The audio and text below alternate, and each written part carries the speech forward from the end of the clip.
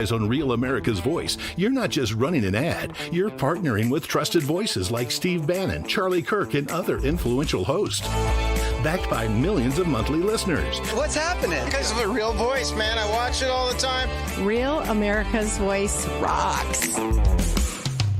Real America's Voice gives sponsors the chance to put their product front and center, displayed on screen and highlighted by our anchors during exclusive segments and live events. Head to freetrumpknife.com. This means your brand becomes part of the conversation as it happens. Secure your spot before it's too late. Join us today and make your brand part of the news conversation that America's viewers trust. Real America's Voice, where your message is seen, heard, and remembered.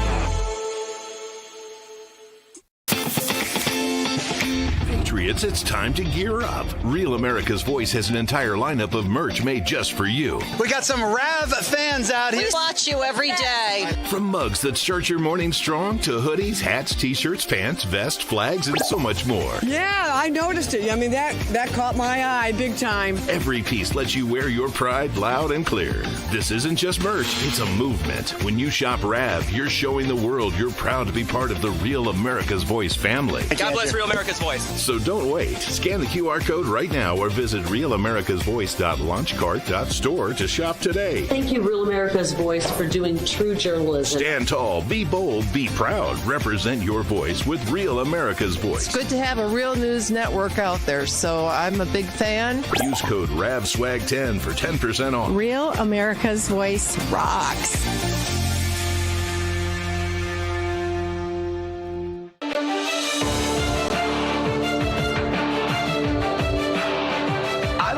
Been a vice president with a better sense of humor than J.D. Vance.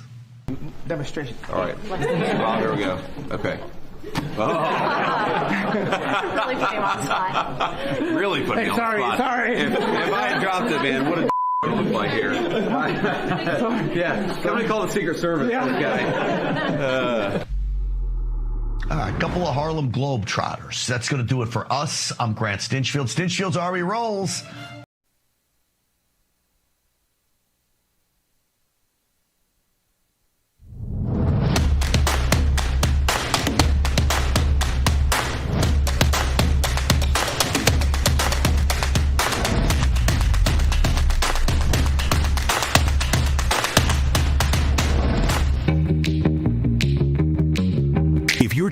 Sounds funny in the evening. You're watching live from Studio 6B on Real America's Voice. Look, what are you doing? All right, live from Studio 6. We can't even get it off the ground here. Live from Studio 6B on a Monday. What? And it's been 6 years. Okay, good point. November, Walk City just causes all kinds of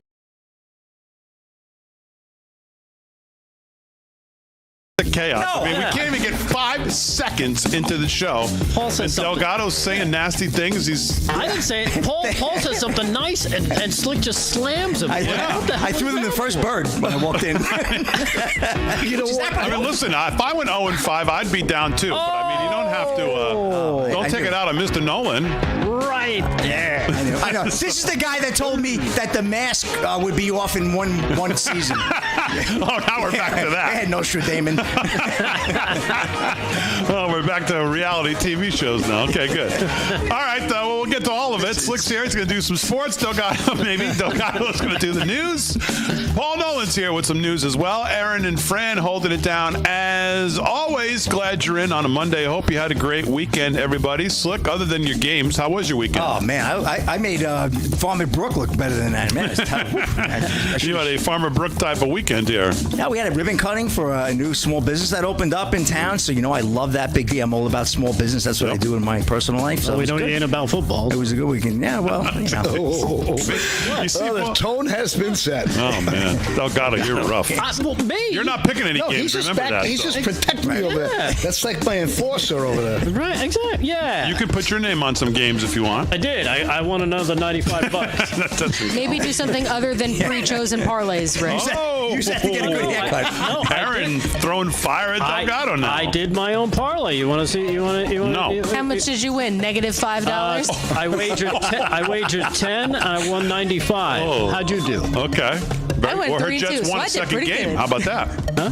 Her Jets won their second game of the season. I know. Now she's actually wearing one of their jerseys or something now. Nothing can bring me down right now. President Trump was shouting out Joe Namath too at the game yesterday. Yeah, he was, and of course, and Woody, of course, who he says is a good friend of his. Yes. Trump in the booth making calls. Joe Namath's the only Jet in Jet history to talk about, but that's another story. So Delgado's going to do the news. Paul Nolan's going to do some news as well. Mr. Nolan, how are you? I'm good. I'm just glad I came in here all cheerful in a good mood, and Slick ripped into me. He's not happy unless he's hurting people. I know he's that's a good thing, because if he's busting my chops, it means I know he loves me. Yes. If that's the way it works. If Slick's not busting your chops, it means he doesn't care about you. So thanks for loving me back, buddy. I think that's great of you, son of a minion. All right, Aaron and Fran holding it down as always. Lots to get to on a somewhat compressed show because TPUSA tonight. This is the Turning Point coverage. Rob Schneider will be one of the special guests tonight, and Frank Turek. Of course, Frank Turek is was one of Charlie's very close confidants and friends, and he, of course, was the subject of many. The lunatic fringe telling us that he was responsible for somehow shooting Charlie from the side because he was the guy behind Charlie in the white shirt and the white cap and the sunglasses when this all broke. Was that the Stu Peters thing? Who knows? It was many people's thing. That's the guy you told me you knew. I hate that guy. Say that again? The guy Stu Peters, he's so obnoxious. Yeah. So Frank Turek will be there, and of course he tells this just unbelievable story of trying to get Charlie to the hospital. I don't know if he'll tell it again tonight, but so TPUSA at Berkeley, chapter University of California at Berkeley. So they'll be, I think, around 9:30 or so. We'll turn it over to them. So a little bit of a compressed show tonight, but we have lots to do. But as we always do, let's start tonight with tonight's first word.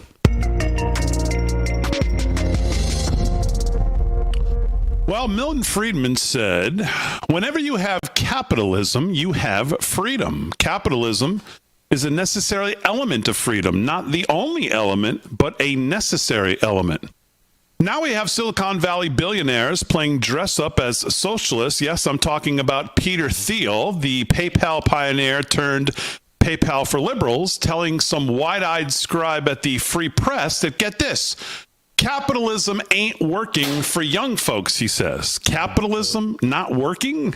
Pass the smelling salts to Peter, please. The same system that turned a bunch of scrappy immigrants into the richest nation on earth is suddenly the bad guy? See, folks, an attack on capitalism is an attack on freedom. That's why you have people all over the world, particularly in these socialist totalitarian paradises, trying to come to the United States, in essence, voting with their feet for not only freedom, but capitalism. Let me tell you something, my friends. Capitalism is the most humane economic system of all economic systems. Capitalism works.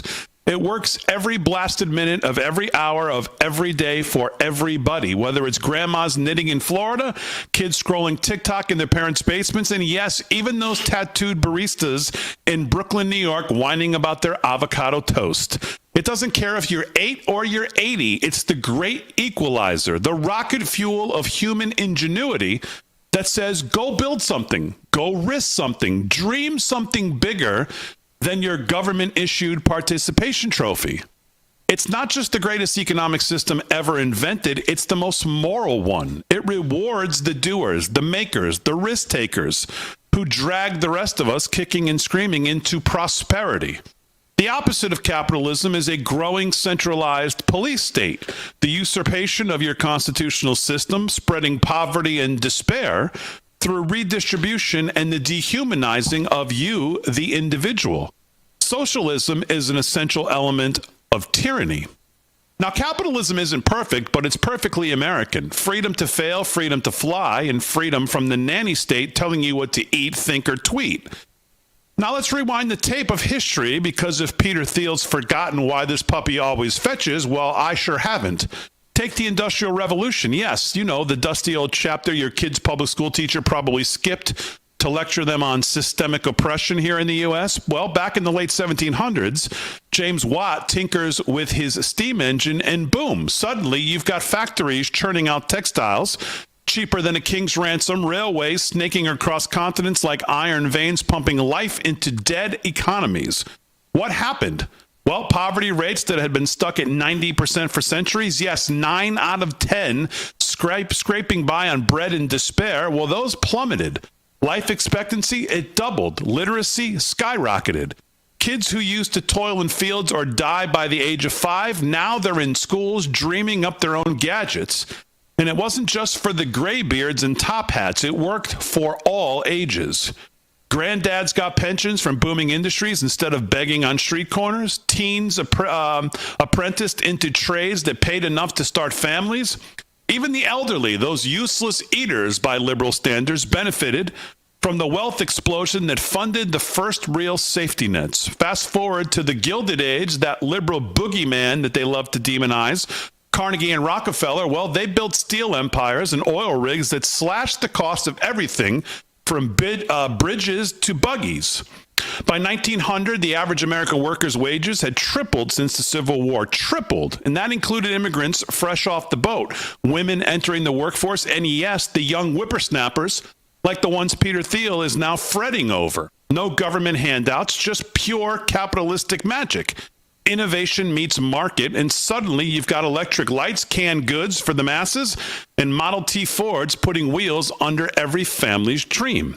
The post-World War II miracle, that golden era when capitalism went supernova, the GI Bill funded by war bonds and tax revenues from a roaring economy, the suburbs sprouted like weeds on the seeds of Levittown assembly lines, capitalism's answer to affordable housing without a single zoning czar in sight.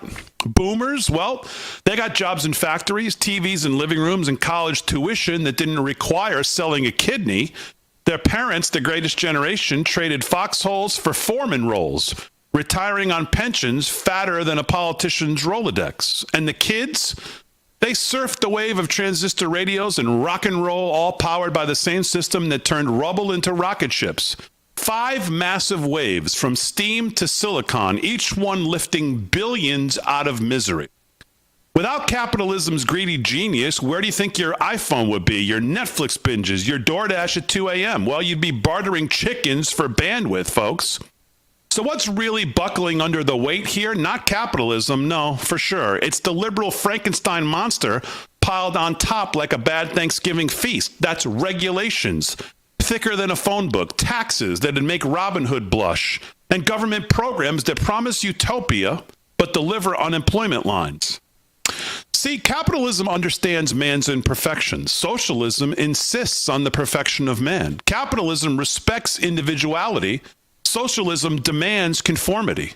Capitalism empowers the individual or groups of individuals. Socialism empowers a ubiquitous Leviathan. In capitalism, the individual is the master. In socialism, the state is the master. Capitalism is about voluntary arrangements. Socialism is about coerced conduct and arrangements. Under capitalism, decision-making is dispersed. Under socialism, decision-making is centralized and exercised by only a few. Capitalism relies on the people making their own decisions. Socialism relies on a benefit mastermind making decisions for the people. Capitalism is compatible with constitutionalism. Socialism destroys the constitutional order. Peter Thiel, bless his contrarian heart, knows all of this. Capitalism has bulldozed its way through 2 centuries of progressive potholes and still should make young people feel the rush, the wealth, the wonder, and the why not me kind of grit. It always has, for every age, every stage. So next time some Silicon Valley visionary whines about it not working, tell them, lighten up. Capitalism is the cure, not the curse. And that's tonight's first word.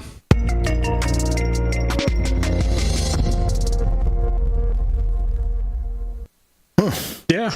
Yep. 11 minutes past the hour. It's pretty rich coming from a rich guy who used capitalism to start PayPal, Palantir, you name it, right? With plenty of corporate welfare and the help of the CIA. I am really concerned about his and Alex Karp's relationship, the PayPal mafia deep inside the heart of the beast. So the fact that they're going to give every intelligence agency all these databases, to me, is a major concern. I'm glad you kind of called Peter Thiel out, because I just don't trust him whatsoever. And I'm hoping, I'm hoping Trump is able to keep them under wraps.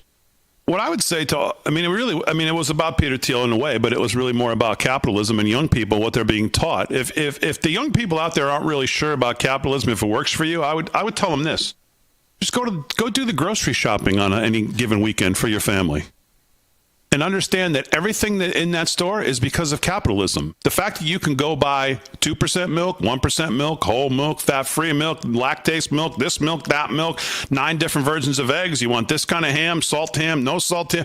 That's capitalism. If you want the best picture of capitalism, go walk into a grocery store. Not even that. They don't even have to leave the house. We should pick this up on the other side, because... Use your cell phone. Yeah. You see your cell phone? That's capitalism. You're not sure it's working for you? Right. You're taking it for granted. Yeah, we have the highest obesity rate in the poor community. Why? Because there's so much food. All right, live from Studio 6B, just getting started. News, sports, all coming up right after this.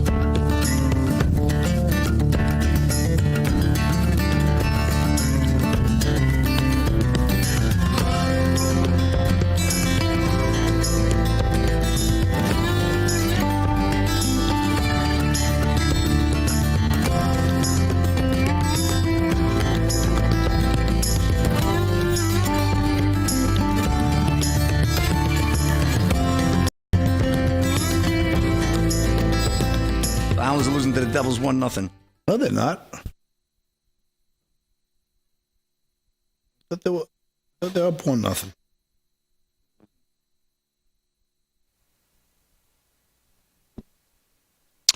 Chat. What's going on in the chat? Just tied it. Yeah, Horvat again. Oh, he's on fire. What's that, 12 now? Yeah. Maybe he leads the league unless somebody else. He was tied for the league lead Saturday night. That Long Island kid, Pinto, he was, I think he was tied with him. Wow. How ironic, huh? Horvat, man. The Farmer trade's Brook, finally paying what off now. Oh, my man, Farmer Brook in the house. Of course he is. He's probably dancing on my grave this weekend after what I gave him last week. Did he pick the... No, that's right. We banned the poor guy. No, we didn't. Actually, the audience came to us. The audience wasn't. Yeah, the audience kept them. They didn't throw him into the... That's a good thing now, because we would have to ban Slick. I mean, obviously. I know. Well, how could we keep Slick? If we banned Farmer Brook for 0-4, what do we do about 0-5? Oh, man. Oh, I guess make a lot of comments. How did you do the week before? You were 3-1 the week before, right? 2-2, I believe. 2-2 the week 2-2. What about the week before that? You were good, right? 1 week I was 3-1, but I was... Well, Slick, here's I thought you were 0-4. You're 500 on the season, so... Yeah. All right, you're holding your own. Where are you at over there, little lady? She's 10 over. Oh, well, look who's the super I was within capper. 2 games, and then I just lost it. Good for you. 30-20 is a good number. It's a long season, trust me. 60% A lot of games to go. A lot of games to go. Well, no, you can't think about holding on. See, if you think about holding on, you'll screw up. You just got to keep being aggressive the way you've been. Don't change your approach. It's like playing prevent defense, and all of a sudden the other team marches down the field in chunks, right? Yeah. Stop. Prevent them. So you let them come all the way down. Good idea.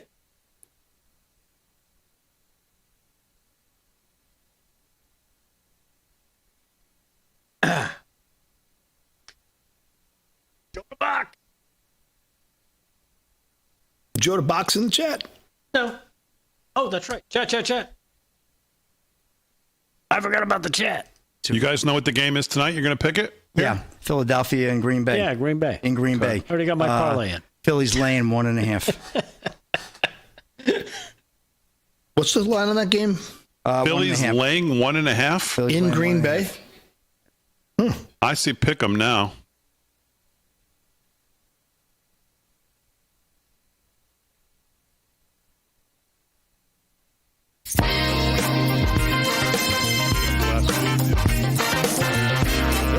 $17 past the hour, live from Studio 6B, Real America's Voice on a Monday night. Glad you're in, everybody. Hope you had a great weekend. Slick's here. He's going to do some sports. Delgado's here. Paul Nolan, Aaron, and Fran holding it down as always. Make sure you follow us on all our social media. Make sure you head over to livefromstudio6b.com. Sports is sponsored by our friend Mike Lindell. LFS6B is the promo code to use. I'll tell you, if you want to get a good gauge on what people are feeling out there, one of the ways to gauge it is how many people use our code. And if that is a gauge, things are not good. And we've talked about this, people not feeling the financial love out there in the country and the affordability love. And that's just another thing I keep looking at and thinking, boy, it's just way different.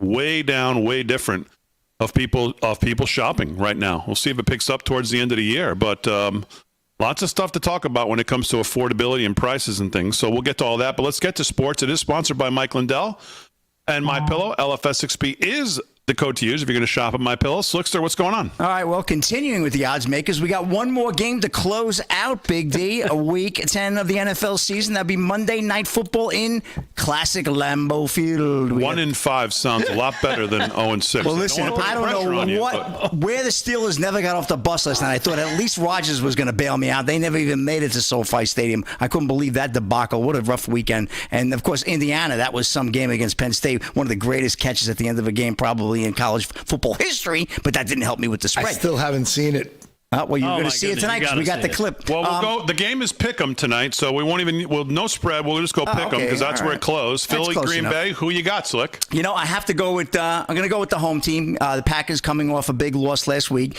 Philadelphia obviously beating them twice last year. Philadelphia 6-2, leads the NFC East, well in control. So all the more reason to pick the team that shouldn't win tonight, Green Bay. So I'm going to go with the Packers tonight. I need some luck. Forget about the tush push. I think Jalen Hurts, of course, great team, but Philadelphia can be beat, and I need them to be beat for a lot of reasons. So I'm playing with my heart more than my head, like I did all weekend. And yeah, I'm going with the Pack. Okay, the Pack. Very, very good. Right. Jordan, Packers, show me the love, Jordan. Packers for Slick. Aaron, be smart here. Where are you going, Aaron? Oh yeah, I'm going right against Slick here. I'm going to take the Eagles all the way. They're coming off the bye. They just stacked their defense at the trade deadline. Jalen Hurts looks great. Saquon is controlling that O-line like no other. They have so many offensive weapons, and they're 4-0 coming off the bye with Nick Sirianni leading that team. So they're going to go 5-0, I think, on that.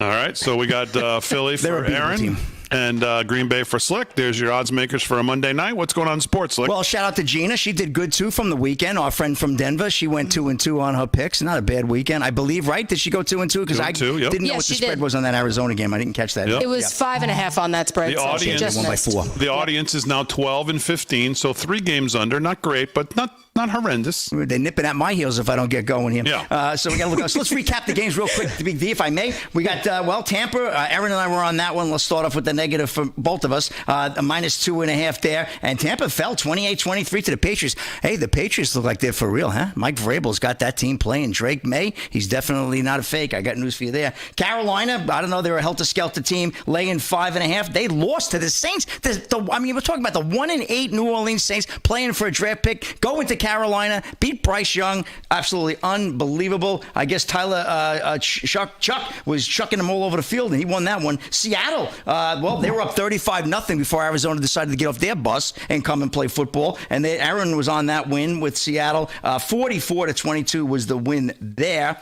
And then moving along, the Rams. Aaron's been on the Rams all season. That's her team. Well, I'll tell you, -4.5. Well, they annihilated the Niners. That score was closer than it looked. 42-26. Niners with the garbage touchdown right at the end there. And I got to tell you, Matthew Stafford, 24-36, 4 touchdowns, 280 yards. Rams right now might be the team to beat in the NFL. They look so good with Coach Sean McVay. I'm going to definitely be on that train next week. And the Steelers, +2.5, go into SoFi Stadium. I told you earlier, Aaron Rodgers, he looked like he was completely lost. Looked like a Pop Warner football quarterback, one of the greatest to ever do it, first ballot Hall of Fame. Well, last night he looked terrible. The line didn't block, and Justin Herbert and the Chargers marched right down the field. And we also got the college games because I want to get the Lions game, but I'll cue that up because I know President Trump was there yesterday. I'll do that last. But Alabama's defense, well, they rose to the occasion early on. 20-9 was the win over LSU. LSU absolutely looks lost, having lost their coach Brian Kelly earlier in the season. And Aaron and Gina were both on that game, so kudos to them. They were laying 10.5 and they won by 11. Talk about just getting under the wire. Good pick there.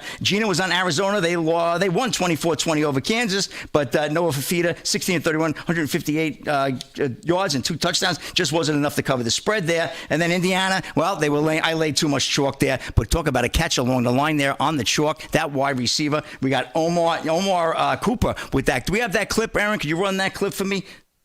With that catch there. Here we go. Look at this catch right at the end of the game. 36 seconds to go. 3rd and go home. And look at this right on the line here. A little toe tap. Remember, you only got to get 1 foot in the NFL, but he got 2 feet in. That would have been an NFL catch. You only got to get 1 foot in college. So what a fantastic catch by that young man. And what's that? I want to roll it again. You got to see it in real time. It's unbelievable. This does it no justice because the whole play is incredible because the quarterback Fernando Mendoza is absolutely under fire. Yeah. He is about to get absolutely obliterated when he lets it go. Absolutely. They were in his face, Big D. Good on that call there. And obviously, Indiana was playing for a lot because they're the number 2 team in college right now, and they want to stay on pace with Ohio State, who won again pretty handily this weekend because they're looking to face something in a big matchup. So, unbelievable. And then last but not least, I want one more clip. With the Lions' 44-22 win, they absolutely crushed the Commanders. Obviously, the Commanders playing without their quarterback, Jaden Daniels. We know what happens when your quarterback goes down, so therefore goes your team. But the President Trump was in the house for that one, and it was absolutely unbelievable. I have a couple other stories coming up, but I want to get the one with the Lions, Amon-Ra St. Brown, and his touchdown celebration with the guys, Big D. If you got to see this. This is absolutely great if you haven't seen it. They do the Trump dance in the end zone. Aaron, hit that clip. Look at this. Touchdown here early on. They already know they're in. Here we go. 14-3 now, and here we go. Hey, a little shout out to the president. Unbelievable. So I really love that. That was a great. He tries to find him. You see him pointing. He's trying to find which box he was in. He does. He absolutely does. And they asked, several players. Some of the players didn't even know he was going to be there. And they thought that was pretty cool to be able to play in front of the president, President Trump. And it was good stuff. So Detroit, obviously, with a big win there, 44-22. And that's a wrap in sports. Big D, back to you. Okay. Slick Sports is brought to you by Mike Lindell. I thought we were doing the IOC story here. We can do the IOC clip. No, we can do that. Yeah, absolutely. I was just doing capping the games there, but I certainly can get into that. So, a report, IOC set to ban men identifying as women from all female Olympic events. Warner Todd Houston and Breitbart. Big news, right? The International Olympic Committee is set to ban men who identify as women from all female Olympic sports. A report claims, according to the Times in the UK, the IOC is preparing to announce it early next year officially. The likely announcement comes on the heels of an IOC scientific study of the physical advantages that transgender women have over natural-born women, which we all know. The results of the study were delivered by medical and scientific Dr. Jane Thornton on November 10th in a closed-door meeting with IOC officials. And, before the decision, the IOC had allowed all trans athletes, if they met specific requirements for testosterone levels and transition periods, but that rule ultimately ran afoul of the various sports governing bodies that turned against trans inclusion over fairness issues. The changes were promised by Christy Coventry, the IOC's recently ensconced leader, who, upon taking office, vowed to address trans athlete issues. I'm sure our president had a big influence on that as well, Big D. He's been leaning on that heavy about getting men out of women's sports. Riley Gaines, probably the first person to take up the championing of that, and it's just taken to a whole new level. You will not see, it appears, any men playing in women's sports. So you won't have, obviously, this is going to be Winter Olympics, but you won't have that debacle where you have that boxer from Italy, right, that took that beating like that, which was ridiculous. Said never been punched like that in her life, and sure enough, who was punching her? None other than a man. All right, Slick, very good. Sports brought to you by Mike Lindell. LFS6B is the promo code to use at checkout. We got news coming up when we get back on a Monday night right after this.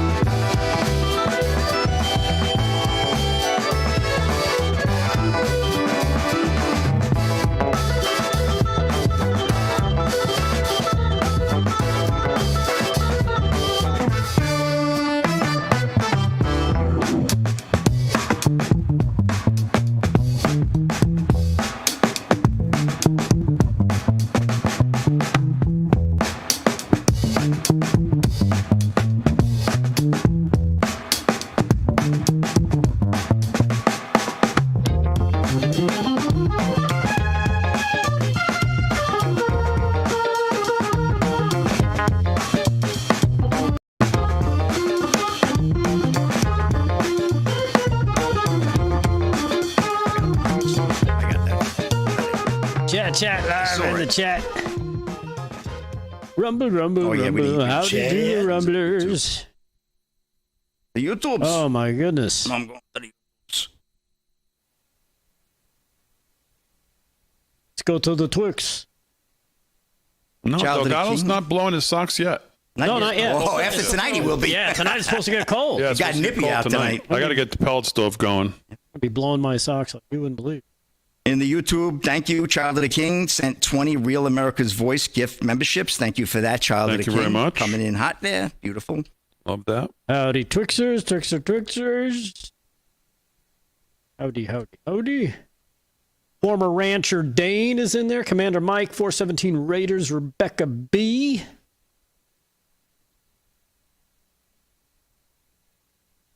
Who dat? Who Dat Nation? Ann Miller. Patrick Owen Ahan. Sounds like you're being summoned to the principal's office. Kit Kat. Kelly K. 417 Raiders. I think Kit Kat is the official favorite candy of LFS6B. That's the first thing that goes. That's the whenever first thing we- that- whenever yeah. we- it Between is. that and So Reese- Kit Kat. I mean, there's nights I think Delgado has had literally like 15 of them. It Really? does, yeah. Really? You? No, I'm You're just going to say saying. that. You're going to say that. Aaron, are you with me here? Oh, my goodness. I'm the Reese's guy. Yes, I do. I take all the Reese's if I can. Well, yeah, I have to. To me, a Kit Kat's got to be because the I dark finished the chocolate. Reese's. Hold on, in the YouTube chat, Bill Kit Kat what? Moore. Dark Bill Moore. chocolate, Bill Moore. Kit Kats blow away milk chocolate Kit Kats. Do they? I've never had one. They're so good. No, I I don't like the think I've had vanilla. one. I like the vanilla. You should bring some in. Can I? What am I looking at here? It's still on the weight page. What's Yeah. going on? Big D in the Yes. YouTube chat.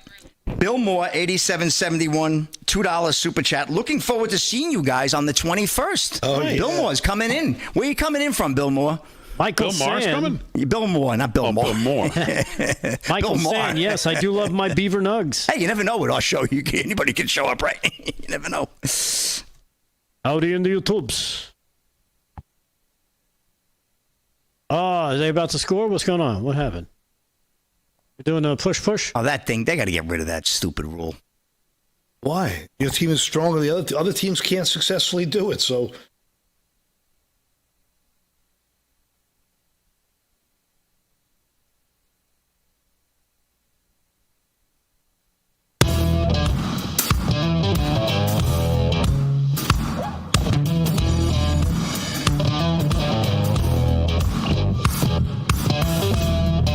Minutes past the hour, live from Studio 6B on a Monday night.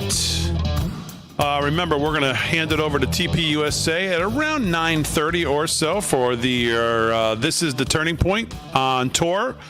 Our coverage out at University of California, Berkeley. Rob Schneider and Frank Turek will be hosted there as your guest speakers tonight, and they've all been good. They've had some really good ones. And I'm sure tonight will be great as well. Again, University of California, Berkeley. So they're going to kick off around 9:30 or so. So we'll hand it over to them as soon as we see the feed up and ready to go. Well, lots happened. Government shutdown. Looks like it's effectively going to be over as soon as the House takes it up when they can get everybody back. But the Democrats are at war, an internal war with their own constituents and voters and other senators because of I guess it's now 8 that broke with the Republicans. And of course, it's all about the affordability of health care, even though they are directly the ones responsible for the unaffordability of health care. Their narrative is that, no, it's the Republicans' fault. But either way, Bernie Sanders took to the floor of the Senate, and that is the basis of today's diaper diplomacy.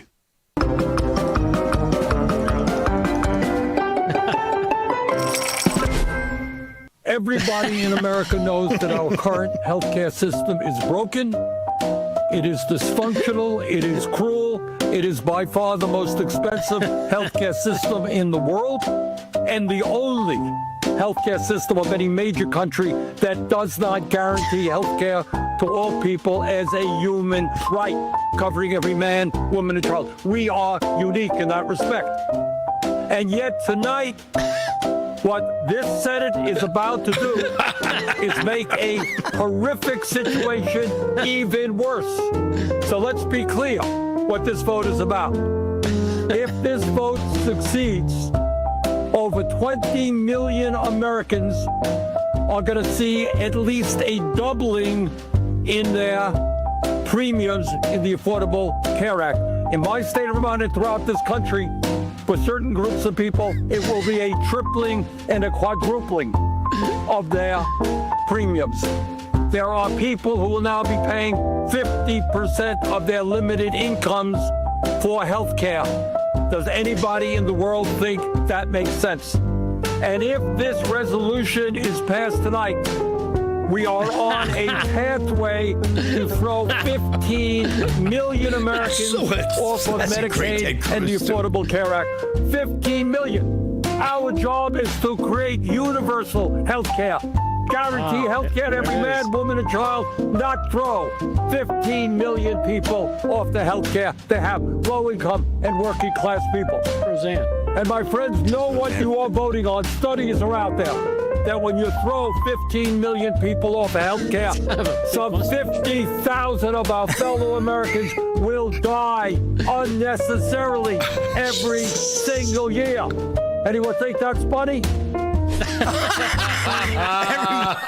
That's funny. That's All a big right. thing. What a great Jack close. Nicholson at the end there. That was a great close. That was a great close. Oh, my Today's gosh. Diaper Diplomacy. Man, oh, man. So funny. Make sure you visit them online at Diaper Diplomacy on X. It's great stuff. That could be my favorite baby so far. Bernie? Bernie with the hair? Oh, my goodness. The old Bernie's babies are definitely the good. funniest. Hilarious.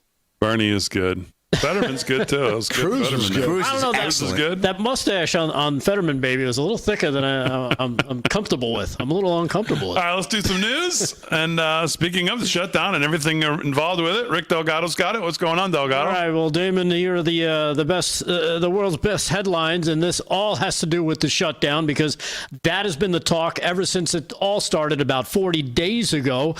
Today, the Senate kicked off voting on the funding bill to end the longest government shutdown in U.S. history. As a matter of fact, the aforementioned Bernie Sanders, not the Bernie Sanders baby, but Bernie Sanders here, cut number 12, he's going to tell you what this voting means for the Democrats. Cut number 12, check this out.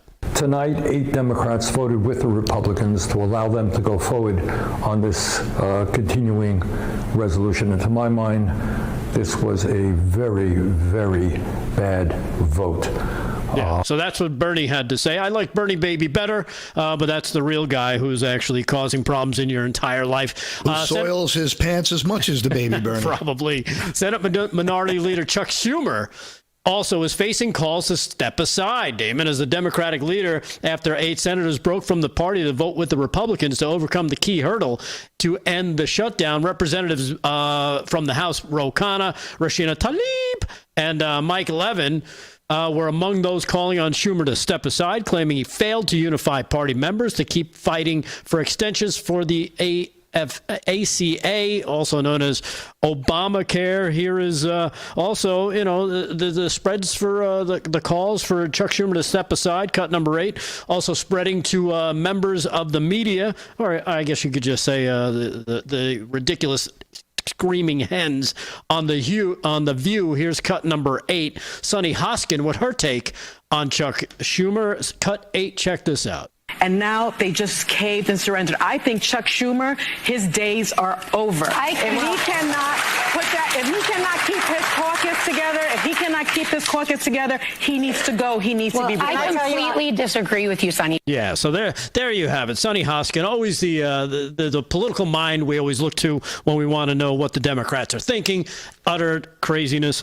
Also, 7 Democrats, like I mentioned, and that 1 independent senator voting with the Republicans last night to overcome that procedural hurdle. Meanwhile, House Minority Leader Hakeem Jeffries is still backing Senator Schumer today, affirmatively responding when asked if Schumer should remain in his position. He said he was an effective leader, but other lawmakers, of course, seem unsure of Schumer's position. The lasting effects of the shutdown will still be, will be something that'll have to play out, and we'll see what happens there.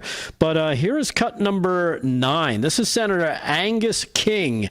He's one of the ones who is enraging the left not because of how he voted. No, he's basically outing the Democrat strategy here and kind of giving up the ghost. Check this out. This is cut number 9. Check this out for yourself. You have to go back to what the strategy was at the beginning of the shutdown. There were 2 goals, both of which I support. One was standing up to Donald Trump. The other was getting some resolution on the ACA premium tax credit issue. The problem was the shutdown wasn't accomplishing either goals, and there was there was zero likelihood that it was going to. In terms of standing up to Donald Trump, the shutdown actually gave him more power, Exhibit A being what he's done with SNAP and SNAP benefits across the country. Oh, by the way, Joe, you're going to love this. Guess who's getting paid during the shutdown? Not the park rangers or air traffic controllers, the ICE agents. Yeah, he's upset that law enforcement is still getting paid to make sure that everybody stays safe. That is Senator Angus King, who's, again, outing the Democrat strategy. That their whole thing was about to try to take it to Trump, right? Try to affect him politically, try to affect his power. It kind of blows up in their face, as he admits. Also, here's your favorite, Senator Dickie Durbin there, Damon, talking about the shutdown and what they really wanted it for. It has nothing to do with you. It has everything to do with them and their quest for more power. Here's Senator Dick Durbin, cut 10. Check it out. Many of my friends are unhappy. They think we should have kept our government closed indefinitely to protest the policies of the Trump administration. That's why. I share their opinions of this administration, but cannot accept a strategy which wages political battle at the expense of my neighbor's paycheck or the food for his children. Mr. President, I yield the floor. Yeah, but for 40 days, they were more than happy to take it to the American people and have them bear the brunt of this. Also, cut number 11, here's NBC's Haley Jackson there, Damon, as civil war is breaking out amongst the Democrats. Again, they're eating their own. This is the best way to see it up front, see it in person, see how they go after each other. Some Democrats speaking out against their colleagues, but also here's Haley Jackson from NBC on the shutdown. And guess what? She's admitting it's not working. Cut number 11. Check it out. One Democrat said it wasn't working. Their whole strategy to shut down the government, to try to put the pressure on Republicans to negotiate on those what they see as critical health care subsidies, those effectively tax credits for the Affordable Care Act, it wasn't panning out. Yeah, they're admitting that was their strategy, and now they came to the realization it was not working for them.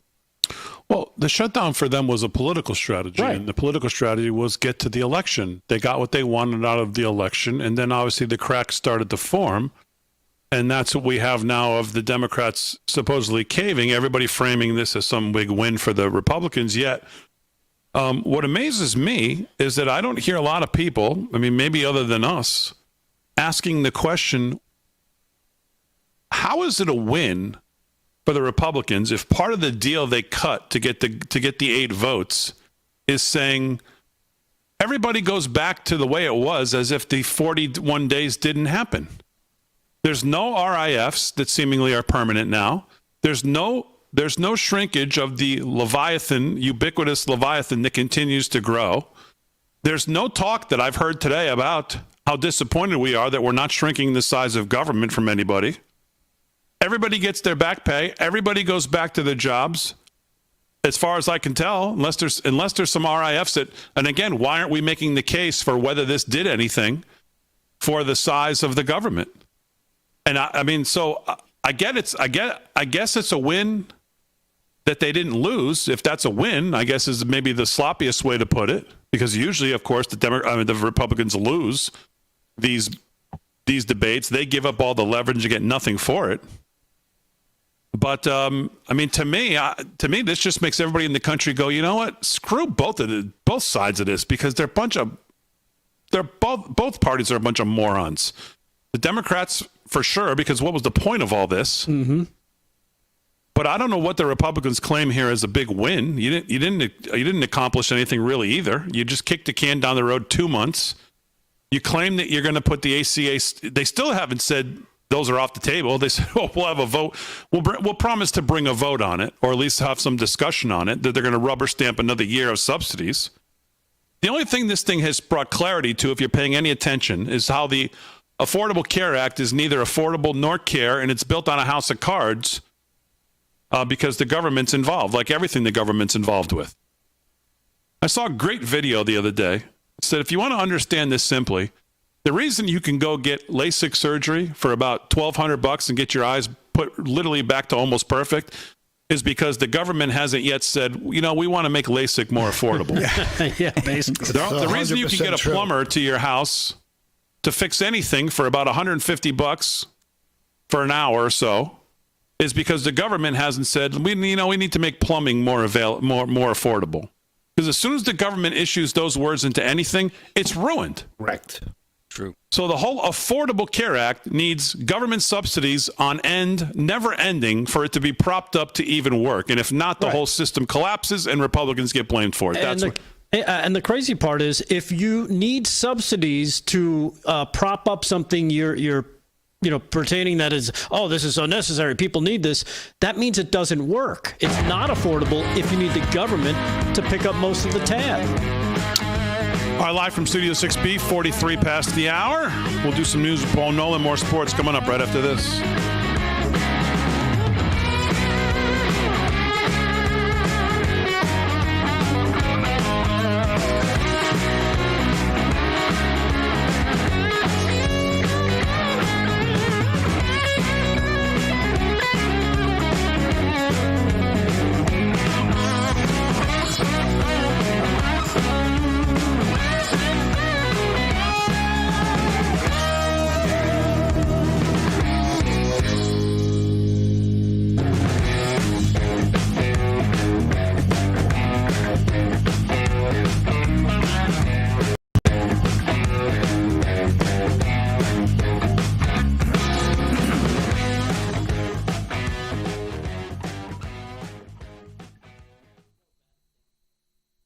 I know. Yeah. These guys on the line are so athletic. Like basketball. so good. Yes. It used to be, you have a 320-pound guy was enormous, and he couldn't move. Now forget it. Now the guy's running like routes. Guy's running the 4.740. Right, he's running an out pat and catching it on the on a fade route. Spot that. Rough spot.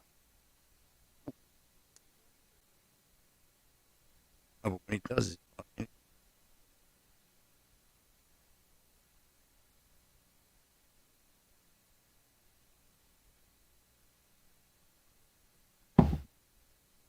Chat live in the chat. Let's see what's going on in the Rumbles. The Rumbles. MAGA Patriot 63, Drake 99. Drake coming in hot. Drake 99 says to RD Bull, you remember what Iraqis pay? Iraqis pay 13 cents a gallon for gas. Are you kidding? Damn. Wow. That's pretty good. Getting cold. Now gas is going to start inching up. You watch. Skeetmans. Dave 3504. Hassan Fefa. Also know about what even is that. I was trying to finish writing it today, so hopefully it'll be on Wednesday. There you go, Paul. Sure what even is that? Coming up this week, maybe? Yeah. Oh, nice. That's the goal. Beautiful. Love that.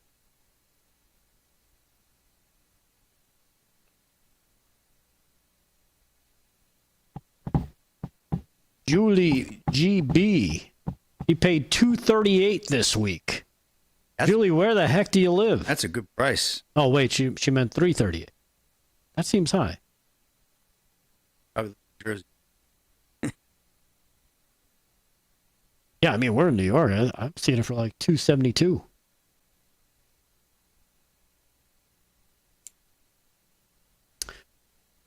Epps 133. It's $4.50 in Southern California. Absolutely. Expensive. All right, so we got Paul, we got Rick. Yeah, my story would be quick. I wanted to do the Mike Benz thing. I didn't finish writing it out until it got. I'll do it.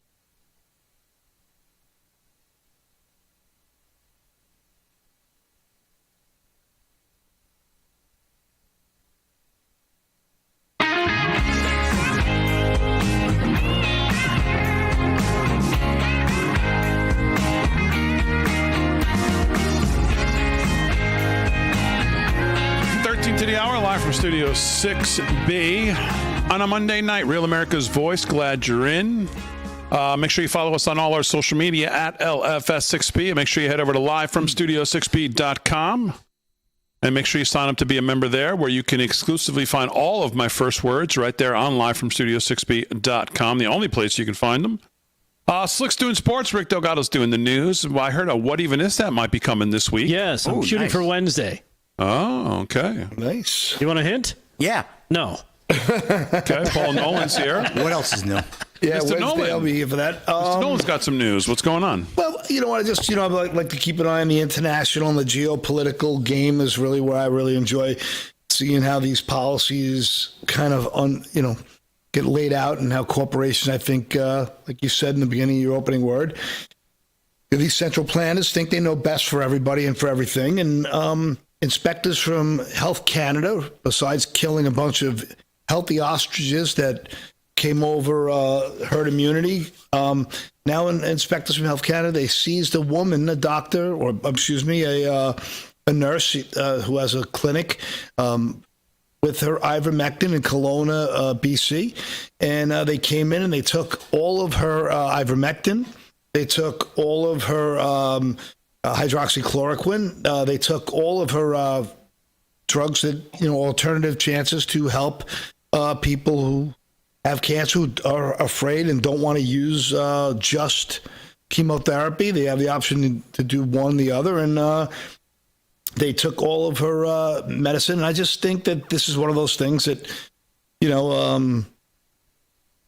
I just don't think the government should have the right to go in and just seize everybody's stuff when people are freely choosing to take this option. And, let's be honest. I mean, there is some studies that show people have had positive results from this dosage. In fact, my buddy Kurt's brother Kerry was down and out. And this super aggressive version of menbenzol and hydroxychloroquine and azithromycin, all the stuff they took, he saved him. And, he swears by it. And I don't know. I'm not a doctor.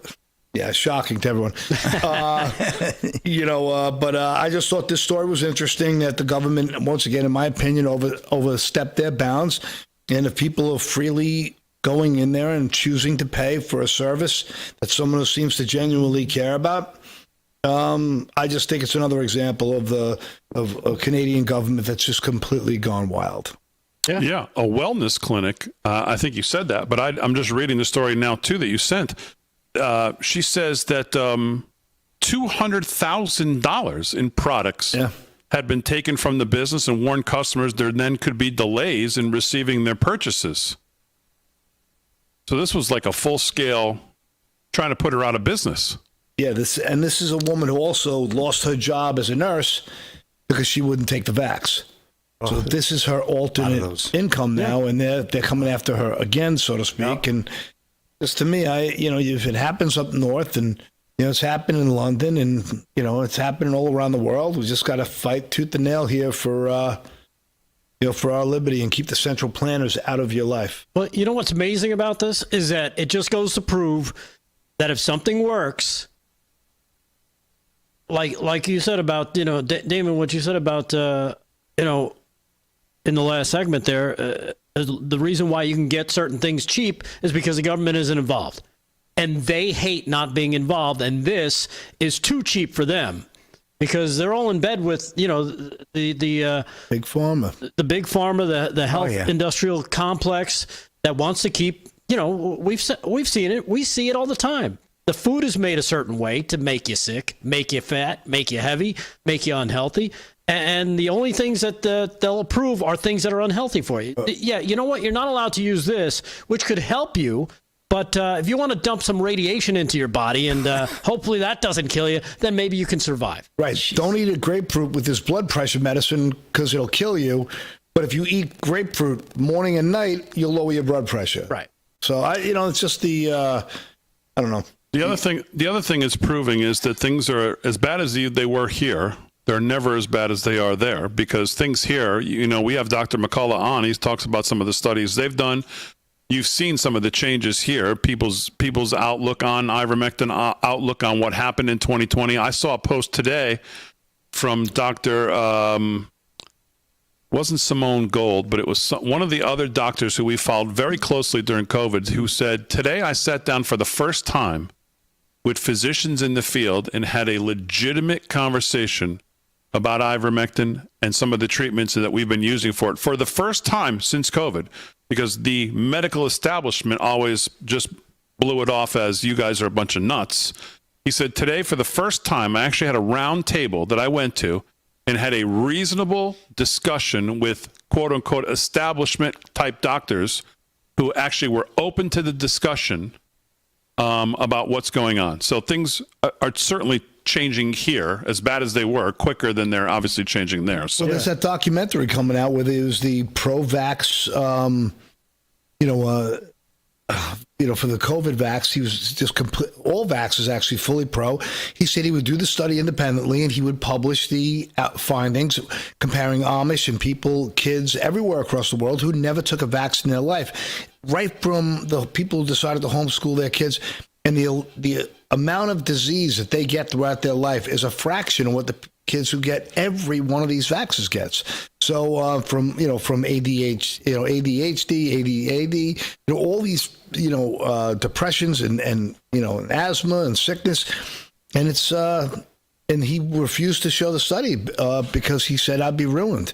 And he's finally going to come out in this documentary. I think it's by Del Bigtree who did the movie Vaxxed. I believe that it's coming out soon, and at the break I will find the name of that movie again. Yeah, and also look for what do you call it? Brett Weinstein talking to Joe Rogan about the clear fraud that he calls, the mRNA COVID shots. Yeah, because it's just amazing. He's like, they say that these pharmaceutical companies have this immunity from prosecution. He goes, not if they switch out what they're putting in you. The thing that they said they tested and was safe was not what they gave people. Yeah. That fraud eliminates immunity. Yeah, good. That Dole-Bear Act was probably good intentions, but it just didn't work out.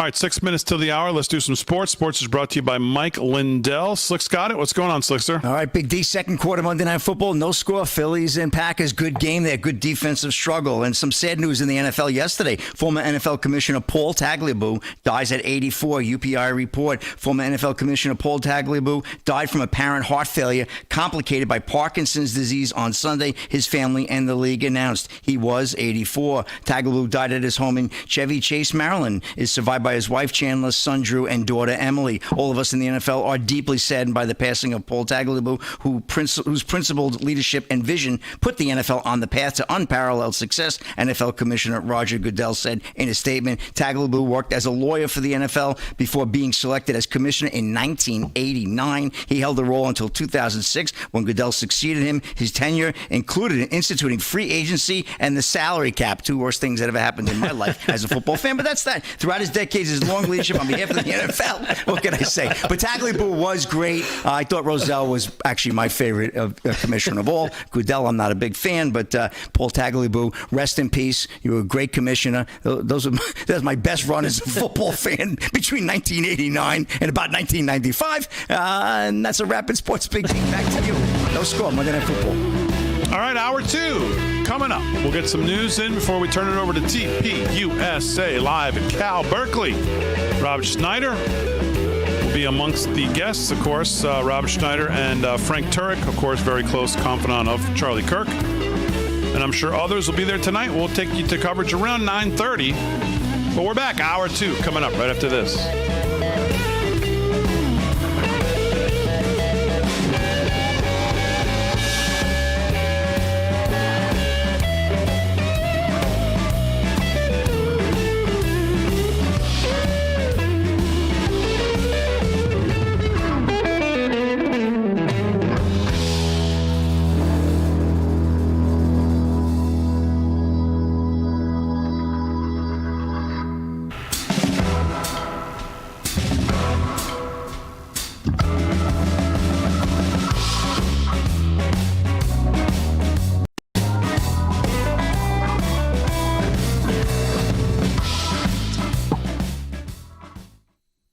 when Paul does this story, does this work in the middle box with the four of us around it? Is this shit? Is it?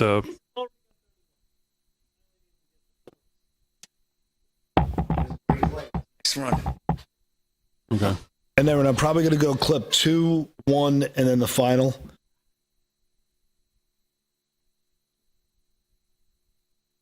I did not know that. Wacky. No, I'm not doing it. Wacky. Yeah, 5, 6, 7. Look at the run. Wacky weird Oh, yeah, I got stuff. that. Oh, wacky weird stuff. We love you, Vin.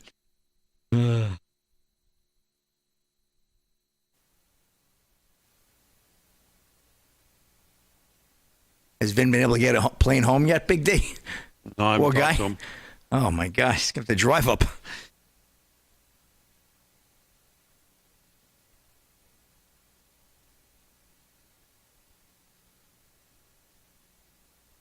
All right, so Delgado.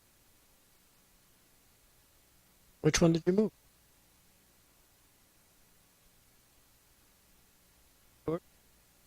Yep. And I know we don't have a ton of time, so I got no problem. I'll try to tighten it up again. Like, Nah, you'll be fine, Paul. Don't worry. Brawl breaks out as agitators protest. USA. Breaking news on Fox. oy vey. Fox. You know, it's nice. I was talking to someone today who was in my men's group, and he grew up with a Yiddish mom, and my buddy Troy growing up would yell at us in Yiddish. And I got to hear Yiddish words again today for the first time in a long time, and they are funny. Yeah. It's so funny. My buddy Troy's mom would rip into us in Yiddish. She was so cute. My tiny little Italian mom and his tiny little Jewish mom, we used to joke around. It's like together they're shorter than Magic Johnson combined. 4 foot each.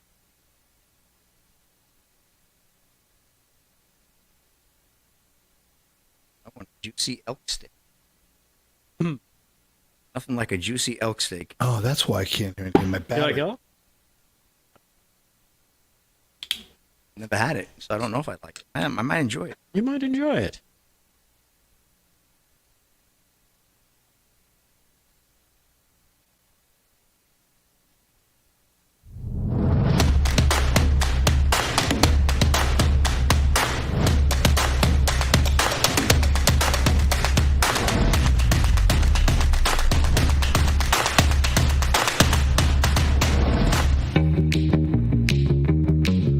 When I'm not bartending, I'm watching live from Studio 6B, Monday through Friday at 8 p.m. All right, live from Studio 6B, Hour 2. Thanks, AOC. Real America's Voice. Slick's got sports. Delgado's got the news. Paul Nolan's got some news as well. Glad you're in, everybody, on a Monday. Hope you had a great weekend. We've got about another half an hour's worth or so of news and sports, and then we'll turn it over to TPUSA at about the bottom of the hour, as they have another TPUSA on tour. This is the Turning Point. It'll be another great one tonight. We'll do that around 9:30, so a lot of stuff to get into. Supreme Court and President Trump taking questions today. Lots of stuff to get to. And let's start it with Rick Delgado. He's got headline news. Mr. Delgado, what's going on? All right, Damon. Well, this is a long time coming, and we'll see what happens as we, of course, we've all experienced, and we still talk about the hijinks of the 2020 election. We've got 2026 and 2028 coming up. But according to this, Supreme Court justices have agreed to decide major election law case. They're going to start looking at some of this stuff. Thank goodness. Setting the stage for a major ruling on election law, the Supreme Court announced today they agreed to decide whether federal law requires ballots to be not only cast by voters but also received by election officials by Election Day. Oh, what a concept. You mean by the person actually writing up and putting their name on the vote and then handing it to somebody who's going to actually count it? Get out of here. That's crazy talk. As a part of the list of the orders from the justices, the court took up the Watson versus RNC case, a challenge by the RNC and others to a Mississippi law. The dispute began in 2024, along with, of course, the Mississippi Republican Party and two individuals. The federal judge in Gulfport, Mississippi, upheld the law, rejecting the challenge's contention that it conflicted with the federal law. Basically, what's going to happen now, it's going to get seen by the Supreme Court.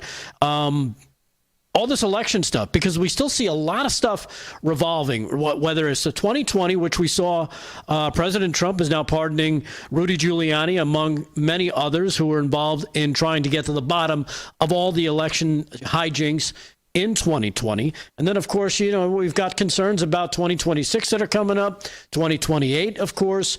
And also, even if you go back last week, where we saw all of these votes come in New Jersey, and the hijinks going on in Pennsylvania yet again. So Supreme Court finally starting to get involved in some of these election cases. And let's hope that we can get a clear resolution and make it so that if you cast a ballot, you have to do it by the date of Election Day, whatever November day that is. And it has to be received by that day by actual election officials. You don't hand it to some guy who's got a backpack on, who's going to ride his bicycle over and dump it in a box for you. It actually has to be done by you. And we'll see if this actually comes to fruition because, let's face it, this has been something ever since COVID. And, 2020, we've seen how much the elections have been tainted, and really people are just doubting what they're seeing, coming from some of these elections. Do you know the percentage of presidential election ballots that have been counted after Election Day, what the percentages are starting back in 2012? I'll give them to you. This is the percentage of votes counted past Election Day by party. In 2012, the Democrats, 60% of the ballots counted after Election Day were Democrats. Wow. 38% for the GOP. In 2016, 60% Democrats again, 38% for the GOP. In 2020, 65% Dems, 30% GOP. And in 24, 55% Dems, 35% GOP. That's the presidential election ballots counted after Election Day. Well, that's the percentage by party. Yeah. Turn the machines off. We got it from here. Yeah. Florida seems to be able to do it, and they've got more votes than Pennsylvania, Utah, Nevada, Arizona, but they seem to be able to get it done in one day. Yeah, and this goes to the heart of what we talked about in 2020. Yeah. The stealing of 2020, people can argue about how and when and how, and I've always said it happened well before Election Day. Votes that would not have been counted on Election Day just 3-4 months before that Election Day all of a sudden were. What Mark Elias and that crew did and going into these states and changing the landscape right underneath the White House and the Republicans' noses is where the fraud of 2020, the majority of it happened. And it's things like this that get to the heart of it. Yeah, and you can also look at the rhinos who were complicit because they let it happen. They wanted Trump out. Of course. It's not a conspiracy. We all know how they truly felt. We still see them. Still doing it now. Just freaking out over every little thing he does.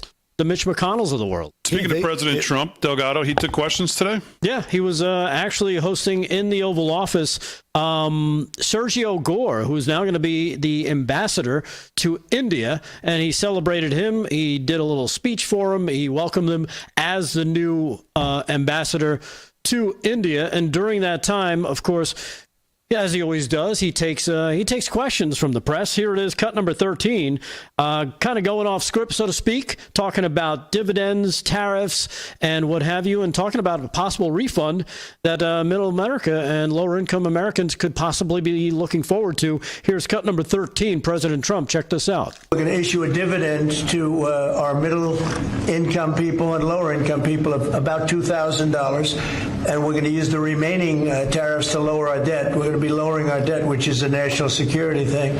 So we're doing a lot of good work. The numbers were reported so incorrectly.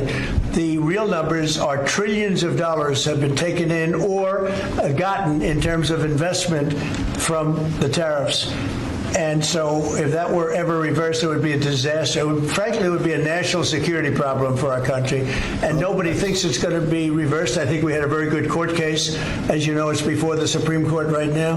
But if that were ever reversed, people are saying, oh, it's $1 billion. Some people said, oh, it's $2 billion. Well, that obviously we can handle very easily.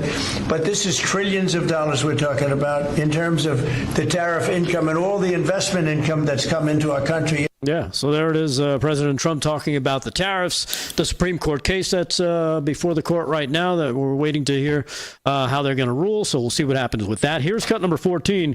Here he is, of course, talking about the big news of the day, Damon, and, of course, the Democrats voting with Republicans to reopen the government. Here is President Trump on that deal. Cut 14. Take a listen. You mentioned senators that are here, Mr. President. Do you personally approve of the deal that's happening right now on Capitol Hill to end the government? Well, it depends what deal we're talking about. But if it's a deal I heard about, that's certainly, they want to change the deal a little bit. But I would say so. I think based on everything I'm hearing, they haven't changed anything. And we have support from enough Democrats. And we're going to be opening up our country. It's too bad it was closed, but we'll be opening up our country very quickly. Yeah, so there he is talking about the deal and, of course, what it might mean to the country moving forward. I mean, on the $2,000 deal, I mean, if we're being fair, intellectually fair about this, we have to note that this is exactly what got inflation fired up when we did this in 2019-20. We gave people money in COVID, and inflation went wild. People had more money. We had more money chasing less goods, and inflation went crazy. And so the idea that we're going to do it again just by dumping $2,000 to everybody instead of trying to figure out maybe a better way to do this would maybe be through a tax return or tax. I don't know. Well, that's what Scott Besson came out and said. He said there's a good likelihood it might be in the form of, on your tax return. So it doesn't do what you talked about, but yeah, I know he had some other options on it. Less than desirable going into the midterms to fire inflation back up through airdropping $2,000 to I don't know what the numbers are, but yeah, I didn't see what it was the income bracket, but this can't. I'd rather see it come as a discount or just cut everyone's tax rate, for God's sake. Yeah, exactly. And the other news the president made this weekend, there's been a lot of talk about it, is the 50-year mortgage. And I was not so quick to just hammer him like seemingly everybody else was, because I didn't think the president just meant, well, yeah, we'll just offer a 50-year mortgage, because obviously who would think that's a good idea if that was it? Yeah, you'd never have equity in your house. I mean, it just never. That makes, and I did not think that's what he meant. That's why I actually said, why don't we just wait and see? This can't just be that. There's got to be some other, there's got to be some other mechanisms he's thinking about here. But I haven't seen it, but I heard he talked to Laura Ingraham tonight, and she brought it up as the 50-year mortgage a good idea. And he said, well, yeah, it's just 50 years. Instead of 30, it's 50, so you pay a little less. And I mean, I just hope there's something else to it, because that is, if it's just that, that's an absolutely horrific idea. It's like enslavement for your entire life. You want to make the housing market better for young people? Let's start by preventing massive mega corporations like BlackRock from buying up huge swaths of homes and lands and then manipulating the comps in the area. How about then stop foreign nationals from buying huge swaths of land? And how about deregulating places where we could build? Let builders create low-income housing on the outskirts of cities and maybe create towns and infrastructure and incentivize builders to build. And let's get the lumber market going. I mean, there's a lot of ways to jumpstart this housing market and alleviate the shortage for young people who can't buy a house till the average median age of buying a house is 40 years old. First-time home buyer. It's unbelievable. It can't be. It's because the boomers hold 71% of all wealth in this nation. They're helping the kids buy a house. It's outrageous. So I was hoping there was more to it, But after hearing this clip tonight, maybe it's not. But just proposing a 50-year mortgage as some way to unfreeze the market is. I feel like he's. That's rough. Is that something you do with commercial real estate? Is get these super long mortgages? Maybe he's just thinking in those terms. I think he's thinking about the barrier to entry. For younger kids. But I mean, if you said something like, hey, we're going to offer a 50-year mortgage, but we're going to cap the interest rate at, let's say, 4%, and you'll pay the first 30 years like a regular mortgage. And then from years 31 to 50, there's no interest. It only goes to principal. I mean, there's at least something there to contemplate. Right. Cap the interest at 4%. Work with the FHA and all these other different loans you can do, and maybe some banks would accept it, maybe they wouldn't. Who knows? But cap the interest at 4%. Say you'll pay that for the regular 30 years, like every other person who takes a 30-year mortgage. So your barrier is entry is lower. Your payment is lower, and then from 31 to 50, there's no interest. I mean, that's at least something to make the idea of why would you go to just say we're going to offer a 50-year mortgage and that's it. Well, who would do that? Well, probably the same people who are doing 72-month leases. Well, now he wants to do it. That's crazy, too. And now I heard tonight he wants to do a 15-year car loan. 15-year car loan. I don't know who's coming up with this stuff. I don't know. Sounds like a Harry deal. You know what? It does sound like you said, an entry point. It makes it more plausible for somebody to say, "Oh, I can do this now." They're just not thinking long term enough. I mean, I thought to myself, well, there has to be something else that's going to come with 50 years because why would you just offer up a 50-year and leave it at that? Everybody was hammering it, and I'm thinking this can't be this simple. 90. It's got to be something else. But tonight he just said, well, no, it's 50 instead of 30. Imagine you buy a house at 40, you pay it off at 90. Come on. Don't do it.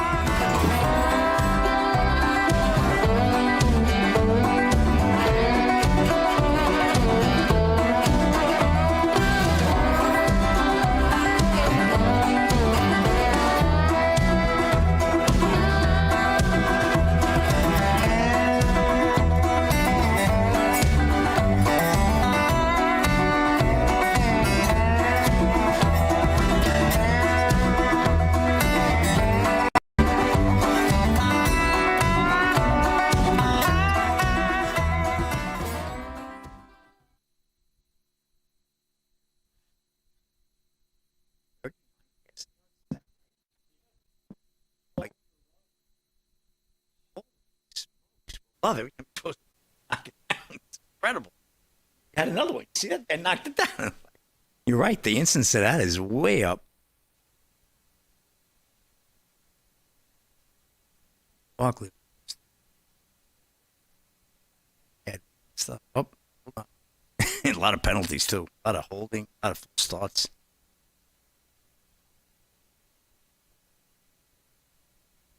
Yeah, both starts at an Elvis wedding chapel.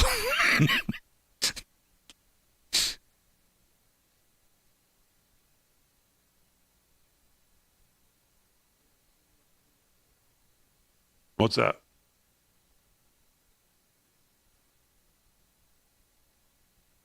Yeah.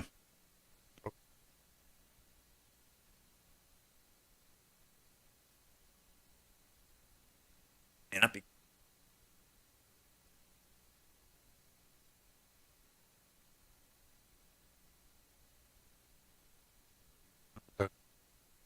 All right, well, let's do Paul's news that we didn't do. So we'll move E4 down here to F.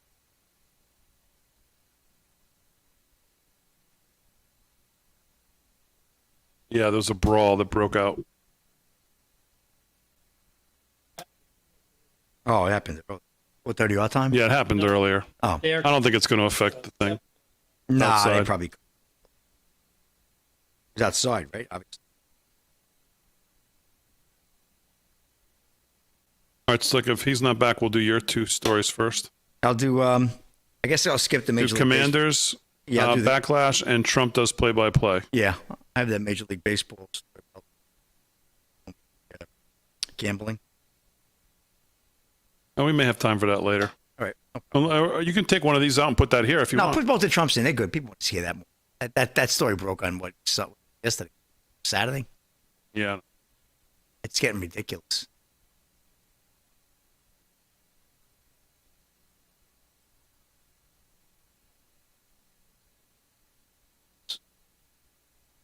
All right, Slick's going to do your international All right.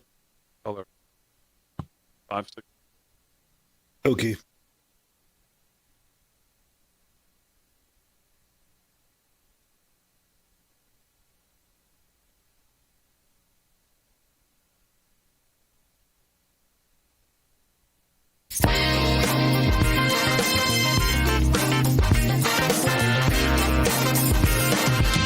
All right, 17 past the hour, live from Studio 6B. Turning Point USA is coming up. This is the Turning Point at Cal Berkeley, about 9:30 or so. So we got a few moments left. Let's quickly do some sports. We'll do some news with Paul. Slick's got sports. What's going on, Slickster?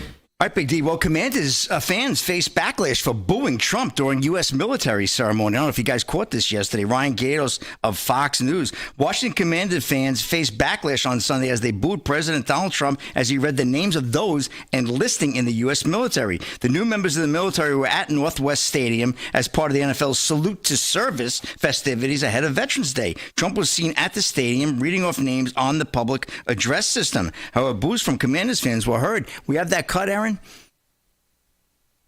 Look at this. Disgraceful.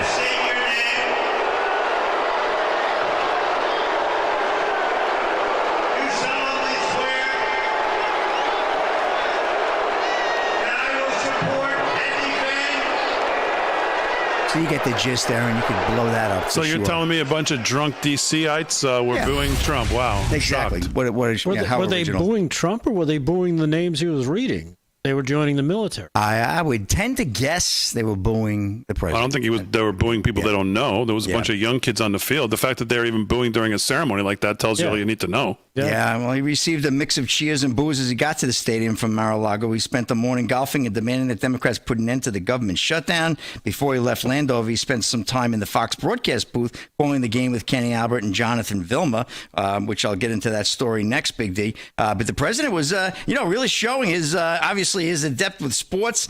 He did a little play-by-play as well. And Trump does play-by-play, explains his love of sports during Fox broadcast with, this is Elizabeth Wiebel of Breitbart. President Donald Trump explained why he loves sports so much and said he sees it as a microcosm of life, containing the good, the bad, and the ugly moments. While speaking from the Fox broadcast booth with sports commentators Albert and Vilma during the NFL game between the Washington Commanders and the Detroit Lions, Albert pointed out that it was the first time a sitting president had attended a regular season NFL game since October of 1978. Albert shared that former President Jimmy Carter attended an NFL game on October 2nd, 1978. I know you love sports. You attend baseball games, NASCAR races.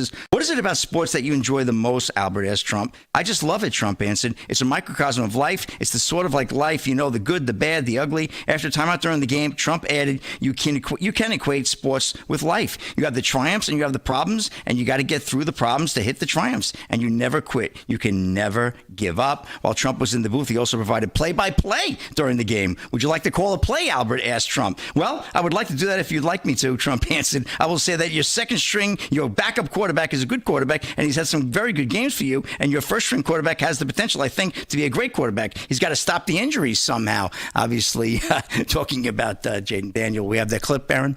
Very important couple of plays. Here we go. Second and 7. Right, 2nd and 7. Let's see what happens. Whoa. That's all right. Not bad. Takes it down to the 5-yard line. That's right. That's right. Good runner. There you go. He also shouted out Joe Namath, saying he's one of the greatest to do it for the Jets, of course, and his buddy Woody. After they scored, he said, now they can return. They have some hope. He also said after that tackle, he's like, well, they really have to score a touchdown. The president's unbelievable. He's just a great all-around sportsman, obviously, and looking to see to have the stadium named after him, perhaps, when they build a new stadium in D.C., although it's a little controversial there on that, Big D. That's a wrap right there. All right, Slick. LFS6B is the promo code to use. Mike Lindell sponsors sports. Paul Nolan's got quite a big story. What's going on here, Paul, with this? Well, I'm a big fan of Data Republican. If you're not following Data Republican on X, I think she's a must follow. And if you're not following me, check me out at Paul_NLD. Eggs Nolan.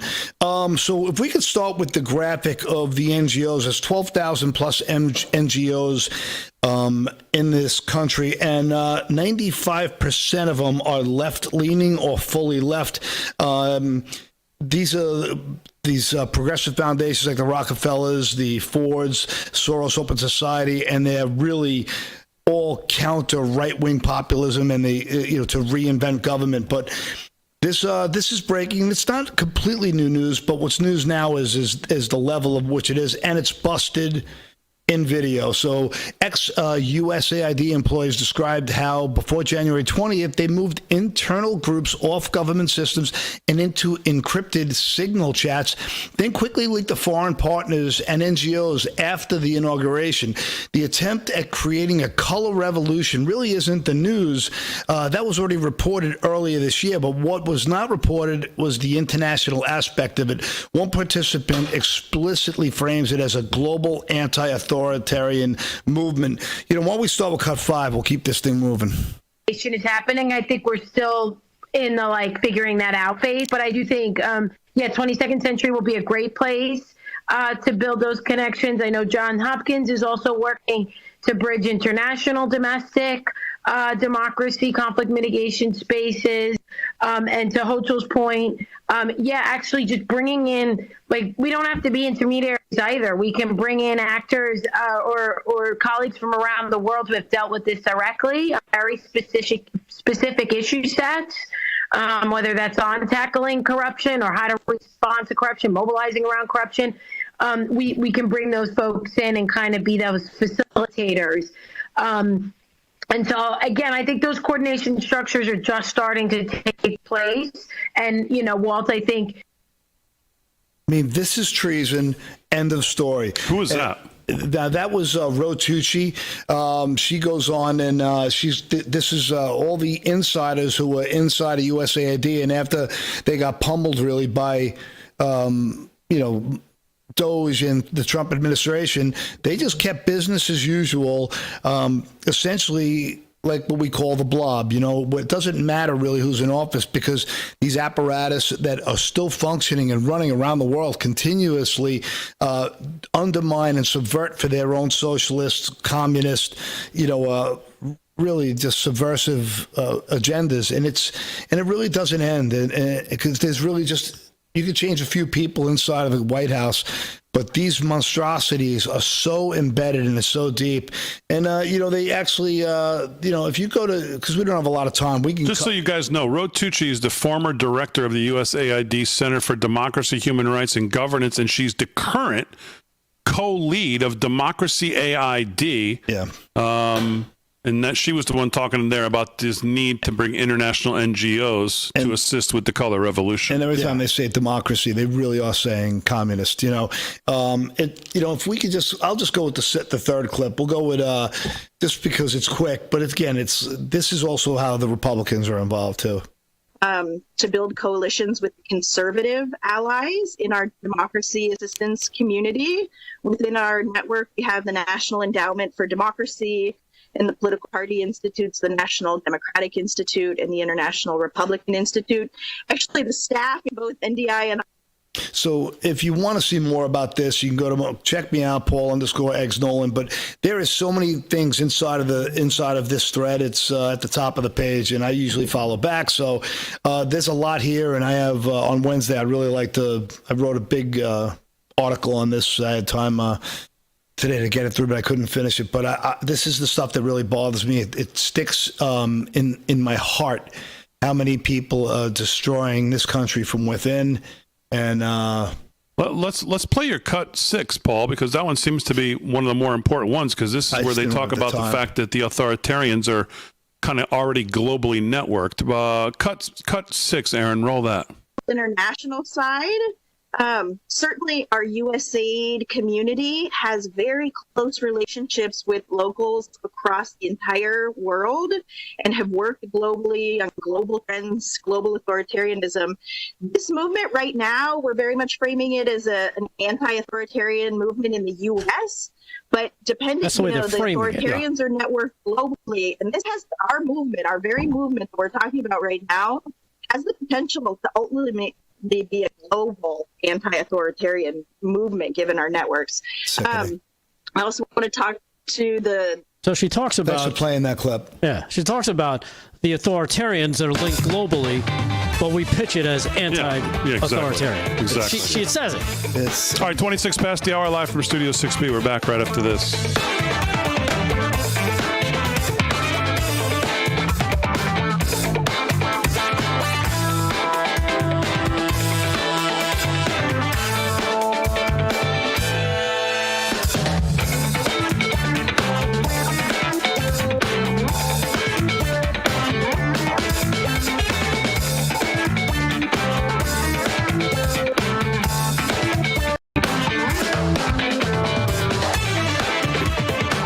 They really built something. That team is stacked. They have, and they paid their dues.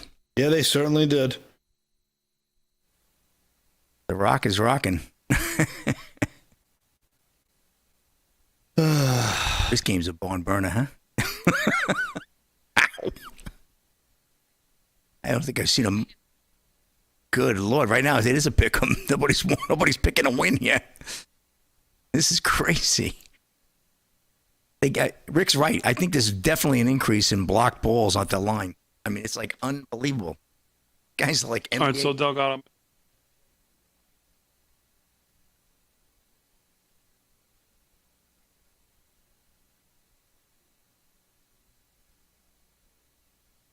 Okay. Yep.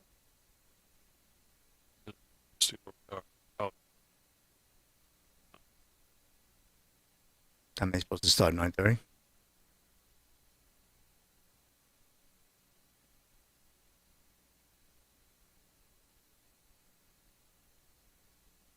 Is that convoluted to them? A little deep, I think, for some people. Well, you know what? I guess you know what I'm gonna do. I wrote something. I'm just gonna put it on my X now. Anyhow, it's just so sickening that everything that happens on that global scale is really what's being dictated into our daily lives. That's the stuff that just is going to take us all down. It's going to wreck this entire republic. There is so much going on with big tech trying to control all speech on a global scale. Okay. Until someone hits the stage?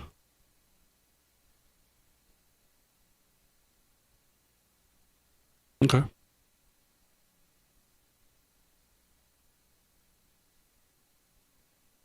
All right, so we'll have some time. Okay. Look at Okay.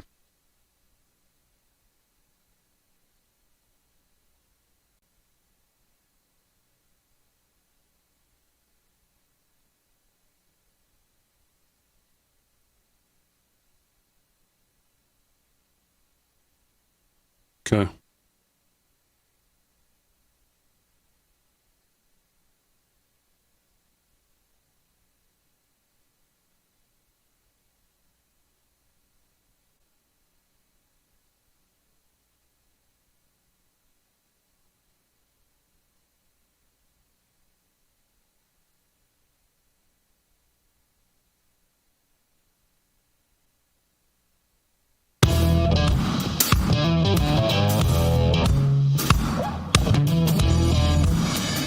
All right, 30 minutes past the hour, live from Studio 6B on Real America's Voice. On a Monday night, Slicks doing sports, Delgado and Paul Nolan doing the news, Aaron and Fran holding it down as always. We'll be back at the America First Warehouse this coming Friday. Boy, last Friday was a lot of fun. Great night.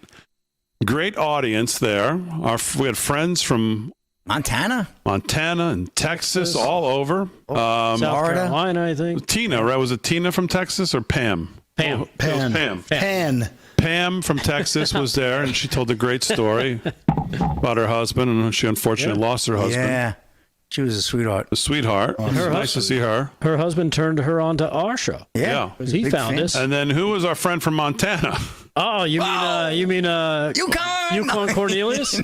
the gold guy? Yeah. The prospector Tommy. from Toy Story. Tommy Tommy from Montana was there. He was cool. And He was here's a good Tommy, guy. if you're Tommy's a listening, good guy. here's the problem, Tommy. We have a big problem here. Where's my coin? Where's the coin, Tommy? Well, the big problem was your coin, Big D. He handed it to KDJ. KDJ's like, "This is my coin now." Hey, palmed it. And I'm thinking, Big D's gonna earn that coin. As I win, hightail out the door. He Who do I hightailed have out the to? door. So Kevin says that the coin disappeared. Tommy took the coin back. Yeah, he did. But Heads I win, tails you lose. But Paul brings up a very good point right now. Thinking about KDJ's initial reaction to seeing and getting his grubby little hands on the coin. I wonder if Tommy actually has the coin back, or KDJ did a little bit of. we have a little comedic little sleight three-quad of, Monty. comedic sleight of hand from the old KDJster. Oh, So now you see it, now you don't. Because if you know on the group chat after the show that we all participate in, who was the first one to bring up about the coin? KDJ. Exactly. And he was the first one out the door, too, if I'm not mistaken. That's exactly. Don't call me Columbo for nothing here. Yeah. So I don't know. And where was he the next day? Out of state. Oh. Good Saying. point there, too, Delgado. So Yeah, you might I don't be know. onto something, KDJ Delgado. maybe. So we need to hear from Tommy from Montana. Tommy, if you're listening, you need to email us at lfs6b@yahoo.com and let us know if you mistakenly got the coin back and took it, because we don't have it. Well, we meaning us four here in the studio. What we'd like is maybe, since you're doing so well coming into the studio with $16 million in gold on you, maybe you could just send a bunch of those samples, those silver coins with us on it. Send some samples. Live from Studio 6B, we're waiting on Turning Point, TPUSA, and their coverage of This Is the Turning Point. You know what's great about Tommy? He introduces one of the guys with him. His name is Ice Pick. Say hello. I'm like, you don't have to tell me why you're here, Ice Pick. Yeah. Maybe not want to get on the wrong side of him. Right. So, let me thank the sponsor, the wonderful sponsors who will bring you the coverage tonight of This Is the Turning Point at University of California, Berkeley. And that, of course, is our friends at Patriot Mobile. Patriot Mobile is America's only Christian conservative wireless provider. Make the switch today. Go to patriotmobile.com/RAB, patriotmobile.com/SaveUSA. patriotmobile.com/SaveUSA, or call 972-PATRIOT, 972-PATRIOT. And, of course, our friends at Birch Gold. At Birch Gold, you can see how easy it is to diversify your IRA or 401k with gold. Get a free information kit from Birch Gold right now by texting the word America to the number 989898. That's America to 989898. So, again, our friends from Birch Gold, of course, and our friends at Patriot Mobile will bring you tonight's coverage of This Is the Turning Point. Rob Schneider and Frank Turek. Of course, Mr. Turek is a very close confidant, was a very close confidant, and still is, of course, to Erica Kirk and TPUSA and Charlie Kirk. And he was there that day, standing right over Charlie's right shoulder. Many of the hysterical fringe lunatics had Mr. Turek involved in this thing, of course, right away. Who's the guy in the white shirt giving hand signals and all this kind of craziness? But Mr. Turek, of course, has been a long confidant of Charlie Kirk, and those of us who have...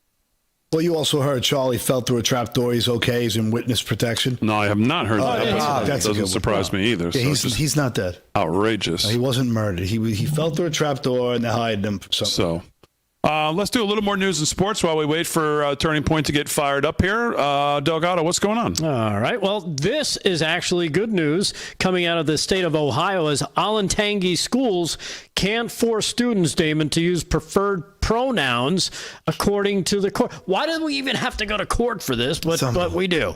The U.S. 6th District Court of Appeals has ruled that a Central Ohio school district cannot punish students who identify transgender students by their biological pronouns. So. Let me just break in here. Breaking news. The Senate has passed the revised bill to fund the government 7 minutes ago. They took a bunch of votes today. Rand Paul was on the floor talking about marijuana or something, and that got shot down. That took a long time. So 7 minutes ago, the Senate has passed the revised bill to fund the government through the end of January. The vote was 60-40.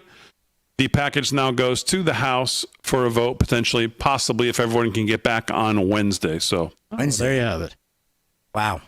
hopefully because it goes through the holidays, that'll give everybody peace of mind to kind of have an enjoyable holiday season. I guess that was the goal there. Wow. Getting back to this story though about the Court of Appeals in Ohio, Damon, the 10-7. Why is it even 10-7?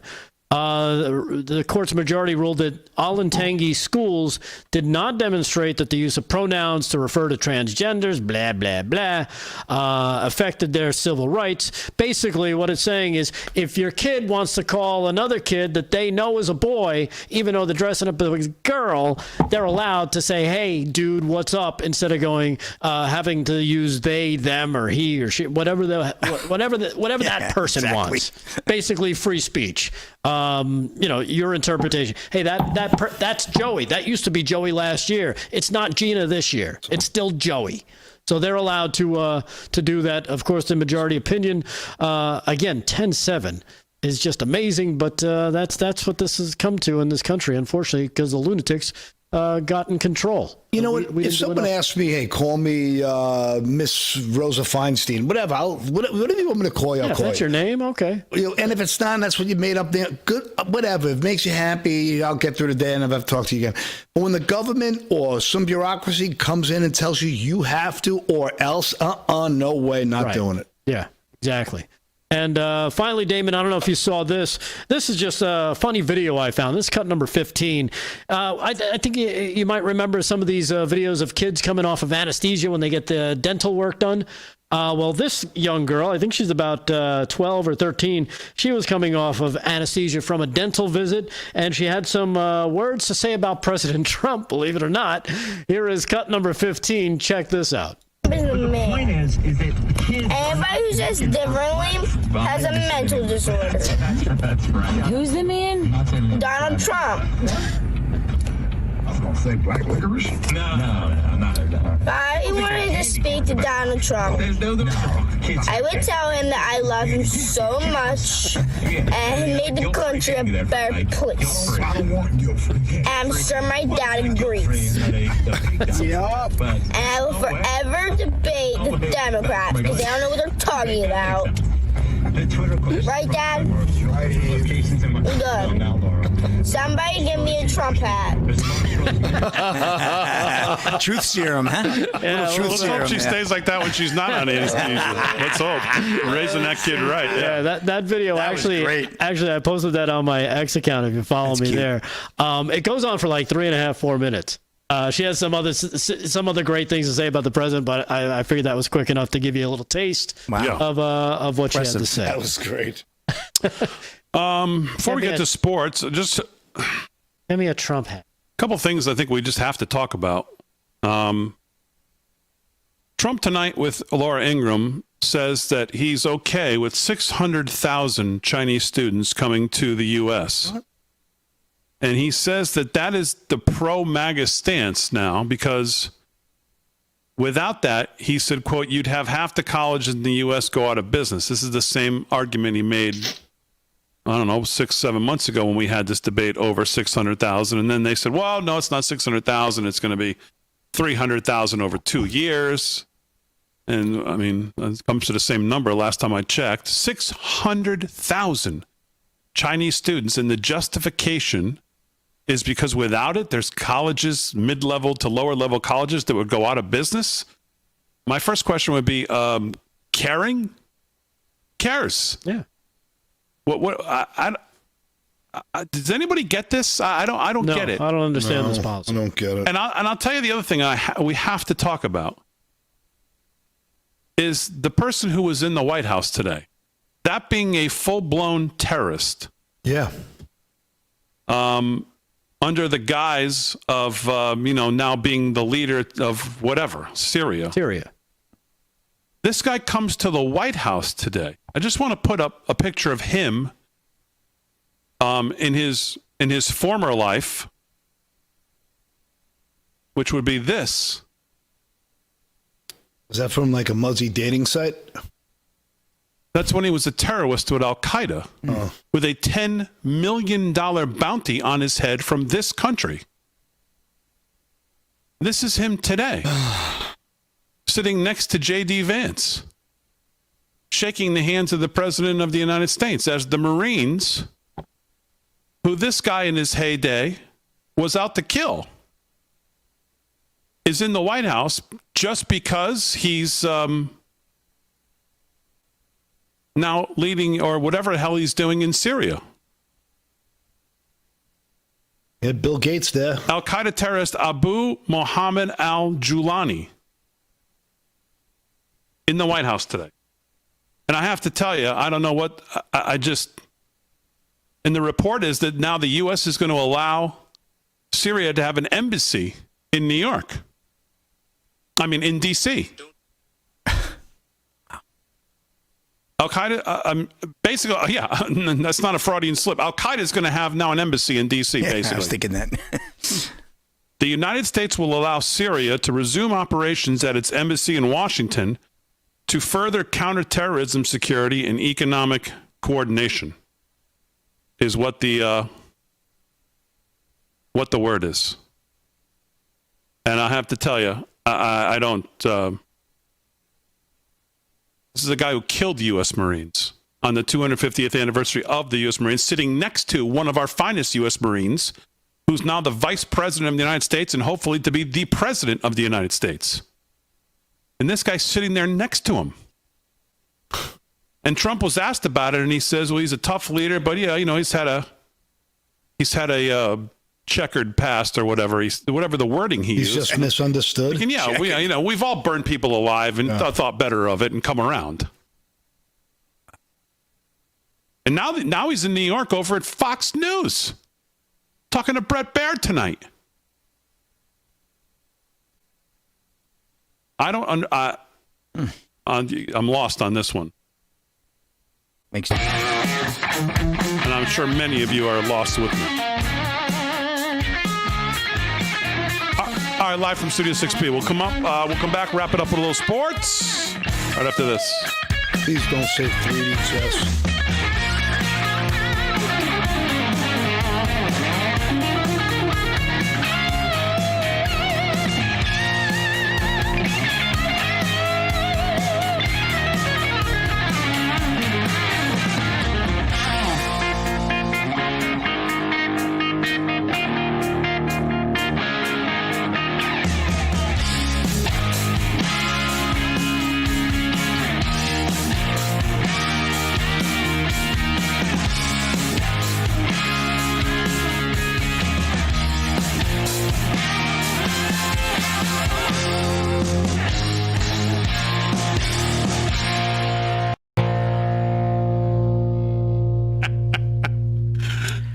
Farmer Brooks got locked in on the over here tonight. 0-0 at halftime. Good job. Yeah, I'm locked in on the pick'em. No score. What's the over, like 45? 44.5. Yep. Child of the King, $20.20 in the YouTube Super Chat. All I can tell you, all trust in the Lord Jesus. We are at the end. Please read the room. What does that mean? Well, she's in Revelations, is what she's telling you. We're at the end. She feels it's end times. A lot of Christian people starting to feel that way. But my parents have been Christians for many years. They've been telling me it's over since '77. So I've been still here. So we'll see what happens, though.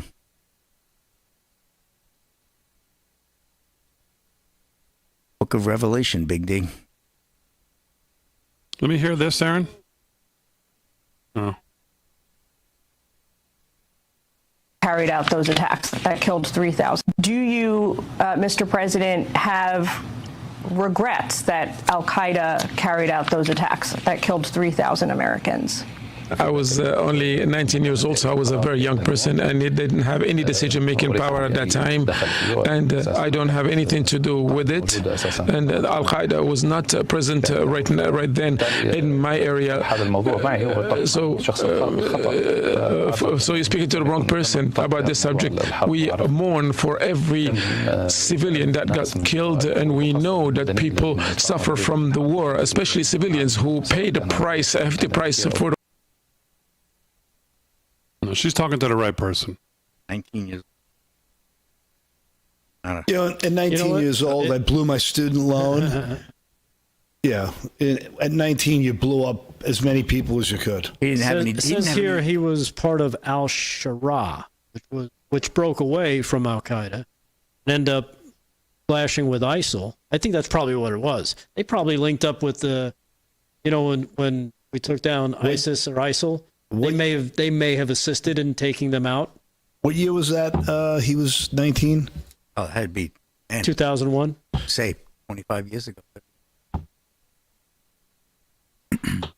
Man, how about Buffalo yesterday, huh? That was my goodness. I mean, they put up a stinker, huh? Talk about a trap game. I mean, that's what that was. They just went into Miami. This guy was amazing. Oh, a chain. He's insane. Great play. A good fantasy. Didn't he get seriously hurt 2 years ago? He did. Came back. You see the Colts? You want to bet he's meeting with Mondami tonight? Oh, before he leaves? Oh, yeah.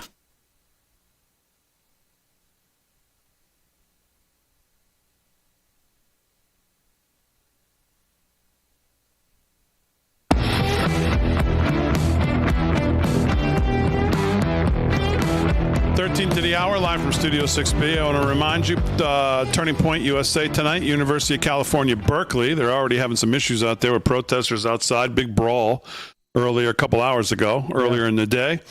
But Rob Schneider, Frank Turek is hosted tonight by the TPUSA Berkeley chapter. And, of course, Rob will have full coverage brought to you by our friends at Patriot Mobile, America's only Christian conservative wireless provider. You can make the switch today going to patriotmobile.com/SaveUSA.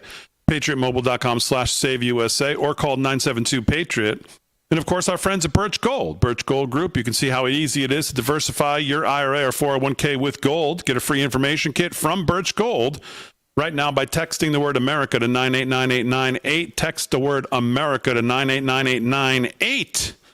Our friends from Birch Gold. Patriot Mobile and Birch Gold bring you full coverage tonight on Real America's Voice of TPUSA with Rob Schneider and Frank Turek. We'll get to that in a second. Slick, got a little time here for a little less sports. What's going on? Update on Monday Night Football, Big D. What did Farmer Brooks say? He had the under on the game? No, he's got the over 44.5. What's the score? Like 20, no score right now. Oh.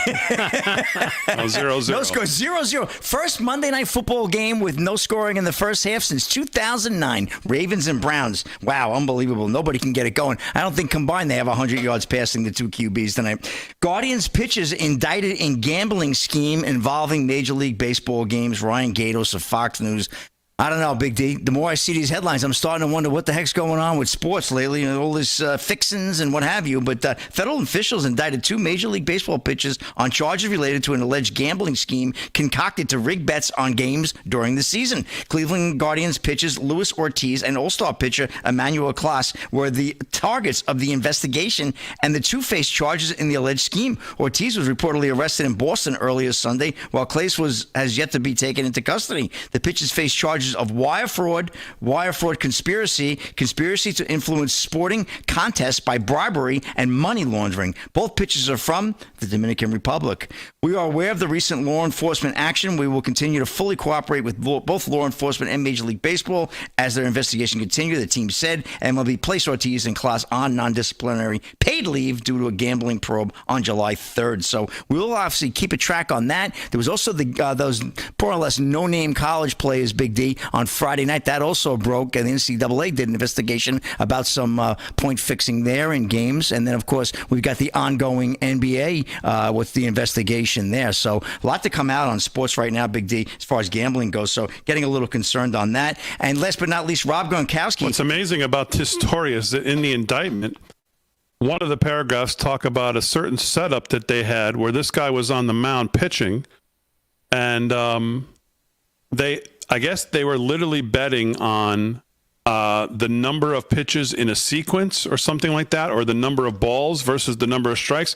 I forget what it was, but they went back and looked at the game, and there's actually a video of one of the pitches the guy deliberately throws as a ball because he needed it to be a ball for the guy to win, whoever was betting to win the bet, and the batter swung at this pitch that was literally down in the dirt. So it cost the guy who bet the game, I think, like $100,000. And then the indictment says he got a text on his phone when he got back to the dugout. There was a text from whoever the guy was, whoever the in-between was, with like an emoji of a guy hanging himself. And he replied with an emoji of a sad puppy face. Oh my. Like saying, like, what? Sorry, what can I do? The guy swung. Yeah. Wow. Crazy. That is crazy. Wow. These guys are making so much money and they're doing this nonsense. Yeah, This I don't know is what's just going crazy. on there. And You Rob, figured they'd be above reproach with the kind of money they're making. Yep, absolutely. And Rob Gronkowski to sign one-day contract to retire, a Patriot, Foxborough, Massachusetts. Rob Gronkowski plans to sign a ceremonial one-day contract with the New England Patriots on Wednesday so he can retire as a Patriot for life, fulfilling the wish of a close friend who died of ovarian cancer earlier this month. So nice story there about him going back. I guess he figures they're winning now. It's safe to go back to New England because when he kind of took the winning away with him when he left, right, with Tom Brady back in the day. And that's a wrap in sports, Big D. Back to you. By the way, if any of you watch Major League Baseball and you understand the pitching, just take a look at here's a couple of the sequences the indictment lays out on the just take a. I mean, this is not high school. What? You don't miss. I mean, that one's borderline. Watch this one. I want to see the one the guy swung at. What? Well, he bounced it, Paul. What was it, cricket? It looks like cricket. I mean, look at these pitches. Oh my gosh. So this was all part of the. I mean, whoa, a little just MLB pitchers don't. They don't miss. Maybe they miss like this once every couple games. Exactly.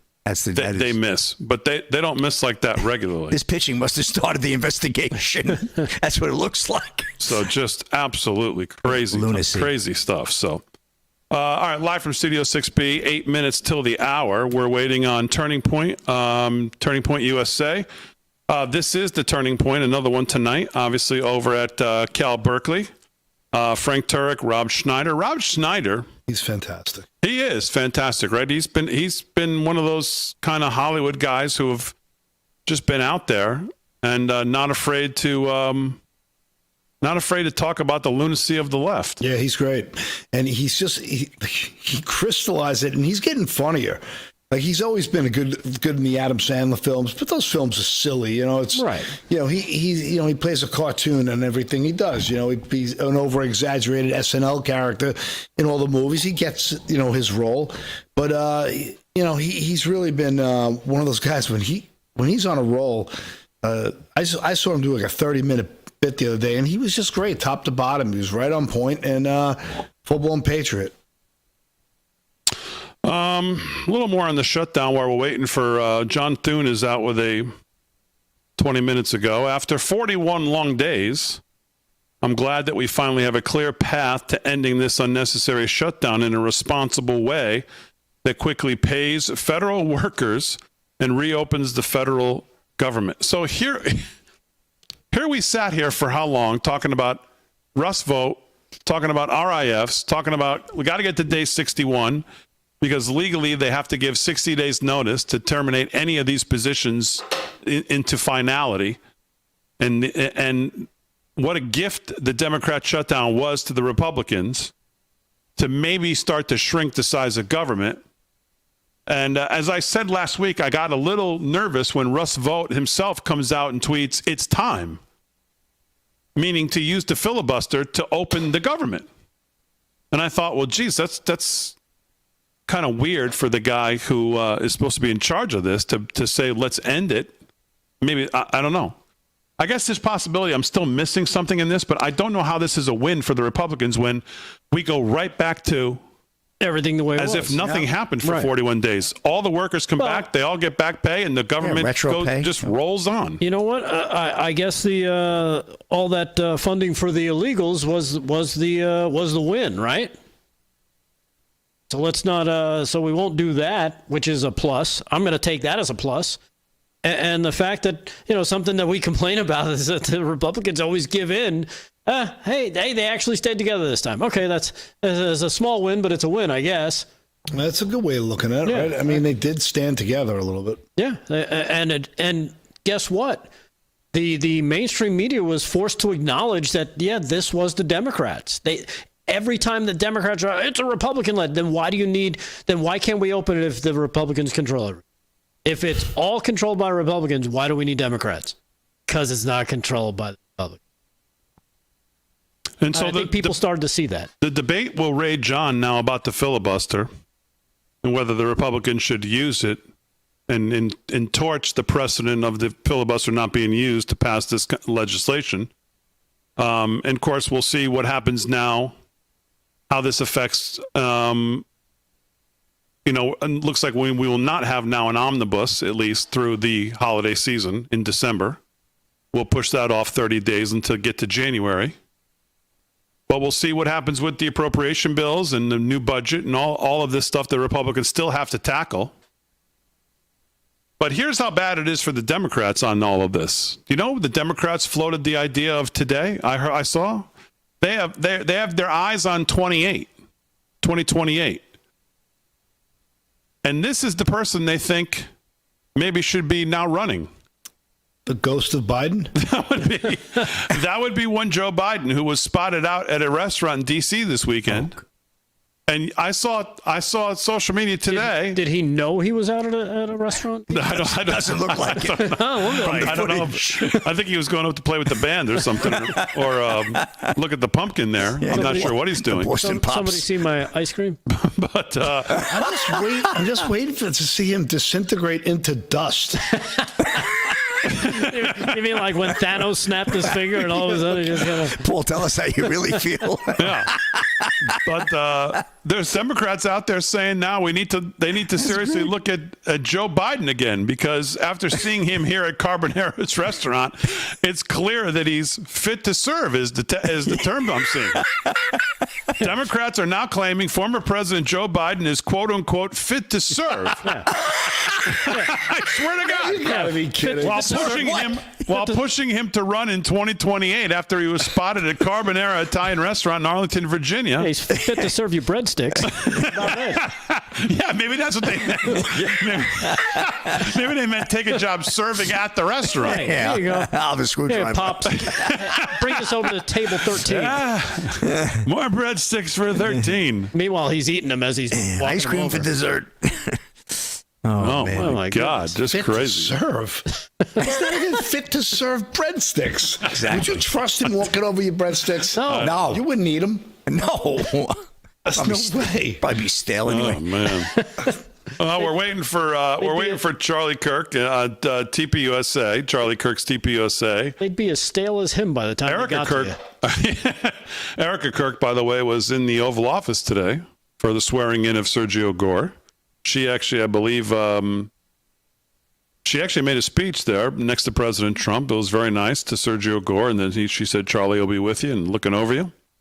So we're waiting for TPUSA to get their feed going, of course. And Rob Schneider and Frank Turek are the guests tonight, and they've done a bunch of these. They've had some great guests, and I'm sure tonight will be as good as well. What'd you say, Delgado? I was going to say just a little quick update on that big story that we were talking about on Friday that Glenn Beck broke about the J6 bomber. Pop, yeah. You notice how quiet it was. Nobody wants to talk about the J6 bomber being identified.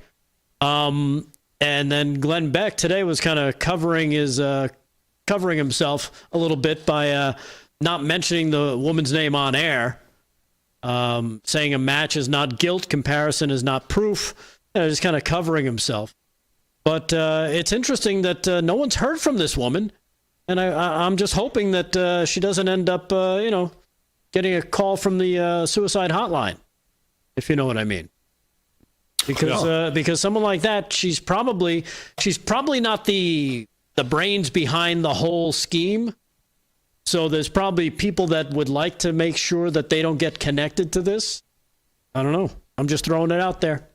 I don't know. So Andrew Colvett, speaking to TPUSA coming up out at Berkeley, very, very Berkeley-like. When our friend Michael Knowles or Ben Shapiro or anybody goes to Berkeley, of course, this is what you deal with at Berkeley. The supposed home of free speech at one point, I think.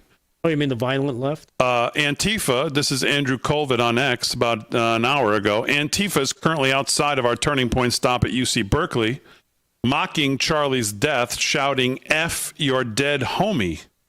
Oh, I'd say you're looking at the faces of evil, but they're just deranged cowards who are wearing masks. We must win. They must lose. See, this is the stuff that brings out the old me. Like, I really just would love to be 28 or 32 again and just be there and just Just getting everybody. And as I always say, bastards. they Frontlines. Oh, it's gross.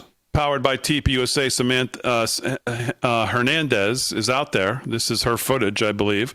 And they always look the part. And they're all cowards masked up. Mm-hmm. Yeah. This is one of the scenes earlier today out there. Just an absolute bunch of lunatics.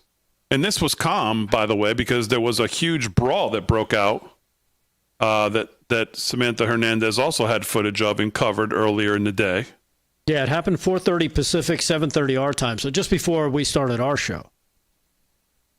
Kind of broke. So this is what they're dealing with out there. And again, I'm sure they've had some things at some other events, but we haven't heard about them. That's good, Aaron.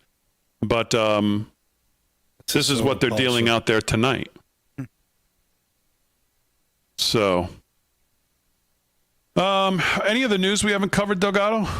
Yeah, there's a couple stories we could get to if you want to take a crack at them while we have some time. Of course, I don't know if you heard about this happening out of Chicago. Illegal immigrant with a felony arrested in Chicago over the weekend for shooting at Border Patrol agents.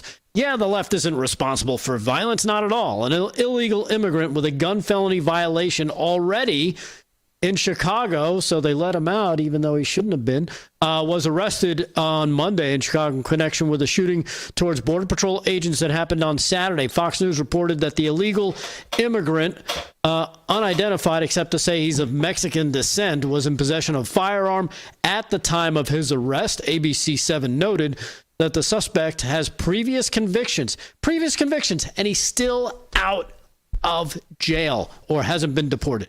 For aggravated unlawful use of a weapon, a vehicle, felony possession of a weapon, illegal entry, you name it. He's got a laundry list of things that he's done wrong. But the Democrats love to let these guys out of jail and let them roam around and hurt people.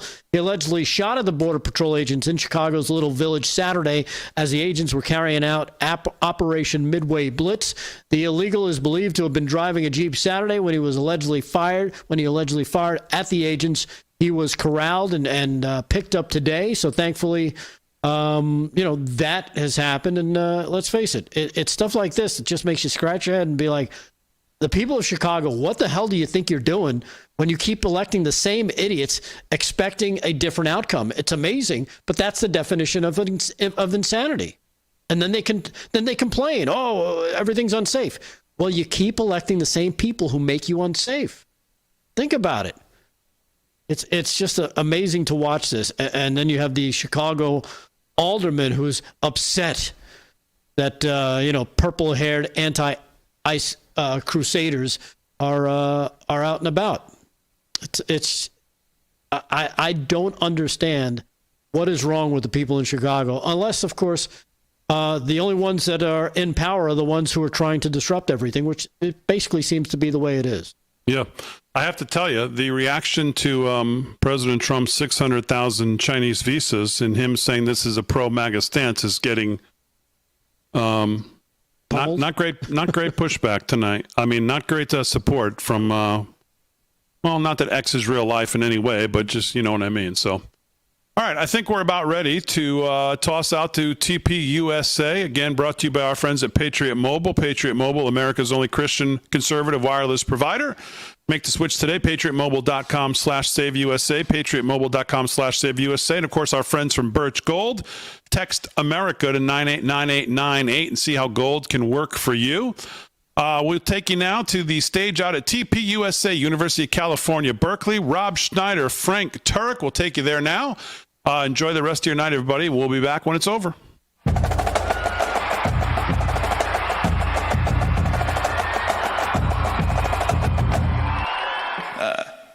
It's a picture of Governor Newsom. So to give you some context, that's the kind of guy I am. Do a Sydney Sweeney jeans ad? Yeah. So at about that time, there was a bunch of libs posting a bunch of crazy stuff on the internet that we're white supremacists, you're fascists. They put us in a very, very difficult position of having to defend the idea that Sydney Sweeney is hot. Real tough one there, guys. But there was a video that I feel like I had to respond to because it was so ridiculous and so absurd. So I recorded this video. I didn't think anything of it. I was going to post it on my Instagram a couple hours later. But there's a producer at Turning Point that doesn't have Instagram, so I wanted to send it to him because I knew he'd like the joke. And he texted back and said, bro, this is hilarious. Also, do not post that.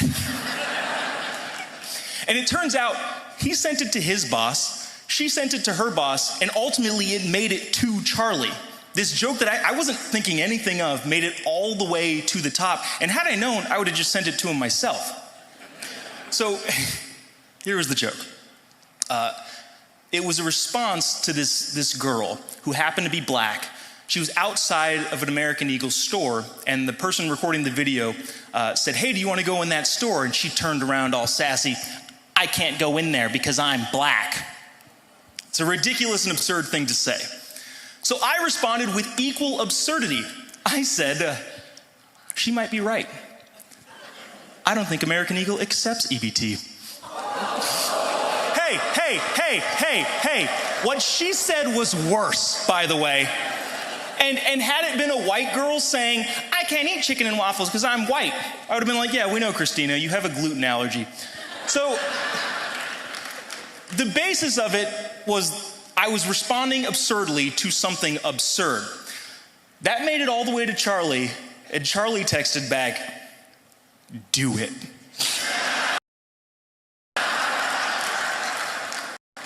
Because that's the kind of guy he was. But the higher ups at Turning Point were still a little afraid of that. And they were like, you need to They're like, yeah, we just want to make sure everybody knows it's a joke. And I said, really, a disclaimer? That's gay. So I didn't want to put a disclaimer. So I texted back to the group chat that was now started. How about this disclaimer? Disclaimer. Charlie Kirk himself wrote this joke, but he made me say it because I'm a brown. And Charlie texted back, perfect. Guys, but here's the thing. This is why we're all here. Because I know I'm joking. You know we're joking. At the end of the day, you need to be able to say what you want to say in this country, regardless of whether or not some blue hair who's protesting outside says that you can't, yes?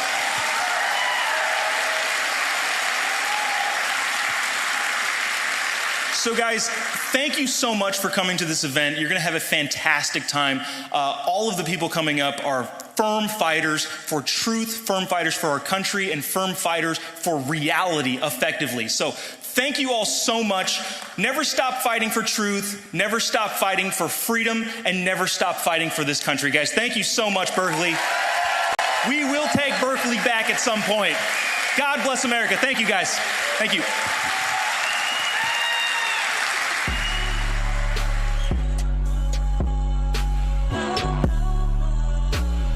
Please welcome to the stage UC Berkeley Turning Point USA Chapter President John Paul Leon.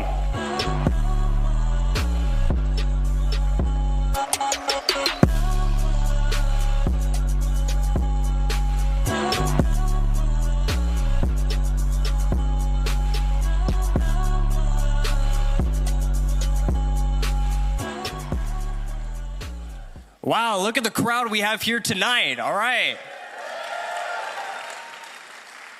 So firstly, of course, I want to thank everyone so much for coming. Our chapter here at UC Berkeley has completely blown up, and it's just an incredible honor to be here with everyone.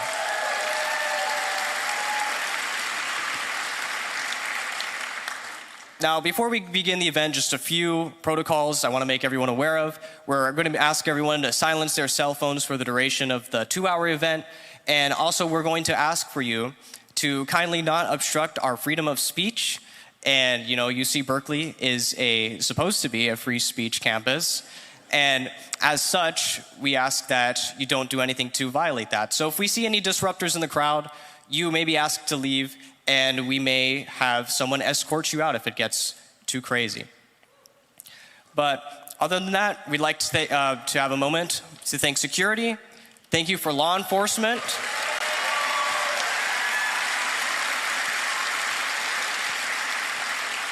I want to thank all of the incredible volunteers that we have today, all the student volunteers who took their day.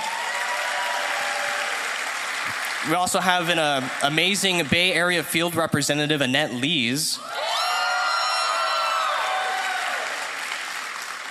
And of course, thank you to the rest of the Turning Point staff and Turning Point USA themselves, who have supported us this entire way through, been through all of the ups and downs, and we're just so thankful to have everyone. And now, with that being said, I'd like to offer a few moments of silence for Charlie Kirk.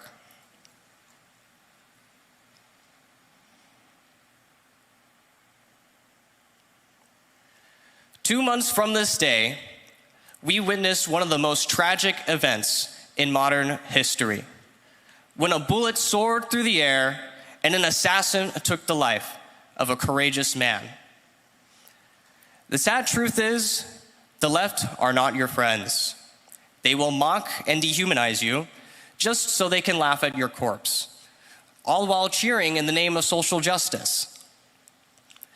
And that's why for this event, you've seen protesters and posters outside dubbing us as fascist, set out with noisemakers, and just very blatantly here to disrupt our event. And to all those protesters outside, I have one thing to say. It is clear to us which side is winning when your side becomes the violent agitators. When you try to win with force and not through reason, you have lost. And the reality is they would never come in and ask a question. They're not trying to win honestly. They have already lost the intellectual battle. Their goal is to disturb the crowd, silence those who disagree, and destroy any ounce of conservatism that they can get their filthy paws on. But you know what? They are not going to stop us. They are not going to stop us because tonight we are here to carry on Charlie Kirk's beautiful legacy. We are here to show the world why we love America, why we love God, to turn this place into a society that our kids can feel happy raising kids of their own someday. We are here to show that the true lunacy of the left is that they thought they could silence Charlie Kirk by killing him. Because tonight, we are Charlie Kirk. We are the movement that he created, and we are the fire that lights the flame of the fight. So now let's make Charlie Kirk proud. What do you say?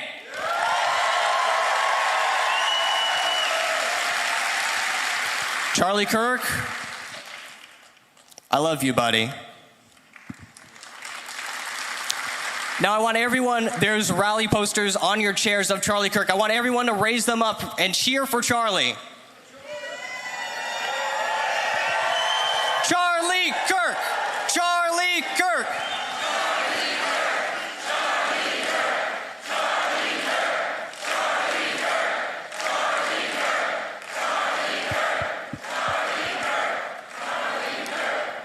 Now, it is my great honor to invite these two beautiful guest speakers that we have tonight, Frank Turek and Rob Schneider. They will be with us in just a moment.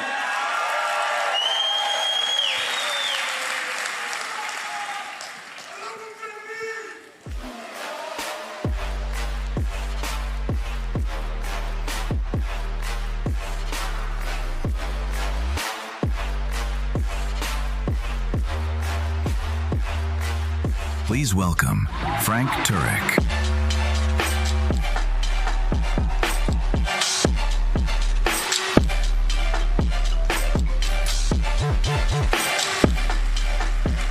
Good evening, UC Berkeley. Wow, they wouldn't let everybody in now, would they? But the important people are here, and I want to start by asking you a question, and that is, where were you 2 months ago today when you heard Charlie had been shot? You know where you were and you know what you were doing, because that is a life-changing event. As we were driving over to the venue that morning, Charlie got some footage, drone footage, over the university It was about an hour before we were supposed to start, and he said, hey, take a look at this. There were thousands of people there an hour in advance. And I said to him, Charlie, I don't like this. There's too many buildings around here. But he just shrugged it off because Charlie knew that in order to love people, you have to make yourself somewhat vulnerable. You can't be completely secure all the time. And so Charlie said, we're going through with this. And I'll never forget when we were walking in, and it was a Trump rally times 2. I mean, people were screaming. They were just cheering, USA, USA. You've seen some of the video. And he kind of looked over and he said, welcome to the big leagues. And he started tossing hats, and Angel back here gave me a row of hats. And so I was like, okay, I start tossing hats. We're tossing hats, and then Charlie sits down to start answering questions, and someone said, I think it was Angel, he said, hey, do you want a hat? I said, yeah, I guess it's kind of hot, I'll put a hat on. And somehow that meant I was signaling the shooter later. You may have seen that crazy conspiracy theory out there. Absolute madness, because we all know somebody had to signal the shooter to say, hey, that's Charlie over there. The internet is crazy, ladies and gentlemen. And when that shot rang out, and we got him in the car, his eyes were fixed. He wasn't looking at me, he was looking right past me into eternity. He was absent from the body, present with the Lord. But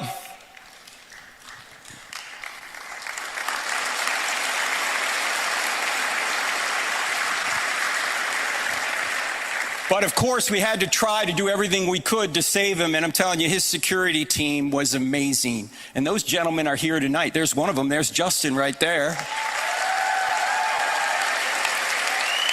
Brian is back there. Dan was there. Rick was there. They did what they were supposed to do. And when this investigation's over and all this conspiracy nonsense is over, you're going to see that they did their job and they did it well. It wasn't their jurisdiction.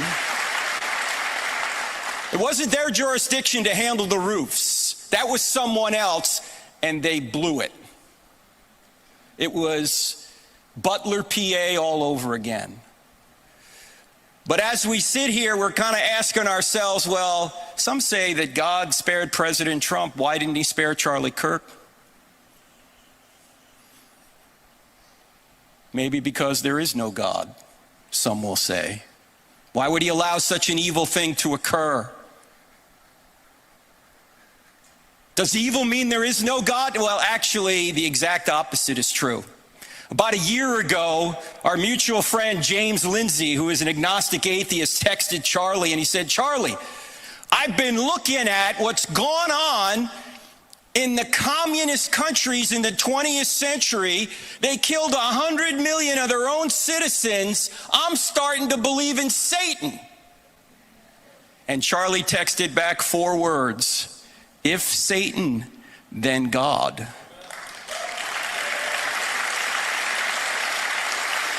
Now, what did he mean by that? What he meant was, evil is not a thing in itself, it's a lack in a good thing. Evil is like cancer. If you take all the cancer out of a good body, you got a better body. What happens if you take all the body out of the cancer? You got nothing. Evil is like rust in a car. If you take all the rust out of a car, you got a better car. What happens if you take all the car out of the rust? You got a Pinto. You got to be old enough to get that. In other words, evil's not a thing in itself, it's a lack in a good thing. But so in order for evil to exist, good must exist. But in order for good to exist, God must exist, because what we mean by good is God's nature. If there is no God, then there is no good, which means there are no rights and there is no justice. You know, Berkeley's famous for free speech and rights, and there's too much injustice out there, yet many of the people outside of this room protesting are atheists.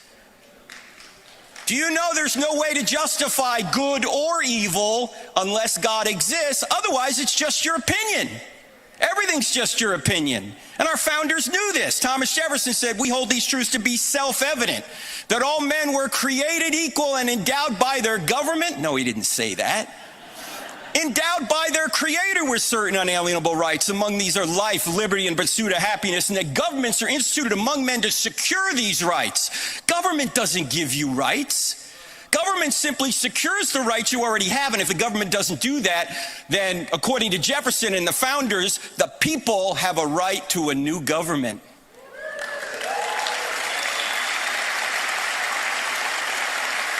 So evil does not disprove God. It may prove there's a devil out there, but it can't disprove God, because there'd be no such thing as evil unless there was good, and there'd be no such thing as good unless God existed. Now, we still can ask the question, well, God, why did God allow this particular evil to occur?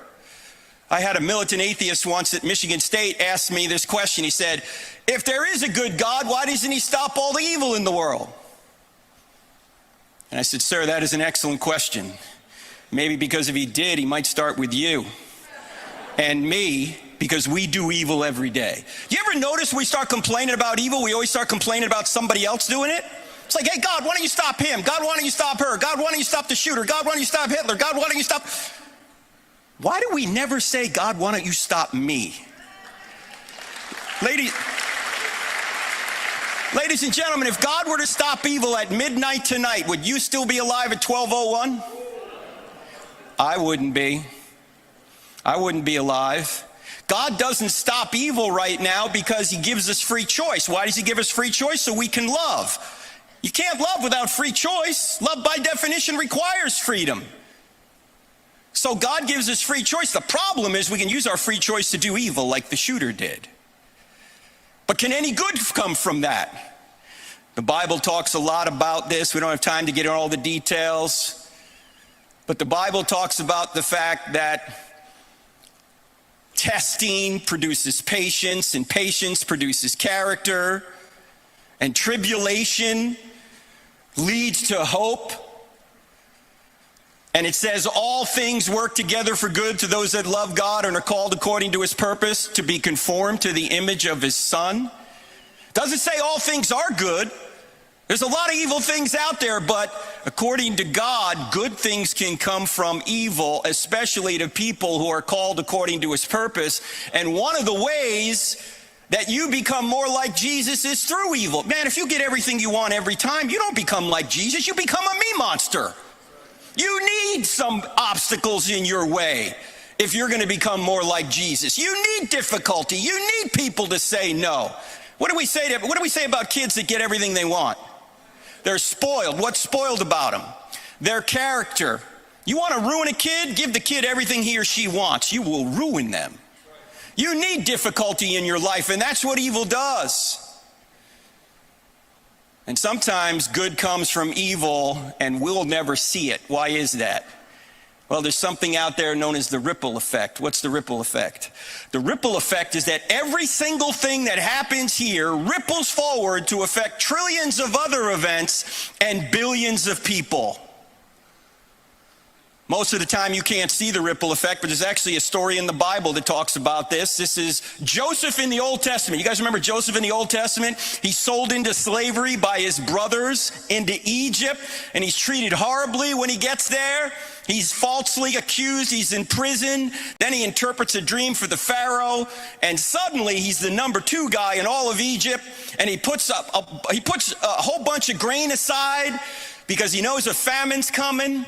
Then the very brothers that sold him into slavery leave Israel because there's a famine. They come to Egypt, and Joseph recognizes them. And what does Joseph say when he recognizes them? You dirty rats, you're going to pay for what you did to me. No. What does he say? What you meant for evil, God meant for good, the saving of many lives. The ripple effect. The evil that they did years ago rippled forward to help them later. Most of the time you can't see the ripple effect, but sometimes you can. And you know, we didn't see a ripple, we saw a tsunami after Charlie was brutally murdered. There has never been a time in history where the President of the United States and nearly all of his cabinet and then some other people, friends of Charlie, preached the gospel to 100 million people.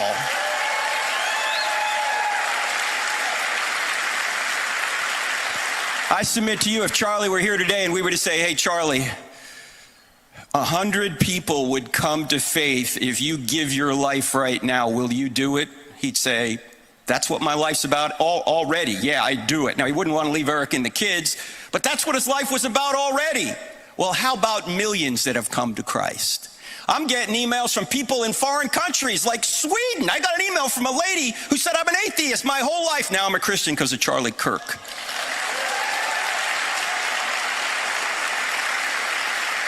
Because one man had the courage to live his faith boldly, to love people enough to put himself in harm's way to reach out to them. Because we know that a fascist tactic is to hand the microphone to your opponent and say whatever you want, make your case.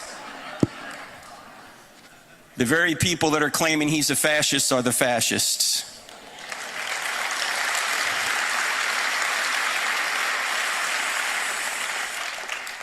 Now,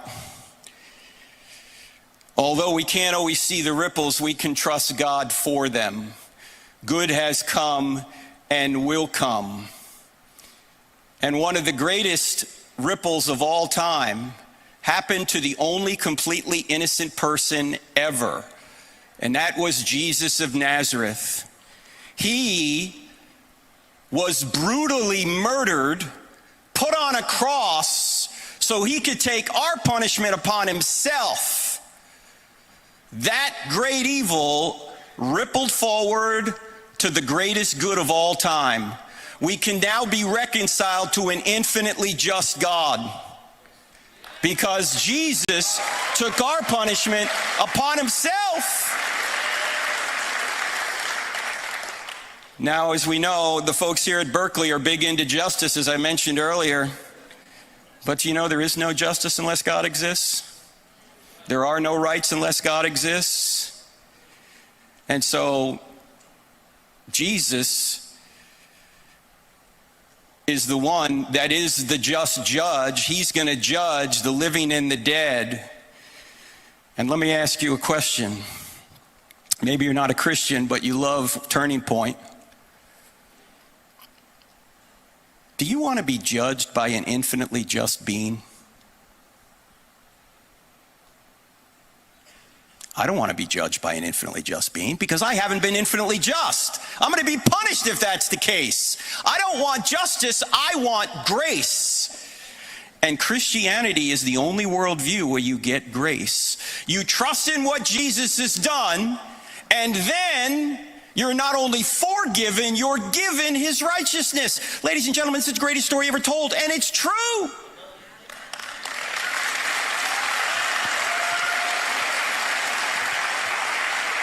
Nine days before he died, Charlie tweeted out, the resurrection is an historical fact. I know some of you are probably thinking, well, how do you know it's an historical fact? I mean, you're getting that from the Bible? I mean, that was written down by Christians. No, it wasn't. Do you know all the New Testament documents were written down by Jews? They weren't Christians. They became Christians because they witnessed something they didn't expect. These people thought they were God's chosen people, and they didn't think that one guy could claim to be God. That was blasphemy. And they didn't think that one guy would rise from the dead. They knew we'd all rise from the dead at the end of time because Daniel and Isaiah talk about that. They didn't think any of this was possible. And yet, after denying Jesus and running away during the crucifixion, by the way, do you think they'd make that up if that was true? I mean, if it wasn't true? You think they say they ran away like a bunch of sissy pants men while the women were the brave ones that went down and discovered the empty tomb? Who would make that up? And why would they make it up? To get themselves kicked out of the synagogue and then beaten, tortured, and killed? This is not a list of perks. We're going to start a new religion. We are? Yeah. What's it going to get us? Well, first we'll get kicked out of the synagogue, and then we'll get beaten, tortured, and killed. Well, sign me up. What a great idea. No, they're not making this up. And they would never say the women were the first witnesses. I mean, who wrote the New Testament documents down? Men. Now, what man is going to say that he was hiding for fear of the Jews while the women went down to discover the empty tomb? Would any man in here invent that? No. If I was making it up, I'd make myself look good. I'd write down, let's see, we marched right down there and we overpowered that elite Roman guard. Yeah, that sounds pretty good. And then we saw Jesus, who congratulated us on our great faith. And then we went and comforted the trembling women. I would never say it was Mr. Sissy Pants. And oh, by the way, why would you never say the women were the first witnesses in that culture?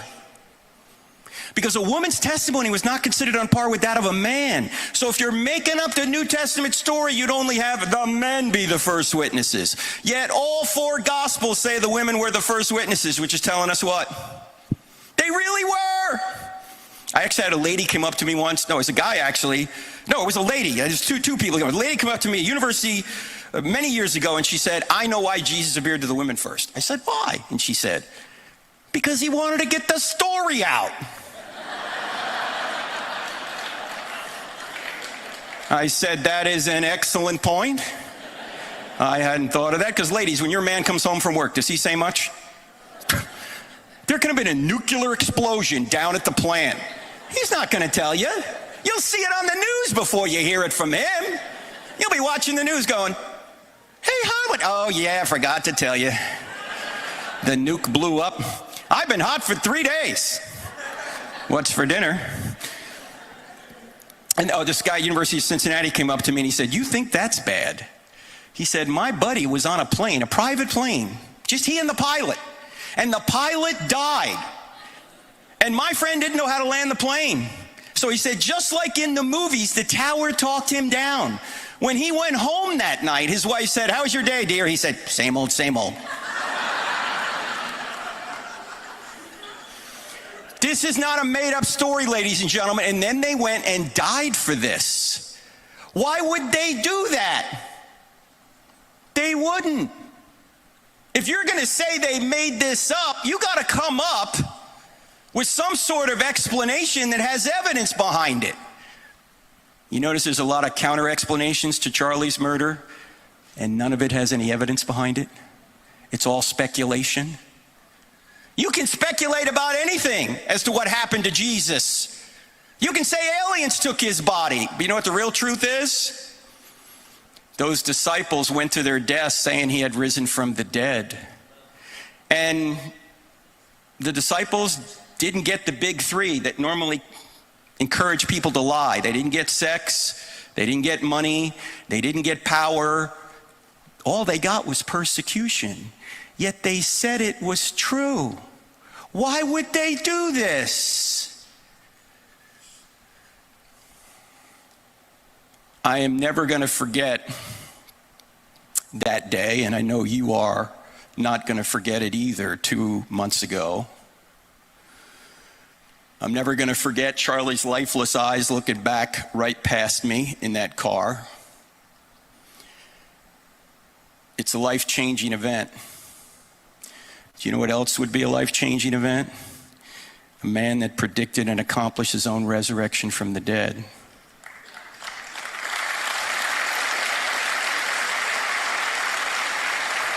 No one would invent that and go through the torture of martyrdom unless it happened. So Charlie would want you to know today, in fact, the last walk we took, we used to take these walks when I was in Phoenix, late at night through Phoenix, and we would just talk about all these issues because he wanted to learn more about how to defend the faith. And the last walk we took was Monday night before he was murdered Wednesday. And one of the biggest issues we talked about was the resurrection. Charlie wants you to know that he's in heaven right now and will be physically resurrected, and so will you. The only question is, are you going to be resurrected up, or are you going to be resurrected down? Charlie Kirk is in heaven right now, not because he gave his life for his Savior. Charlie Kirk is in heaven right now because his Savior gave his life for Charlie Kirk.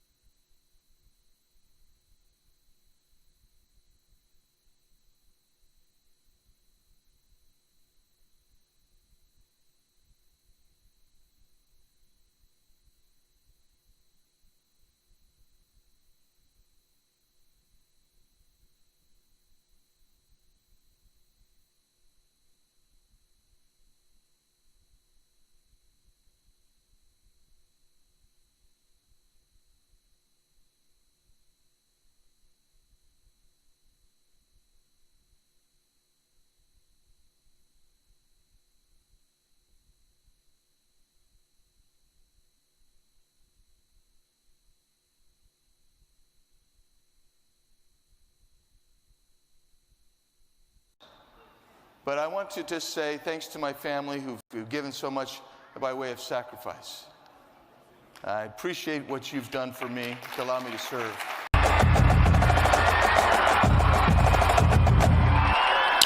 All right, there you go, live from Studio 6B. Turning Point. This is the Turning Point. Another great night, obviously, out at University of California, Berkeley. Of course, obviously, we had some problems, obviously, before the event with Antifa outside, but obviously another great night inside. Rob Schneider, Frank Turek, University of California, Berkeley, TPUSA. This is the Turning Point. Last stop on the This is the Turning Point dates that they have scheduled so far. I'm sure they're going to add some more dates because I think when you look at this and what they've tried to achieve, I think it's been extremely successful with all the great speakers. All the great crowds that they've brought, obviously keeping Charlie's message going, which is what they said they were going to do. So it wouldn't surprise me to see them add some more dates at some more places, obviously to get out there and bring the message, get some great speakers. Obviously, just like Charlie's show every day here on Real America's Voice, you've seen some great substitute hosts that have come in and kept the show going, and they're doing a great job of that. So I'm assuming we'll see the same thing here with This is the Turning Point. So once again, I want to thank our sponsors, Patriot Mobile. Patriot Mobile is America's only Christian conservative wireless provider. Make the switch today. PatriotMobile.com/SaveUSA. PatriotMobile.com /SaveUSA or call 972-PATRIOT, 972-PATRIOT. And of course, our friends at Birch Gold Group. You can see how easy it is to diversify your IRA or 401k into gold with our friends from Birch Gold. Get a free information kit right now by texting the word America to 989898. That's how easy it is. Just text the word America to 989898. So again, they make it possible. Our friends at Patriot Mobile and Birch Gold. Want to thank them for another great night. Want to thank you for sticking around and watching.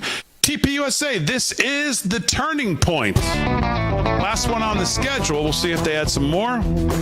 Want to thank everybody, guys on the show, of course. Aaron Fran for sticking around. It's been a great night. We will see you tomorrow on a special Veterans Day show, 8 o'clock. We're back here in the studio on Real America's Voice. We'll see you then, everybody. Enjoy the rest of your night. We'll see you tomorrow night, live from Studio 6B.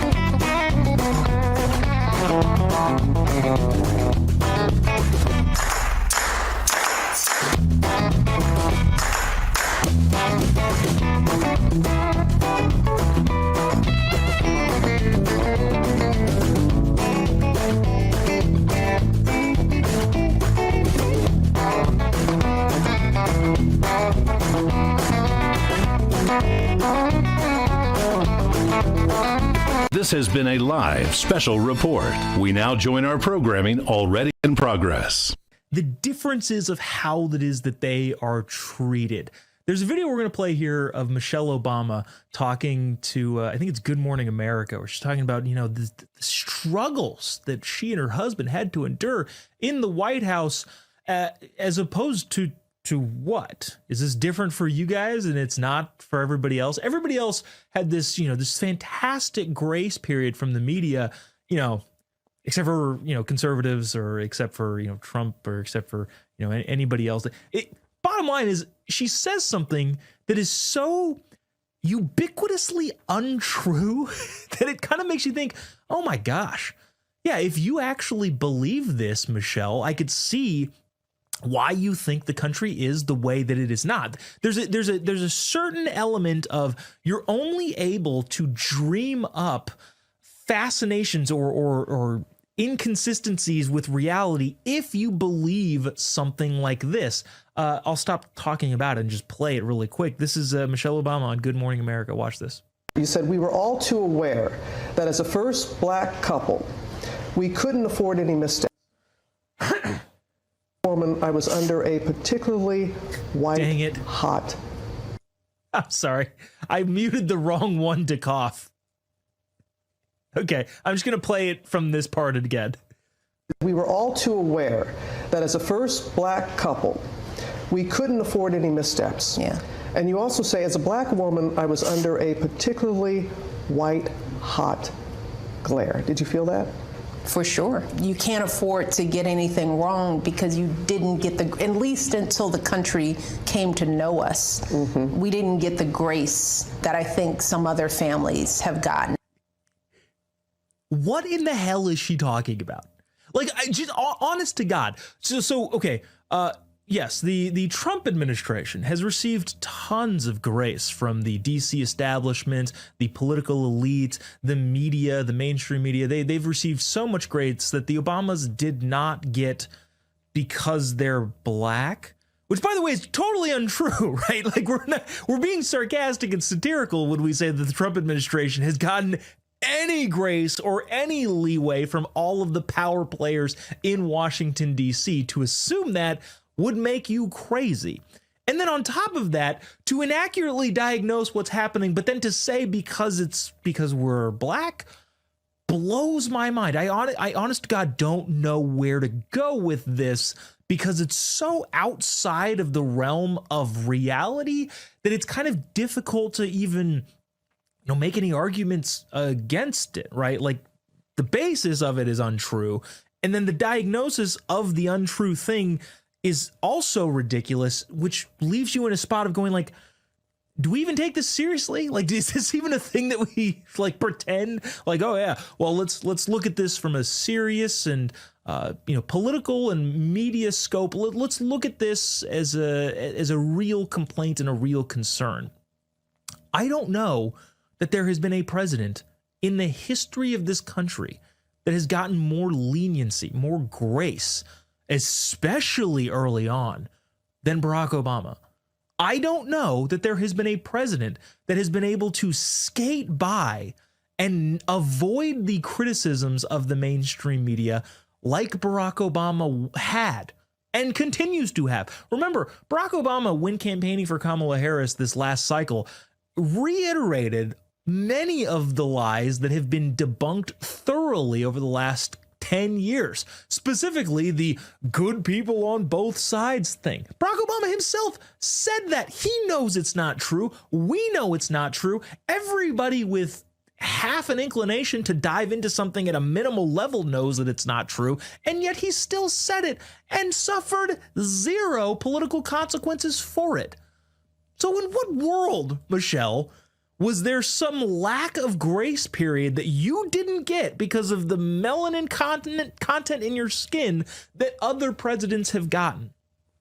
When was the Trump grace period? I must have missed that. I must have completely surpassed my recognition of it because I must have been asleep. I don't know. Maybe I was. The 30-second grace period that the Trump administration got, which, if there was any, it was about that long. I probably was, I don't know, asleep. Actually, that's probably not true. I was probably eating pizza because of the time change during the inauguration, which is the only time frame that 30 seconds could have happened. I probably was getting pizza because I was on, the West Coast. So it was 9 p.m., but it was midnight on the East Coast. And so during that 30-second grace period that the media gave the president, I probably was at a late night pizza place. That's why I missed it. Bottom line here is the grace period that is afforded to others was apparently not afforded to the Obamas, which is the opposite of true. And the opposite of true happened because, of course, they were black, which, not to go in on this, do you think, and I'm genuinely curious, email the show, tbt@tpusa.com. Producer Glenn has some thoughts. 1 second, Glenn. Or comment on YouTube. Do you think that Barack Obama got more votes or less votes because he was black? I would stake my entire net worth on the fact that he got more votes. Do you think Hillary Clinton got more votes because she was a woman or less? All of the things that libs complain about constantly, generally speaking, are the opposite of what they actually are. Hillary Clinton got more votes because she was a woman. She lost because she's a terrible candidate, but she did better than she would have had she been a man. Barack Obama got more votes because he was black, not because of he didn't get less votes because he claims, the country is racist, which is just factually untrue. And race relations got worse under Obama, but we don't need to go into that whole thing. But the bottom line here is Barack Obama got more votes because he was black. Hillary Clinton got more votes because she was a woman. And yet continually there's a claim of, wow, we didn't get the same grace period that other presidents get. Okay. Well, let me know when that grace period starts for the Trump administration, or if I missed it entirely. Glenn, your thoughts? I was thinking about the grace period comment, and I had just finished Eric Trump's book Under Siege, and he mentions in the book that there was about 17 minutes, I think he said, it was like 17 or 19 minutes, some very small number of minutes after Trump was inaugurated in 2017, before the first mainstream media, I forget the outlet, they had posted an article about now's the time to start impeachment. Like he was president for 20 damn minutes, and they had already written this article and they posted it on Inauguration Day. Like, what kind of grace period was that? Because they didn't write it within those. It was already planned out. There was never a plan for any kind of grace. And you are completely correct. Obama got so much grace, and probably more so than any president in my lifetime. Well, the one thing that we know for sure is true, that 17-minute window in which there was a grace period for President Trump before they started calling for impeachments would have been only, 14 minutes if he were black. So of course, because of racism. Because of racism. Yes, exactly, Glenn. Thank you. You're catching on. Thank you for glomming on to the message here. It's You know, and it's tough as obviously a white man. You know, I can't understand the experience of anyone other than white men because racism, right? Because of racism. Yes. No, but back in reality, I think it's very sad to see Michelle talk like this, and I don't know if she actually believes it. Like, yeah, I think part of my brain says she doesn't believe this, but she thinks a lot of the audience believes it, so she's maybe playing into that idea, which is totally racist, by the way. But what if she does? Like, how sad is that to limit yourself by that? That is the actual problem. Like, if they actually believe it, that's when you have a, like, like, we're going to have to do something about this, because holy cow, this is where things go off the rails fast. Because when people, like, not to give any, no pun intended, not to give any grace to people who say things that they don't believe, but if you actually believe it, that's worse. And that's been a running theme on this show. Like, are they stupid, or do they actually believe this thing that they are saying? But fascinating. I guess we'll never know. But, you know, as far as right now, I guess the only option is to take her at her word. Maybe she does in fact believe it, and maybe we are in fact doomed if more and more people start believing this. Producer Glenn, I will see you at the next privilege meeting, as you are white and I have been called white adjacent because I believe in conservative values, and the internet does not accept that. Are you bringing the chips and I'm bringing the salsa, or what? How does the privilege meeting work that's coming up here? It's proportionate to your privilege, so I'll be bringing more chips. You just bring a few. Fantastic. This has been One Last Point. Thanks for tuning in.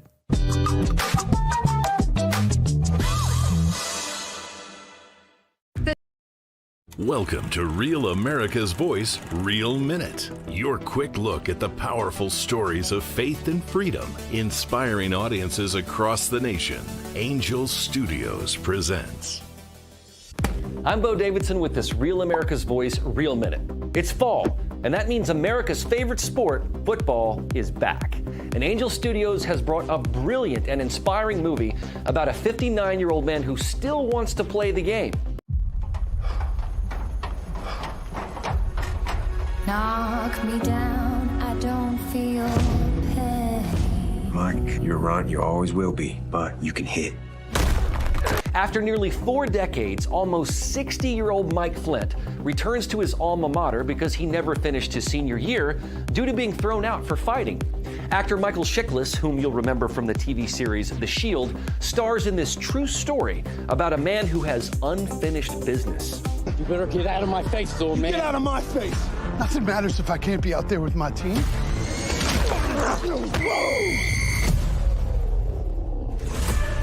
He has a chance to redo his senior year. Flint believes that we aren't defined by our successes, but by our regrets. And he says he's had a lot of them, as a teammate, as a husband, and as a dad. The senior reminds us that it's never too late to get in the game and turn things around. You can watch The Senior by going to angel.com/Rav and joining the Angel Guild, a community of like-minded viewers who want to see superb quality content. So get back in the game, relive your dreams, and head on over to angel.com/Rav.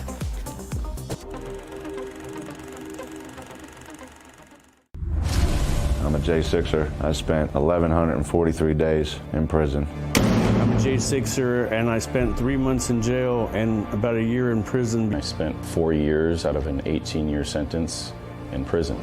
J6ers have been smeared and defamed by the media, persecuted by the government, and treated like terrorists. In reality, J6ers are patriotic men and women, mothers, fathers, sisters, and brothers from all walks of life. Stand in the Gap was founded to stand in the gap for J6ers working to rebuild their lives after being incarcerated. And we need your help. For just $10 or more, you're helping these patriots get mental, physical, and spiritual help. Please scan the QR code or go to j6support.com to donate $10 or more to support these American patriots. Thank you for being a patriot. Thank you for standing in the gap. I'm Patriot Mermaid, and I'm from West Haven, Connecticut. When the mainstream media wasn't giving us the truth, I went and looked for the truth and found it on Real America's Voice. Come and join us. Come on.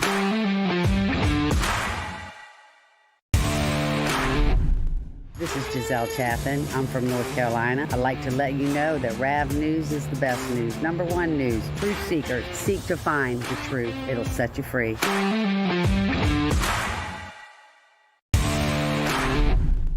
I'm Andy M., and I love Real America's Voice, where my voice counts and your voice counts. That is America's Voice.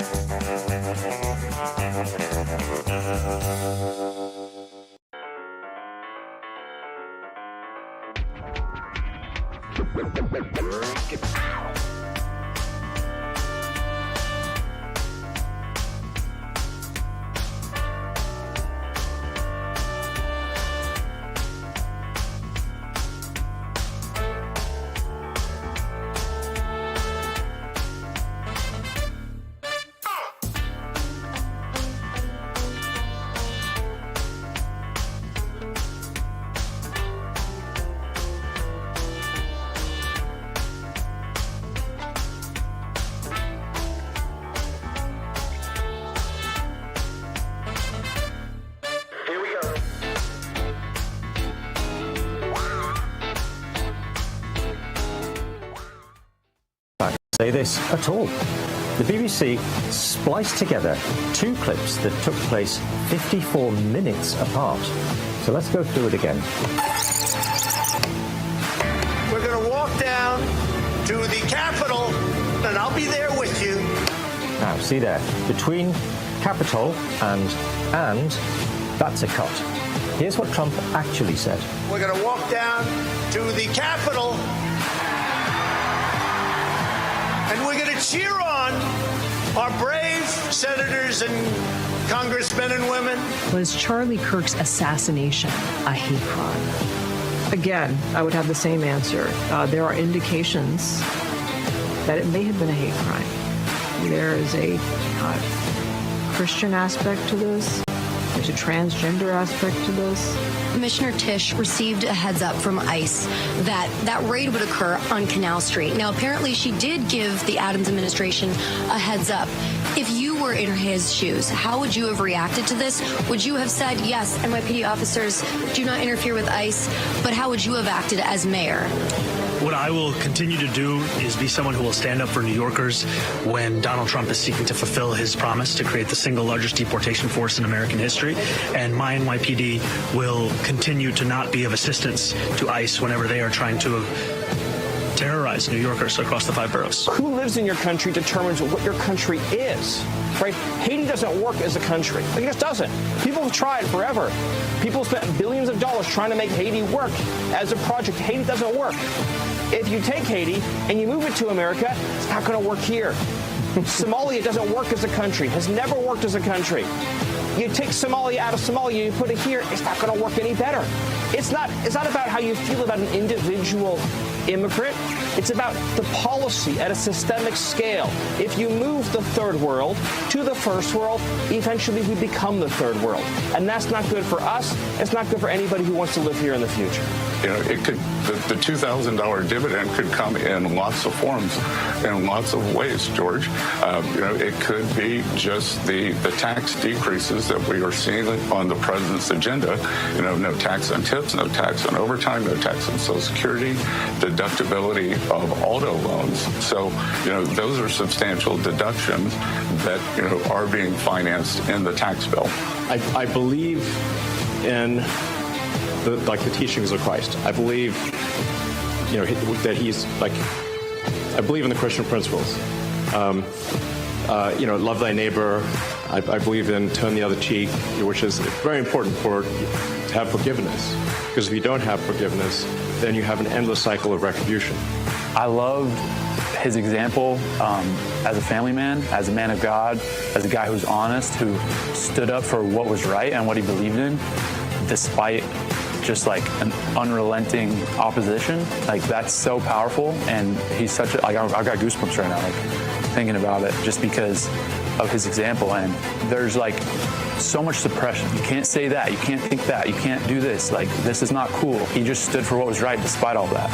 And I just like appreciate that so much. And he's just a great example. And I think that it's so sad. Like, I just think about like his wife and kids. And, you know, obviously I have a wife and kids. And it's just like he was taken too soon. But I think that our responsibility now is to like just keep spreading that message and that positivity that he spread and stand for the truth. So.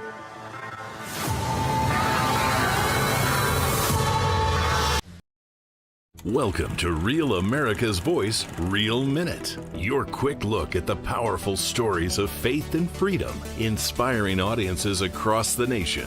Angel Studios presents. I'm Bo Davidson with this Real America's Voice, Real Minute.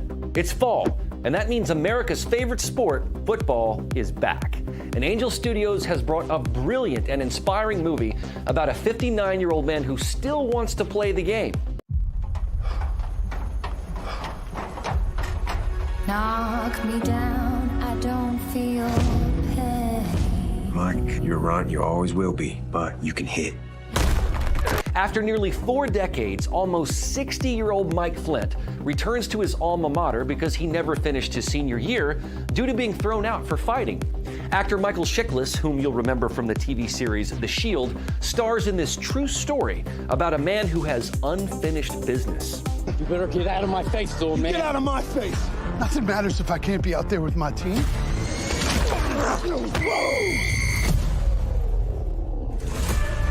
He has a chance to redo his senior year. Flint believes that we aren't defined by our successes, but by our regrets. And he says he's had a lot of them, as a teammate, as a husband, and as a dad. The senior reminds us that it's never too late to get in the game and turn things around. You can watch The Senior by going... Every day, there's a battle for your mind raging. Information coming from every angle with the will to deceive. Fear not. You found the place for truth. The voice of a generation that still has the will to believe in the greatest country in the history of the world. This is the Charlie Kirk Show. Buckle up. Here we go. All right, welcome to the Charlie Kirk Show. Happy Monday to you all. Radio stations across the country, Real America's Voice News, Salem News Channel. I'm Andrew Colvett, executive producer of this fine show, joined by Blake Neff, another producer on this fine show, and our not-so-secret weapon. I saw you wondering if I was going to say it. I couldn't help it. Lots of news this morning. We are now at the precipice of ending I guess it's the longest shutdown in American history of our government. And the Dems are in the middle of a crash out. They are, the progressive wing, at least, of the party is freaking out. They think that they're being sold out by Chuck Schumer and the establishment moderate wing. And I think it's a bit more of a mixed bag than that, if we're being honest. We got Senator Mark Wayne Mullen from the great state of Oklahoma joining us momentarily to discuss the finer points, the negotiation, what's going on behind the scenes inside baseball. So we're going to get to that in probably about halfway through the hour. We're going to go in depth on the shutdown, where we're at now. Before the news broke last night, however, about this shutdown potentially coming to an end, and we'll say potentially because the base energy from the Democrat Party is raging against the Angus Kings of the world, the Tim Kaines.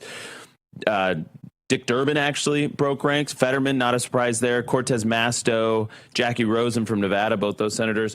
But the base energy is raging against them. So I think it's a tenuous hold. I'm not going to spike any footballs just yet, but it does seem that it's going to happen. So in the meantime, before that happened, what everybody was talking about, Blake, was this 50-year mortgage idea. And why that hit very close to home is housing was something Charlie talked a lot about. Mm-hmm. Gen Z getting skin in the game, buying into the American dream, not becoming a bunch of raging socialists. And we see home ownership as a very key component of the American dream, of getting into the economic ladder. So this 50-year mortgage idea hits. It really was going to be the lead story unless the government shutdown news broke last night. And why this is key is because it's reeking of debt slavery to a lot of people. 50 years. We should set this up and just, what Trump said about it. Well, let's set it up. Let's set it up. So basically, just so you know, we've been talking about this independently. I think it's been getting into the ether, this Gen Z economic moonshot. How do we get Gen Z to buy into the American dream? It was one of Charlie's biggest messaging components in the last couple months of his life. And then Blake, go ahead and tell us. So Trump. So do we have this? Sorry if we don't have this because I'm dropping it on the show team right away. But if we have that, because I think this basically started with Trump just posting this on Truth, where it might have been, I'm not sure what generated this, but it was Great American Presidents. And it showed 30-year mortgage, President FDR, because that, I don't know if he invented it, but it was standardized under a lot of his New Deal programs. Yep, there we have it there. And then it has 50-year mortgage, President Trump. And then that same day on Saturday, this is when it happened. The admin confirmed, the FA director, Bill Pulte, kind of said that we're working on this and other big changes to mortgages. And it created a lot of reaction because the 30-year mortgage, as it currently is you pay, you pay for your house for 30 years. So let's say you bought it when you were 25 or 30, you're probably fully paying it off around the time that you're reaching your late middle age, your early retirement period. 50-year mortgage, as you said, it makes you raise an eyebrow a bit because, let's say you're a 35-year-old, kind of millennial, and you don't own a house yet, you maybe finally got married, you finally had a kid, you want to buy a home, a 50-year mortgage, that goes from you are paying this off around the time you retire to you will likely not pay this off before you die. So yeah, if you do the math here, so a medium home price in America is $500,000. I'm going to use round terms. It's just to say it's approximately $500,000. If you, at the prevailing interest rates of about 6% right now, if you have a $500,000 home and a 30-year mortgage, you're going to pay about $500,000 more in interest over those 30 years. So a $500,000 home is actually $1 million home. Mm-hmm.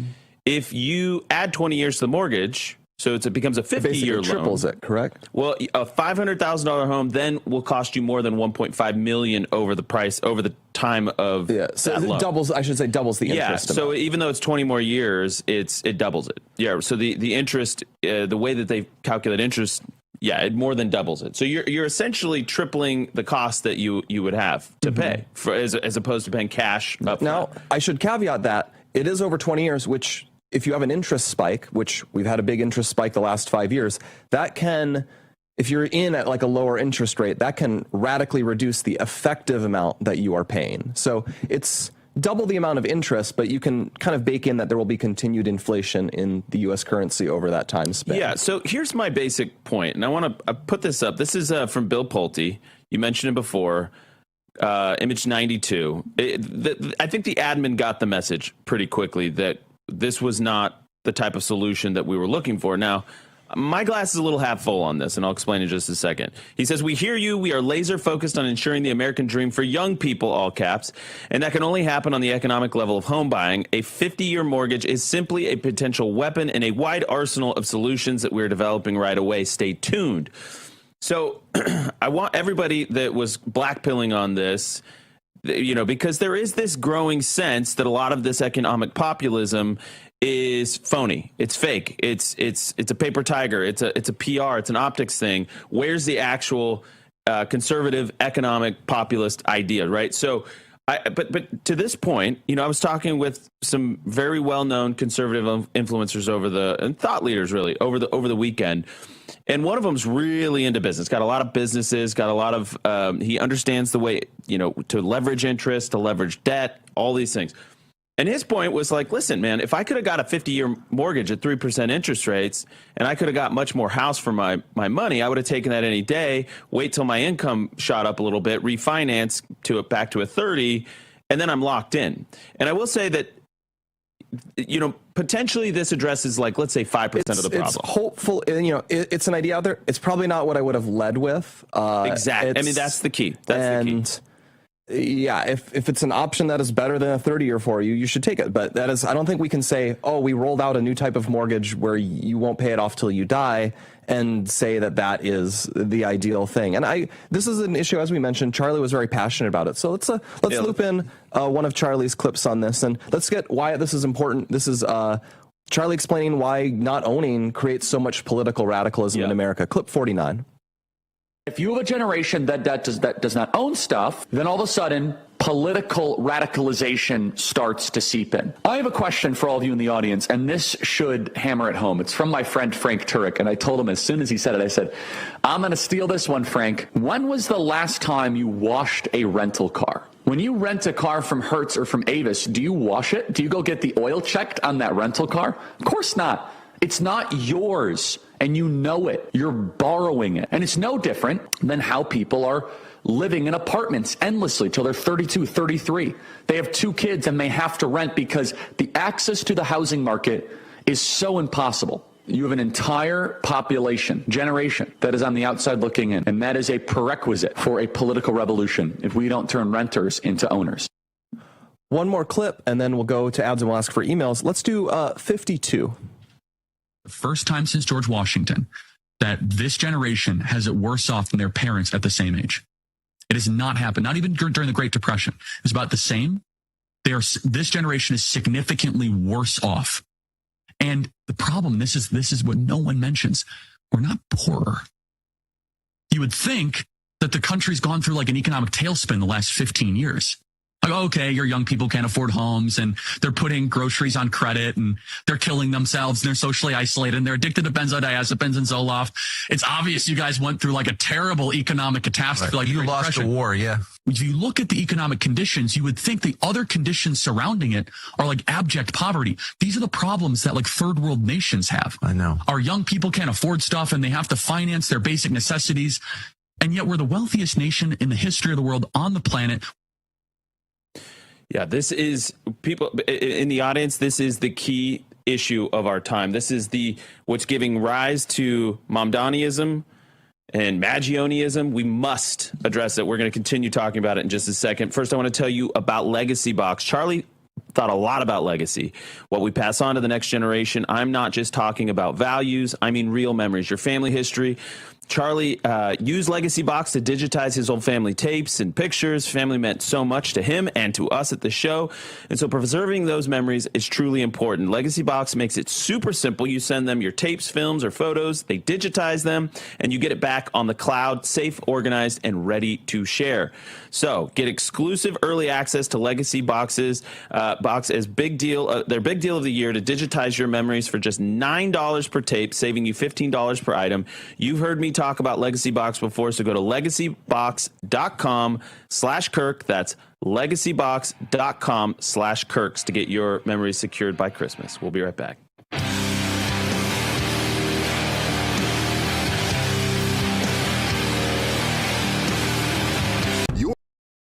Welcome to Real America's Voice, Real Minute. Your quick look at the powerful stories of faith and freedom, inspiring audiences across the nation.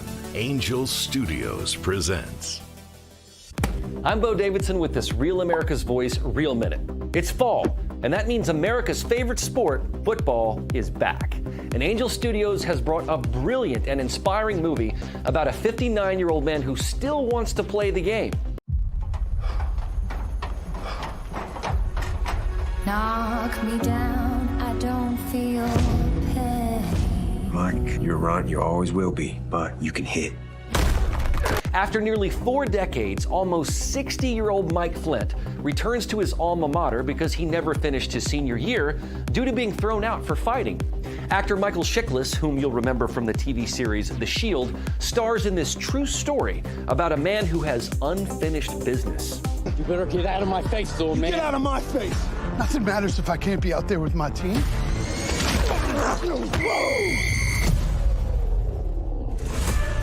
He has a chance to redo his senior year. Flint believes that we aren't defined by our successes, but by our regrets. And he says he's had a lot of them, as a teammate, as a husband, and as a dad. The senior reminds us that it's never too late to get in the game and turn things around.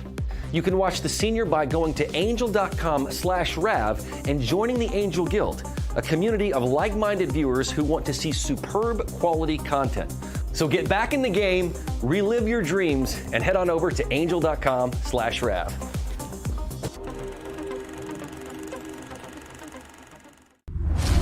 I'm a J6er. I spent 1,143 days in prison. I'm a J6er, and I spent 3 months in jail and about a year in prison. I spent 4 years out of an 18-year sentence in prison. J6ers have been smeared and defamed by the media, persecuted by the government, and treated like terrorists. In reality, J6ers are patriotic men and women, mothers, fathers, sisters, and brothers from all walks of life. Stand in the Gap was founded to stand in the gap for J6ers working to rebuild their lives after being incarcerated. And we need your help. For just $10 or more, you're helping these patriots get mental, physical, and spiritual help. Please scan the QR code or go to j6support.com to donate $10 or more to support these American patriots. Thank you for being a patriot. Thank you for standing in the gap. I'm Patriot Mermaid, and I'm from West Haven, Connecticut. When the mainstream media wasn't giving us the truth, I went and looked for the truth and found it on Real America's Voice. Come and join us. Watching the news and start making some. The Charlie Kirk Show. All right, welcome back to the Charlie Kirk Show. I want to tell you about why refi. Why refi, as we're talking about Gen Z and debt and American Dream, this is the company you need to talk to. If you find yourself in a situation where you have distressed or defaulted private student loans, YRefi can help you with that. So there's over $300 billion of private student loans in the United States. $45 billion of that is labeled as distressed. You want to check them out. YRefi refinances distressed or defaulted private student loans that others won't even touch. They won't sniff. They provide you with a custom loan payment based on your ability to pay. They're not a debt settlement company. They work with each borrower individually, so you can tailor a loan to your specific situation. You will not be calling a faceless call center. YRefi can reduce your monthly payment and guarantees interest rates under 6%, ensuring affordability and financial relief. They don't care what your credit score is at all. So that's the best part. So if you find yourself in a situation where you have destroyed your credit, they can help. So go to YRefi.com. That's YREFY.com, or call 888-YRefi34. That's 888-YRefi34. We're going to be right back. We're going to read some of your emails, continuing this discussion on the 50-year mortgage. We'll be right back.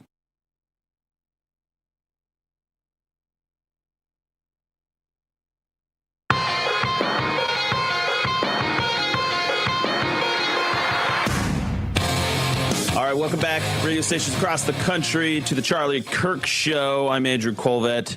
This is Blake Neff joining us in studio. We got Senator Markwayne Mullin.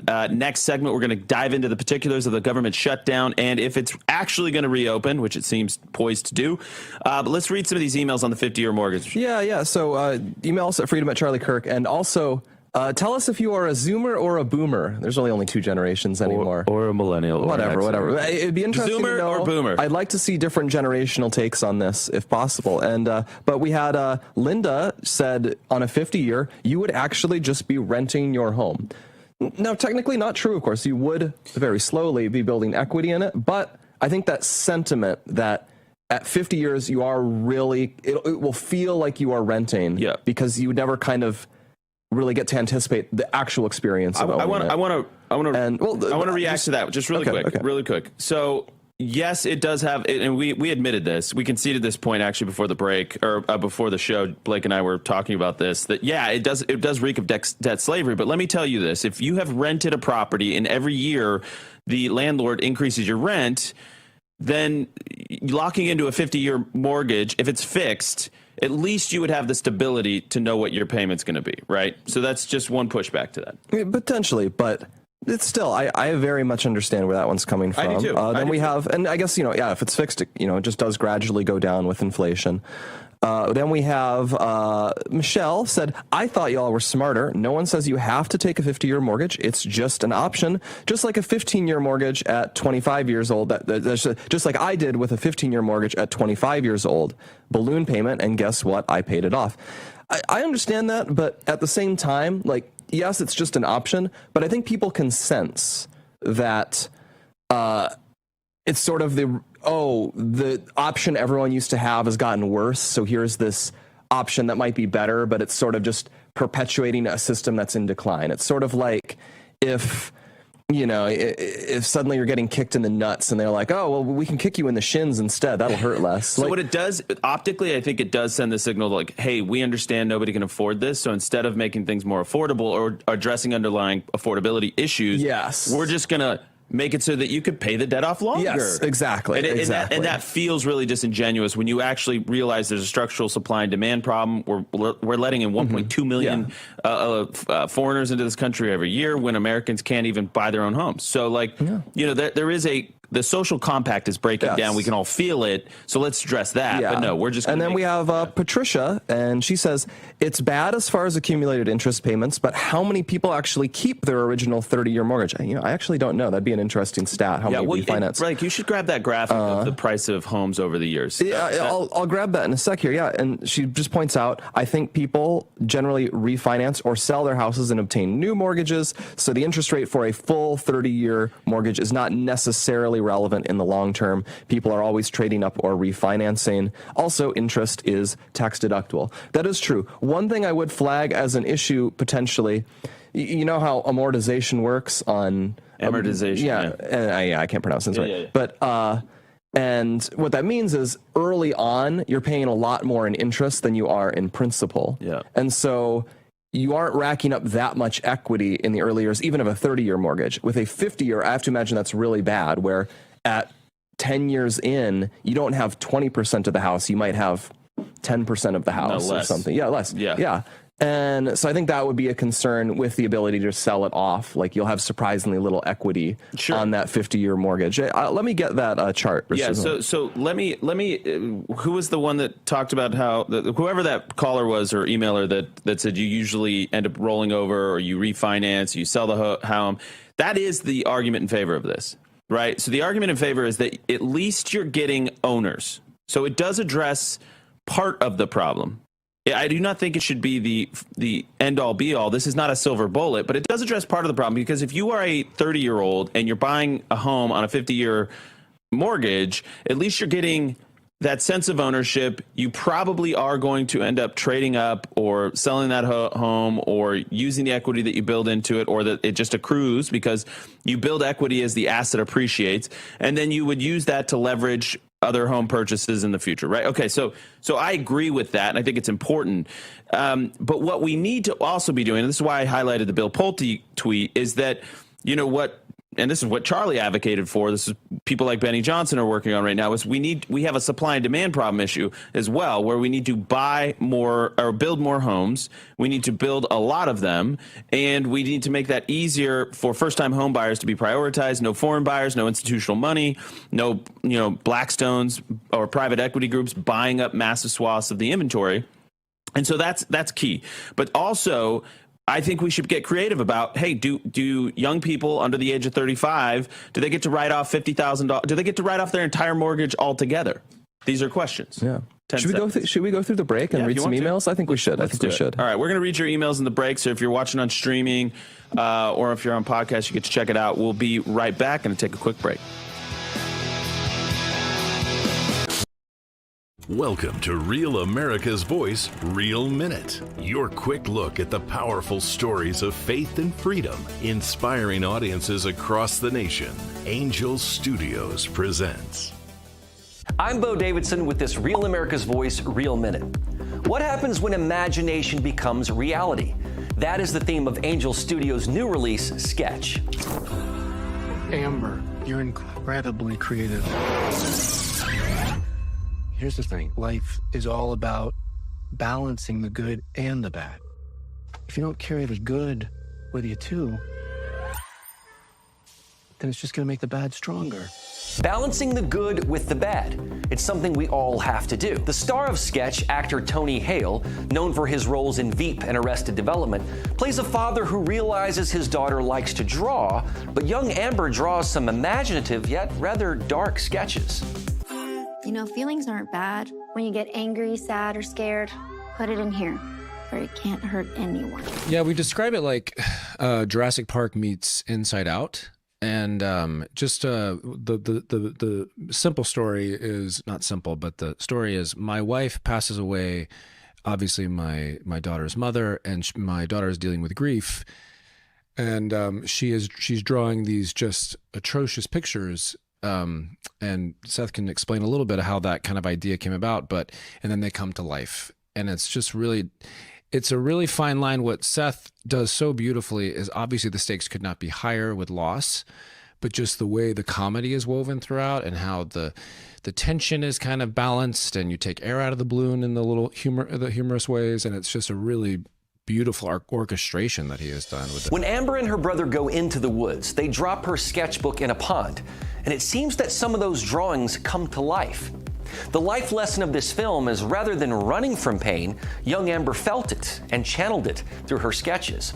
You can release your inner monsters in Sketch, packed with energy, mystery, and movie magic.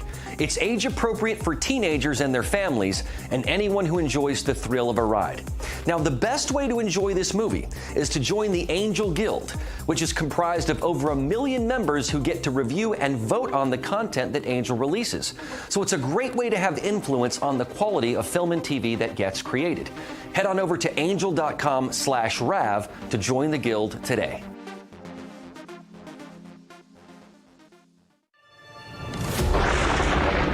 Through every storm, every moment of uncertainty. Everybody needs to pray for Charlie Kirk right now. Rev has stood strong. We're not going to tolerate this stuff anymore. Turn that anger into motivation to save this nation. When we move together, there is year that Birch Gold Group gives away free gold with every qualifying purchase. That's right. For Black Friday, when you convert an existing IRA or 401k into a tax-sheltered IRA in gold, the Birch Gold Group will send you free gold to your home for every $20,000 purchased. Gold started this year off around $2,600 an ounce. By October, it was over $4,000 an ounce. Why, you ask? Well, you can blame global uncertainty. 2025 has been defined by trade wars, central banks pulling away from the U.S. dollar as the global reserve currency, and military tension continuing to build. Gold thrives in times of uncertainty like that. If you're looking to diversify your savings, the Birch Gold Group can help now. Plus, now through November 30th, get free gold with a qualifying purchase. All you have to do is text the word America to the number 989898 to claim your eligibility and for a free information kit on gold. However, your opportunity for free gold with purchases ends on November 30th. So, don't wait. Text America to the number 989898 for full details. Do so now.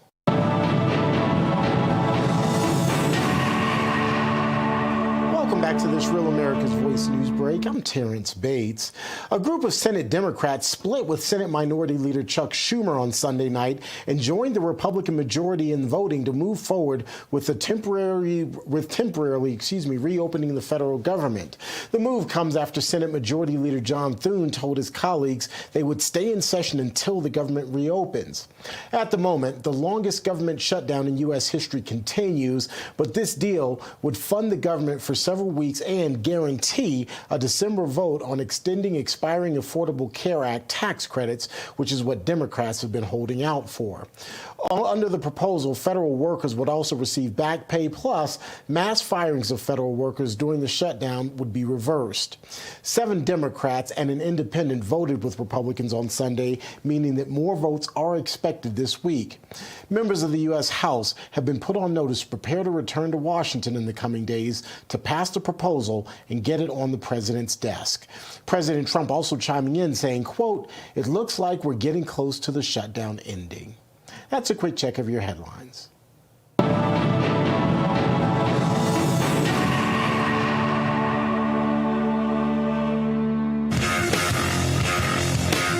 This movement will not be silenced. You're listening to The Charlie Kirk Show.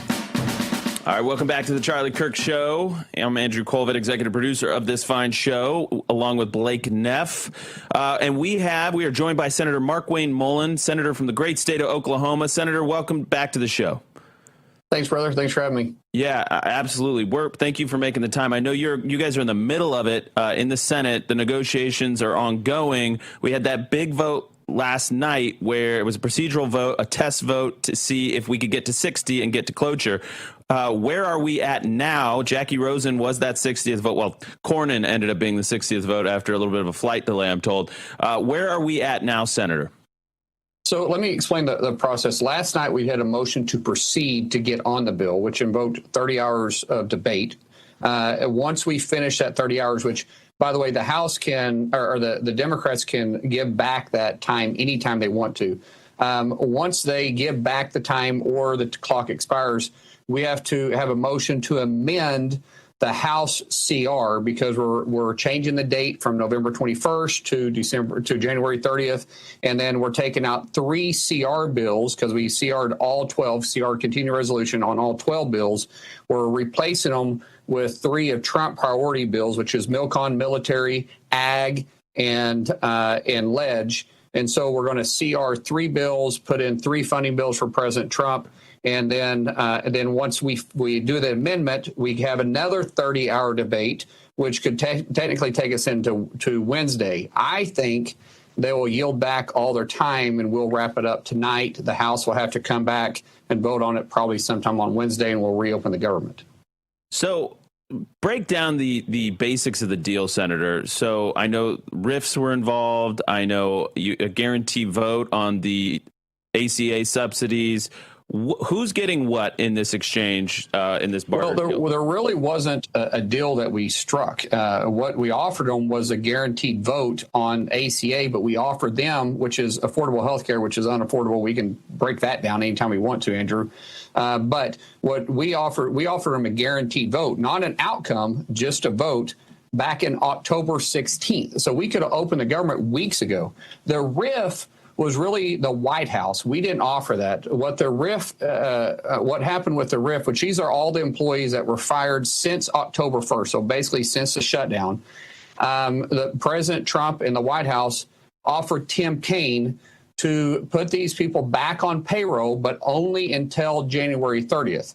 So that doesn't mean they can't be refired. Well, that just means they're going to get their back pay and then make it through the holidays, and then they can still be deemed unessential and let go and shrink the size of government, which will probably be what happens. So yeah, I was going to say. So what happens at January 30th? Is it an automatic go back to what Russ Vought and others had accomplished with these RIFs, which are reductions in force? Just in case the audience is wondering what RIFs are. That's culling the herd in of the federal bureaucracy. So what happens on January 30th? Well, January 30th, we could find ourselves right back in the same boat we are right now. But what we're trying to do is do 4 more appropriation bills. So that'll put us to 7 total appropriation bills. Remember, because as long as we do a CR, a continuing resolution, we're actually still working underneath Trump policy, or not Trump policy, Biden policy priorities and funding levels. What we want to do is get away from that as much as possible and work with underneath Trump's policy in his appropriation levels, which is significantly less than what the Biden administration was.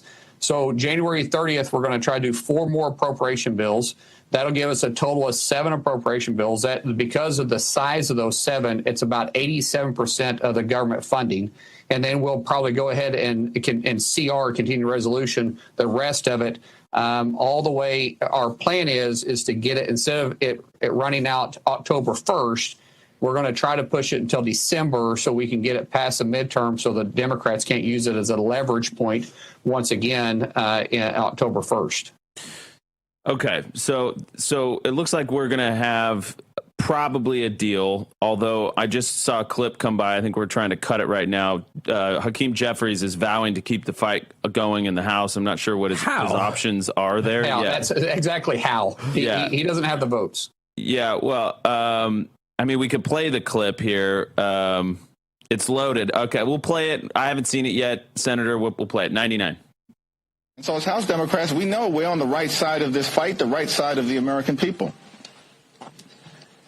And we're not going to support partisan Republican spending bill that continues to gut the health care of the American people.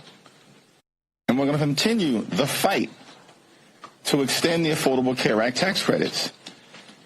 And if it doesn't happen this week, next week, this month, next month, then it's the fault of Donald Trump, House and Senate Republicans, who continue to make life more expensive for the American people. All right, so I have like 1,000. I have 1,000 issues. There's so much to unpack there.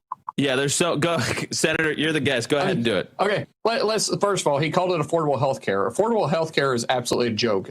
President Obama promised that health care premiums are going to go down 25%. They're up 221%. All the premium tax credit did was trying to extend an increase that the health insurance company said they were going to have to increase premiums during COVID. The Democrats voted unanimously. Not one single Republican voted for this in 21. Democrats did it completely by themselves because Nancy Pelosi was Speaker, Chuck Schumer was leader in the Senate, and Biden was in the White House. They purposely made it expire in 4 years. So they could have made it permanent if they wanted to. And for them to say that Republicans own the high cost of affordable health care, it's completely unaffordable. They know it's a mess. It's a complete talking point. He wants to talk about they're not going to support these funding bills. Well, what about the military? See, a lot of his members have military bases in their districts, which, by the way, also have federal employees, federal contractors that work there, too. And not just to mention the men and women that are serving the great nation. he's not going to be able to hold his team together. But really what's happening here is Hakeem Jeffries wants to run for president in 2028. And the guy knows that he has an opportunity here, so his base demands him to do this. But the guy's in a mess because why he went out and endorsed a communist, Madami, as New York mayor. It's absurd when you hear how weak the leadership is. What's so weak about this is Chuck Schumer's the weakest leader we got, period. And his party broke from him. Hakeem Jeffries' party is going to break from him too, and it's just going to show you how big of a mess this Democrat Party is. Well, so let's get into. I'm going to play two clips. They're really short ones here, Senator. Let's. So you talked about Chuck Schumer being weak. I think you were absolutely spot on. The left, the progressive wing of the party, is raging against Schumer, even though Schumer was a no on reaching cloture. He's the left is blaming him for failing to control his people in the Senate, his caucus. 87. I think Chuck Schumer, his days are over. If he cannot keep his caucus together, he needs to go. He needs to be replaced. All right, so the view is now, hey, Chuck Schumer's out. We want AOC or whatever the heck they're going to say next. But then listen to Morning Joe here, Senator. He's basically saying, like, this was a success, actually, even though, you know, this thing is about to go and we're about to reopen the government without getting all the things we want on the ACA subsidies. But it was a success because guess what? Nobody's talking about crime anymore. Play cut 86. The Democrats is they took crime off the front page of every newspaper. And that was the story. And they turned it into health care. So you get these two competing visions of what or opinions of what has just taken place with the record longest government shutdown in our history. And so was this all a game of optics? Because at the end of the day, nobody was going to have the votes. If you're the Democrats, they weren't going to have the votes to win this game of chicken. It was a political game of chicken, all for optics, all for nothing. They knew they weren't going to get the ACA subsidies. So what's the takeaway here? What did we just put the country through, and for what? It was all about politics for them. Republicans were trying to use policy. We're trying to have sound policy moving forward. Politics was all the Democrats were doing here. This was never about the $1.4 trillion for illegals. If you remember, that conversation went away weeks ago. What this is about making sure their base was ginned up for the No King rally. They were planning on reopening the government. When they realized they couldn't reopen the government because they knew November elections were coming, they, quote, they said this to me because I was part of the negotiations. We can't reopen. Chuck Schumer said that he'll release the handcuffs. That is a quote, release the handcuffs once the Tuesday election is over, because they were afraid their base wouldn't show up to vote if they did it before that. There was 13 Democrats that agreed to vote to reopen the government. Now, what's really interesting, what the View said there is the View said that Chuck Schumer's days are numbered. Well, he's not up for re-election in 28. I think because Madami, remember, he's not a natural-born citizen. He just became a citizen in 2018. I think they run him against Chuck Schumer. He doesn't stay in New York 4 years. He runs for Chuck Schumer's seat and wins in 2028. Mm-hmm. And AOC is trying to get on the presidential ticket either as a VP or as a presidential nominee moving forward. Talking about Joe, here's how ridiculous Joe is now. Joe is not wanting to actually talk about facts. He didn't say crime was down. He said they took it off the front page. Bingo. So he's playing politics too. Here's a reporter that's supposed to be reporting the facts, and he's praising the Democrats for using this gimmick by holding the American people hostage or as leverage points for over 40 days, crashing our economy. Our GDP was at 4%. It's down to 1%. We have more flight cancellations today than we ever had in the history of the United States, with the exception of 9/11. And he's praising it as a success because they took crime off the front page. This is absurd. Yeah, that's nothing boils this down or distills the essence of what just happened more than that. It is all for optics. It doesn't matter, like you said, that crime is actually down. It just matters what are people talking about. It's all about political leverage and optics. And I actually tweeted this out this morning that there is no moral high ground here. The tell is in the reaction to what just took place. They didn't get their ACA subsidies. They knew they were never going to. We have the votes. They don't. So as long as we keep our caucus together, there was never going to be a situation where we sort of bent the knee and you're like, oh, sure, let's spend another $1.5 trillion that we don't have. And yeah, of course, there's going to be some illegals and some people that Joe Biden let in that should not be getting that taxpayer money. And we all know that's the case. You proved it last time you were on the show. And so it's really infuriating to see that these folks basically held the country hostage for 40 days when they knew they weren't going to get anything because they simply thought they were getting political momentum and leverage out of it. Senator, final word, 15 seconds. Well, you just summed it up. You summed up everything. And fortunately, every one of the Republicans stayed strong because we had a strong leadership in President Trump, with the exception of Rand Paul. Rand Paul's Rand Paul. But other than that, the American people saw that the Republican parties were standing strong behind President Trump because he had a clear vision with a clear leadership mentality. Thank you, sir. Thank you, Senator. We'll have you back on again soon. Thank you so much.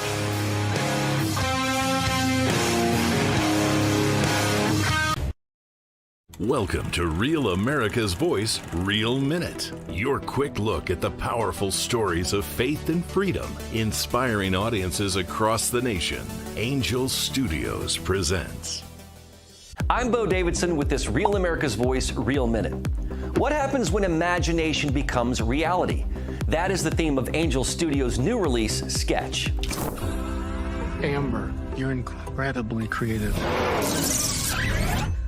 Here's the thing. Life is all about balancing the good and the bad.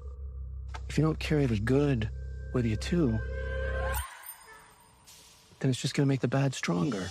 Balancing the good with the bad. It's something we all have to do. The star of Sketch, actor Tony Hale, known for his roles in Veep and Arrested Development, plays a father who realizes his daughter likes to draw, but young Amber draws some imaginative yet rather dark sketches.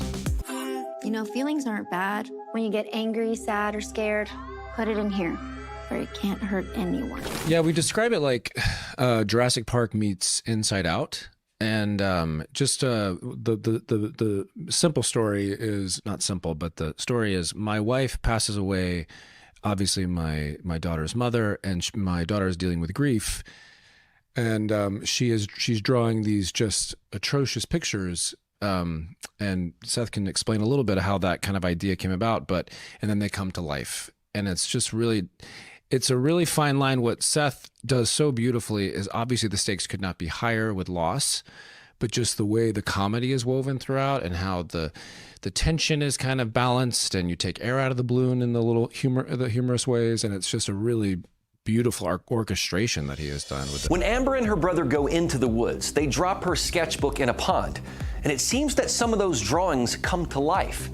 The life to say, The Charlie Kirk Show. All right, welcome back to the Charlie Kirk Show. Looks like Senator Schumer is speaking from the House floor. He looks defeated. I think it's fair to say. I feel like he should always look defeated. He's got a look, doesn't he? He's got a real look. He's very grim, a real looker. He almost looks like a cartoon character, for real. Mm-hmm. Let's go ahead and play cut 100. Donald Trump cannot take 42 million hungry people as hostages. He cannot withhold the benefits they need for food for their families. Even now, Donald Trump isn't satisfied. Today, even more cruel, he appealed to the Supreme Court yet again to try and get out of paying full SNAP benefits. The president's done a lot of cruel, nasty, mean things over the years. So he's looking very depressed, sullen from the Senate floor. I mean, that guy, he voted no on it, and they don't care because he's the one who couldn't keep his people. The whole vibe worries me because in the end, I think we should acknowledge it is not good for the country to just have a government shut down. Even if you think, oh, the government's so bad, I like it being shut down, that itself is a giant, flashing red warning light. Yeah, that should be like a big alert. And I'm worried that the Democrats and potentially Republicans too are reaching this idea where they just regard it as politically good to have the government shut down whenever they're not in charge of it. Well, and that's what's so cynical about this whole thing is that you have 8 people that caucus with senators that caucus with the Democrats that finally broke rank. And you've got Tim Kaine saying, listen, I got all these government workers that aren't getting paid in my home state. I got basically 1 million people in Virginia that are on the government payroll. So I have to worry about that. Angus King is coming out and saying there's no end game. We're about to see all the flights shut down. Like, what's the end game here? We don't have the votes. So we got to try a different strategy. So you finally had 8 people that came to their senses after they used it as political leverage to help them, gin up support in these off-year elections. We're going to welcome back radio in about 5 seconds. We'll be right back.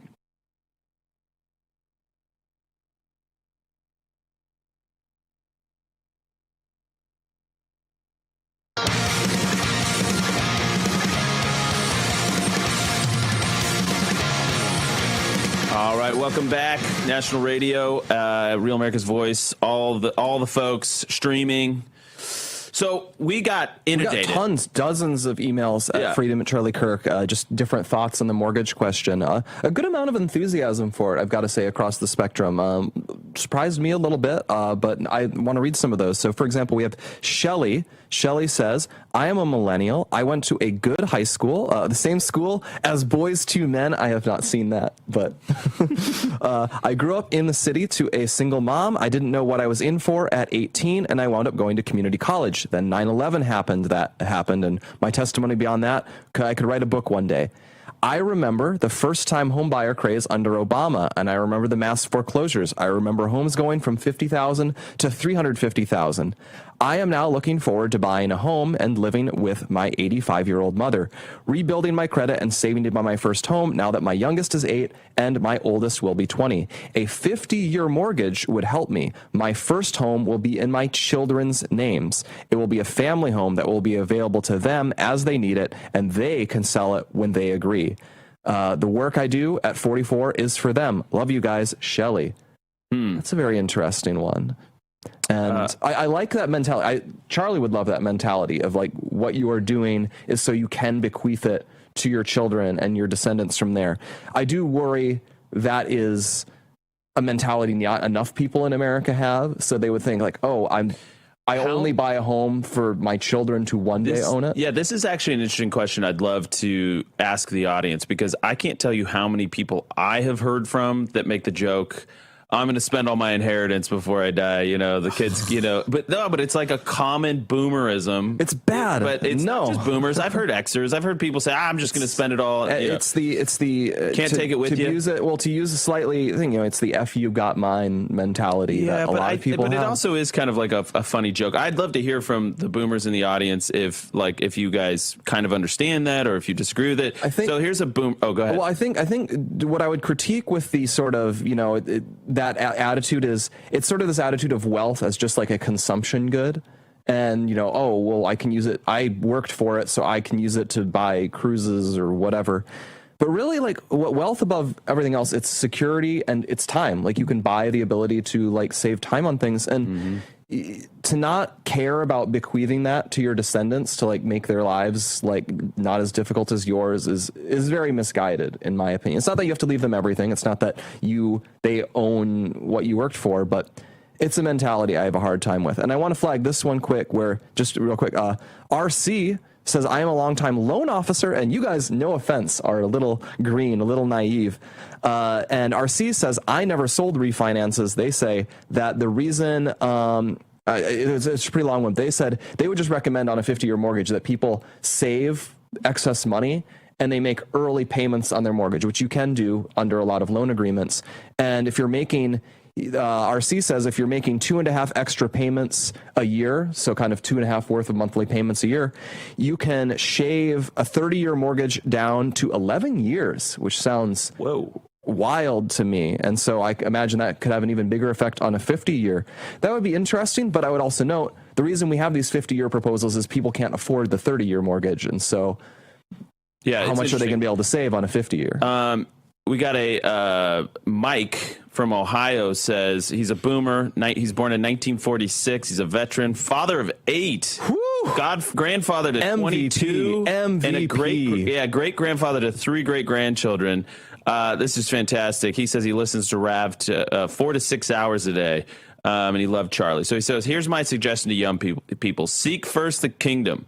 Get married in your 20s, have a big family, tithe your income first, then live within your means with what's left over. If you are able to buy a home, that's swell. If not, trust in God's word to take care of you and your family. Raise your children in the Lord so they can have a good foundation to change the world for good. When they become adults, tell them to follow Jesus no matter what circumstances they may find themselves. Christ will take it from there, and he will raise up a world of Charlies. Mike from that is beautiful. What Charlie would talk about this too. Like if you do follow, sometimes with Rob Henderson, he called it the success sequence. Get married, don't have kids until you're married. Finish high school, and I can't remember what's the third part of the success sequence. But basically, if you follow good practices, in the end, we face a tough world. It is a tough reality. Yet at the same time, if you follow the very good basic moral principles, you will likely be able to save money and eventually even afford these inflated home prices that we have. Yeah, you have to. Or if you can't, you'll be able to afford renting. You live within your means is a tried and true old school approach. It's basics. Yeah, just live within your means. Great. We want homes to be cheaper. We're fighting for that. Yeah, but you have to recognize sometimes the world is not as accommodating as we'd like, and you have to work for that. Ryan James Gerdusky and Julie Kelly in hour 2. Don't go anywhere. We will be right back.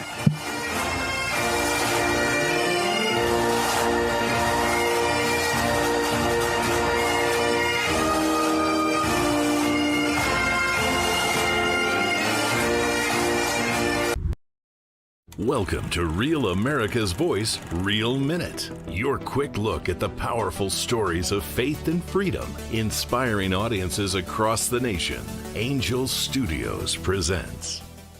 I'm Bo Davidson with your Real America's Voice, Real Minute. What was George Washington like before he became our nation's first president?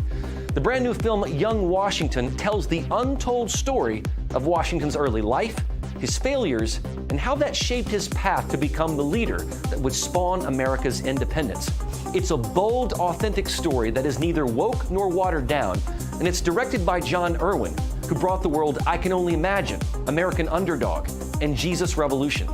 Take a listen to Irwin talk about the project here. First of all, it's an incredible story. It's a story that not many people know. What's interesting about George Washington is it wasn't his greatest victory that defined him as a young man. It was his greatest failure and how he responded to it that made him George Washington. Everyone kind of knows George Washington as our first president, but few know how he actually got there. The defeats, the misfortune, the critical mistakes at Fort Necessity, dashing all of his hopes and dreams. He resigned his position and became an aide to a general, and in an unreal act of bravery, took fate into his own hands. And Washington, in this act of bravery with strength that he didn't have, mounted a horse and charged towards the battlefield when everyone else was running away. He had 3 horses shot out from underneath him. He had 4 bullet holes, 2 in his jacket, 1 in his hat, and he just became George Washington in this moment on the field of battle. The idea that there was a divine hand in Washington being saved that fateful day is a key theme of young Washington's tale. It's one part Pride and Prejudice and one part The Revenant. It's the story of how a man didn't let defeat define him, but instead took that defeat and turned it not only into his own fate, but the fate of this new nation. And the best part of all, it's a true story. Young Washington's release will be on July 4th of next year, which coincides with America's 250th birthday. You're going to want early access to this film, especially to get tickets for its opening day. And here's how you go do it. Go to angel.com/Rav and become a premium Angel Guild member, which will give you 2 free tickets to the movie. But in addition, that gives you access to every streaming show or movie on Angel's platform. And you'll also get exclusive behind-the-scenes access leading up to the premiere. So go to angel.com/Rav today to get that access, follow the journey of young Washington, and help make this the #1 movie of 2026.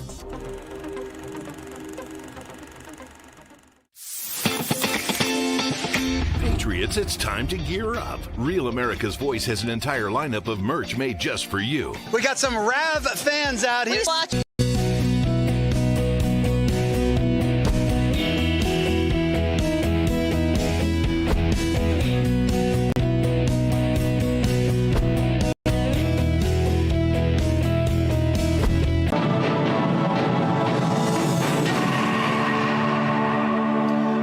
back to this Real America's Voice news break. I'm Terrence Bates.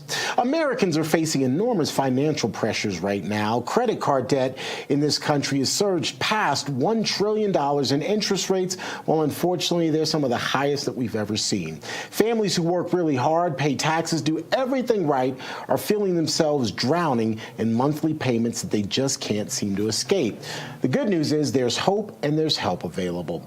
Joining me right now to talk more about real solutions is Melanie Pecor. She is a consumer finance advocate with Iconic Debt Relief. Melanie, good to see you. Yes, thank you so much for having me, Terrence. So we talked about credit card debt. Right now, the average APR is between 21 and 24%. A lot of people are paying even higher rates than that. The big question, though, is are the Fed's recent interest rate cuts enough to help people begin to regain control of their financial situation? You know, what we're seeing right now, Terrence, is truly no, it's not. You know, the federal interest rate or the Federal Reserve has lowered the interest rates, but they're not really passing those on to consumers, right? They haven't lowered interest rates right now. Like you said, it's anywhere from 21 to 24% on average, oftentimes even higher. So because of that, and then we've got inflation, we've got groceries higher, housing higher, childcare higher, everything is just higher. So we're just seeing so many hardworking families just rely on their credit cards so heavily for even just the basics. So I would say the answer to that is no, we're not seeing a relief yet right now. And that's where Iconic Debt Relief can come in. Tell us a little bit about the company and the sorts of services it offers. That's a very great question. Iconic truly helps consumers understand your options. We will enroll you, if it fits, with legitimate structured debt relief programs that really aim to lower your monthly payments, because that's where we need the break, right? We can work as hard as possible, but things just continue to pile up, and really help stop that constant feeling of financial pressure. We are not a bank. We are not a collection agency. We are truly advocates for you as the consumer to, again, help you stop the bleeding, in essence. We'll walk you through the process, simple terms. We'll educate you throughout the different relief programs that make sense for your family, and help you along that journey. There are probably some of our viewers who are hearing this and saying, yeah, I've heard this song and dance before, specifically because there are so many debt-related companies out there. But what makes Iconic different? Great question, as usual. Yes, there are definitely a lot out there, and I can understand that concern, but I would say there's a few different things that will set us apart. So number one is going to be transparency. We will absolutely explain everything very clearly from the get-go. I would say number two is no pressure, zero pressure whatsoever. You as the consumer is in control. The biggest thing is we are here to educate you, make sure you understand your options, see the light at the end of the tunnel should there be, and not pressure you. Okay. And of course, human connection. We treat every single person like a human being, like family, with empathy, no judgment. You're not a number. You are a human being with a real story. And that is so important to us. And then, of course, number four is long-term support. We don't disappear when we enroll you into the right program. We are here with you throughout the entire journey. So how does one start that journey? Every journey starts with one step. So what's the first step? First and foremost, do not feel ashamed. Put that aside. The economy has made this hard for so many millions and millions of responsible families.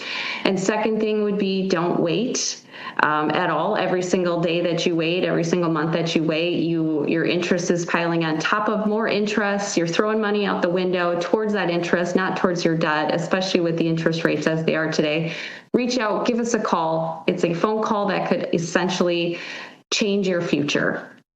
All right, and all that information is there at the bottom of your screen, ladies and gentlemen. You see the number to call, also the website where you can go log on. Plus, there's that QR code that you can scan right now to get more information and at least to take that first step towards your journey of financial freedom. Again, all the information there at the bottom of your screen.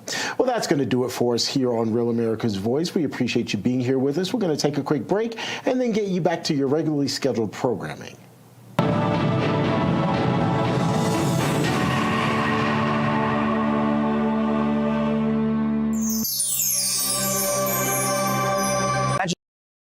Welcome to Real America's Voice, Real Minute. Your quick look at the powerful stories of faith and freedom, inspiring audiences across the nation. Angel Studios presents. I'm Bo Davidson with your Real America's Voice, Real Minute. What was George Washington like before he became our nation's first president? The brand new film Young Washington tells the untold story of Washington's early life, his failures, and how that shaped his path to become the leader that would spawn America's independence. It's a bold, authentic story that is neither woke nor watered down, and it's directed by John Irwin, who brought the world I Can Only Imagine, American Underdog, and Jesus Revolution. Take a listen to Irwin talk about the project here. First of all, it's an incredible story. It's a story that not many people know. What's interesting about George Washington is it wasn't his greatest victory that defined him as a young man. It was his greatest failure and how he responded to it that made him George Washington. Everyone kind of knows George Washington as our first president, but few know how he actually got there. The defeats, the misfortune, the critical mistakes at Fort Necessity, dashing all of his hopes and dreams. He resigned his position and became an aide to a general, and in an unreal act of bravery, took fate into his own hands. And Washington, in this act of bravery with strength that he didn't have, mounted a horse and charged towards the battlefield when everyone else was running away.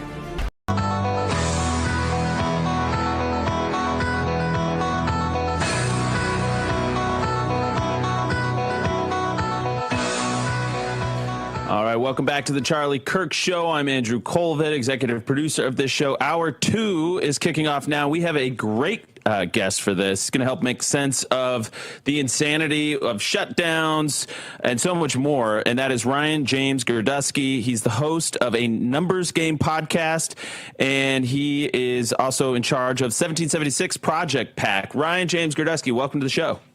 Thank you for having me on, Andrew. Yeah, great to see you. We also have Blake Neff here. I want to open this up to a larger conversation, but let's start with this shutdown fight. I mean, this is okay, so there was a vote last night, and then all hell breaks loose in the Democrat caucus. They're freaking out because they feel like they had all this momentum in New Jersey, Virginia, and I want to get into New Jersey. You have a contrarian take on New Jersey that I want the audience to hear about. But so they think they've got the momentum. So why concede any points? Why give in? Why open the government back up?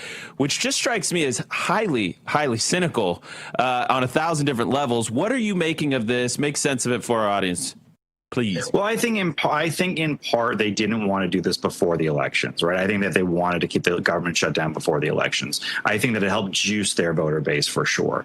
Then I think that also when it comes to why did they go along with this shutdown is because people are really suffering. I mean, the flights were being canceled. People do need, people who are on food stamps do need food stamps. There were and those are their constituents. Those are their voter base. So why wouldn't they do something for their voter base? And I think they got the vote on healthcare they're going to get. Who knows how it's going to go? It's a promissory vote. But then they have to refund the government again in January. So it's not like it's like they lost the fight for a million years. They get the fight again in 2 months. And I think that they'll get the healthcare vote and then they'll have the conversation. But ultimately, a large portion of the Senate Democrats are centrists, I guess, to sit there and say they're not part of the far left, which is why you see the far left on social media crying all day today. Yeah, I mean, it strikes me though is that there was essentially a calculation by a lot of these far left members of the caucus, even in the media, and you see this. Sunny Hostin is basically saying, "Hey, we want Schumer out. He's out. We want to replace Schumer." So you're essentially, it feels almost like they're snatching defeat from the jaws of victory here because they were winning the messaging war. They had convinced a large percentage of at least their electorate, but maybe some squishy middle, that we were just wanting to starve little kids and take healthcare away from Americans. They were sort of winning on that, and now their freak out over reopening the government because they were never going to have the votes, Ryan. They were never going to get there. The Republican caucus was staying firm on these ACA subsidies. So essentially they were doing it for optics, but it's like the point is it's the most cynical reaction to it. And I think their reaction is giving Trump and the Republicans the upper hand here. Well, go back to when the shutdown starts. What was the number one story going on in the political media? AOC potentially to challenge Schumer. And he needed to seem like he was a fighter. This is what the fight was over. It was over Schumer's political career and Schumer's political future. And I think that was a big part of it. I think Schumer really, and that's why Schumer voted against it. Schumer would never usually vote against a government spending bill. He usually always votes for this. It's to show that Schumer still is tough and Schumer should not be primaried. And they're all going to come after him. Ro Khan has already come after him. As you said, Sunny Hostin. There's other people on the left saying Schumer has to go. And I think that that's really the tragedy of Schumer's life. He's been his entire life trying to get to this point. And the most I think he ever had is 51 Democratic senators to really do nothing with. Yeah, it is. All right, so let's go back to this 50-year mortgage debate and kind of this Gen Z economic moonshot idea. We actually talked about in hour one, and we got inundated by emails across generations about what they thought of it. I'll be honest. I think, Blake, you would agree. It was more positive than we were expecting. People are actually a little bit more positive on this idea, at least in our audience, than what you would see on like Twitter X discussion. Blake, yeah, I don't know. I was definitely expecting more negativity on it, and then I got a lot of people who said they liked the idea. Yeah, they basically are seeing in a very pragmatic way how people could use it to get into the market from the first place, and then refinance or use it to trade up to a home. So people are seeing flexibility. They're seeing opportunity, being pragmatists about it. Our original take this morning was that it reeks of debt slavery. It's not addressing the underlying root causes. It's just sort of like covering over them, papering over them. Ryan James Gerdusky, make sense of that for us. What's your take? Yeah, I kind of agree that it's an entrance to the marketplace. I don't hate it because it's not like you have to do it, right? You're not forced to. So you can still do a 30-year loan. It's not like they're getting rid of the 30-year loan. And I think for a lot of people is that try to get in for lower rates and then readjust over time.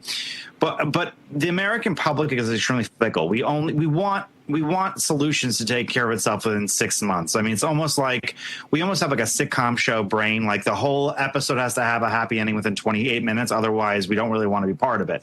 So we would like a very short-term, answer to this. And the problem is the root cause of our economy, the real stressors of it right now for everyday people, it's been happening for at least the 5 years, at least since COVID. A lot of these problems have been taking place. If you want to talk about the deficit and talk about other things, it's going on way longer, right? Trading balances way longer.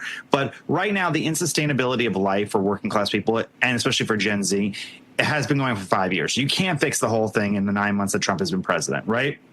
And I know at times it doesn't seem like he's been paying attention to it because there's been other high profile things, the wars in the Middle East and trying to solve Ukraine and other stuff. But I think that given what is the problem, right, for the everyday life, it's a question of how do I make it better in the immediate, and that's a good answer. It's a Band-Aid. It's not the full solution, but I don't hate it. All right, so I'm gonna say a provocative statement, and I want both of you to react to it. I'm not saying I agree with this. I'm saying this is a critique that has been leveled against this administration. And I've heard it from both sides, actually. I had a conversation this morning from somebody on the left that alleged this, which doesn't surprise me, but hearing it over the weekend from the right. President Trump's economic populism is fake. Prove me wrong. Do you guys agree or do you disagree? Blake, you can go first because Ryan's thinking right now. I can see him. I mean, he's definitely done some pretty populist things. I mean, the tariffs are a populist measure, right? Clearly. Like, he's done them for a populist objective to bring manufacturing back to America. And I mean, even the 50-year mortgage, this is intended as a populist thing, and it might be more popular than I expected it to be. Talking about the $2,000 tariff. The $2,000 tariff. That I don't like. That's not your cup of tea. It's not my cup of tea. Yeah. You'd rather pay down debts. I'd rather not take it. And it feels like, I agree, I almost suspect some of it is he's trying to, maybe politically pressure the Supreme Court because he can be like, well, I'd have to take $2,000 back from everyone if the tariffs get repealed. And it's also just, we saw during COVID. We had a lot of stimulus payments during COVID, and it just drove an inflationary spike. Get me those stimmies. Yeah, the stimmies. Give me those stimmies. It's like, it's sort of like, oh, give me one more hit of cocaine or something. Right. It's in the end, we are addicted to cheap money, and the cure for that is not more cheap money. But coming down from that, this is what the hard point of a lot of populism is. it is painful to make good economic decisions. Long term, it is very healthy. But especially because of how addicted America's gotten to our current pattern, it will be hard to break that pattern and possibly even politically impossible. And that's really tough. 1 minute. Ryan James Girdusky, your take. I think that it has been a mixed bag, right? The American right is obsessed with free market capitalism, and so he's sticking to things like the tax cuts on the wealthy that I think if he would have gotten rid of those, that it would have been much more populist.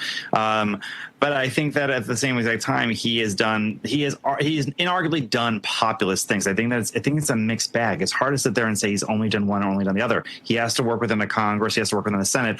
I know that I went to Capitol Hill right before the tax cut votes were coming up, and I said, here's a poll that I've done with some very smart people. Least popular thing were tax cuts for millionaires. Most popular thing, no tax on Social Security, no tax on tips. They really did not like that answer. So I think that given say that again, Ryan. What was the most popular? The most popular thing was no tax on tips, no tax on Social Security, overwhelmingly by voters. Right. Least popular, tax cuts for millionaires. I brought that to the Republicans in Congress in the committee, and they were not really feeling that information. All right, we're going to continue on with Ryan James Girdusky in just 1 second. I'm going to tell you about one of our partners on the show, and that is Good Ranchers, one of my favorite products in the world because I love barbecuing. All Good Ranchers meat is 100% American, raised on local farms and ranches and delivered right to your door. And the quality is genuinely, truly incredible. I'm a subscriber and the benefits are amazing. You get $25 off every box, free shipping, and a free gift in every order for life. I've gotten their chicken wings or chicken thighs, bacon, Italian sausage. And guess what? You get to switch out your free gift each month to try something new, see if you want to add that to your future orders. And if you're worried about committing to a subscription, don't be. You can pause, delay, or cancel if you're traveling or just busy. Super simple, doesn't lock you in. Holidays are right around the corner, so order by December 1st. Use the code KIRK to get an extra $100 off your first 3 orders. That is their best offer ever. So go to goodranchers.com, goodranchers.com. We'll be right back.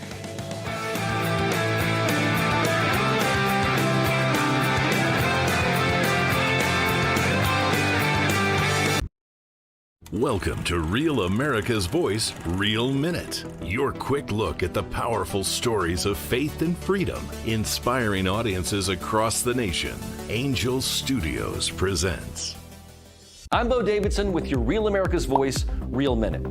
What was George Washington like before he became our nation's first president? The brand new film, Young Washington, tells the untold story of Washington's early life, his failures, and how that shaped his path to become the leader that would spawn America's independence. It's a bold, authentic story that is neither woke nor watered down, and it's directed by John Irwin, who brought the world I Can Only Imagine, American Underdog, and Jesus Revolution. Take a listen to Irwin talk about the project here. First of all, it's an incredible story. It's a story that not many people know. What's interesting about George Washington is it wasn't his greatest victory that defined him as a young man. It was his greatest failure and how he responded to it that made him George Washington. Everyone kind of knows George Washington as our first president, but few know how he actually got there. The defeats, the misfortune, the critical mistakes at Fort Necessity, dashing all of his hopes and dreams. He resigned his position and became an aide to a general, and in an unreal act of bravery, took fate into his own hands. And Washington, in this act of bravery with strength that he didn't have, mounted a horse and charged towards the battlefield when everyone else was running away. He had 3 horses shot out from underneath him. He had 4 bullet holes, 2 in his jacket, 1 in his hat, and he just became George Washington in this moment on the field of battle. The idea that there was a divine hand in Washington being saved that fateful day is a key theme of young Washington's tale. It's one part Pride and Prejudice and one part The Revenant. It's the story of how a man didn't let defeat define him, but instead took that defeat and turned it not only into his own fate, but the fate of this new nation. And the best part of all, it's a true story. Young Washington's release will be on July 4th of next year, which coincides with America's 250th birthday. You're going to want early access to this film, especially to get tickets for its opening day. And here's how you go do it. Go to angel.com/Rav and become a premium Angel Guild member, which will give you 2 free tickets to the movie. But in addition, that gives you access to every streaming show or movie on Angel's platform. And you'll also get exclusive behind-the-scenes access leading up to the premiere. So go to angel.com/Rav today to get that access, follow the journey of young Washington, and help make this the #1 movie of 2026.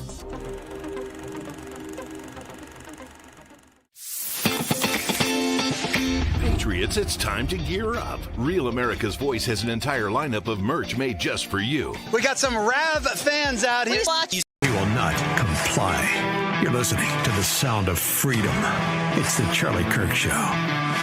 You know, sometimes when you're talking about ad partners and this, sometimes if it's a little out of step with the theme of the show, and like today it's completely spot on, and that's with YRefi. We're talking about affordability, especially when it comes to Gen Z. How do we focus our domestic energy policy energy on making life more affordable for Gen Z? And YRefi does just that. Basically, if you have private student loans, which there are about $45 billion worth of these in the country, and if they are labeled as distressed or defaulted and nobody's helping you out, you can't make your payment, this is what you need to do. You need to go to YRefi.com. That's YREFY.com, or call 888-YREFI34.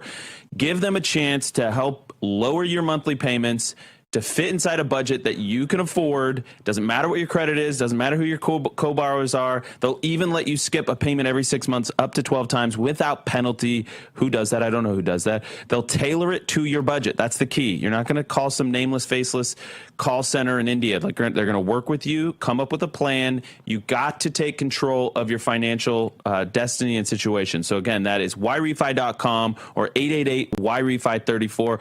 Ryan James Girdusky joins us again in just 3 seconds.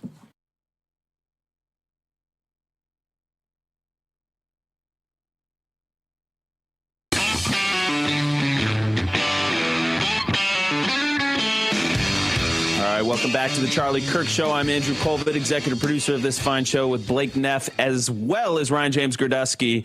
Ryan, real quick, give us your coordinates here. Where can people follow you, find the work that you're doing?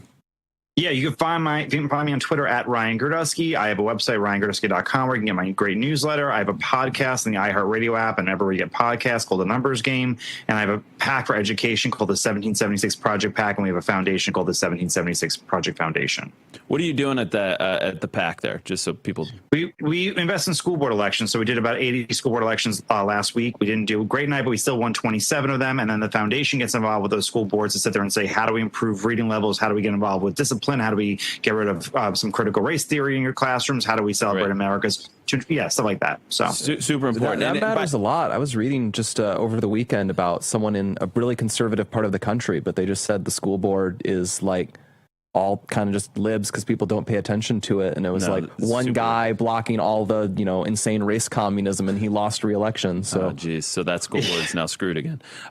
So actually, this is apply for an endorsement. Yeah, exactly. So check out Ryan's stuff. He's doing great work. And I read your National Populist Substack all the time, your newsletter. I appreciate that. Yeah, absolutely. And by the way, which is why why we actually had you on here, is you had a contrarian take on New Jersey. It all ties in because Dems were playing the shutdown to juice up their base voters, especially, and it was smart because this is an off-year election. Our turnout, we have low prop voters, they have high prop voters, so you juice it. This is why we saw some of these margins increase over 2021 years.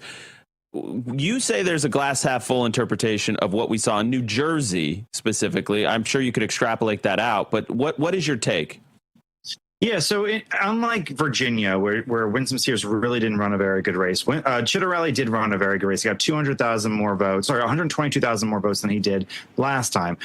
That being said, he would have won any election in New Jersey's history since 1973, except for the one last week, because turnout increased by more than 50%. But when you look at the very bare bones, metrics of where New Jersey is going, it's undeniably going in favor of Republicans. And I'll point this out. In the first year of the Trump administration in 2017, Democrats were out-registered new voters in New Jersey 12,500 to Republicans. Republicans registered about 12,500. Democrats registered about 45,000. There was an immense blowback from when Trump first got in. Tens of thousands of new Democrats coming out of the woodwork, hundreds of thousands of new Democrats over the course of the 4 years. In the first year of this year, that all began to reverse when Biden became president, by the way. In the first year of this year, Democrats lost 8,600 voters in the first 10 months of this year, while Republicans gained 21,000 new voters, right? An unparalleled trajectory, completely different than when Trump first became president. That shows that where the trajectory of Jersey is going is undeniable. Even though we had an election loss, even though independents swung against us this one time, people would much rather be a Republican than a Democrat. And there's a point of clarity in New Jersey that the Democratic Party really isn't working there. Now, we've heard a lot about like the Latino vote, right? The Latino vote swung heavily. When you look at how the Latino vote voted in 2025 versus 2021 and 2017, they're still way more to the right than they were in 2017, right? They haven't lost all this huge support that we're going for Republicans. In some places, it's a double-digit increase. When you look at Republican versus Democrat increase in the raw vote, Republicans in many cities, like Passaic, there was more raw vote increase towards Republicans over the last 8 years than there were towards Democrats. And actually, when the liberals like, oh, it's all immigration, when you look at what voters are talking about, it was cost of living, because you know what group swung even harder against Republicans than Latinos in this last election from compared to 2021?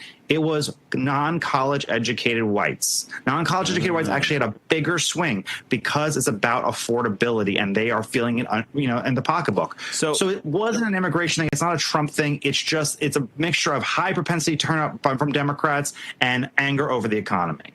So would you say that, and by the way, I'm glad you brought up Latinos, because one of the things Blake and I have talked a lot about is, these new maps out of Texas. A lot of that is contingent on Hispanics staying in the Republican column. You could over-engineer those maps and find yourself in a worse position, theoretically. So 100%. Are you seeing that trend continue? Is it accelerating? What's happening with Latinos? And I know I'm talking about Texas and New Jersey, and it's probably two different things, but we got 30 seconds.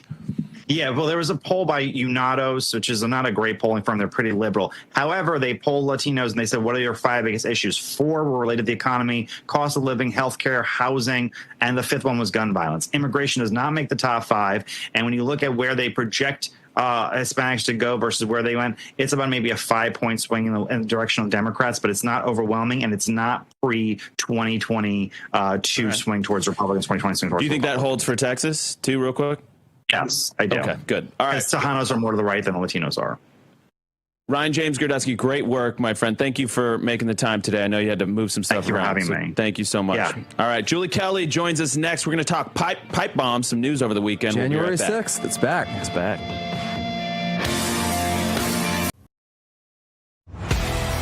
What if watching Real America's Voice was just the beginning? Proud to introduce the RAV Ambassadors, the new grassroots platform that turns viewers into leaders, connecting directly with hosts like Steve Bannon, Dr. Gina, and more. Built by patriots for patriots. Inside the RAV Ambassadors Hub, you'll get exclusive updates, challenges, and behind-the-scenes missions straight from the people shaping the fight for faith and freedom.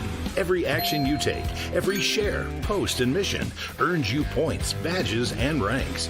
Compete with patriots nationwide. Unlock rewards, exclusive gear, even chances to appear on air or attend live RAV events. But this isn't just about watching, it's about doing. Joining campaigns, volunteering locally, standing for truth.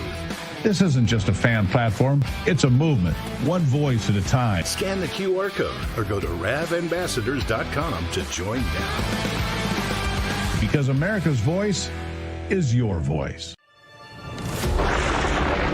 Through every storm, every moment of uncertainty, everybody needs to pray for Charlie Kirk right now. RAV has stood strong. We're not going to tolerate this stuff anymore. Turn that anger into motivation to save this nation. When we move together, there is power. The cries of this widow will echo like a battle cry. This is more than news. It's a movement. This revolution of people taking their countries back. A turning point. A chance to be part of something greater than yourself. Scan the QR code and stand with Rav. The story isn't over, and neither is your part in it. Step in. Be counted. Be heard. Together, we are Rav. We will achieve American greatness. And we are just getting started. Florida Sun Goddess here. Let me tell you why I love RAV. They let my voice be heard. They give me a platform for community so I don't feel alone. Thanks so much. God bless.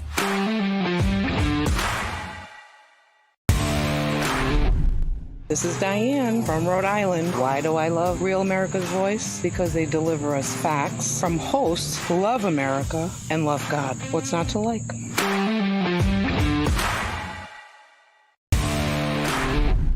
It's Stacy from Texas. I watch Real America's Voice because I need to learn, and I know I can get the truth through RAV. God bless everyone, and always love the children. Amen.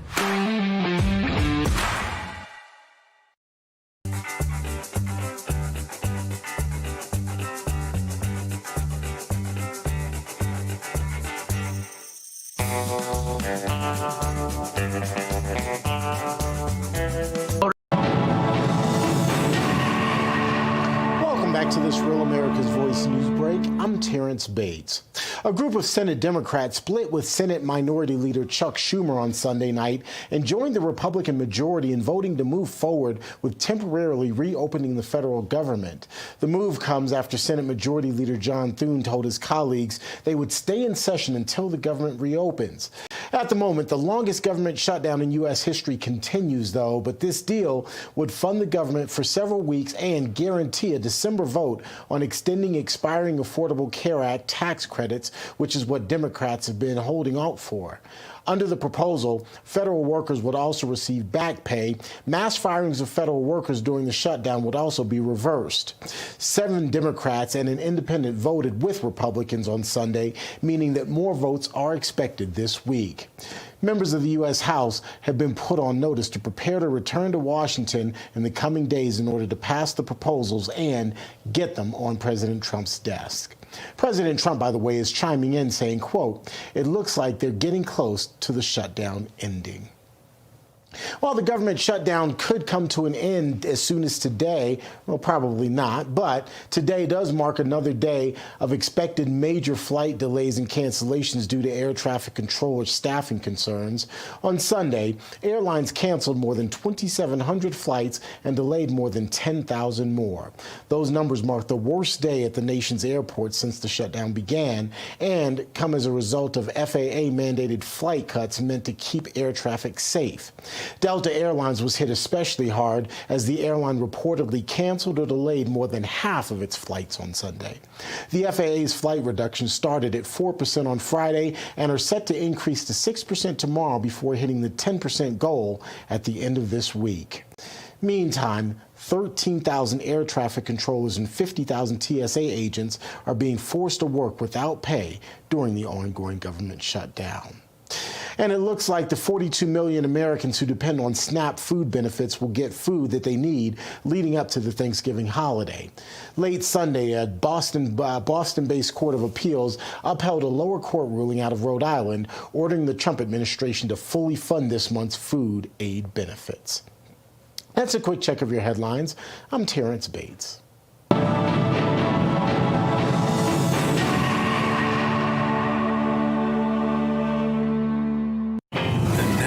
Great Awakening is here. Welcome back to the Charlie Kirk Show. All right, welcome back to the Charlie Kirk Show. I'm really excited about this. We have the great Julie Kelly from she's declassified.live Substack. But really quickly, I want to tell you about Patriot Mobile. I realize there are many choices when it comes to who you choose for your cell phone service, and there are new ones popping up all of the time. But here's the truth.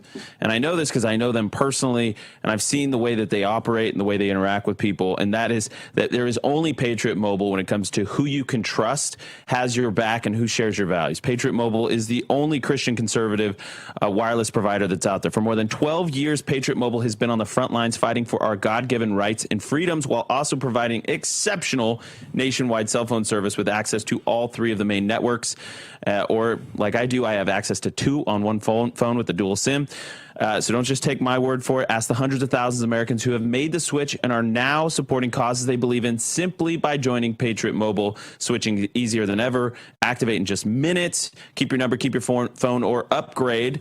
Patriot Mobile, all U.S.-based support team is standing by to take care of you. Call 972-PATRIOT today or go to patriotmobile.com/Charlie.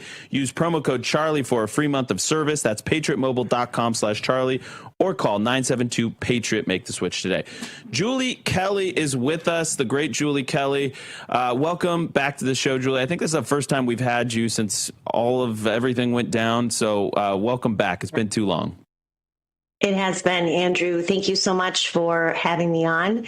And I know we're going to talk about some issues that were near and dear to Charlie's heart and that he and I discussed several times over the last few years. So thanks so much for having me on. Yeah, absolutely. And, you know, we talked about this over the weekend, and it's true. I mean, I think about all the times we had Darren Beatty on and you on talking about who did this? Like, you know, it's like, if you think back on the stakes of the J6 pipe bomber, I mean, if we're to believe what we're told, is like Kamala Harris almost got, you know, murdered.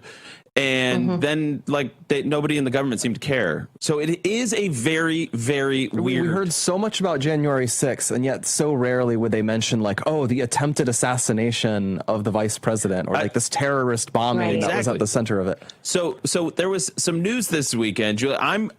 I approach it with fear and trembling because there's a lot of moving pieces here and a lot of allegations being thrown around. So please set a stage, tell our audience what happened this weekend, and then we'll get into whether we should believe it or not.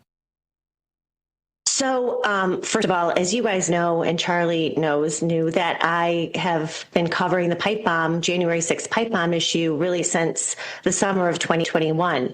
And no one did more work on this really than Darren Beatty at Revolver News. He's now in the administration. I really miss him at times like this because he always, he pegged and he exposed so many strange circumstances with both the DNC, that is where the pipe bomb was found outside of the headquarters of the Democratic National Committee at about 1:05 on the afternoon of January 6, 2021. You could see police officer vehicles right there, including one belonging to the U.S. Secret Service, because to your point, we also uncovered the fact that, strangely, Kamala Harris, who was a sitting U.S. Senator at the time, she was going to be part of the proceedings that day. Also, historic incoming vice president, for inexplicable reasons, went to the DNC headquarters at around 11:25 that morning. She was there when this really dummy device was found outside,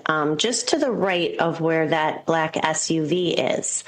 And then also we have covered the equally strange circumstances about the discovery of the device outside of the Republican National Committee headquarters. That was detected at about 12:40 p.m., 20 minutes before that joint session of Congress convened.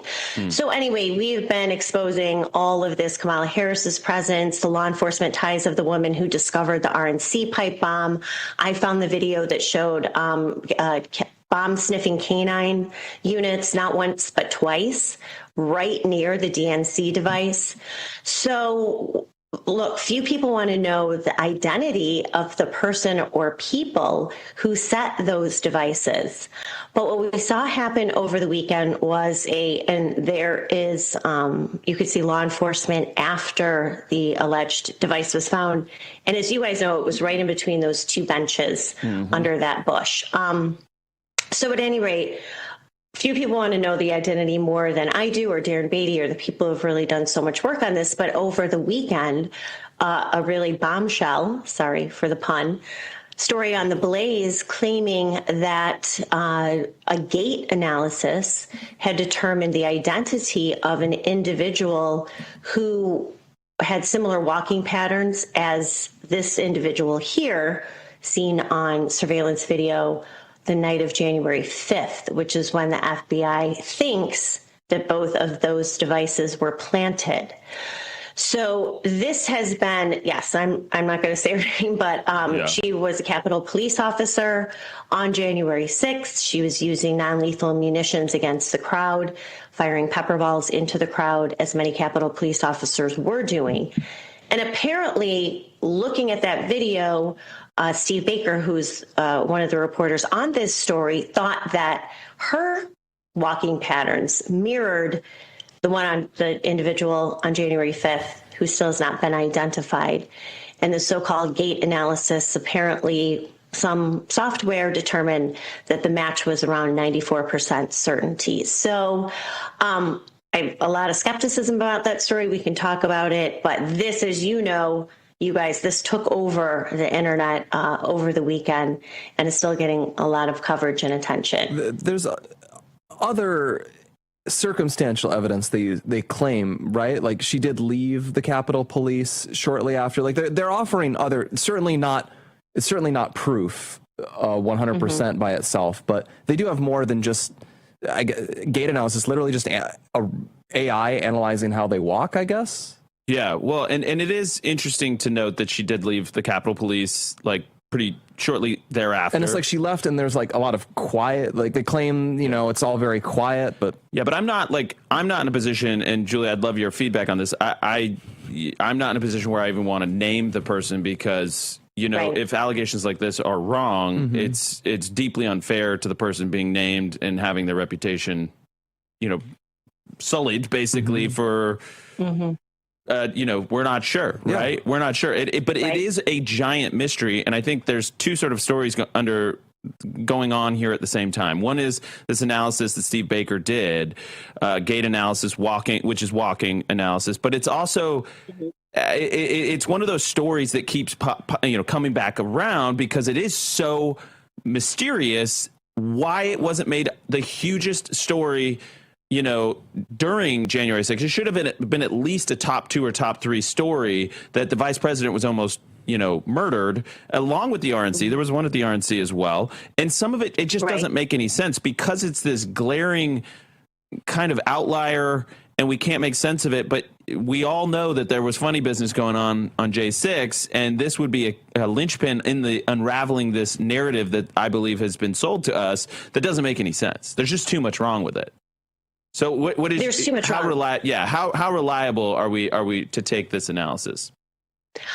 I think it needs to be met with a very heavy dose of skepticism, and I will explain why. But first, I want to clarify my position. Number one, I do not believe and have never believed that those devices were set the night of January 5th, because to believe that, you have to believe that that both devices went undetected for 17 hours, and which seems particularly unlikely in the case of the DNC device, where not only, again, there were 2 bomb-sniffing canine units who were right there, you had law enforcement from the Secret Service, Metro Police, Capitol Police, who were right outside of the DNC headquarters numerous times. And again, that device wasn't really obscured. It was right between those 2 benches. Not to mention pedestrians and other dogs and people just walking back and forth. It's very strange that would have sat there for 17 hours undetected. The RNC device, also very sketchy, the woman with law enforcement ties. Now, she told the FBI that there was no way that the device was not planted before noon on January 6th. She said it had to have been planted between noon and 12:40 on January 6th because she went to that area at noon and didn't see the device there. Now, she is kind of a sketchy story. I've reported on her. I've got a couple. Right. So that is where the DNC device, you could see right there, allegedly was sitting there for 17 hours and no one spotted it. There's also some video that indicates that maybe there was a plainclothes police officer who could have set it there around 12:53, 12:55 on January 6th. So I've never doubted that this was an inside job, this was a hoax, it was a stunt, and that law enforcement was probably tied to that. So I want to say that very clearly. The problem with this report is, number one, this analysis and investigation took place in a matter of 2 weeks. That means that they identified this Capitol police officer, thought that her walking pattern matched the individual on January 5th. They put some sort of video samples together. In the report, in this article on The Blaze, they said that they did not use the FBI video. They used a different sample that was a better quality and speeded up to a normal speed. So we don't even know what the video clip was. Then they also used a video clip of this individual playing soccer. She was a college soccer star and then played, I think, like professional soccer. So they use that as a gate analysis. But Julie, you're saying in order to believe this report, you would have to believe that the pipe bomb was planted on January 5th. And you're saying that's not even what you think is true because it would have had to sit there for 17 hours. Did they address that in their reporting, Julie? Steve Baker? They have not. Okay. But I do want to make clear, Andrew, this is what the FBI believes as well. They just did another update on that too. They just did an update on that as well. The problem with this article, the public should be able to see the video samples that they used for the gate analysis. And we also should be able to see a copy of the analysis they call forensic evidence. So when you're not including those links or that evidence or material in your article, it definitely should raise questions about the veracity of it. Furthermore, people who are asking questions, and I think these are legit are being attacked. So I'm not really sure what that is about. This could kind of be simply solved by just giving everyone the evidence that they used to determine this was a suspect. Yeah. Please check out Julie's Twitter. It's super important Twitter follower, X follower, and her Substack. Julie, thank you for making the time for us today. I really appreciate it. Thanks, guys. Talk to you soon. Right. We'll be right back.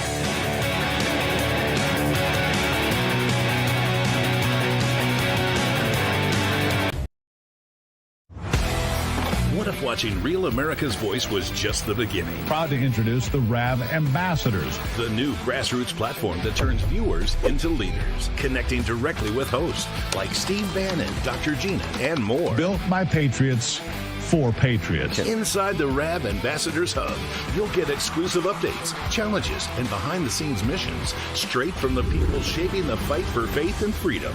Every action you take, every share, post, and mission earns you points, badges, and ranks. Compete with patriots nationwide. Unlock rewards, exclusive gear, even chances to appear on air or attend live RAV events. But this isn't just about watching, it's about doing. Joining campaigns, volunteering locally, standing for truth. This isn't just a fan platform, it's a movement, one voice at a time. Scan the QR code or go to ravambassadors.com to join now. Because America's voice is your voice. Through every storm, every moment of uncertainty, everybody needs to pray for Charlie Kirk right now. RAV has stood strong. We're not going to tolerate this stuff anymore. Turn that anger into motivation to save this nation. When we move together, there is power. The cries of this widow will echo like a battle cry. This is more than news. It's a movement. This revolution of people taking their countries back. A turning point. A chance to be part of something greater than yourself. Scan the QR code and stand with RAV. The story isn't over, and neither is your part in it. Step in, be counted, be heard. Together, we are RAV. We will achieve American greatness. And we are just... Everyone now. Socialism sucks. The Charlie Kirk Show. All right, welcome back to the Charlie Kirk Show. We are still getting blown up by emails here. No pun with the pipe bomb story, but we're still getting a lot of your emails about the 50-year mortgage. Colleen is worried that we're being swayed by the email from emails from you guys that seem a little bit more positive than we anticipated. Don't worry, Colleen. I still don't think it's a great idea. I still think it papers over the issue. I will say that it could be a tool. It could be a useful tool for people to get in the market. You still get to write off your mortgage. I think you could make it even better, candidly. And I want to highlight this Lomez tweet really quick, but why don't you read some of the other ones while I find that, because Lomez has some good ideas. Yeah, sure. With Jonathan Kieferman, who was on the show on Friday, actually I found it if you want me to. Yeah, go for it. Yeah, let's just go. So Lomez says, and this is image 98 if you want to throw it up. He says, back of the napkin proposal for MAGA home buying policy. Foreign nationals purchase something like 2% of American homes every year, mostly in luxury areas and much of it in cash. This should come with a steep tax. Such a tax is common elsewhere. Canada, etc., has a non-resident acquisition tax. Use that tax to offset interest payments for first-time native-born homebuyers. States should add additional property tax rebates for first-time homebuyers born in their state. Married couples buying for their first home should also receive additional interest rate discount. Listen, I love all the creativity. Some of these probably have negative side effects that we haven't fully fleshed out. But when you say, oh, you're married, you would probably get marriage fraud at that point. But we already have plenty of that. Right, exactly. I mean, Ilhan Omar would be first example. But no, I mean, incentivizing good behavior, though, and then disincentivizing foreigners, straight up banning institutional money from being able to purchase these homes, private equity is another area of debate. You just have to think, like, what is our goal here? And it's, as Charlie pointed out, the goal is to create an ownership society where people feel they have a stake in it. And that might mean we need to arrange things with mortgages where it's not an endlessly growing investment vehicle. Well, I'll have you explain that on the other side of this break when we welcome back radio. We're going to be back in 2 seconds. Don't go anywhere.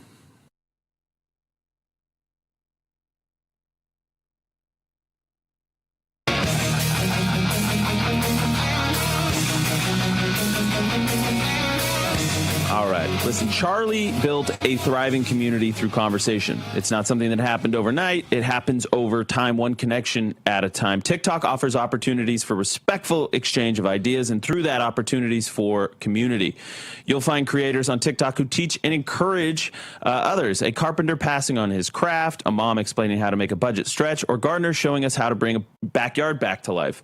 Different stories, same drive, the desire to connect and understand. That's what makes a strong community, a common desire to connect and to find ways forward through respectful dialogue, building trust and feeling heard. Freedom to speak what we know and to hear from each other. That is the power of TikTok. Charlie had billions of views on TikTok ahead of the election and then billions more after the election, actually.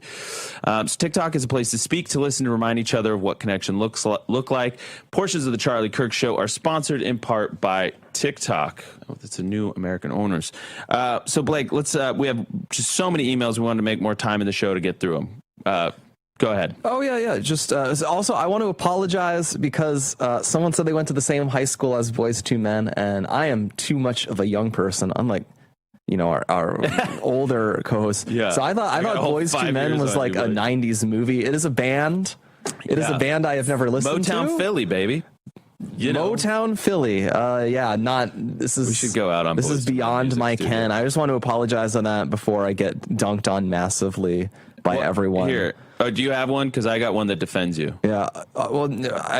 We have one where M. Robert says, you guys are insane. Boomer here. You guys are insane advising young listeners that a 50-year mortgage is any kind of solution, and you should be ashamed of yourselves. I don't believe we've both been quite skeptical of it.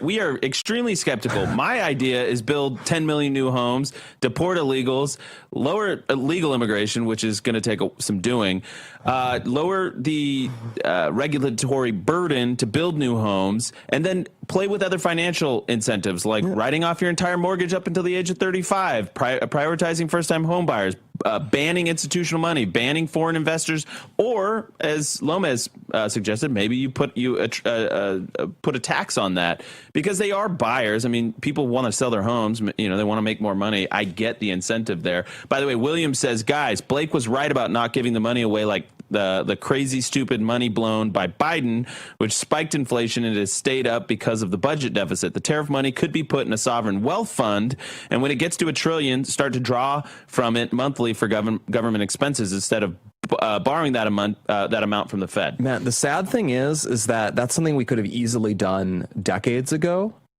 And that's what. So like Norway, for example, Norway's done that. Norway has a sovereign wealth fund from their oil business, and they're a country of 5-6 million people, and it's in the trillions of dollars. So it's actually a quite large amount of money per Norwegian capita. citizen.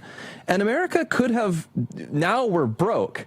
But America had a long run where we were a very rich country that could have been pumping resources into that. And, the sad thing is that I've read about that. Remember when Bush wanted to privatize Social Security in about 2005?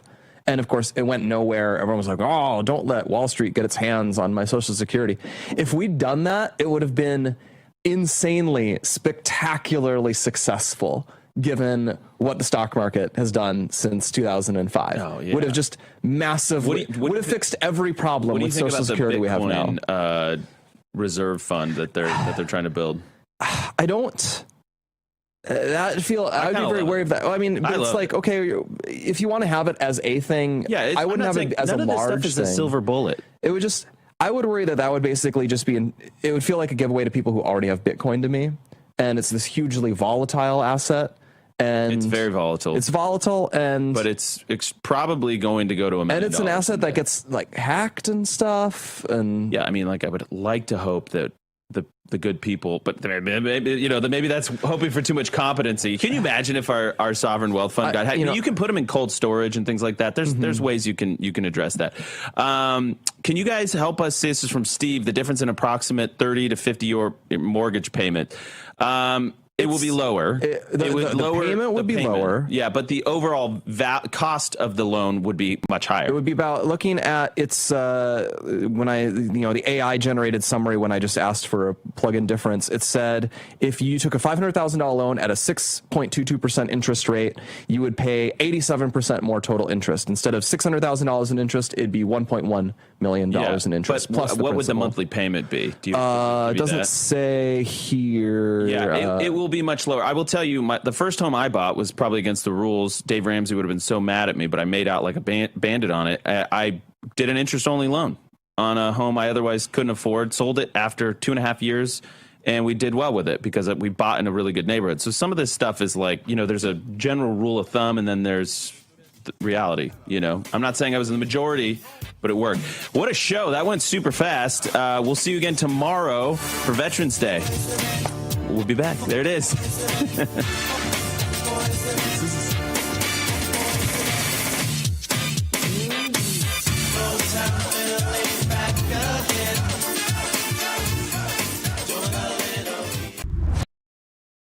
Welcome to Real America's Voice, Real Minute. Your quick look at the powerful stories of faith and freedom, inspiring audiences across the nation. Angel Studios presents.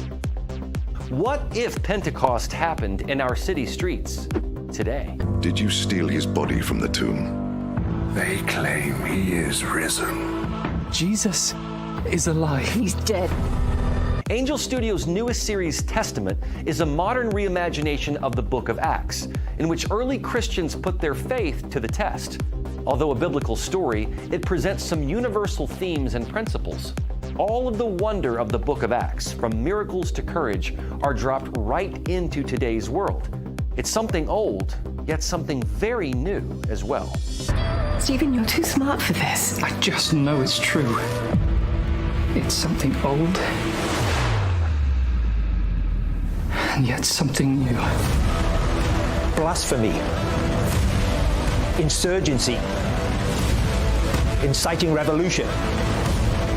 Blasphemy, insurgency, inciting revolution. These are not unfamiliar concepts in today's world. And Testament delivers an authentic account of the Bible if it happened today. From belief to baptism, Testament the series will have you asking what faith actually is. This has nothing to do with our faith. It has everything to do with it! It's the story of a small group of believers who turned the world upside down. Testament the series is streaming only on Angel Studios, and you can catch it by heading to angel.com/Rav to join the Angel Guild. I'm a J6er. I spent 1,143 days in prison. I'm a J6er, and I spent 3 months in jail and about a year in prison. I spent 4 years out of an 18-year sentence in prison. J6ers have been smeared and defamed by the media, persecuted by the government, and treated like terrorists. In reality, J6ers are patriotic men and women, mothers, fathers, sisters, and brothers from all walks of life. Stand in the Gap was founded to stand in the gap for J6ers working to rebuild their lives after being incarcerated. And we need your help. For just $10 or more, you're helping these patriots get mental, physical, and spiritual help. Please scan the QR code or go to j6support.com to donate $10 or more to support these American patriots. Thank you for being a patriot. Thank you for standing in the gap. Hi, my name's Paul Foyer. I'm Foyer04 in the Getter Chat. I love rap for all the Getter.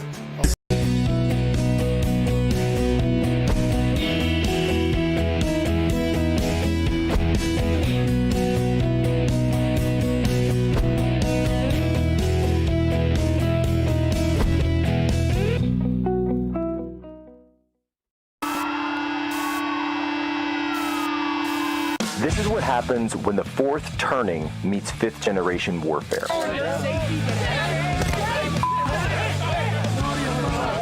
A commentator, international social media sensation, and former Navy intelligence veteran. This is Human Events with your host, Jack Posobiec. Christ is king. Sunday's vote was the first clear sign that a bipartisan deal had been reached after a roughly 40-day stalemate. The Senate voted 60-40 to back a revamped GOP funding bill that would keep the government open until the end of January. 8 Democrats joined Republicans to pass the bill, including Senate Minority Whip Dick Durbin, Senators Tim Kaine, Catherine Cortez Masto, and Jackie Rosen, among others. Overnight, the aviation industry facing its worst day of cancellations since the shutdown began. I was coming from Tampa, and that flight got delayed, then it was canceled. Almost 8% of flights canceled as of Sunday night. New backlash as the Trump administration moves forward with a plan to introduce 50-year mortgages. Over the weekend, Trump sharing this image comparing the proposal to the 30-year mortgage policies championed by FDR nearly a century ago. The move could potentially kickstart the now stagnant real estate market. You said affordability was a home job, and you didn't want to, you said last night you didn't want to talk about affordability. I talked about it. When did I not want to talk about it? I talk about it all the time. We are much better than Biden and all of them. Now, just so you understand, do you remember that the Biden administration had the highest inflation in 48 years, but most people say ever recorded? Do you remember that? Right? Do you remember it? Did they have the highest inflation in 48 years? Did they? Just answer me the question. You know the answer. The answer is yes. In a social media post, President Trump says people who don't support tariffs are, quote, fools. Trump says the U.S. is taking in trillions of dollars and will soon start paying down $37 trillion in debt. He also says a dividend of at least $2,000 would be paid to everyone, but not including, quote, high-income people. For 250 years, Marines have celebrated their birthday on November 10th. This day has always been a time to celebrate our history. But at every pivotal moment in our country's history, when our nation has needed the might of the Marine Corps, Marines have celebrated with a true fighting spirit. Well, ladies and gentlemen, welcome aboard today's edition of Human Events Daily, live in Philadelphia, Pennsylvania. I am here in Philadelphia, right where I grew up, on November 10th, 2025, Anno Domini. And why are we here today? Because I'm not the only one from the Philadelphia area. Because today is the 250th birthday of the United States Marine Corps, which was born right here in Philadelphia, not very far from where I sit right now. Now, we're down here at Penn's Landing, and if you hear the cacophony around me, that's because I'm at a gathering of Marines who are Vietnam veterans that are here celebrating their, I believe it's their 41st reunion that they've come together. Their entire company has come out, and we're going to be on with some of the generals, actually, Marine generals that served in Vietnam that are here today, and I'm so gracious and honored to even be invited to cover an event like this. But let me tell you a little something about the story of the founding. So back in Philadelphia, remember the Second Continental Congress is getting done. This is even before the Declaration of Independence. The Marine Corps is actually older than the country itself.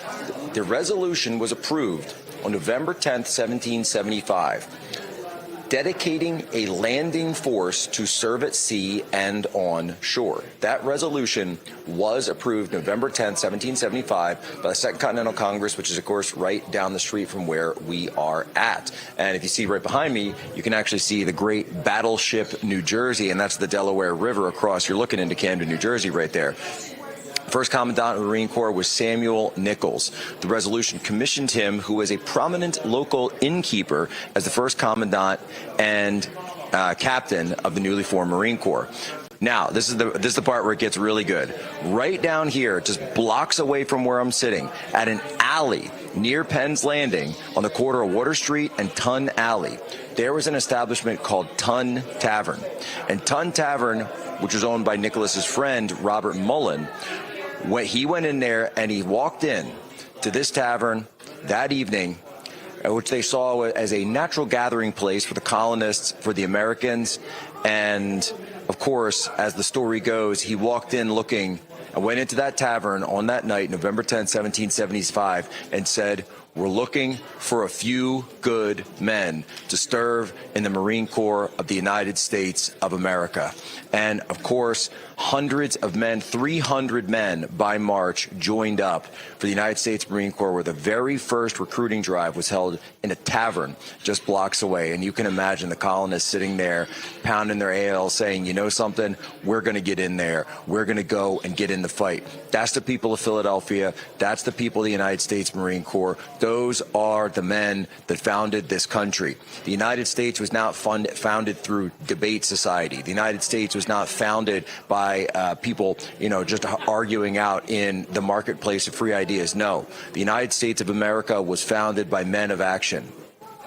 And when George Washington was looking for men of action, who did he turn to? He turned to the United States Marine Corps. And when you look at our country, and when our country has faced its darkest hours, its darkest moments, whether those moments were here at home, like the battle for our own revolution, our own independence, War of 1812, World War I, World War II, who did the United States turn to in all those times? It was the United States Marine Corps. And yes, even in Vietnam, and we're going to talk about Vietnam today because we're here with the Vietnam veterans, and we're going to talk about the fact that the amount of KIAs, and we were at the memorial service, which was held this morning outside of the Vietnam Memorial, the amount of KIAs with this unit, and I've got the brochure, it's over here. I was showing it this morning on War Room. 7 pages, single-spaced, of men killed in action. We need to take it seriously because there's nothing more serious and there's nothing more deadly than a Marine in combat. We're right back. Jack Posobiec, live, Philadelphia, Pennsylvania. Welcome to Real America's Voice, Real Minute. Your quick look at the powerful stories of faith and freedom, inspiring audiences across the nation. Angel Studios presents. What if Pentecost happened in our city streets today? Did you steal his body from the tomb? They claim he is risen. Jesus is alive. He's dead. Angel Studios' newest series, Testament, is a modern reimagination of the book of Acts, in which early Christians put their faith to the test. Although a biblical story, it presents some universal themes and principles. All of the wonder of the book of Acts, from miracles to courage, are dropped right into today's world. It's something old, yet something very new as well. Stephen, you're too smart for this. I just know it's true. It's something old, and yet something new. Blasphemy, insurgency, inciting revolution. Blasphemy, insurgency, inciting revolution. These are not unfamiliar concepts in today's world. And Testament delivers an authentic account of the Bible if it happened today. From belief to baptism, Testament the series will have you asking what faith actually is. This has nothing to do with our faith. It has everything to do with it! It's the story of a small group of believers who turned the world upside down. Testament, the series, is streaming only on Angel Studios, and you can catch it by heading to angel.com/Rav to join the Angel Guild. I'm a J6er. I spent 1,143 days in prison. I'm a J6er, and I spent 3 months in jail and about a year in prison. I spent 4 years out of an 18-year sentence in prison. J6ers have been smeared and defamed by the media, persecuted by the government, and treated like terrorists. In reality, J6ers are patriotic men and women, mothers, fathers, sisters, and brothers from all walks of life. Stand in the Gap was founded to stand in the gap for J6ers working to rebuild their lives after being incarcerated. And we need... And our golden age has just begun. This is Human Events with Jack Posobiec. Now it's time for everyone to understand what America First truly means. Welcome to the Second American Revolution. All right, folks, Jack Posobiec. We're here live back Philadelphia, Pennsylvania. Human Events Daily. Today is the birthday of the United States Marine Corps, which was born and birthed. The first recruiting drive just blocks away, Ton Tavern, right here at Penn's Landing, where we're all sitting right now. And I'm in a room surrounded by Marines, so I'm simultaneously in the safest place I've ever been and the most dangerous place I've ever been. But folks, did you know that in the last 6 weeks, 86 million AT&T users had their name, address, and social security numbers leaked? Or that the CCP is harvesting massive volumes of Americans' personal data to train DeepSeek and other AI systems? Now, while you're online doing the work like I am, you need digital camouflage. And that's why I've partnered with our newest show sponsor, Patriot Protect. Patriot Protect removes your personal data from the internet. Whether it's Google, Amazon, or Apple, your personal data will be wiped so that scammers and cyber criminals and swatters like the ones that tried to come after the Poso family will not and cannot find your data, and you can take back your security and privacy. Once Patriot Protect scans and scrubs your personal information, they'll continuously monitor your info to make sure every new instance of a possible data breach is eliminated immediately. I'm talking 24/7 protection for the cost of keeping the porch lights on. The only thing that's worse than getting hacked is knowing that you could have stopped it, but you didn't take action, when you could have gone to patriot-protect.com/POSO and used promo code POSO for 15% off a yearly subscription. That's patriot-protect.com/POSO and use that promo code POSO for 15% off a yearly subscription. patriot-protect.com/POSO. All right, now, since we're here on Human Events Daily, and we've always got a Navy veteran, believe it or not, there's been a Navy veteran on almost every single episode of Human Events Daily. However, today's all about the Marine Corps, which is a certain lesser-known department of the Navy. Just got to get that in there. But, of course, I wanted to bring on one of my good friends. You guys know him, Dan Caldwell. He's the former senior advisor over at the Pentagon, the Department of War, and, of course, a proud United States Marine veteran. Dan, how are you? I'm doing great. And Jack, you set it up, so I just got to go for it. When you say we're part of the Department of the Navy, you're correct. We're the men's department of the Navy. Now, Dan, I just wanted to let you know that when you're in the green room here at Human Events Daily, I know you might get a little bit hungry, so I've let out a couple of packs of Crayola crayons for you to gnaw on if you get your appetite up a little bit. Well, I appreciate that. I am getting hungry. I hope you have the green. That's my favorite flavor. That's so weird. We keep running out of the greens, and now I think I know why. But, but Dan, we're here with we're here with the Vietnam veterans. We're here with my company, and one of the things that this memorial earlier today that really struck with me was the intensity of the Vietnam conflict and how intense it was for the Marines. 7 pages, single-spaced, of KIAs that they read through, a single bell rung after each one. And it took quite some time to get through the entire list because they read the names out. And you realize that, wait a minute, that's just one company. So walk through for me the intensity of Vietnam for the Marine Corps and part of the Marine Corps history, and also just the understanding that it gives those who have served when it comes to those discussions of perhaps sending Marines into the fire all around the world yet again. Yeah, this is important, Jack. And first of all, I enjoyed watching part of the ceremony that you posted today. I just want to say, when I was going through basic training in the Marine Corps, I was always told that we walk in the shadows of giants. And the Vietnam Marines were definitely those giants for us junior Marines. We always looked up to them.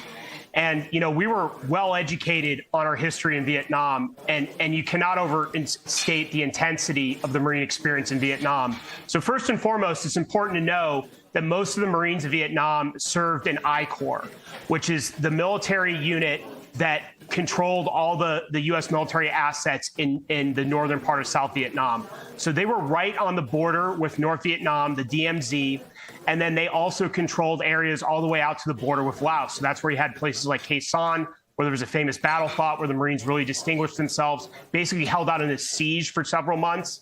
And then out more towards the sea, you had Hue City, where the Marines fought the famous battle in 1968, the Battle of Hue City. So this is where you had the North Vietnamese, the VC. They were closest to their safe havens. They were closest to their supply lines. So that is where you saw some of the most intense combat of the war. And so that is why you had very high Marine casualties. You had a lot of very intense combat. And you had a tremendous amount of heroism from Marines that served throughout that war. And so it's unfortunate that I don't think a lot of the Marine history in Vietnam has really been highlighted. You've had great books like Fields of Fire, the Nightingale Song that have talked through that. But it really, it's nothing compared to what I went through in Iraq. And it's nothing compared to, again, there's a lot of brutal fighting and heroism in Afghanistan, but it's really nothing compared to that. It was significantly worse by every measure. And so, Dan, I could see that from, it connected with me today because as they read the names, so many of, they also read the dates. They read the dates of their sacrifice, and so many of the men, the dates would line up. It was the same day that they were all killed. And so you realize these battles that were coming back day after day after day were just so intense. And this was totally different from what we even saw. And obviously I remember the Iraq-Afghanistan era as well, but it was just a magnitude larger. Dan, you and I talk about this all the time, but, obviously, United States Marine Corps is willing to go wherever Uncle Sam sends them. But isn't this also, on the flip side, why we need to be very, very careful and honor their service and willingness to do that if we are to then call them into, say, Iran or Venezuela or one of these places? Absolutely. Just because you have a highly trained, well-equipped, lethal United States Marine Corps does not mean that you should send it around the world to fight in every conflict or solve every problem. Military force should always be the last resort. And too often, especially in the post-Cold War era, our policymakers have deployed not just Marines, but soldiers, sailors, airmen to conflicts that are not in our national interest. And the Marines and all other service members distinguish themselves well in those conflicts. But let's just, Jack, let's just quickly talk about what's going on today at the White House. At the White House today, there is a former leader of al-Qaeda meeting with President Trump. Al-Shara, also known as Jolani, is now the president of Syria. I think, to be clear, it's very good that President Trump is engaging with this guy. He clearly wants to do business with us. Instead of starting another civil war in Syria, we should engage him, and I applaud the Trump administration for doing that. But let's think of the symbolism of that for a second. This guy fought United States Marines in Iraq. He was a leader of al-Qaeda. And he essentially joined al-Qaeda because of the Iraq war and because of our overreach in the region. And so we've invested all this blood and treasure in these wars, and the end result is our enemies winning. And it's because in most cases, we didn't need to fight those wars. We didn't need to deploy the Marines. So I think that's an important lesson that we should absorb. Again, we need a well-trained Marine Corps, well-trained Navy, Air Force, Army, but we should absolutely use them as a last resort. And just them existing isn't a reason that we should send them around the world to serve as the world's policemen. And that's exactly right. You know, when you have a fighting force that's willing to do that, that's willing to go into harm's way. And by the way, and I'm just going to say it, that, you know, even though the Vietnam War, and there's obviously a lot of questions about the Vietnam War, many which I hold, but people need to remember as well, the Vietnam War was about fighting communism. Yes. And that when you talk to the men who came back from Vietnam, that is the number one reason they give for why they fought. They said, I was fighting communism. That's why we went over there. And so you don't hear that from, you know, many of the sort of anti-Vietnam War stories that are told. Now, that being said, it also stands to reason that we ask the question, did it make sense, and, you know, for the conduct of war, et cetera, et cetera. And so when you look at all these things together, it's really begs the question, right? It always begs the question of, did we get into something for the right reasons, or are we going in and creating more problems because of our interventions? And you just mentioned Syria, for example, something where the United States did intervene. Now, obviously, we were not directly involved in the civil war, but we certainly were indirectly, and that was a civil war that led to this al-Qaeda, you know, quote-unquote, former al-Qaeda leader now becoming a head of state over there. And there are serious questions about what's going on the ground of the Christians underneath al-Jilani, and I'm going to continue to call him al-Jilani, by the way, because that's his name, and questions that, unfortunately, you know, we're having a lot of trouble getting answers for. Absolutely. I want to go back to something you said about Vietnam. I think it was Senator Jim Webb, former Secretary of the Navy, wrote Fields of Fire. He said that he could make a better argument for intervening in Vietnam in the context of the global Cold War than he could in Iraq, regardless of how bad Vietnam became, how detached from you know, core objectives in terms of containing communism it became. I believe that you can make a better argument for Vietnam in the Cold War context than Iraq in 2003. But here's something. You mentioned the protesters too. If you think about people who protested that war or avoided service in that war, a lot of them became leaders in the national security space after the Cold War, and like the Clinton administration and the Bush administration. And it was that generation, the anti-war protesters, were the ones who really drove a lot of our bad foreign policy, whether it was like the humanitarian interventionism or people like John Bolton, who proudly dodged the draft in Vietnam, pushing the Iraq war because they never absorbed those lessons, because they never fought. They're too cowardly, you know, to go and serve the United States. Or in some cases, they thought the communists were the heroes. And so that's an important point, too. Dan Caldwell, we're on. Today is the birthday of the United States Marine Corps. We're here live in Philadelphia, PA. Human Events Daily, right back.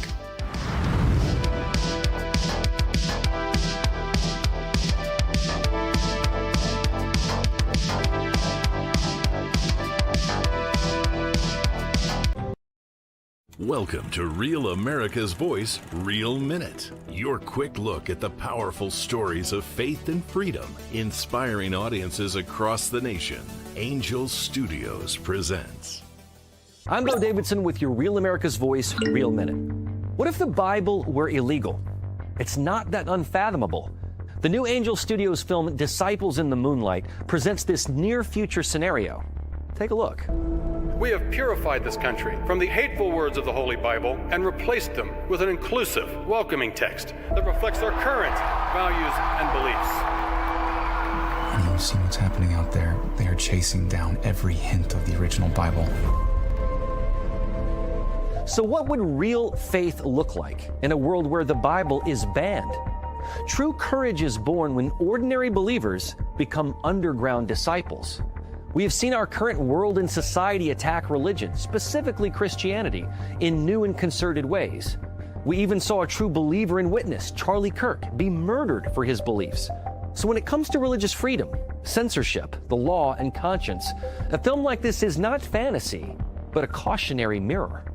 These people are starving for the real word of God. Don't go! I can't walk away! You're walking away from us! You have no idea what you're up against. I do.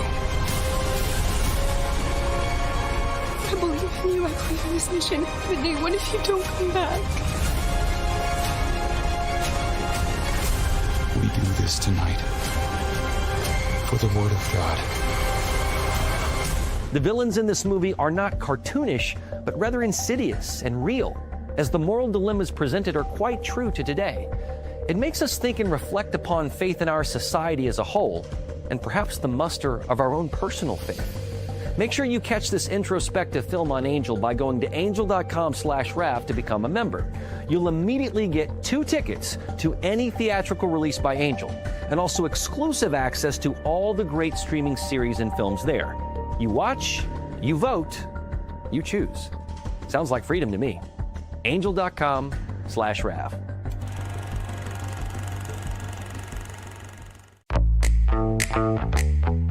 Now is influencers. These are influencers, and they're friends of mine. Jack Posobiec. Where's Jack? Jack, who's done a great job. All right, Jack Posobiec, we are back live here, Philadelphia, Pennsylvania. Human Events Daily. We're here for the birthday of the United States Marine Corps on this day 250 years ago in a tavern just steps away. The tavern had burned down in the 1700s, but there is actually a plan afoot to kind of restore it and rebuild it, and of course we'll be checking back in on that as soon as it's up. Folks, I want to tell you though, ever since COVID, millions of Americans have started buying preparedness supplies, and especially emergency food. Now that's a good thing, because there's a big mistake most people make with their emergency food supply. They don't have any way to cook it in a real emergency when the power goes out. That's why our friends over at My Patriot Supply created their Black Friday Survival Special. And yes, Black Friday's coming, folks. It comes with a 4-week food supply plus $150 worth of free gifts, including everything you need to prepare your emergency meals. We're talking a cook stove, fuel, fire starter, plus a water purifier, bug out bag, and so much more. It's the complete survival kit your family needs to ride out natural disasters, civil unrest, or anything worse. It also makes a great Christmas gift. So, folks, it's only available through Black Friday. You can get it now. Go through Black Friday. Head on over to mypatriotsupply.com/Jack to check out everything that's included. With all the uncertainty in the world right now, we simply can't afford to be unprepared. So go to mypatriotsupply.com/Jack and get prepared today. That's mypatriotsupply.com/Jack. I want to go back on with former Pentagon senior official Dan Caldwell, United States Marine veteran himself. And Dan, we were talking about we're talking about the Vietnam War and putting it into context. It was certainly done with the context of containing communism, and that is the argument that is done for it. When we wrote our anti-communist history book last year, myself and Joshua Lysek, that's exactly the way that we framed it, and we sort of left the other debate, sort of for another time. But it really does speak, I think, to the conduct not only of how the United States gets into wars and also how the United States conducts those wars once we get into them. Because, Dan, when you really look at it, when the United States got, quote unquote, got into Vietnam, did it really achieve the result that we were looking for?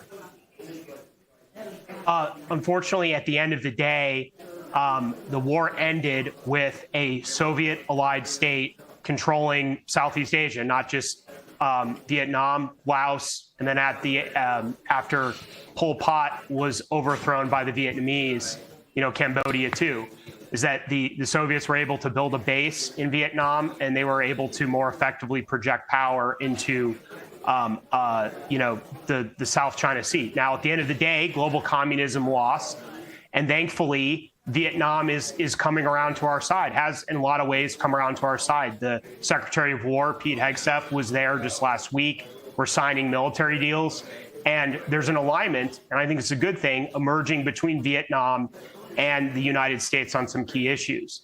I also think it's one of the important lessons of Vietnam, though, that a lot of people forget, is that in 1975, if you go back to that time, a lot of people thought that global communism is now on the march. You saw a lot of communist victories in Africa, to Latin America and places like Nicaragua. Obviously, you had Angola in Africa. And in 1979, then you had the Soviets move in Afghanistan. What happened 10 years later? The Cold War ended. And so I think one lesson from Vietnam is that one military defeat does not mean the end of American military or the end of American power. And that like people were talking about Afghanistan, the fall of Afghanistan, being this absolute disaster for American power. And it wasn't a great look. It wasn't good for our credibility. And then people try to connect it to the Russian invasion of Ukraine, which I believe is wrong, cards on the table. But at the end of the day, it didn't really impact our ability to do things in Europe or to do things that we need to do in the Pacific. That was our own policymakers' bad decisions. Luckily, after Vietnam, with Ronald Reagan and others, guided by a lot of Vietnam vets I'd noted, the United States military rebuilt, it retooled, and by the end of the Cold War had recovered from Vietnam and became a very powerful force that was able to deter the Soviet Union and ultimately help secure a victory in the Cold War. Yeah, that's exactly right. And so we look at the history of these things, and it should give us pause. I just always think that if you understand the history of warfare in the United States, especially in the post-World War II era, it should always give us pause when we question about whether or not we should get involved in yet another armed conflict, and especially putting boots on the ground, because you look at the history of Korea, look at the history of Vietnam, and and now the history of Iraq and Afghanistan, and you have to wonder, okay, did this make sense? Was the juice worth the squeeze? Was it worth it for all those 7 single-spaced pages of KIAs in Vietnam to hand the Soviets a support base there in Southeast Asia? I'm not sure. And you talk to a lot of the guys who came out and they said, well, we could have won this thing, but we were told to pull back, and we were asked about rules of engagement. And it has nothing to do with the valor and the bravery and the courage of the men who fought. It has to do with the political decisions made both before, during, and after the conflicts. And that is always where the problem seems to be. But I'll tell you what, Dan, when I go and I meet with the veterans or even the current service members, I don't think the problem is with the United States Marines. No, absolutely not. And it is still a fantastic group of war fighters, and they carry the spirit of the Marines you're with right now in Vietnam. That same spirit that motivated Marines in World War II, Korea, and Vietnam is still within every Marine currently serving in the United States Marine Corps. There's a lot of this talk about, the Marines of today are softer, and that stuff's been going on since the founding of the Marine Corps. The Marines that were fighting in World War II, they're self-dog. World War I veterans are probably saying the same thing. It goes back generations. But let me tell you, you have an incredible Marine Corps that's able to do incredible things, and their training is superb, and they're motivated, and on top of that, they're innovative. That's an important part of the Marine Corps history, is that this is the branch. That's key. Dan, we're out of time because I got to cut you off because the general is coming up next. Dan Caldwell, go give him a follow at Dan Caldwell.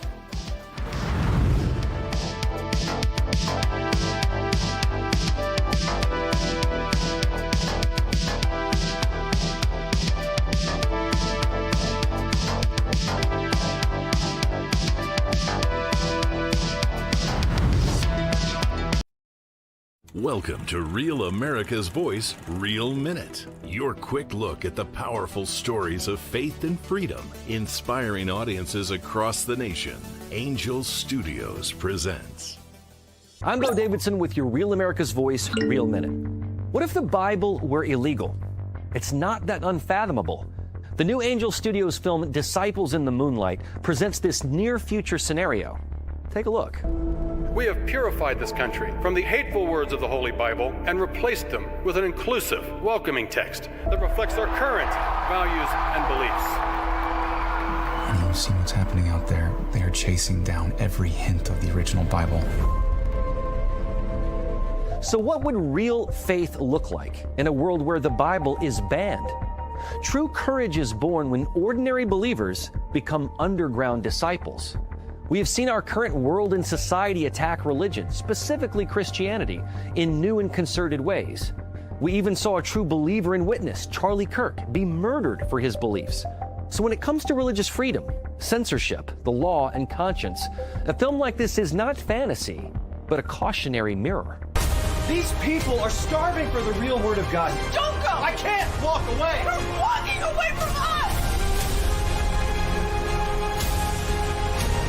You have no idea what you're up against. I do. I believe in you. I believe in this mission. But Nate, what if you don't come back? We do this tonight for the Word of God. The villains in this movie are not cartoonish, but rather insidious and real, as the moral dilemmas presented are quite true to today. It makes us think and reflect upon faith in our society as a whole, and perhaps the muster of our own personal faith. Make sure you catch this introspective film on Angel by going to angel.com/RAF to become a member. You'll immediately get 2 tickets to any theatrical release by Angel, and also exclusive access to all the great streaming series and films there. You watch, you vote, you choose. Sounds like freedom to me. Angel.com/RAF.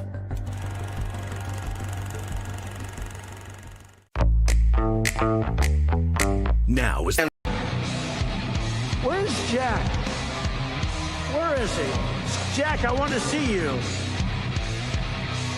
Great job, Jack. Thank you. What a job you do.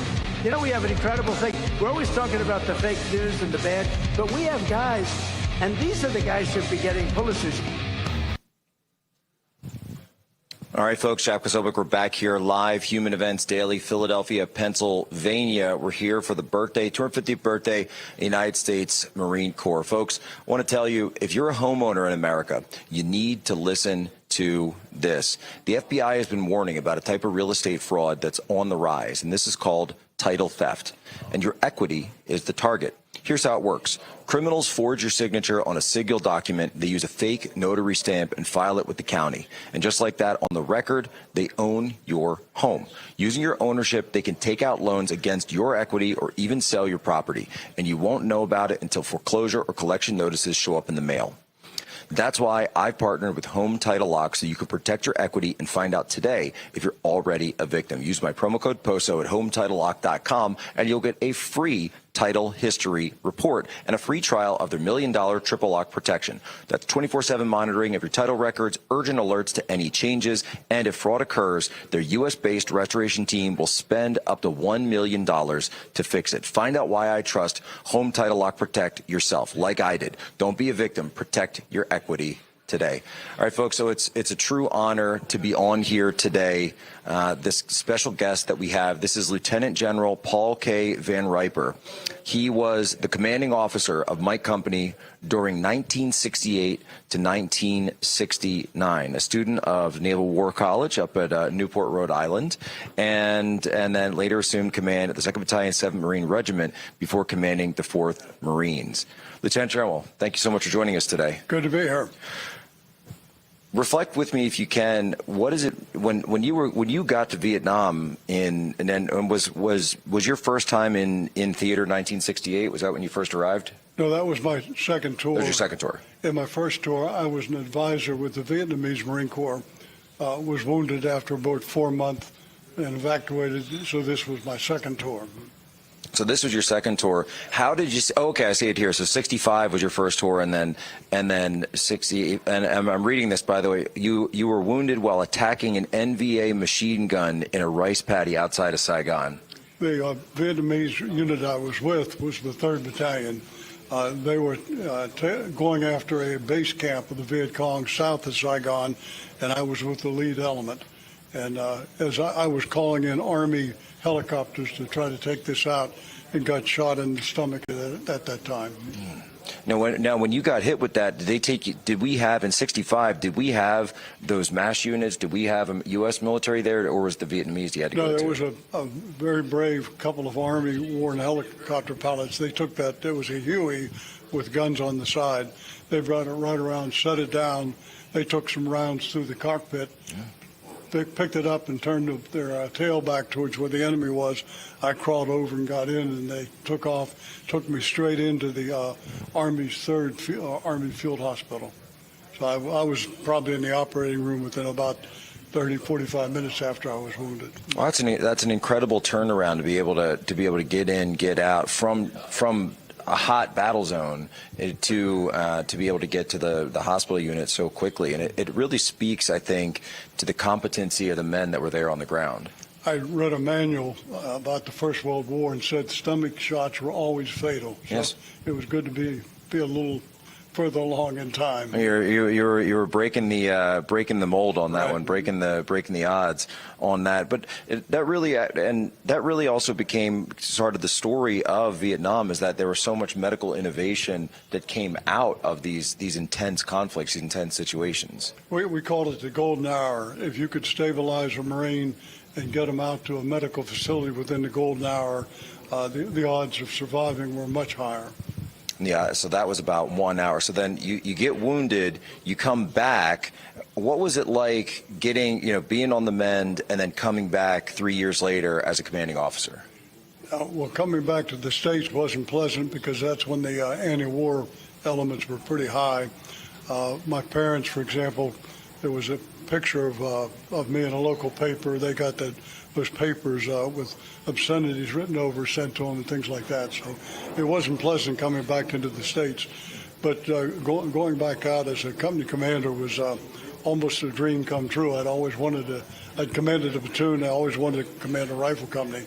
So to have that opportunity, I valued it. And just so we get it out, what was your age in 1965? How old were you? I was 29 years old. I'd been in the Marine Corps since I was 18. I'd been enlisted for a couple of years. So I had a good bit of experience and felt pretty confident. That's incredible. So, and I want to ask about that. So you get wounded. You take a wound in a conflict that you didn't start yourself, but you'd been ordered to go to, and your parents were getting obscenities about you even coming home after being wounded in combat. Yes. Mm-hmm. What did your parents say when they got that? I think they were upset, and to give an indication of what it was like, when I came home from the second tour with my company, 3rd Battalion, 7th Marines, my wife had to change her phone number to an unlisted number because she got harassing calls. Just things that shouldn't have been done. No, it's absolutely things that shouldn't have been done, and you look at the history of it, and I was really, I mentioned before that I was really moved that when we were going through the booklet here and they read the names, it's 7 pages, single spaced, name after name after name of the Marines that didn't make it back, yes. And realizing the intensity, and that's just this company. It is a lot of casualties. Now, in terms of commanding that company, I often tell folks, if it wasn't for the separation from my family, and if it wasn't for the casualties, that would be my Groundhog Day. I would lead that company for my entire life. Some fantastic Marines and Navy corpsmen. You're living on the edge. It's a certain excitement to it, and some great people around you, both in terms of their professional skills and their courage. So the casualties are obviously something they're just a tragic part of being in the military. Well, that's exactly right, and I appreciate so much that you and the men and the families are still here, even today, all these years later, that are commemorating, that are standing, and it is about honor, but it's also an act of duty, isn't it? It is. What most folks don't think about, they think about camaraderie in the military, but it's actually a love for each other. And what we find in the reunions is the first time someone comes, they're a little leery the first afternoon or evening. The second day, they get into discussions, look at photos that were taken there, begin to talk to whatever squad or platoon they were in. By the Sunday morning when they get ready to leave, everybody's in tears. It's just a real emotional event. But there's no way to really explain it unless you've lived it and have that feeling. But it doesn't matter what your walk of life is, anything about your ethnic or religious background, none of that matters. You are a United States Marine, and you've been in combat together. That's what counts. And you've been United States Marine, once a Marine, always a Marine. And I would have loved, I know that the tavern, they're working on getting it back together. It would be just about a couple of blocks from where we are. We are in the city where the Marine Corps was born in 1775. John Adams had a maritime commission.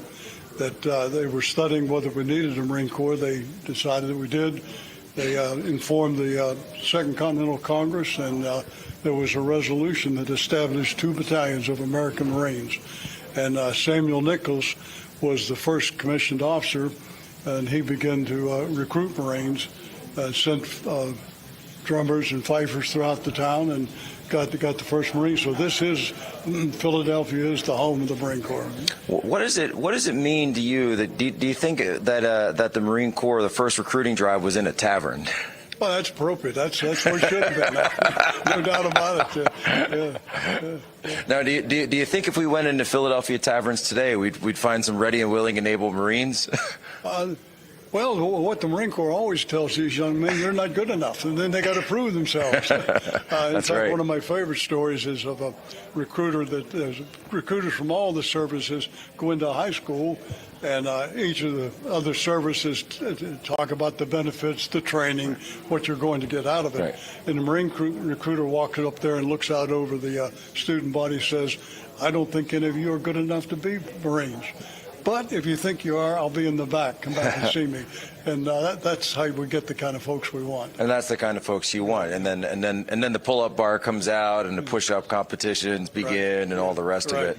And no, it's absolutely appropriate. And that's the Marines, cut from a different cloth, but that's how you get the few and the proud. We're coming up on a quick break here, and I'm looking. I'm looking at the comments here. General, are you able to stick with us for another segment? I can stay here as long as you want me. All right. He's staying here, folks. We're in Human Events Daily. We're here live, Philadelphia, Pennsylvania. We've got General Van Riper, who's here with us. He was the commanding officer of my company there in Vietnam, 1968, 1969. He's telling us stories of the Corps. He's telling us stories about what it was like when he was there facing off against those godless commies in the Viet Cong. We'll be right back here. Human Events continues.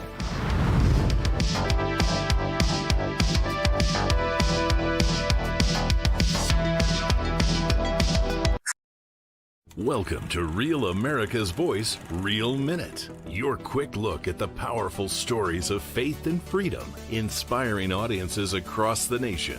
Angel Studios presents. I'm Bo Davidson with your Real America's Voice, Real Minute. What if the Bible were illegal?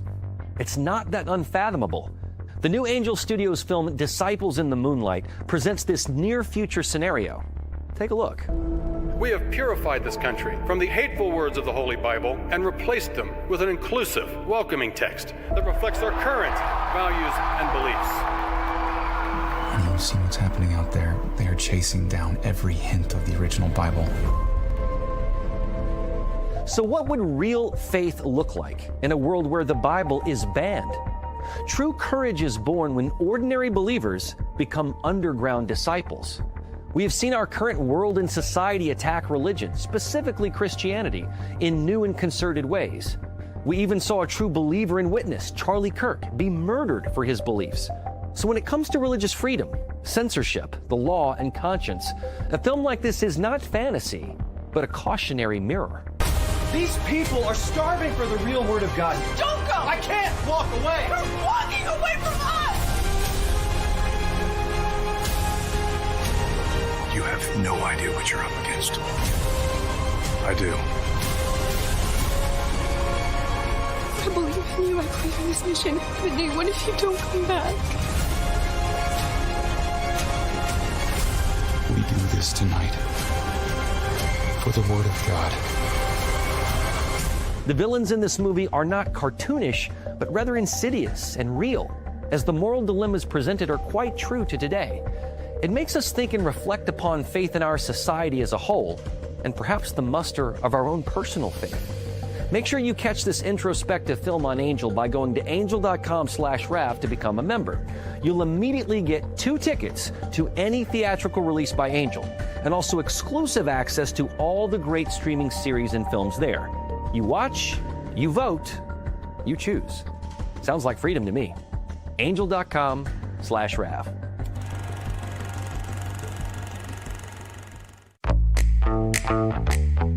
Now is Jack is a great guy. He's written a fantastic book. Everybody's talking about it. Go get it. And he's been my friend right from the beginning of this whole beautiful event. And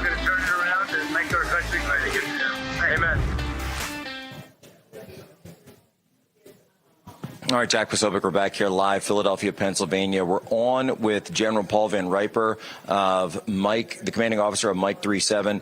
And General, I had to ask you, so Mike 37, am I correct in understanding that this is the most decorated unit for the Vietnam War? I'm not absolutely sure of that, but it certainly was one of the most decorated. Saw some of the heaviest combat. Went into the into Vietnam in July of 1965 and didn't leave until October of 1970, and was involved in some of the heaviest fighting.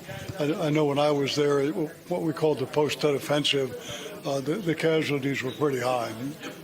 It was a great unit, though, a great unit. That's incredible. Well, and General, I want to thank you for your time today. I want to get one of your predecessors here, another former CO of Mike 37, but I wanted to say thank you, and if you don't mind hearing it from a Navy guy, Semper Fi. Okay, well, it's a Navy Marine Corps team. That is right. Tom Droughty here is an old friend, so I'm glad to pass the mic to you. All right. Well, hey, Tom. Let's get him in. Thank you, General. All right, another general coming up here because we've got a number of Marines here joining us at On Human Events Daily today. I want to get him in. And it's just an incredible and an absolutely incredible. General, thank you so much for joining us here. We'll get you sitting down. Great to meet you as well, General. Get your mic right there, and you could just look right at me. You don't need to worry about looking at the camera, but the people see, I promise, General. Now, so I'm looking over here. Now, you were the commanding officer. So prior to Paul getting there, you were the commanding officer going back for Mike Company in 1966. So you were there prior to that. Now, let me ask you, who had the tougher job? Was it you or Paul? Well, they say in the Marine Corps there's only two good jobs. Right. The one you just came from and the one you're going to. But there could be no better job in Vietnam than to command Mike Company. Is that right? Yeah, absolutely. I loved them. They're tremendous. I still talk to them to this day. We met each other in 1963, and we kind of grew up together. So it's just many ways a father-son relationship. I quoted the other night there from Sun Tzu, regard your soldiers as your children, and they will follow you into the deepest valleys. Treat them as your own beloved sons, and they will be with you even unto death. And that's the relationship that we had with my company. They, in many ways, were my sons before I had children, but they're my sons and will be till we die. Amen. And you went into those valleys and you went into those jungles with them, and they went with you. All the way, absolutely. But it was just an honor to command a company like Mike and to be a part of, to make history. Okay. Oh, they're asking me if you can hold the mic just a little bit sure. that way. Okay. That way, better, Yeah. yep, better audio. When you're with the veterans, when you speak to Marines today, when you people who are thinking about getting into the Marine Corps or maybe your E1s, what advice do you have to them as someone who's seen it all? Just be proud of being a Marine. Our core values are courage, honor, and commitment, and those are the things that we expect and are produced by the Marines. Great training out of boot camp, preparation for whatever your assignment will be in the Marine Corps, and every MOS is important.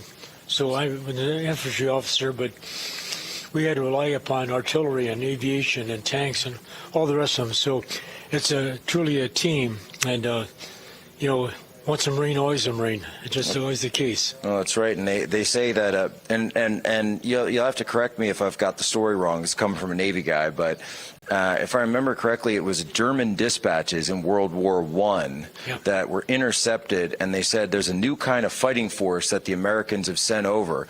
We're not sure who they are. They're not soldiers and they're not sailors, but they fight like a pack of devil dogs. Teufelhunden. Yeah, absolutely. Yeah. And who was that again?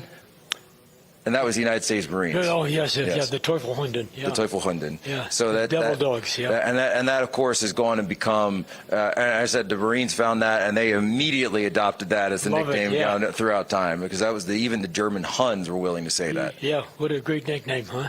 Oh, it's incredible. And when you look for what makes a good Marine, what would you say? Well, the number one thing is integrity. And that is you're always expected to do the right thing for the right reasons.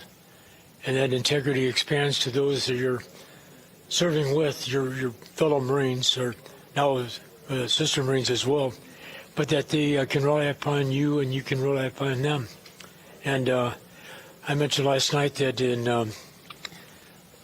the summer and fall of 1966, over half the company was wounded or had been wounded. So just tremendous actions, and General Van Riper has described some of them already, all the way until 1970, and my company was always in the thick of it. And again, we're not sure who's the most decorated unit, but as far as I'm concerned, the one that was dear to my heart and will be until the day I die is my company. And Mike 37.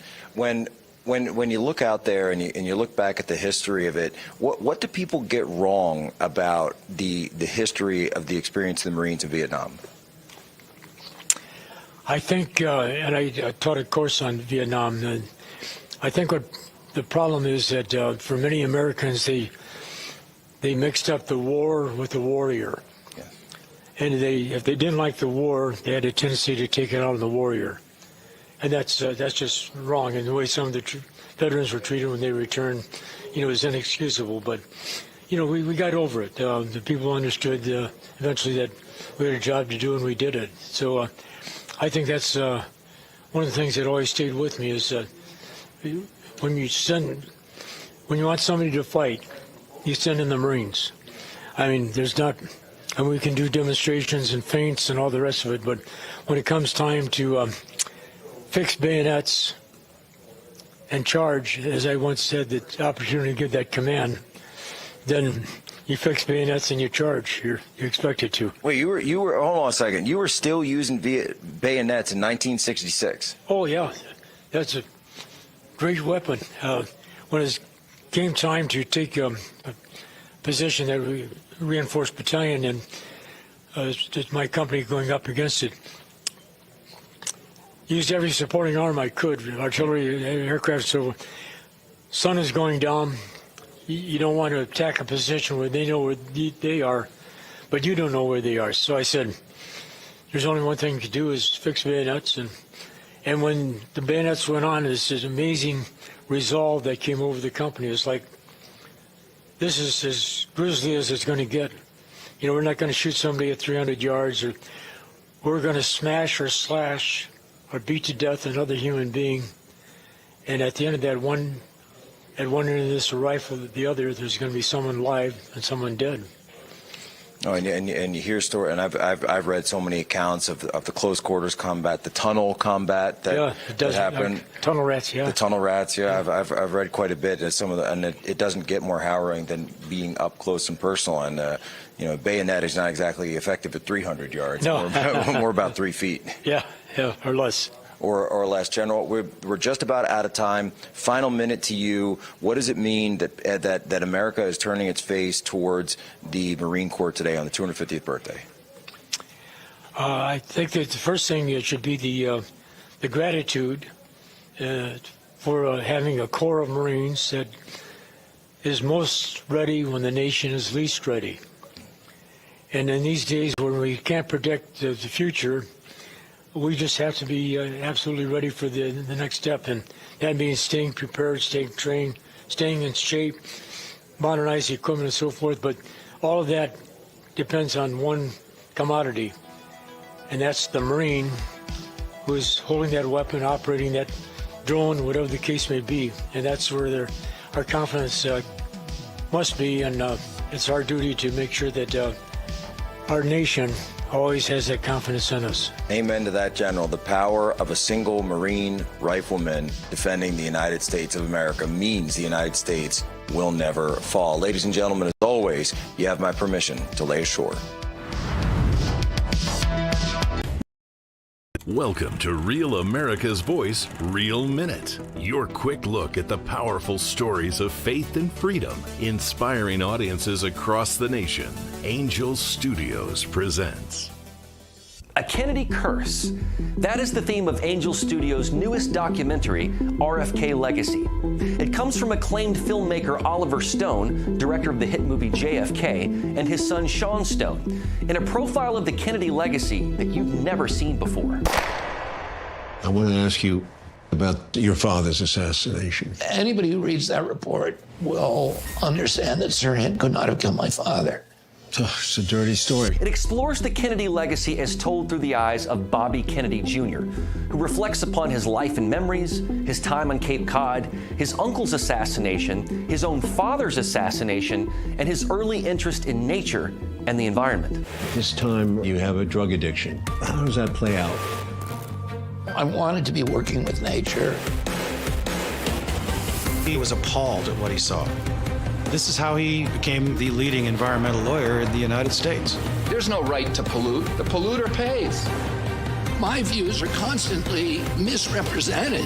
This compelling documentary profiles our current Secretary of Health and Human Services and dives deep into why Bobby Kennedy is who he is, why he cares so much about health in this country, and how his family legacy continues even after family members pass on far too soon. I don't know if there's a curse. We do what we're supposed to do. The outcome's in God's hands. To see RFK Legacy, go to angel.com/Rav, join the Angel Guild, and watch today.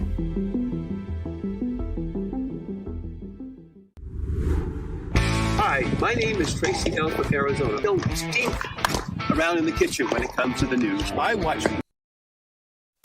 This is America's Voice Live. And welcome to America's Voice Live. I'm Steve Gerber. The pulse of the people. We need somebody that's going to hear the people's voice. The truth the mainstream won't touch. This guy is by definition a globalist. And the stories that matter. Rav's own Ben Bergquam. Right up over this hill, yellow cartel. I see him. Live. Breaking news right now here on Real America's Voice. Unfiltered. These people are domestic terrorists. And unapologetic. We're here to take a stand for God and country. Does feel good, doesn't it? America's Voice Live starts now.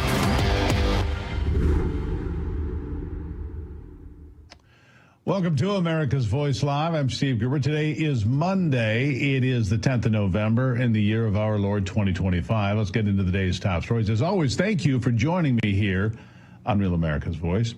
After 40 days and 40 nights, a deal to hopefully end the longest shutdown in U.S. government history may be in the works. Democrats are absolutely losing their minds, too. A clear sign that the shutdown was all part of the Democrats' plan to oppose President Trump, no matter the effect on Americans. I'll discuss that in great detail today. Also, President Trump welcomed the Syrian President Ahmed al-Sharaa to the White House earlier today. Many officials described this as a historic step toward testing whether Damascus will be drawn back in diplomacy after years of war and isolation. More on that coming up as well. It's a big meeting.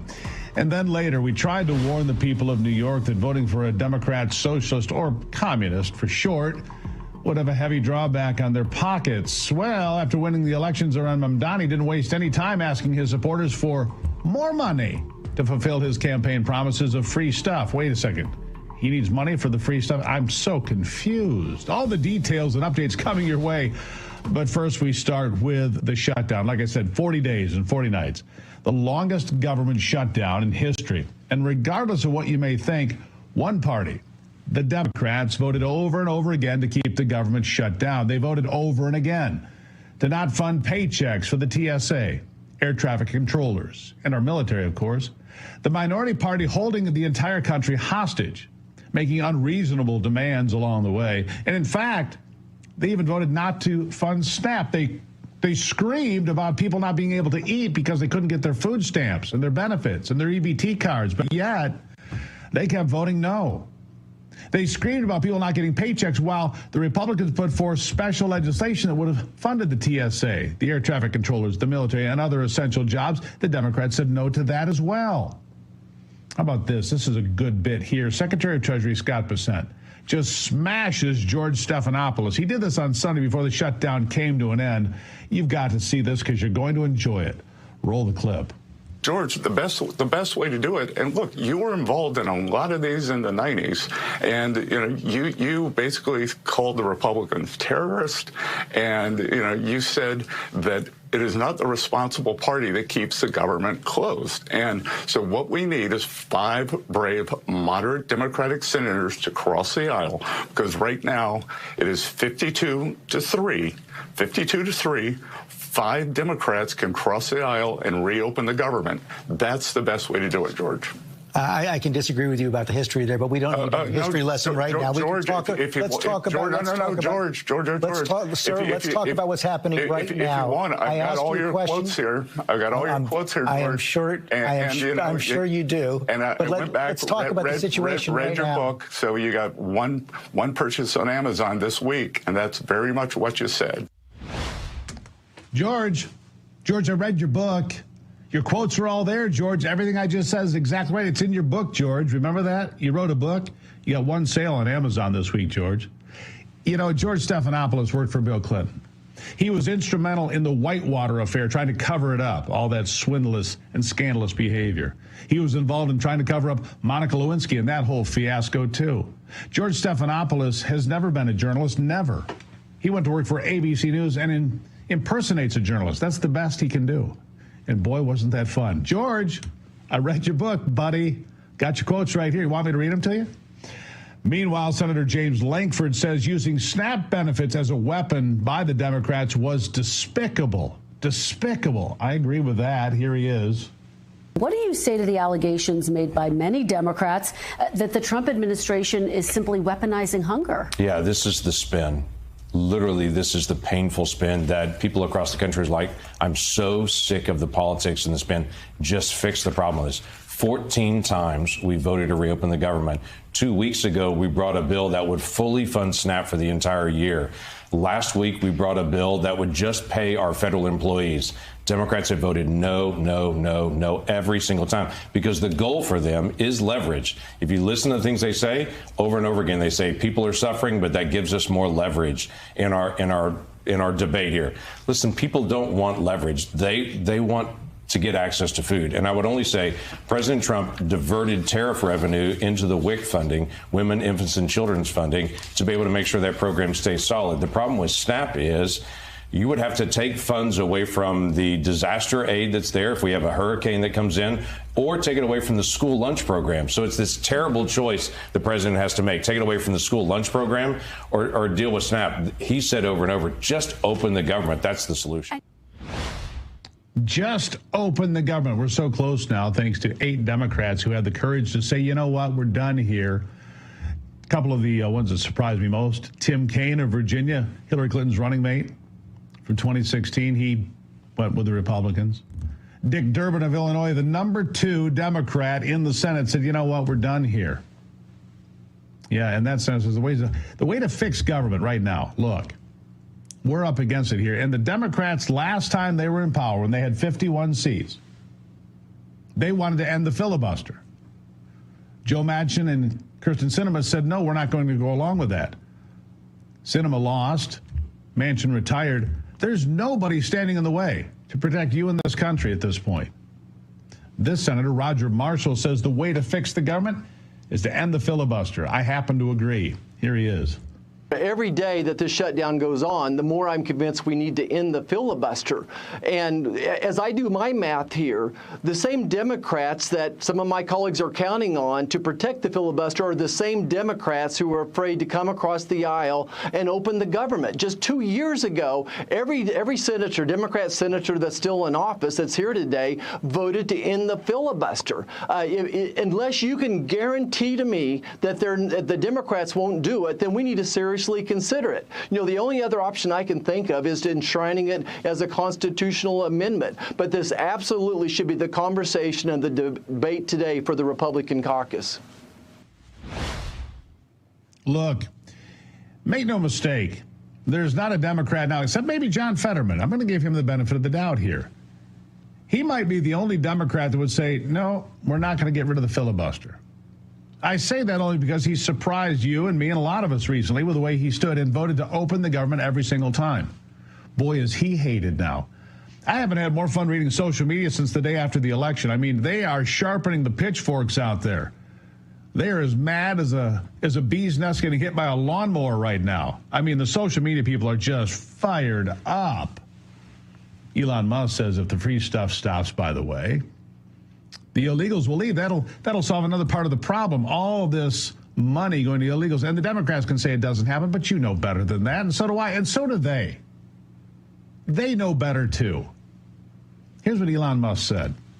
The reason you have the standoff is because if the hundreds of billions of dollars to create a financial incentive to have this giant magnet to attract illegals from every part of Earth to these states, if that is turned off, the illegals will leave because they're no longer being paid to come to the United States and stay here. Wow. And then they will lose a lot of voters. The Democratic Party will lose a lot of voters. And they would have a very difficult job if this is kicked out of reintroducing it into a new bill. Yes. Especially once things start normalizing. Yes. So, in a nutshell, the Democratic Party wants to destroy democracy by importing voters, and the Republican Party disagrees with that. And the ruse is that if you don't accept what they're doing, then you're a threat to democracy. Yes. Yeah, it's true. Stop handing out prize packages and the folks will go away. Stop giving them prize packages while they're here and they will go away. Look, now that a deal could be agreed upon to reopen the government, Democrats are losing their minds, like I said. Take a look at what this candidate for Michigan Senator, Mallory McMorrow, had to say right after she realized the Democrats were caving in.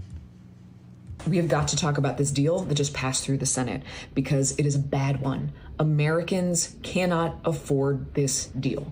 I want to set the stage on why the government was shut down and what happened, because Democrats were only asking for one thing. They were asking for an extension of ACA subsidies to ensure that your healthcare premiums didn't skyrocket. And I heard from constituents here in Michigan, it wasn't like health insurance premiums were just going up 10% or 20%. Some of you were reporting seeing your health insurance premiums double, if not triple. I was just up in the Upper Peninsula and I heard from leaders of UP Health Systems who were concerned that this is just going to lead to people canceling their health insurance, which means they won't go to doctor's appointments, they won't seek preventative care, they will wait until they are so sick that they end up in the ER. Now, the ER is much more expensive, and that cost for that uncovered care is going to be spread on all of us, which means that with this deal, all of our health insurance premiums are going to go up. Now, the Senate is broken. Just like everything else, Donald Trump has broken our institutions and has shown a willingness to callously hurt people, no matter what the cost. This is the same administration that denied their own USDA guidance to deny SNAP funding from going out into our communities, even though they did not have to, in a government shutdown, to use food and hunger as a political weapon. This is something that hurt 500,000 children in Michigan. See, it's dishonest, but what would you expect? Mallory McMorrow, by the way, is the #1 candidate for the Democrats to get the nomination to run for U.S. Senate in my home state. Frightening, isn't it?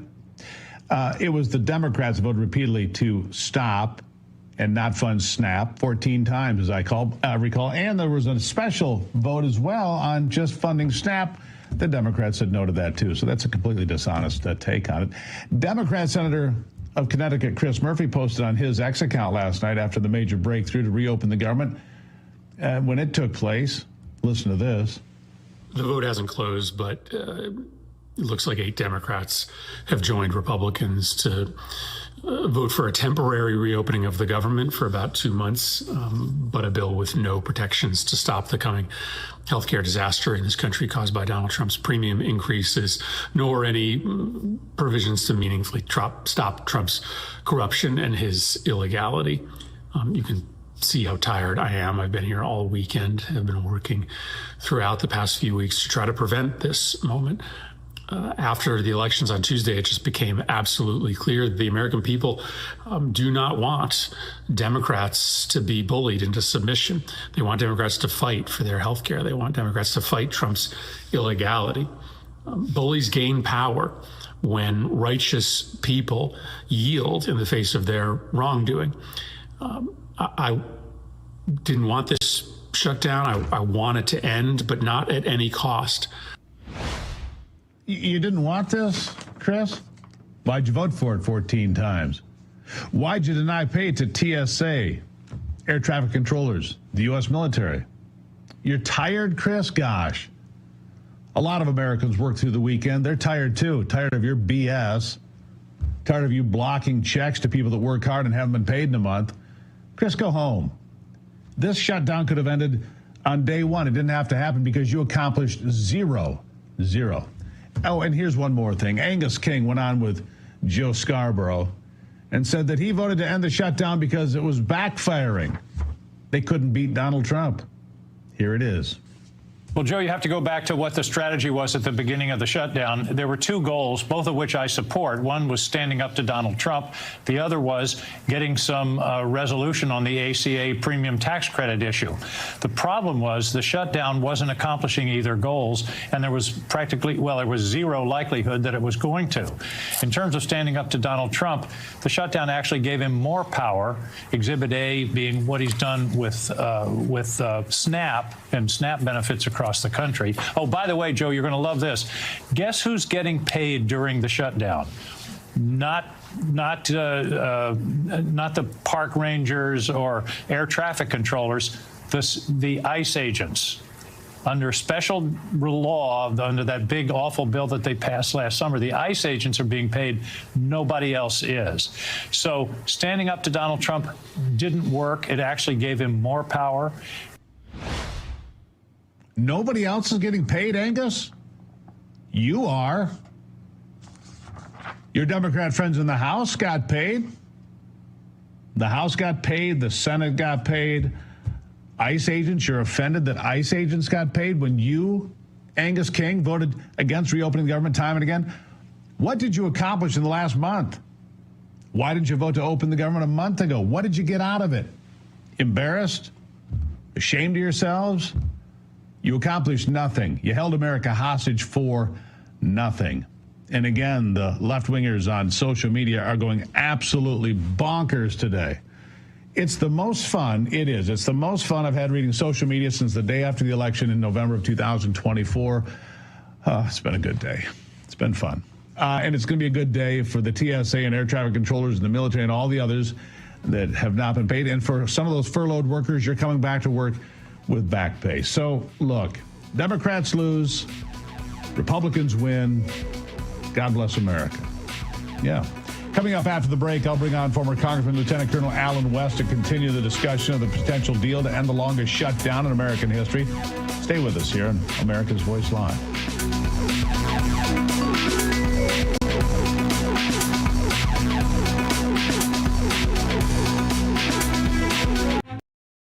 Welcome to Real America's Voice, Real Minute. Your quick look at the powerful stories of faith and freedom, inspiring audiences across the nation. Angel Studios presents A Kennedy Curse. That is the theme of Angel Studios' newest documentary, RFK Legacy. It comes from acclaimed filmmaker Oliver Stone, director of the hit movie JFK, and his son Sean Stone, in a profile of the Kennedy legacy that you've never seen before. I want to ask you about your father's assassination. Anybody who reads that report will understand that Sirhan could not have killed my father. It's a dirty story. It explores the Kennedy legacy as told through the eyes of Bobby Kennedy Jr., who reflects upon his life and memories, his time on Cape Cod, his uncle's assassination, his own father's assassination, and his early interest in nature and the environment. This time you have a drug addiction. How does that play out? I wanted to be working with nature. He was appalled at what he saw. This is how he became the leading environmental lawyer in the United States. There's no right to pollute. The polluter pays. My views are constantly misrepresented. This compelling documentary profiles our current Secretary of Health and Human Services and dives deep into why Bobby Kennedy is who he is, why he cares so much about health in this country, and how his family legacy continues even after family members pass on far too soon. I don't know if there's a curse We do what we're supposed to do. The outcome's in God's hands. To see RFK Legacy, go to angel.com/Rav, join the Angel Guild, and watch today.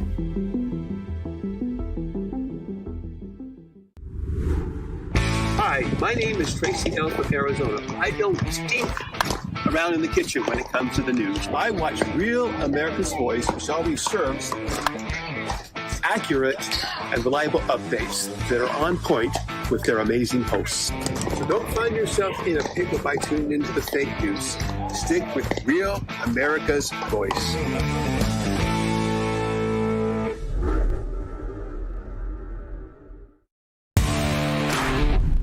My name is Tina, and I'm in Dallas, Texas. I'm so grateful to be able to get my news from an organization like Real America's Voice.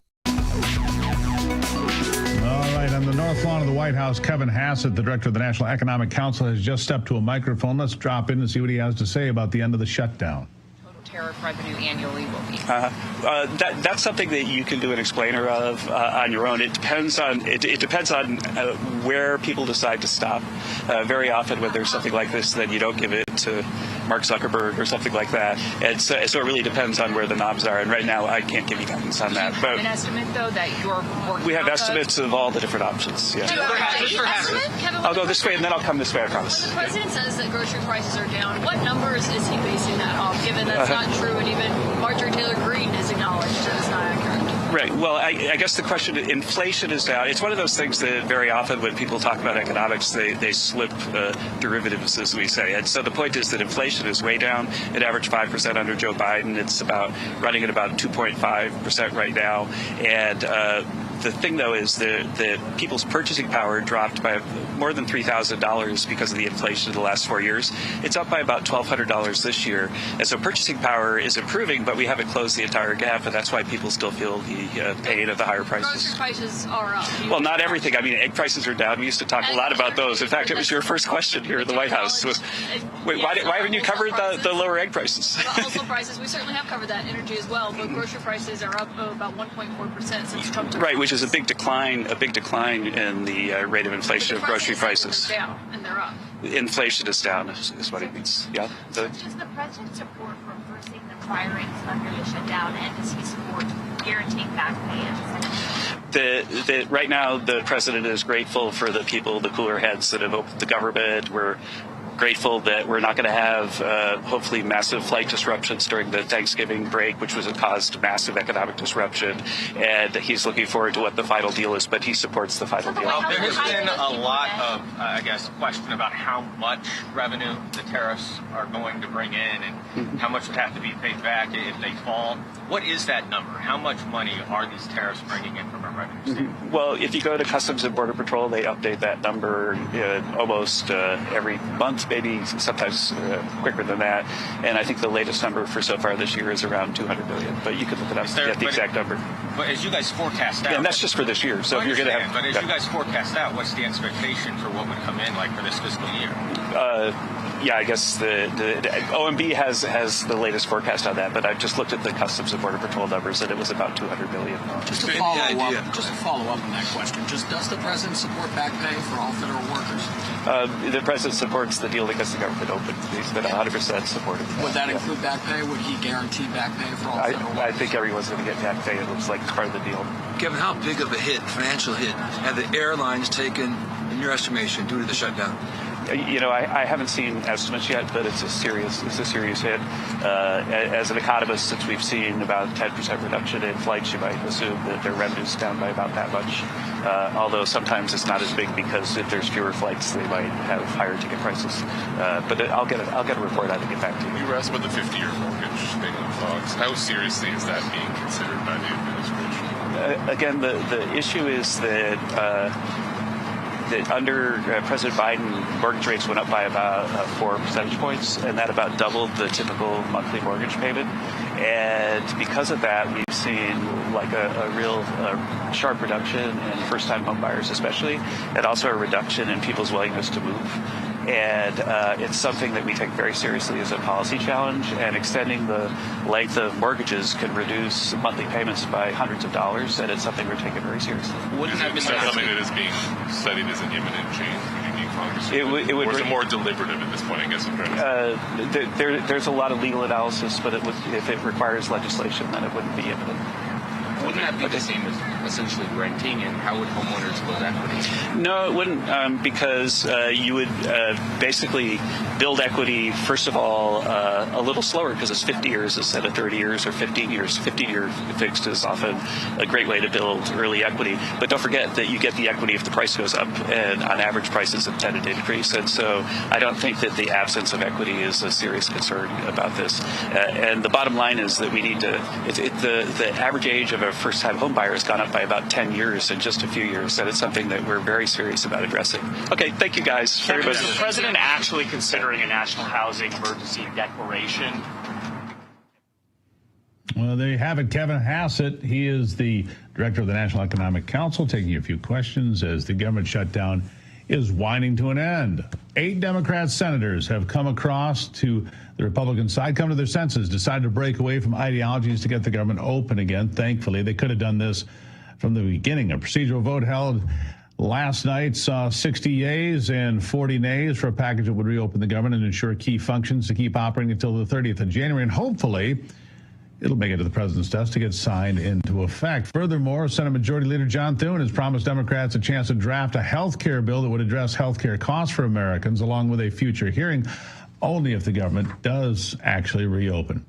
Join me to discuss former Congressman and Executive Director of the American Constitutional Rights Union, Lieutenant Colonel Alan West. Colonel, nice to see you on a Monday. Always a pleasure to be with you. And first, I want to say happy 250th birthday anniversary to the United States Marine Corps. Well done. It is. And what a legacy the Marine Corps has here and around the world. Thank you for that, Colonel. Did the Democrats get anything out of 40 days and 40 nights of shutting down the American government? No, they got absolutely nothing other than the fact that they inflicted pain upon the American people, and they were just pawns in their insidious chess game where they sought to have leverage to get what they wanted. And since everyone is talking about this word affordability, let's be very honest. And I watched the clip of that Democrat senatorial candidate from Michigan. This is all about the Affordable Care Act not being affordable. That's why we have to have these subsidies. And these subsidies would be going to the insurance companies. And I thought that the left did not like the insurance companies. But what we now come to see is that there's nothing good about Obamacare. The premiums are going out of control because there's no means by which you can rein in the insurance companies, and they continue to get subsidy after subsidy after subsidy. The American people are paying for this. And so I think that even President Trump said, why don't we just send the money directly to the people and to the insurance agencies? But they got nothing from this other than the fact that they have a lot of egg on their face, and now they have the Marxist base upset with them. They certainly do. Look, the insurance companies have been setting record profits for the last several years, record profits year after year. And look, my insurance premiums have gone up double digits every year of the Biden administration. So to assume this is a Republican problem is a joke. Look, the Affordable Care Act was never about affordability or care. It was an act to get us to single-payer health care. That's all it's about. It's about, Medicaid for all or whatever you want to call it. The idea to give the money directly to American citizens in health savings accounts, I think, is brilliant.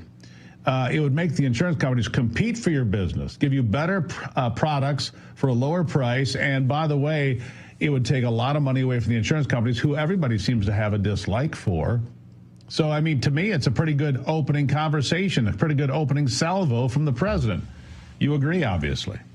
Oh, I absolutely agree with this. And the thing that we have to come to understand is that Obamacare got rid of health savings accounts. They took that ability for the American people to take care of themselves financially and have money that would be carved out tax-free for their health care concerns away from them. So again, this thing about Obamacare was, as you just stated, a means by which we can say we're going to force the American people into a single-payer system because right now the free market is too expensive. It's not affordable. But we have to continue to give subsidies to these insurance companies, which again, I thought that the Democrats and the left especially did not like. So they never had anything to stand on. This whole thing about kicking people off of Medicaid, well, those are illegal immigrants who should not be on Medicaid in the first place.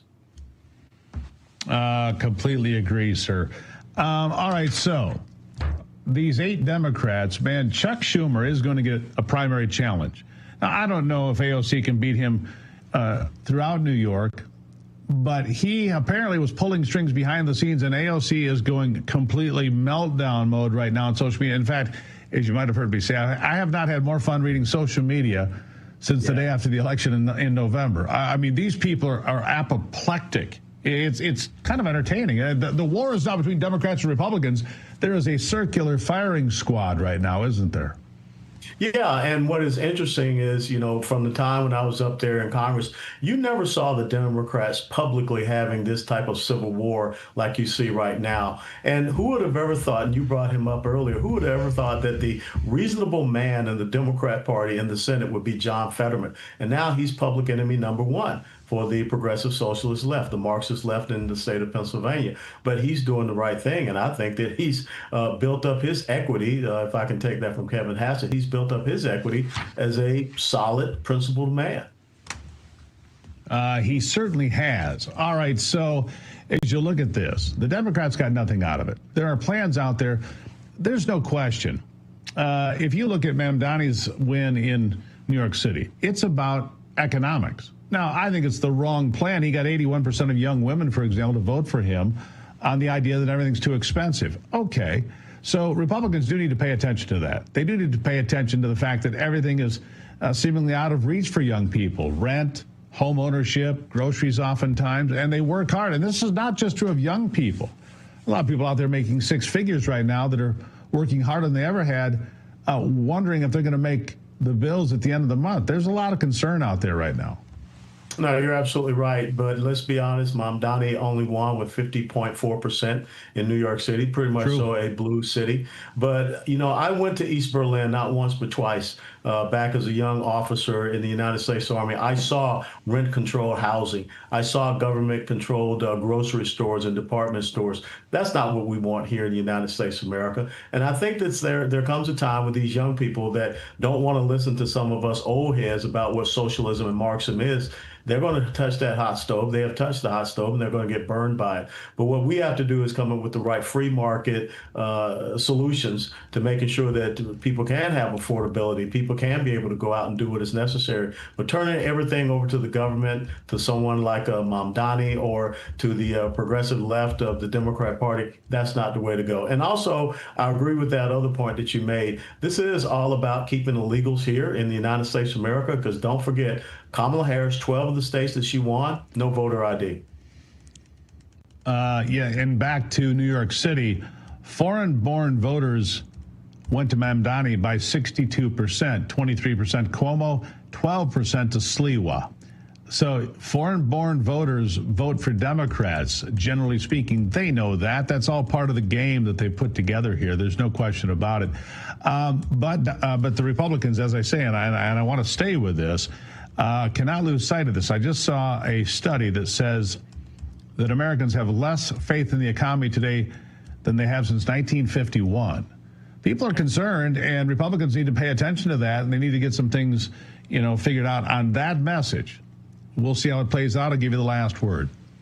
No, I think it's absolutely important. Lots of times people don't understand the foreign policy and national security things, but they definitely understand the kitchen table issues when they go to the grocery store, when they go to the gas pump. And I think it's very important for President Trump and his domestic policy team to make this a priority effort, a priority target, to making sure that Americans can have affordability, not socialist affordability, but true free market American affordability.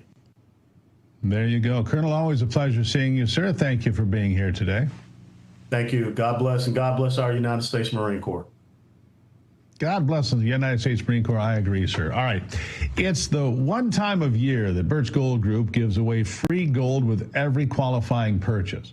That's right. For Black Friday, when you convert an existing IRA or 401k into a tax-sheltered IRA in gold, Birch Gold will send you free gold to your home for every $20,000 you purchase. Look, gold started this year around $2,600 an ounce. By October, it was over $4,000 an ounce, back over that again today. Why? Global uncertainty. 2025 has been defined by trade wars. Central banks are pulling from the U.S. dollar as the global reserve currency, and military tension continues to build. Gold thrives in times of uncertainty, and if you're looking to diversify your savings, Birch Gold can help. Plus, now through November 30th, get free gold with a qualifying purchase. kind of a good special.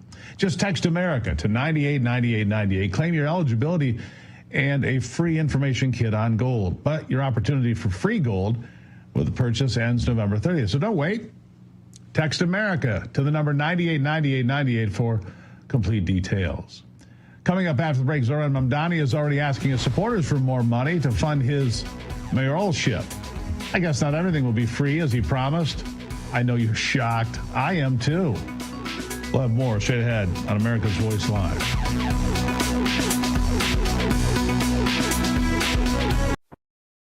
Welcome to Real America's Voice, Real Minute. Your quick look at the powerful stories of faith and freedom, inspiring audiences across the nation.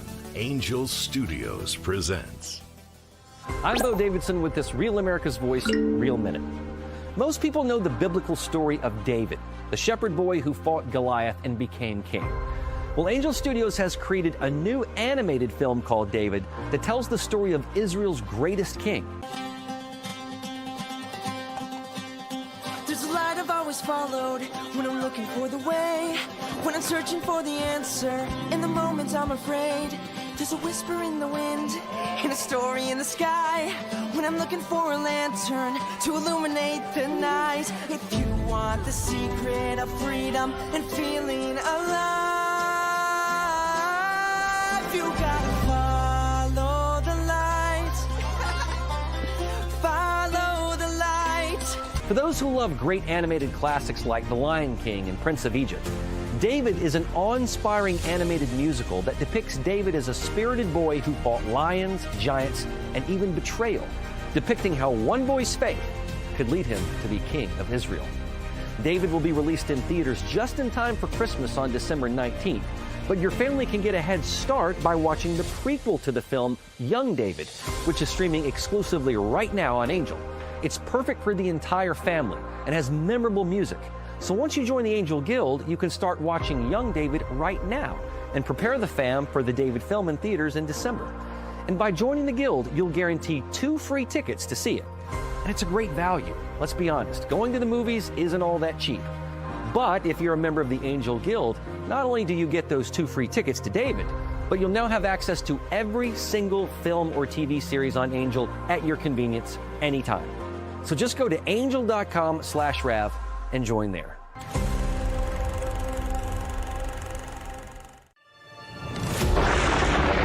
Through every storm, every moment of uncertainty, everybody needs to pray for Charlie Kirk right now. Rav has stood strong. We're not going to tolerate this stuff anymore. Turn that anger into motivation to save this nation. When we move together, there is power. The cries of this widow.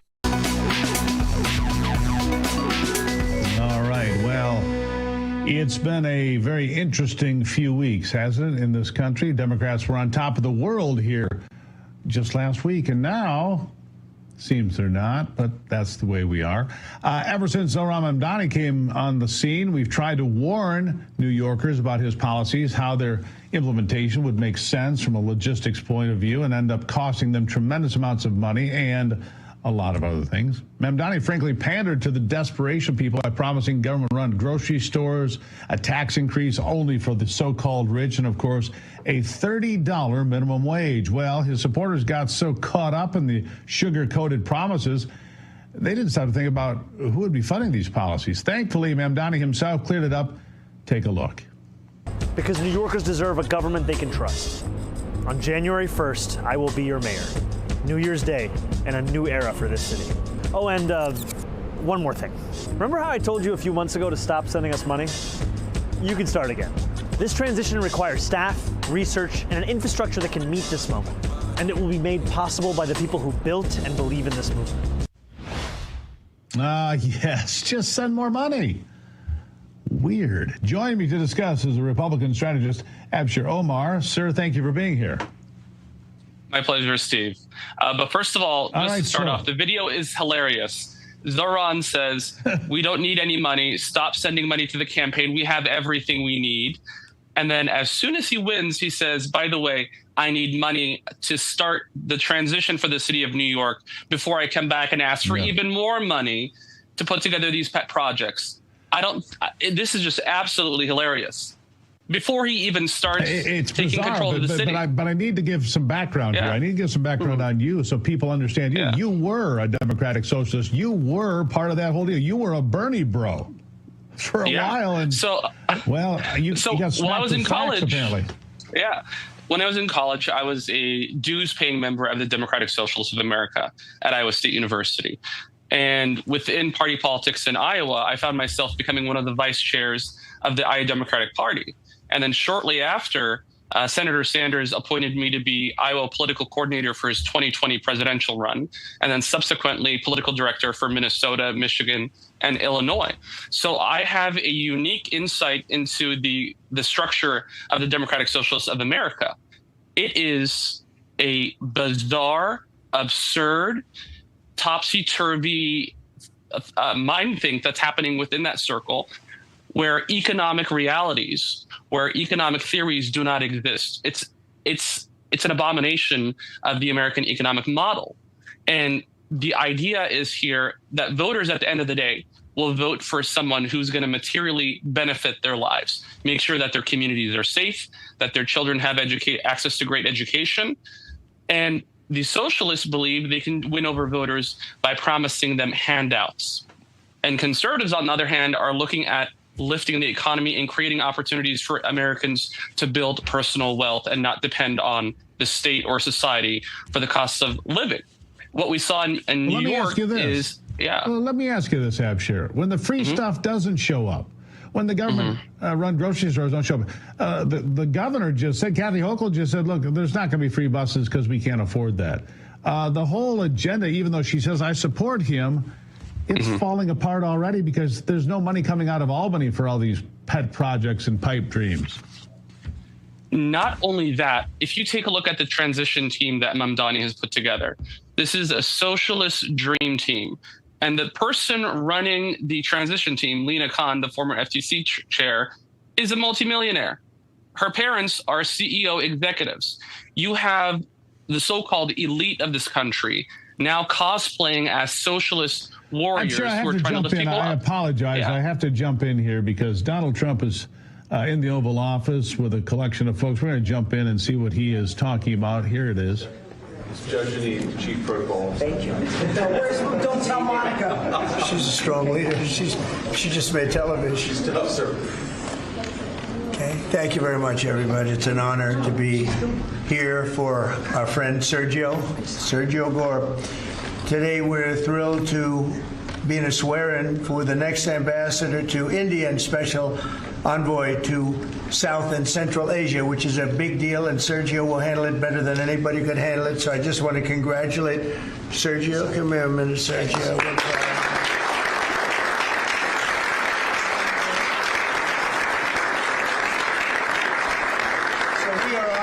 Joined this afternoon by our great Vice President, J.D. Vance. Thank you, J.D. Secretary of State, Marco Rubio. Thank you, Marco. Secretary Scott Bessent, who's doing a great job. Attorney General Pam Bondi. And U.S. Attorney Jeanine Pirro. And I see D.C. is a very safe place, Jeanine, right? Very safe place, and we're going to keep it that way. Yes. Along with Senators Lindsey Graham, Jim Risch, Tommy Tuberville, and Katie Britt. And I will give you an exemption because, you know, they're supposed to be right now in the Senate. And if you guys want to sneak out, nobody will see you leaving. Do you want to do that, Lindsey, or do you want to stay for Okay, you sneak out anytime you want. Thank you. We don't want to screw up any votes, do we? Amen. Okay, thank you. Thank you for being here. But we're also very honored to be joined by Mrs. a very special woman who I unfortunately have seen a lot of lately on television for the wrong reasons. A woman who is great, who Charlie said is the greatest of anybody he knew, best friends and best everything, Erica Kirk. So thank you very much.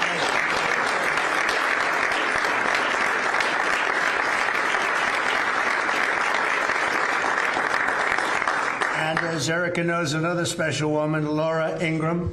Where's Laura? She's here someplace. Thank you, Laura. And many other true American patriots, great people. 1 year ago, Sergio played a key role in helping us secure the most consequential presidential election victory in the history of our country. And from the day we won, he immediately began working to staff our new administration with the most talented team of any president, and we have had a great team. Couple of mistakes there, Sergio, but we won't mention that. They're gone. We got rid of them pretty quick. We found a couple we weren't thrilled with. We got them out of here.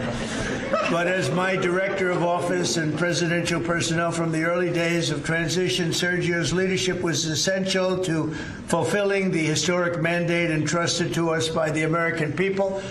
And that's what we've done with the help here at the White House. We set new benchmarks for presidential staffing. Nobody's done it, I think, hopefully better, but certainly quicker. But I don't think anybody's done it better. We have great people. We're surrounded by the people that I really do love and like and respect. But we hired 4,000 appointees across every federal department in record time, including over 1,000 appointments on day one. So before we even got started, we had over 1,000 people working for us. Under Sergio's leadership, federal agencies and departments reached staffing levels of 95%, and it's faster than any administration in modern-day history. And prior to his work on behalf of my 2024 campaign, Sergio had tremendous success as an entrepreneur in the publishing world. He even published my book, which went to #1. I was very happy, because if it didn't, he wouldn't be here right now. But now I'm trusting Sergio to help strengthen one of our country's most important international relationships, and that's the strategic partnership with the Republic of India. It's a big deal. India is home to one of the world's oldest civilizations, the largest country in the world, actually, and it's got over 1.5 billion people. And we have a fantastic relationship with the Prime Minister, Modi, and Sergio has only enhanced that because he's become already friendly with the Prime Minister, knowing that Sergio is going to be the ambassador they would call constantly to say, let's get to know this man, and they like what they see. So I know you're going to have a great success over there. It's a very important relationship. But it's also the fastest growing middle class, and it's an important economic and strategic security partner in the Indo-Pacific region. It's an amazing country, actually. 1.5 billion people. China has 1.4 billion. Those are two big countries. As ambassador, Sergio will work to fortify our country's bond, promote investments in key U.S. industries and technologies, increase American energy exports, and expand our security cooperation. And, you know, we're making a deal with India, a much different deal than we had in the past. So right now they don't love me, but they'll love us again. We're getting a fair deal, just a fair trade deal. We had pretty unfair trade deals. They're very good negotiators, Sergio, so you have to take a look at that, if you would, please. But we're getting close, Scott. I think we're pretty close to doing a deal that's good for everybody, right? In the old days, do you think Biden would ask that question? I don't think so. They'd say, how are we doing with India? He didn't know about India. He didn't know a damn thing. But that's okay. We had him. Likewise, in Sergio's role as special envoy to South and Central Asia, he'll be a key emissary to a very important group of nations at the crossroads between East and West.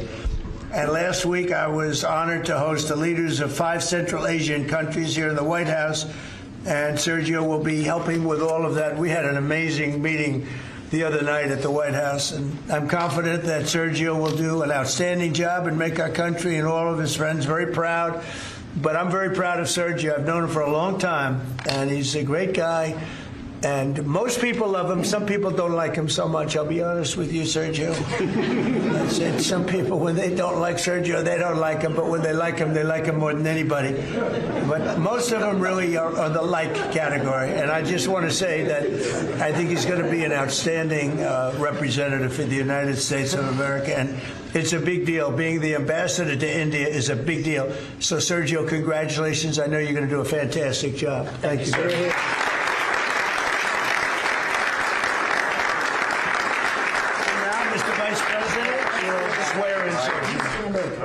Okay. Swear him in here. Left hand on my right hand up. Thank you. Thank you, Judge. I appreciate the assistance. We have such a crowd here, you'd think we're swearing in a vice president, sir. Okay. please repeat after me. I, Sergio Gore, I, Sergio Gore, do solemnly swear that I will support and defend the Constitution of the United States that I will support and defend the Constitution of the United States against all enemies, foreign and domestic, against all enemies, foreign and domestic, that I will bear true faith and allegiance to the same, that I will bear true faith and allegiance to the same, that I take this obligation freely, without any mental reservation, or purpose of evasion, and that I will well and faithfully discharge the duties of the office on which I am about to enter. So help you God. So help me God. Congratulations, Mr.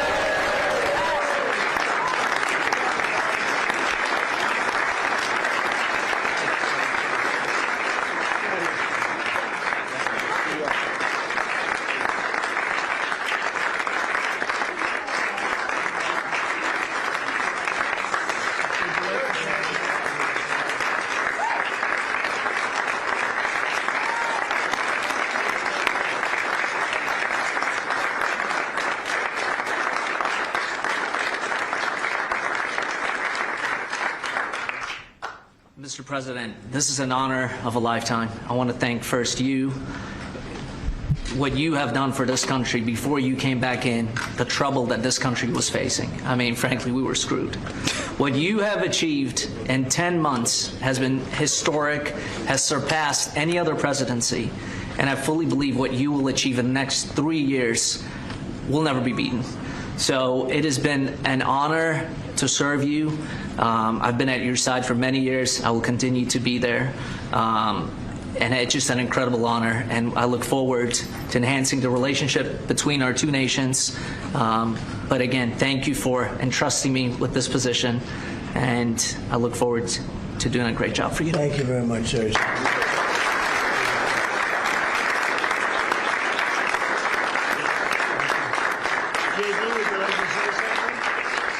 Well, thank you, sir. First of all, congratulations, Sergio. You're going to be a great ambassador, a great representative to the country of India, which the President and I both love. As a lot of you know, Sergio was a critical piece of what made the first 10 months such a great success. Obviously, the President's leadership is the most important thing, but you can't do a whole lot unless you've got good people around you. And Sergio did as much as anybody to ensure that the White House was staffed with the very best people, people who were loyal to the President, loyal to the country, and loyal to the agenda that we're trying to implement. So thank you all for being here. I think it's a great testament to you, Sergio, that you got multiple cabinet secretaries, Erica Kirk, the President of the United States. This crowd would not turn out for just anybody, but it turned out for Sergio Gore. You're going to do a hell of a job, man. Congratulations.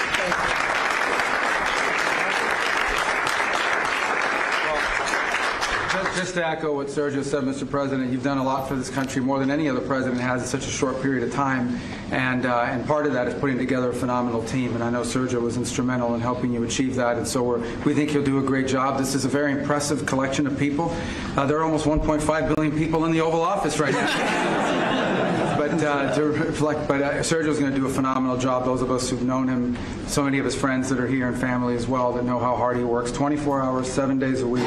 And that's what it takes to work in this administration because of how much you're pushing our country forward around the world and here at home. And we know Sergio will do a great job. So congratulations, Sergio. You're going to do a phenomenal job.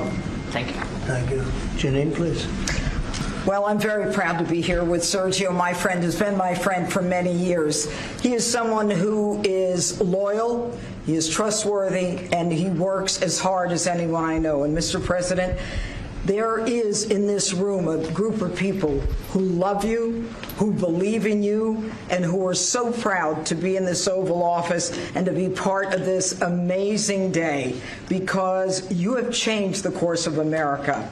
You, and thank you, Sergio, for what you've done. God bless you both.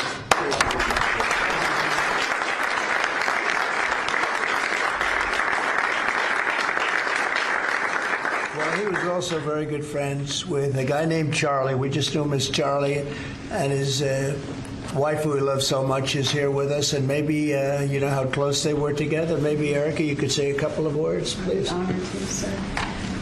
Charlie loved you. It's hard not to get emotional because I know that he would have been the first phone call when he found out that you were going to be taking this position. And the way that I was able to witness the two of you worked together for years, and to champion and support the president was absolutely humbling to witness, and I am so proud of you.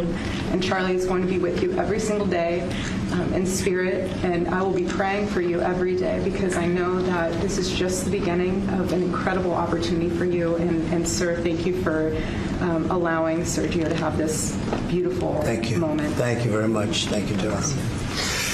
And that man's watching over us right now, right? Okay. Any questions? You mentioned the senators that are here, Mr. President. Do you personally approve of the deal that's happening right now on Capitol Hill to end the government Well, it depends what deal we're talking about. But if it's a deal I heard about, that's certainly, they want to change the deal a little bit. But I would say so. I think based on everything I'm hearing, they haven't changed anything. And we have support from enough Democrats. And we're going to be opening up our country. It's too bad it was closed, but we'll be opening up our country very quickly. Mr. President, that deal does reverse the mass firings your administration put through during the shutdown. Did you sign off on that, and will you abide by that if this passes? Well, I will be. I'll abide by the deal. The deal is very good. We're not going to be giving $1.5 trillion to people that came in from jails and from, the gangs and drug dealers and all of these others that they wanted to be given health care, which would have hurt our health care system. I hope that we're going to be able to have a health care where Lindsay and I were discussing it, Jim and I were discussing it, and Katie, we discussed it. We want a health care system where we pay the money to the people instead of the insurance companies. And I tell you, we're going to be working on that very hard over the next short period of time, where the people get the money. We're talking about trillions and trillions of dollars where the people get the money. Yes, please. The Syria president, sir, could you update us on your meeting? Did you come to any agreements? Say it? With the leader of Syria you had earlier, did you come to any agreements today? Well, I've had an agreement with him. He's a very strong leader. He comes from a very tough place, and he's a tough guy. I liked him. I get along with him. The new president of Syria. And we'll do everything we can to make Syria successful, because that's part of the Middle East. We have peace now in the Middle East, first time that anyone can remember that ever happening. And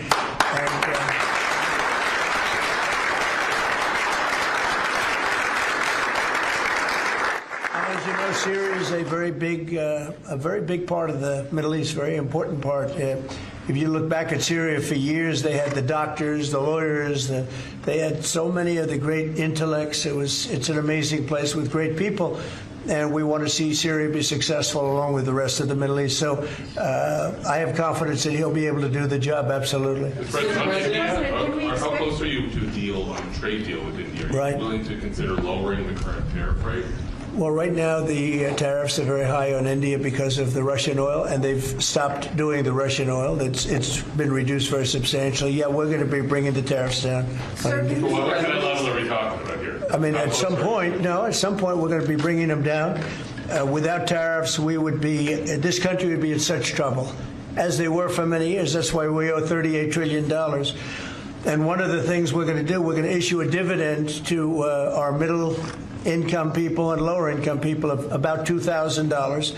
And we're going to use the remaining tariffs to lower our debt. We're going to be lowering our debt, which is a national security thing.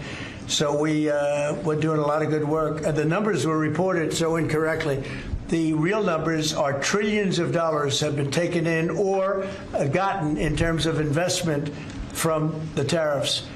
And so if that were ever reversed, it would be a disaster. Frankly, it would be a national security problem for our country. And nobody thinks it's going to be reversed. I think we had a very good court case. As you know, it's before the Supreme Court right now. But if that were ever reversed, people are saying, oh, it's $1 billion. Some people said, oh, it's $2 billion. Well, that obviously we can handle very easily.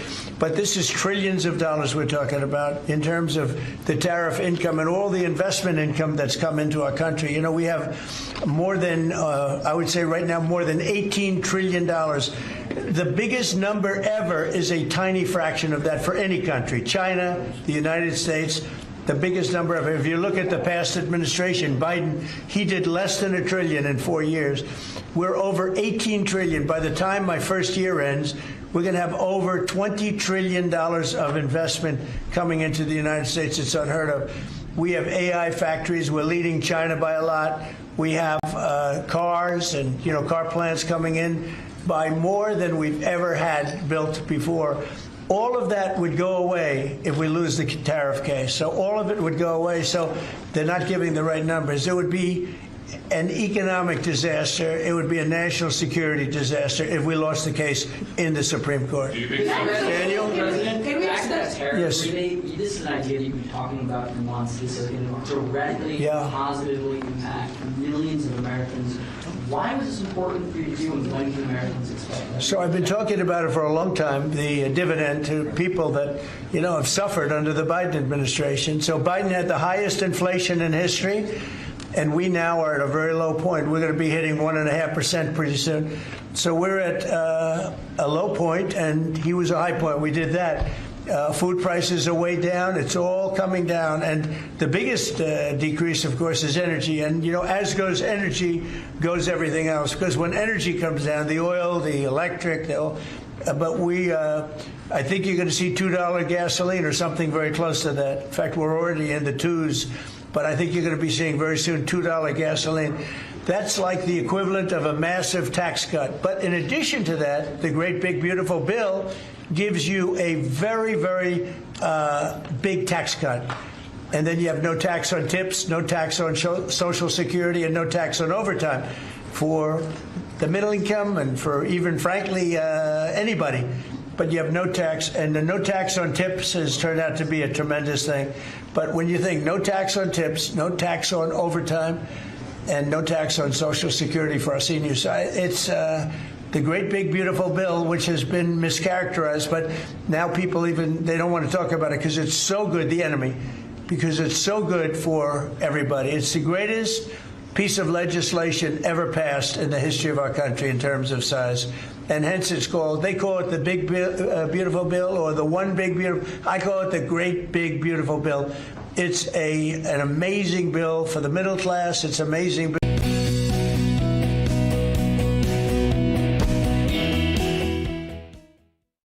So we had the greatest economy. Everything was good, but we're really outdoing it this time because we have investments coming in largely because of tariffs, and I think because of November 5th, the election result. But we have investments coming in like we've never had before. Please, behind you. Caitlin, behind you. Thank you, Caitlin. On Syria, can we expect an announcement on a pact between Syria and Israel, or an announcement on them joining the end to ISIS? Yeah, you can expect some announcements on Syria. We want to see Syria become a country that's very successful, and I think this leader can do it. I really do. I think this leader can do it. And people said he's had a rough past. We've all had rough pasts.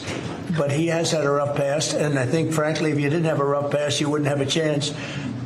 He gets along very well with Turkey, with President Erdogan, who's a great leader. Erdogan's a great leader and very much in favor of what's happening in Syria. We have to make Syria work. Syria is a big part of the Middle East.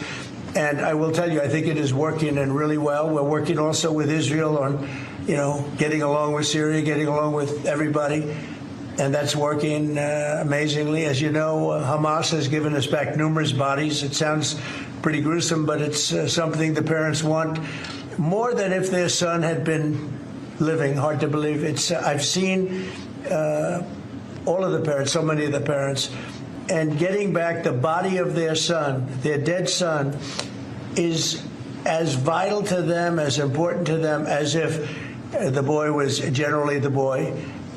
alive. And as you know, over the last 4 or 5 days, we've gotten a lot of the additional bodies that they said they were going to. They've worked very hard to do that. So we have peace in the Middle East. It's a great thing, and nobody's ever seen anything quite like it.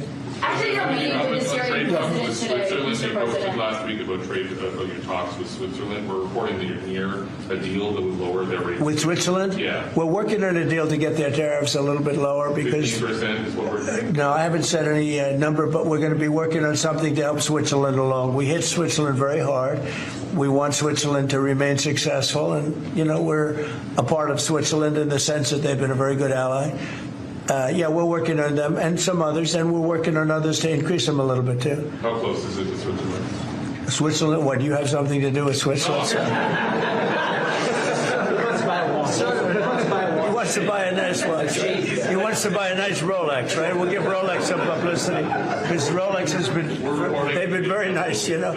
Now, look, it's a beautiful country. It's a small country, but economically very big. So we're working on something. Caitlin? After a meeting with the Syrian president earlier today, Marjorie Taylor Greene, who is a big ally of yours, said that she would rather see you focused on nonstop domestic policy meetings here at the White House instead of nonstop foreign policy meetings. What's your response to her saying that, and also saying that grocery prices are up and not down, as you've said? Yeah, so I don't know what happened to Marjorie. She's a nice woman, but I don't know what happened. She's lost her way, I think. But I have to view the presidency as a worldwide situation, not locally. I mean, we could have a world that's on fire where wars come to our shores very easily if you had a bad president. We had a horrible president, and we ended up with Russia, Ukraine, and we ended up with other disasters, too. Don't forget, I put out 8 wars, 9 to come. I think I'll get the other one taken care of, but I put out 8 wars. And look at the damage that Russia, Ukraine has done to us as a country. I mean, we spent $350 billion. We're not spending any money anymore. Now they pay us through NATO. You know, I got NATO to go from 2% to 5%. Well, that's very important.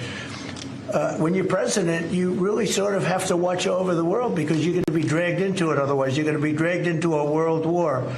I think if I weren't president, first of all, that war would have never happened if I was president.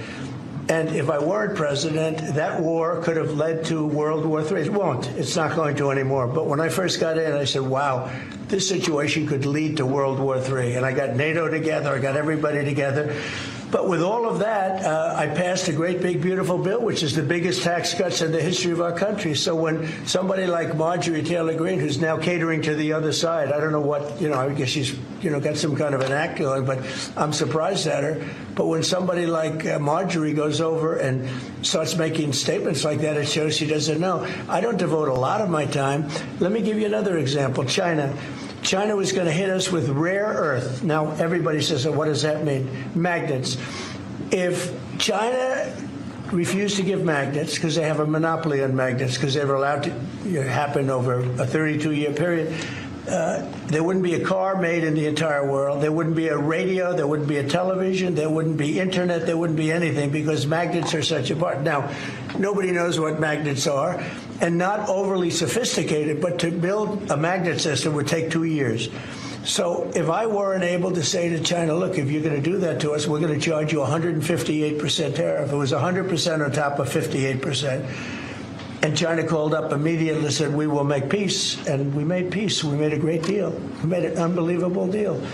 China's paying tariffs to the United States, not the United States paying tariffs to China, which has always been the way it was. Nobody can believe these deals. But so when somebody makes a statement about he's devoting time to the world, well, the world is the United States, because if the world's in trouble or if the world is ripping us off, the world was ripping us off before I came here.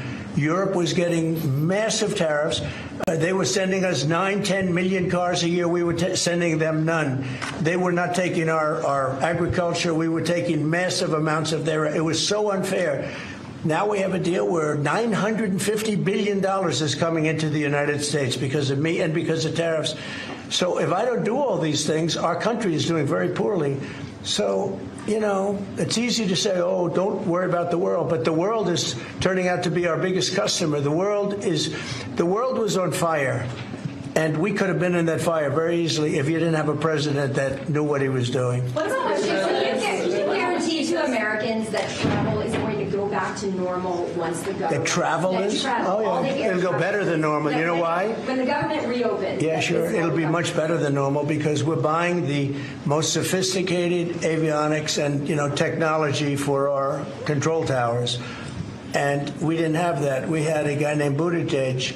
Edge, they say is the best way. Just say 2 edges, like off the edge of a cliff, which is where they were taking us, by the way. Edge was the Secretary of Transportation, and he spent billions of dollars trying to patch together our air traffic control system, which was a conglomeration of all different systems in all different cities. They had hundreds of companies working on it. and they were spending billions of dollars. And when they turned it on, it didn't work. It didn't even work a little bit. That's why you had a helicopter crashing into an airplane, that if we had a great system, bells and whistles would have started going off. So we are now in the process. We're in final bids of getting the finest system anywhere in the world. I've analyzed it. Sean Duffy has been working really hard on it, doing a fantastic job, by the way. And over the next 2 or 3 weeks, we'll be handing out the finest air traffic control system anywhere in the world. All the towers will be equipped. They were going copper wire into glass wire into other types of wire. And if you knew anything, you know copper wire doesn't work with glass. You know glass doesn't work with other substances. And they spent billions of dollars, and when they turned it on, nothing happened. Okay? We're getting the most sophisticated, all brand new. Every control tower will have the same exact system. It'll be the most sophisticated system by far in the world. And what we've done is we've looked around other countries, and we've taken the absolute best systems in every different form, because there are different. You have lots of different companies like IBM and Raytheon and a lot of great companies. They're all bidding, and we're going to pick the best one, and it'll get built relatively quickly, and we are going to have the greatest air traffic control system anywhere in the world. Thank you very much, everybody. Thank you. Thank you.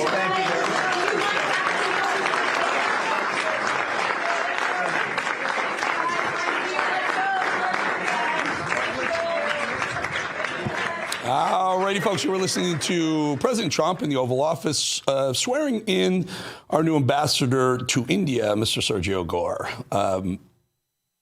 Interesting choice there. Before we get to our first guest, very quickly, let's talk about the markets. They were ripping up today, straight up, across the board. The Dow up almost 400 points. NASDAQ up 522 points. S&P up 100 points. And check this one out, folks.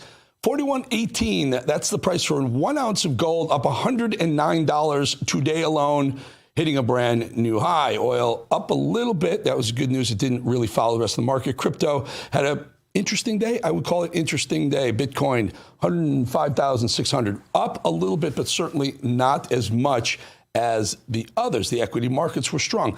I'm trying to figure out what was causing all this. Some of it was maybe the relationships with China were coming through. I think a lot of people were looking at somehow the opening the government was going to be bullish. I will tell you one thing, though. When Trump announced $2,000 for every American, he said every American gets $2,000. I think it was a major positive spin on that. This happened once before. Trump did this in his first time as president. He offered $1,200, and that was the beginning of a major bull market move, because when people have more free money that comes at them, they spend it. That's what they tend to do. Trump said $2,000 for every American. Scott Bessent came on over the weekend and said, well, hold on for a second. It may be in the form of a tax credit. I don't think anyone heard that. I think the markets were certainly looking for reasons to move up in the market. So you saw a monster move up. I'm pretty sure the S&P, that's a new record high. I will check that. Talk to me, guys. Oh, let's do this. Since we're talking about $109 higher on an ounce of gold, listen to this. It's the one time of year that Birch Gold, they give away free gold with every qualifying purchase. That's right, just for Black Friday, I should say, when you convert an existing IRA or 401k into a tax-sheltered IRA in Birch Gold will send you free gold to your home for every $20,000 purchase. Look, gold started this year around $2,600 an ounce. Start of the year. What are we, 11 months into the year? Not even? $2,600. Now it's $4,118. By October, over $4,000. Now $4,118. Why? Obviously, global uncertainty. 2025 has been defined by trade wars. Central banks are pulling from the U.S. dollar as the global reserve currency, and military tensions continue to build across the country, across the world, really. Gold thrives in times of uncertainty, and if you're looking to diversify your savings, if you haven't done it yet, folks, you got to do it. Get into gold. Birch Gold can help you. Plus, now through November 30th, get free gold with a qualifying purchase. Just text the word America to 989898. That's America to 989898 to claim your eligibility and for a free info kit on gold. But your opportunity for free gold with purchase ends on November 30th. So don't wait. Text that word America. Free gold. Free gold. Think about that. Word America to number 989898 for full details. And about this, we got to show you this. We have besides the fact that this show is just the edge, it's just blowing the doors out of other shows. Top 0.1%. We're growing 120 times faster than all other new YouTube shows. We have a huge guest this Thursday. Huge guest. Look at that right there. I want you to subscribe and guess who that guest is going to be. 3 days away. Here's how you subscribe. Take your phone, aim your phone right at that QR code, and right over here, when you open your camera, it'll be a little yellow line. Just press it. You've automatically subscribed. I'll never charge you a penny for this. This is not about that. Not marketing. It's just within YouTube. Shows them who's really doing well. You're killing it. Or you go to youtube.com/@EricBowlingTheEdge, youtube.com/@EricBowlingTheEdge. I thank you for your support. I thank you for your viewership. And I thank you for subscribing. It will help. And by the way, when you subscribe, at the bottom, leave a note who you think the huge guest on Thursday morning will be. Big, big, big. Don't think politics. Think other stuff. Big. We'll be back 2.5 minutes.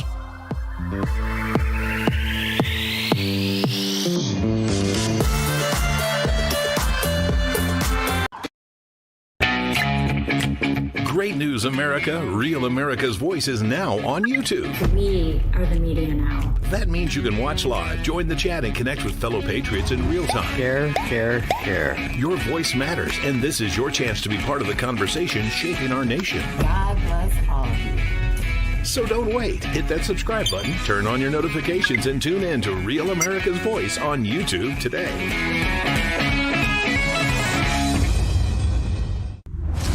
I'm a J6er. I spent 1,143 days in prison. I'm a J6er, and I spent 3 months in jail and about a year in prison. I spent 4 years out of an 18-year sentence in prison. J6ers have been smeared and defamed by the media, persecuted by the government, and treated like terrorists. In reality, J6ers are patriotic men and women, mothers, fathers, sisters, and brothers from all walks of life. Stand in the Gap was founded to stand in the gap for J6ers working to rebuild their lives after being incarcerated. And we need your help. For just $10 or more, you're helping these patriots get mental, physical, and spiritual help. Please scan the QR code or go to j6support.com to donate $10 or more to support these American patriots. Thank you for being a patriot. Thank you for standing in the gap. This is Diane from Rhode Island. Why do I love Real America's Voice? Because they deliver us facts from hosts who love America and love God. What's not to like?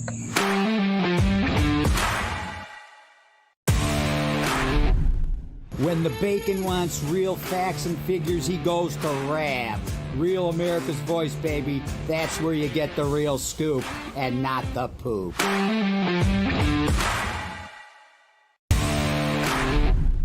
Hi, I'm Chris from Illinois, and we like to watch Real America's Voice in the War Room with Stephen K. Bannon for all the great guests. Everyone from Kerry Lake, the great Frank Gaffney, Trump coming forward, retribution.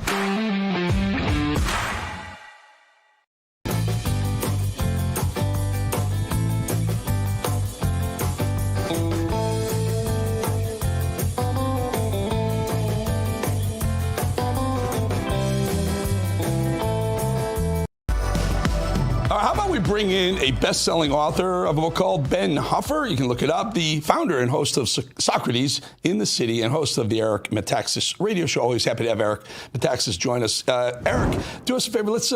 We're watching this because you're in New York. You spend time in New York. We're watching Chuck Schumer. Now, all of a sudden, it looks like a deal that's going to pass through the Senate, head over to the House, and then they're going to have their own issues with it. But it looks like, and where is Chuck Schumer in all this? I think both sides have had their political fill of Chuck Schumer going forward. What are your thoughts on it? Listen, it's hard to know what to think. Chuck Schumer has always been a political hack. He's always been awful. But what's funny, I think, to a lot of us is that he's now been outflanked by the people to his left.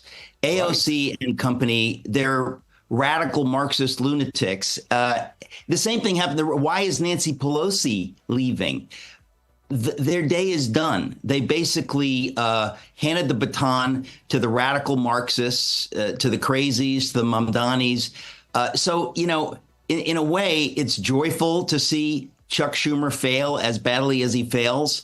But you don't know what to think. I mean, who's worse, I guess, Eric, is the question. You know, which side is worse? They're terrible. And I think most Americans have kind of finally woken up to this, that the Democrats have nothing to give us. It feels like, you know, on the right, I come from years and years, since I knew what politics was, of conservative. And I realized early that Trump had a new brand of conservative politics, Trumpism, America First, MAGA, whatever you call it. It was different. And it really did make rhinos dinosaurs, right?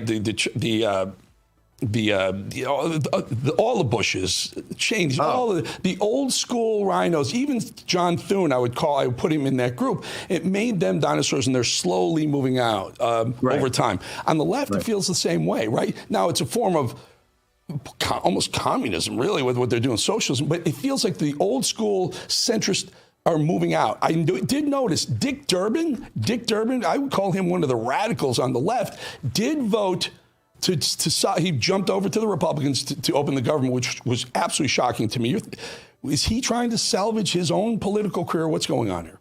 Well, you're seeing this not just in politics, you're seeing it in the culture at large, right? In other words, you look at CBS. CBS said, let's go to Barry Weiss and the Free Press. Maybe they can save us from oblivion. So you have some smart people, whether it's corporate America, whether it's, Zuckerberg at Facebook, who have some wisdom, and they're saying we want to salvage our brand. So we're going to tack a little bit, toward the right. We're not going to be full on woke lunatics. And then you have people that they're in a death spiral. And so a lot of the people on the left, listen, a lot of the folks we saw it with Joe Biden.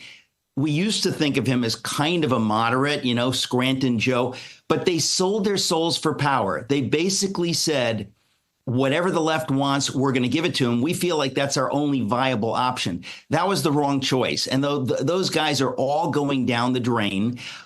Those figures like a Fetterman, for example, who have some common sense. In this day and age, if you're a liberal with common sense, we'll go with that. Anybody who has any common sense, most Americans go, listen, we don't have to agree on everything, but if you have basic common sense, if you care about the American people, if you get it right once in a while, we'll give you a chance.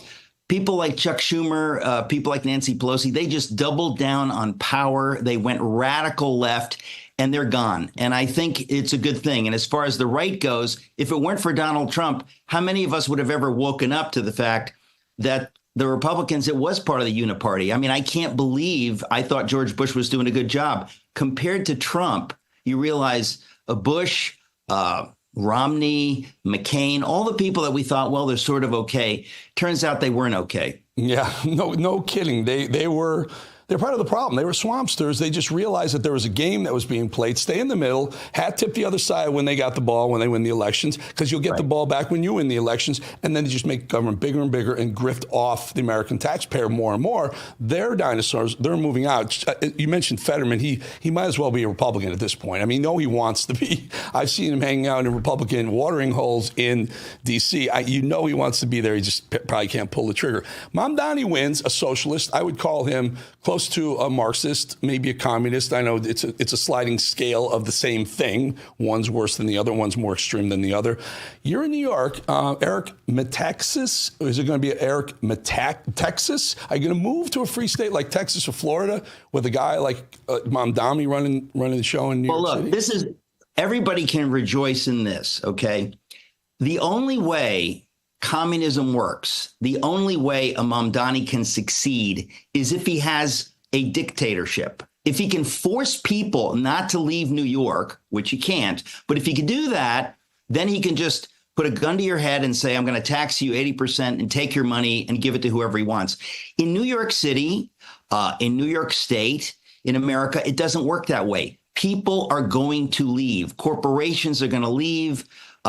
Billionaires are going to leave. So when he tries to squeeze people, they're just going to leave. The money's going to go. So there is no way he can succeed in doing what he wants to do. So the only question is in the details. How's it going to break down? How quickly are people going to leave?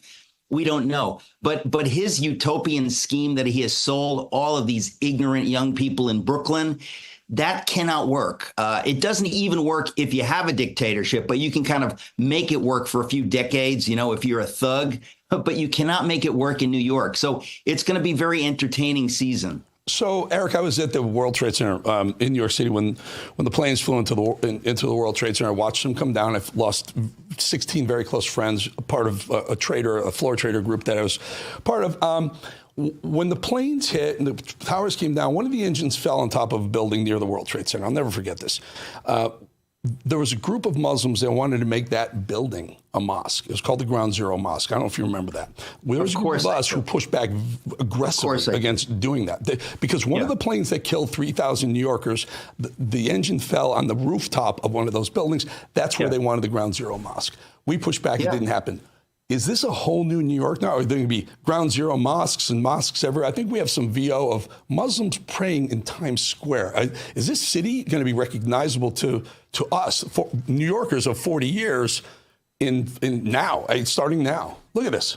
This is insane. Eric, it remains to be seen. Listen, I just have to say, radical Islam, the kind of Islam you're seeing there, the kind of Islam that has taken over London and Paris, is not compatible with American values. Now, you have to understand what I mean by that.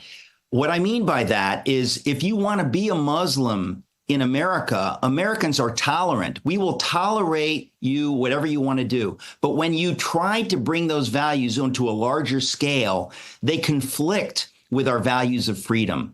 And so will Americans stand against this? I hope Americans stand against this. It's one thing to be welcoming and to say, it's kind of like if a neighbor moves in and you say, well, I've got problems with their values, but they certainly have a right to live there. But if those values begin to impinge on your life, at some point you say, excuse me, no, you cannot be, doing that in the backyard where my kids can see you. That's not okay. If the call to prayer bells or whatever they are, charms or whatever they do several times a day. They're doing it in Dearborn, Michigan. They're doing it in Minneapolis. If they start doing it in New York City, isn't that impinging on the fabric of Americans? If you ask me, to me it's offensive. It's offensive. We're supposed to have. It's kind of funny, isn't it? People always talk about separation of church and state. So you can't impose Christian values, but what about Muslim values? At what point do you say, excuse me, you can do that in your house, you can do that in your mosque, but you can't do that in the middle of Times Square? You have to have the courage of your convictions. Do enough New Yorkers have the courage of their convictions? If the mayor condones it, there's nowhere to go from there. You can't ask Trump to stop that. They would say it's a federal takeover of America's largest city. Well, listen, that's the kind of thing that honestly, I don't know where it goes. But as I was saying before, we have a free market. We have freedom. People can leave.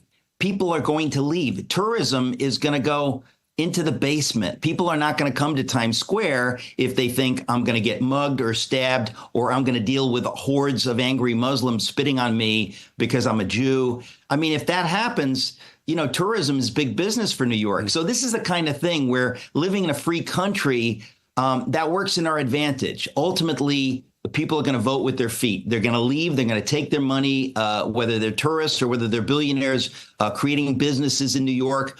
When those folks leave, the city goes down the tubes, and then we'll see what happens. Yeah, we'll see what happens. The scary part is it could all happen. He could condone all this nonsense.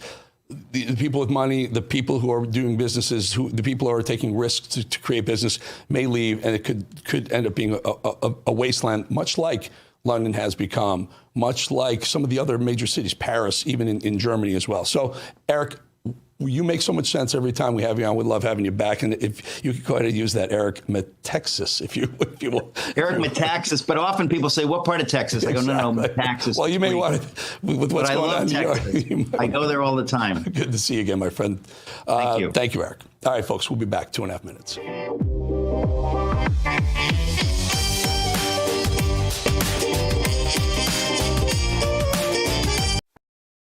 Welcome to Real America's Voice, Real Minute. Your quick look at the powerful stories of faith and freedom, inspiring audiences across the nation. Angel Studios presents. I'm Bo Davidson with your Real America's Voice, Real Minute. Did you ever wonder what truly happened in the COVID-19 pandemic and whether Anthony Fauci would ever be held accountable? I think we all have. Filmmaker Jenner Furst has an upcoming documentary that searches for truth, transparency, and accountability called Thank You, Dr. Fauci. Governments lie. Anthony Fauci put everyone on the planet at risk without their consent. It's beyond suspicious. Research caused a pandemic, killed 20 million, and cost $25 trillion. Fauci would prefer a lie. Public trust, national health, and global security are at stake as this documentary digs through thousands of pages of documents and interviews with former officials and whistleblowers in the most controversial narrative of our time that may also be one of the largest cover-ups in modern public health history. There was a cover-up. Why would he trade the Chinese the most advanced biotechnology in the world? He's a spy. It's insane. I don't think this is going to be foolproof. Things are going to slip through. Fauci knew and lied repeatedly. Rather than being a partisan hit piece, Thank You, Dr. Fauci is an honest look at the origins of COVID-19 and a potential bioarms race with China. It streams exclusively on Angel Studios app and site starting on October 23rd. And all you need to do is go to angel.com/Rav to stream it. So be ready to watch, question, and share as the quest for truth and accountability continues.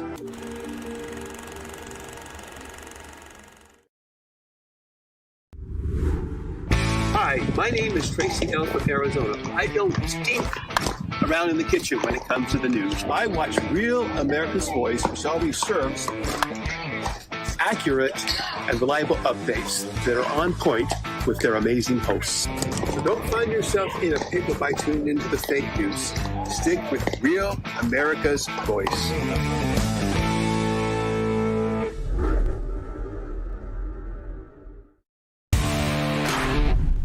It's Stacy from Texas. I watch Real America's Voice because I need to learn, and I know I can get the truth through Rav. God bless. I am here for my final check-in, and I couldn't be happier with the results. I've been happy to share it with people. They're definitely curious because it shows. My weight change is about 36 pounds. I work at a ladies' apparel store, and I have regular customers. I've been there for 8 years.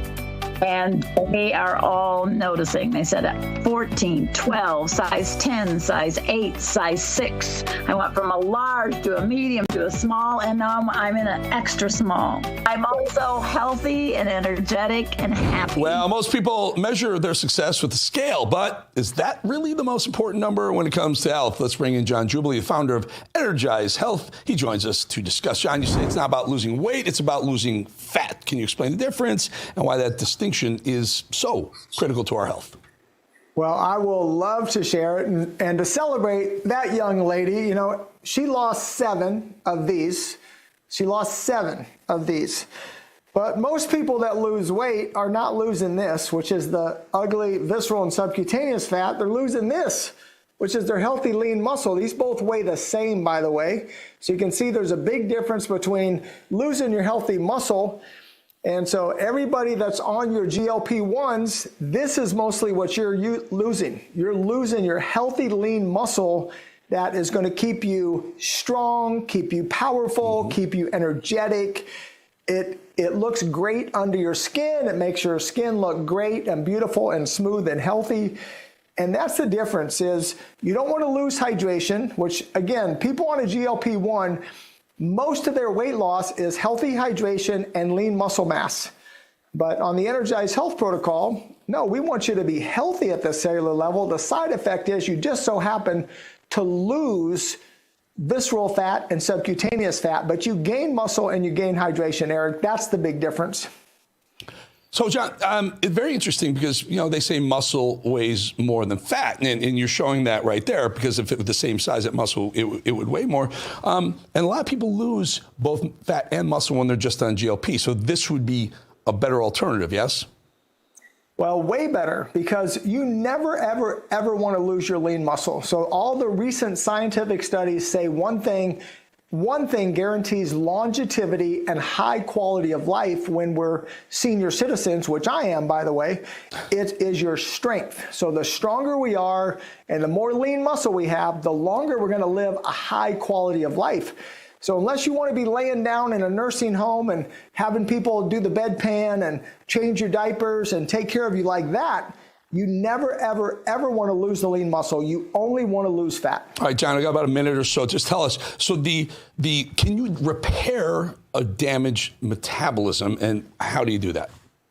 You can totally do it. There's a triangulation between your thyroid, your pituitary, and your hypothalamus. And this is one of the things for 28 years we've been helping people with our patent pending science of intracellular hydration.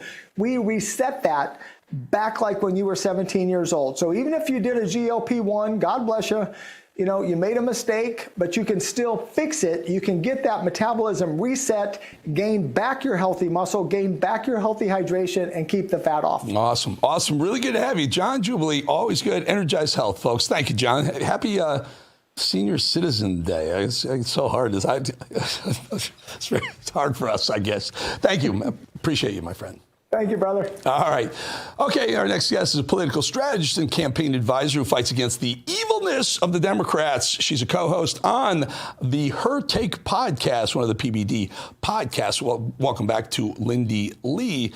Lindy, every time you're on, we always have a lot to cover. Let's start with the Schumer shutdown, which finally ended. You know, let's point out that Dick Durbin, Illinois Senator Dick Durbin, joined the Republicans. First of all, Chuck Schumer's really getting it from his own side. Tell us, is Chuck Schumer pretty much dead man walking as far as politics go going forward? Absolutely he is. And Eric, it's so good to be with you. Chuck Schumer did the right thing in March by working with President Trump to keep the government open. But the liberals and the progressives came after him with pitchforks during his book tour. So he learned his lesson that he needed to fight hard against Trump because he's terrified of a primary challenge from AOC. But you're absolutely right. He's a dead man walking. It's just a matter of time now. He knows that the writing's on the wall and they're going to come after him. So do me a favor. And the reason why I'm asking Lindy this, folks, is because Lindy was a Democrat. She was part of that party until she got her senses, her wits about her, and she realized. I'm sorry it took so long. We are too. We're glad you're here. The question is, where is that party? I mean, it's fighting. Are they? I'm speaking for them. Are we socialists? Do we want to become Marxist? Are we, moderate centrists that don't seem to be able to get anything done as well? They're in an identity crisis. What do you see? You were there from this side. What do you see looking back in?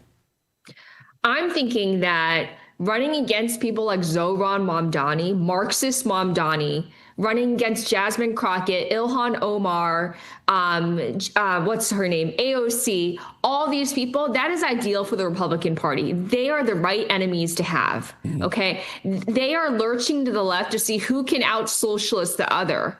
I was born in a communist regime, and I can tell you that it means nothing but chaos and pain and pandemonium and suffering for the people involved. It's just such a shame that they want to bring that system here. It is un-American, it's anti-American, and anathema to everything that we believe in. So how, Lindy, how in a city with so many Jews, so many gay and lesbian people, does a Muslim get elected when he basically says, if Bibi Netanyahu were to step foot in New York, we'd arrest him. And we know that in part of Islam, if you're gay, they throw you off buildings. Literally, you're an infidel. You deserve to die. How does a man like that get elected in a city, and where are they headed? Which is exactly what I'm saying. I want this guy to be the face of the Democratic Party because going into 2026, he is the ideal adversary. Running against somebody like him, running against somebody who says he wants to seize the means of production, that is terrifying. And where do you think he's going to get the money to pay for all the boondoggles that he wants to have? All the billionaires are leaving. Who do you think is going to pay for that? And I don't know. I don't know who's paying for it. And even worse, what's going to happen is when those folks leave, and they will, no one wants to, you're already... When I was there, if you're, a certain income level or up, based on everything, federal, state, local, you're paying somewhere almost 55, 57% of your income already before they try and figure out how they're going to pay for all this free stuff, which could push it into the 60% level. Of course they're going to leave. They're going to come to Florida and Texas. But the problem isn't that they're leaving. The problem is everyone who sees free stuff is going to go there. So they'll have a vote. They'll have the bodies to vote, right? And they'll continue this. It's a horrible circular firing squad that they're creating for the country, not just for the Democrat Party, the country. It's spreading. How do you stop it? Yes, and you know why they're doing that, though? It's for the congressional districting. Right. The more illegals they have in a state, the more federal power they have and the more congressional seats. And according to some studies, California would lose 2 to 3 congressional seats if it weren't for illegals. And on a national level, Democrats would lose 20 seats if it weren't for illegals. So they use illegals as padding. California's going to redistrict. They're going to gerrymander into losing no seats. They may even gain seats, which is insane. But go ahead. I'm sorry I interrupted. Oh, no, you're totally right, though. Everything, they know that their platform doesn't appeal to the American people, so they have to force it down our throats another way. So they beckon all the legal aliens, come over here, we'll give you free health care, free education, free housing. We're spending $150 billion a year on illegals. Meanwhile, Americans don't have health care. Americans don't have enough to eat. How is this fair? Yep. Since when was putting Americans first bigoted? It should be the highest act of patriotism and love to put Americans first. Not illegal aliens, but of American people who have actually paid into the system, people who actually love our country, who are willing to assimilate, who are willing to speak English. You're speaking so much truth. I love to hear you on this side. And by the way, Fetterman should be a Republican now, too. By the way, I was saying this 7 years ago. I said to AOC, I'd rather vote for Trump than Bernie Sanders 7 years ago. She tried to crucify me for saying this. So I've actually been pretty consistent. I thought I was just going to be the conservative voice on the Democratic Party, but they got too crazy. I can't even be there anymore. I love it. We love it. Lindy Lee, by the way, that podcast that Lindy's a co-host is called Her Take, and it's part of the PBD podcast groups. Great show, great host. Lindy, we'll talk to you again soon. Thank you for your time, my friend. You're awesome. Thank you, Eric. All right. We'll be back. 2.5 minutes.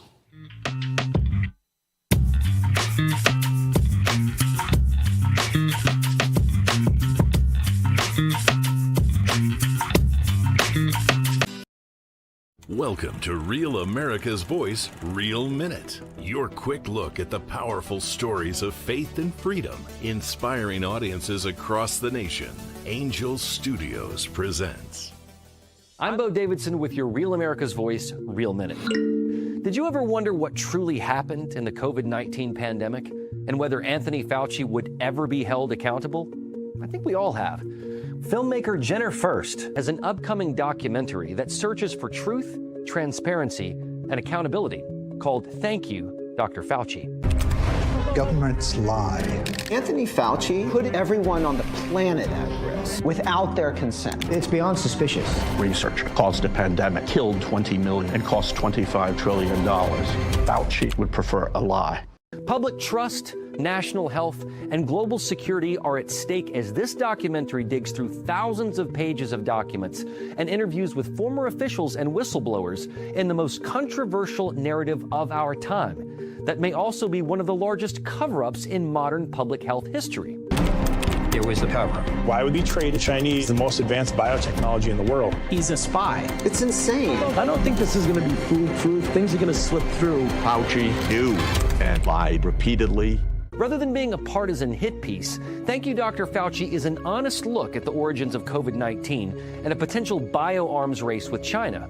It streams exclusively on Angel Studios app and site starting on October 23rd. And all you need to do is go to angel.com/Rav to stream it. So be ready to watch, question, and share as the quest for truth and accountability continues.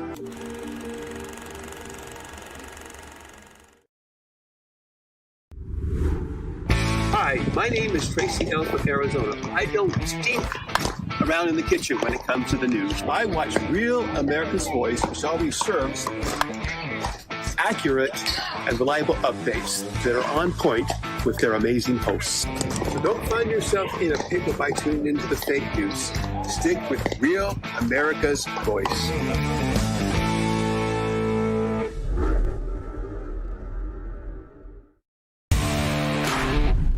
It's Stacy from Texas. I watch Real America's Voice because I need to learn, and I know I can get the truth through Rav. God bless.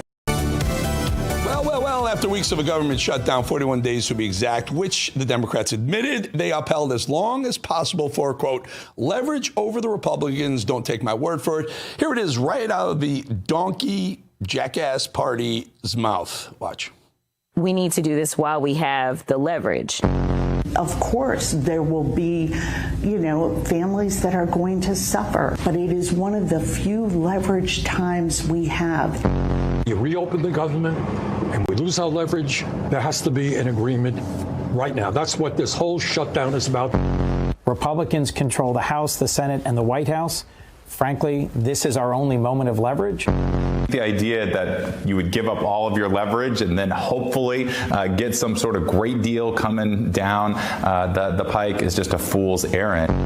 Why are working families the leverage the Democrats need to get Obamacare fixed? It's the only lever we have. Democrats have this one little sliver right now when we've got some leverage here.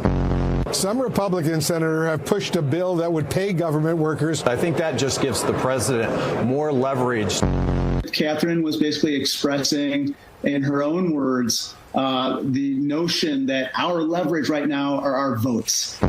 Them wanting to solve the problem that we want to solve, but do it in a couple of days or a couple of weeks when we've given up our negotiating leverage. Without that leverage, the minority party, would be stuck in the mud and not basically have anything to negotiate. And you know how bad it is, right? So they want remember that, it's the Republicans who want the government closed and won't feed the poor people. As soon as 8 Democrat senators jumped at sides and sided with the Republicans to get the government process reopened, they got excoriated by House members, their own House members, saying, what are you doing? You gave up the leverage. They never wanted it open. This is all a power game. This is why politics, the swamp, is so disgusting. They all lie through their teeth. Both sides, actually. The same thing will happen if God forbid, there's a Democrat president, Senate, and House, and the government shuts down. Republicans will blame them. You'll see. They'll hold down. They'll blame them. It's gross. So after the Senate finally agreed on a deal to end the shutdown that's left travelers stranded in airports sometimes 10, 12, 20 hours, sitting on tarmacs, among other things, Bernie Sanders is losing it because Americans might actually enjoy the holiday season. Listen to Bah Humbug Bernie. To my mind, this was a very, very bad vote. Just on Tuesday, we had an election all over this country. And what the election showed is that the American people want us to stand up to Trumpism, to his war against working class people, to his authoritarianism. That is what the American people wanted. But tonight, that is not what happened.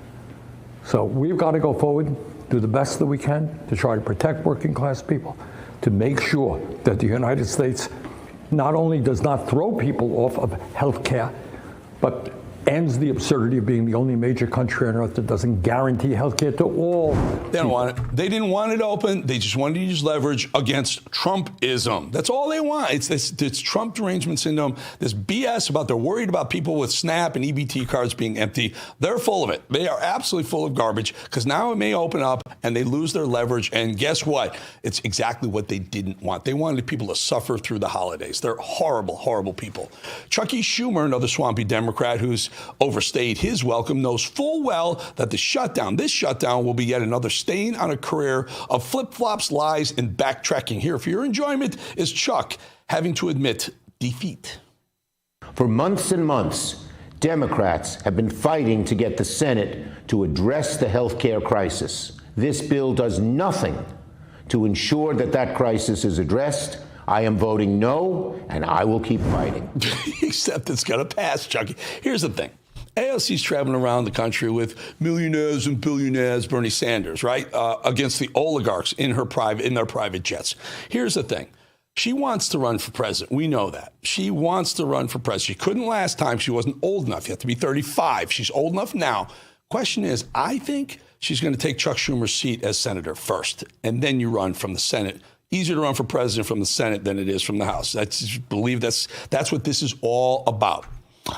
It was fun, though, to watch Democrats cry about ending the shutdown they created. But the meltdowns by the media they own, well, that was even better. First up, MSNBC, where they agreed with me that Chuck Schumer should have been gone a long time ago, but for very different reasons. Do you think Chuck Schumer needs to go after tonight? He should have gone a week ago, a month ago, a year ago. Yes. Yes, you talk about Ehman not meeting the moment, right? Every time he gets in front of the camera, the average Democratic voter out there screams, be done with you, be done. And this will only accelerate that. So that guy's kind of the Lindy Lee of the other side. He was a Republican congressman. And he flipped sides because he realized being on TV was a lot more fun than being a congressman. So he pretends to hate Trump and jumps on the other side. But the folks over at the media arm of the Democrat Party really wanted this shutdown to continue, causing a massive pain for all Americans. Apparently it wasn't enough that Joe Biden's economy made it so bad that Americans couldn't afford turkey for Thanksgiving. Clearly the pundits, and I use that term loosely, at MSNBC really love it when Americans suffer more. I have a lot more questions than answers. I don't know why Senate Democrats fought so hard for a date promised in the future, and looks like they're settling for something that is 6 weeks down the line. I don't get it. I would say it doesn't feel like a gentleman's agreement. It feels like Lucy and the football. Ooh, you know? Yeah, I see that. It's like, oh yeah, we promised this vote. Right. Whoops, you know. For 40 days, you shut the government down, and now you're going to open the government up, and what did you get in return? Right. Nothing? Right. Nothing? They like it. They can't believe it. They have nothing to talk about now. They have nothing to point the finger at Republicans or Trump or whoever. They have nothing left to do. By the way, mark my words. Remember I said the shutdown was going to end right before these holiday recesses that Congress takes? They're going to get 4 of the next 5 weeks off. Kind of interesting how they got that thing together right before they get 4 out of the next 5 weeks off, right? You think it's not weird that they got about 5 or 6 weeks off and now all of a sudden they want... telling you, I see right through these folks. I see right through. Let's jump down a little bit, a couple down, guys. Let's listen to Hochul, please. Hochul buses. I think we jumped down 2 sound bites. There we go. It's the subject of backtracking Democrats. New York Governor Kathy Hochul admitting that New York City Mayor-elect Zohran Mamdani's central election promise of free buses not really going to happen. Welcome to the Democrat Party. All promises, but nothing's real. I cannot set forth a plan right now that takes money out of a system that relies on the fares of the buses and the subways. But can we find a path to make it more affordable for people who need help? Of course we can. And what about childcare, though? Childcare, I already committed to. So we'll be on a path to get there because I'm committed to this as a mom governor. I get it, but also to do it statewide right now, it's about $15 billion. The entire amount of my reserves. Just one more. I want to get this one in real quick. Speaking of Mamdani, here you go. New York City, you asked for this. Your newly elected mayor at one of his first post-victory events. This is what you voted for. Congrats. Assalamu alaikum wa rahmatullahi wa barakatuh. It is such a pleasure to be here alongside so many friends and so many for whom today is the first time I'm having the opportunity to meet you. And this is the first Jumu'ah that I have been to since we won our election on Tuesday. Allahu Akbar. Where have I heard that before? Allahu Akbar. Oh, I know. Right before stuff blows up. We'll be back. 2.5 minutes.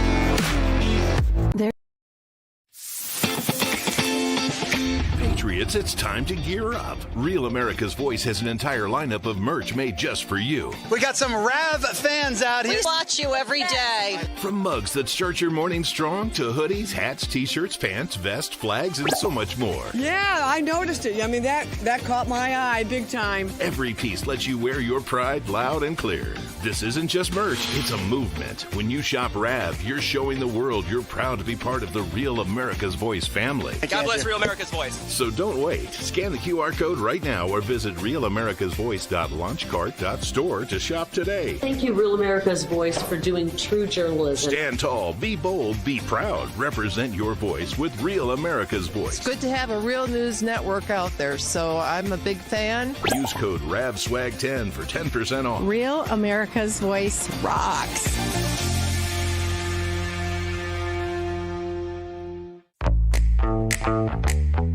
Now is the moment to put your brand in front of an engaged, loyal audience through Real America's Voice. When you advertise on Real America's Voice, you're not just running an ad, you're partnering with trusted voices like Steve Bannon, Charlie Kirk, and other influential hosts. Backed by millions of monthly listeners. What's happening? Because of a Real Voice, man. I watch it all the time. Real America's Voice rocks. Real America's Voice gives sponsors the chance to put their product front and center, displayed on screen and highlighted by our anchors during exclusive segments and live events. Head to freetrumpknife.com. This means your brand becomes part of the conversation as it happens. Secure your spot before it's too late. Join us today and make your brand part of the news conversation that America's viewers trust. Real America's Voice, where your message is seen, heard, and remembered.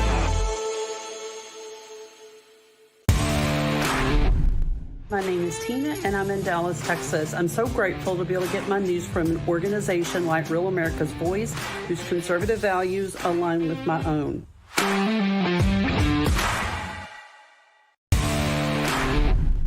Hey, this is SEAL Team from Missouri. I like Real America's Voice because it's real news for real people, and it's real good.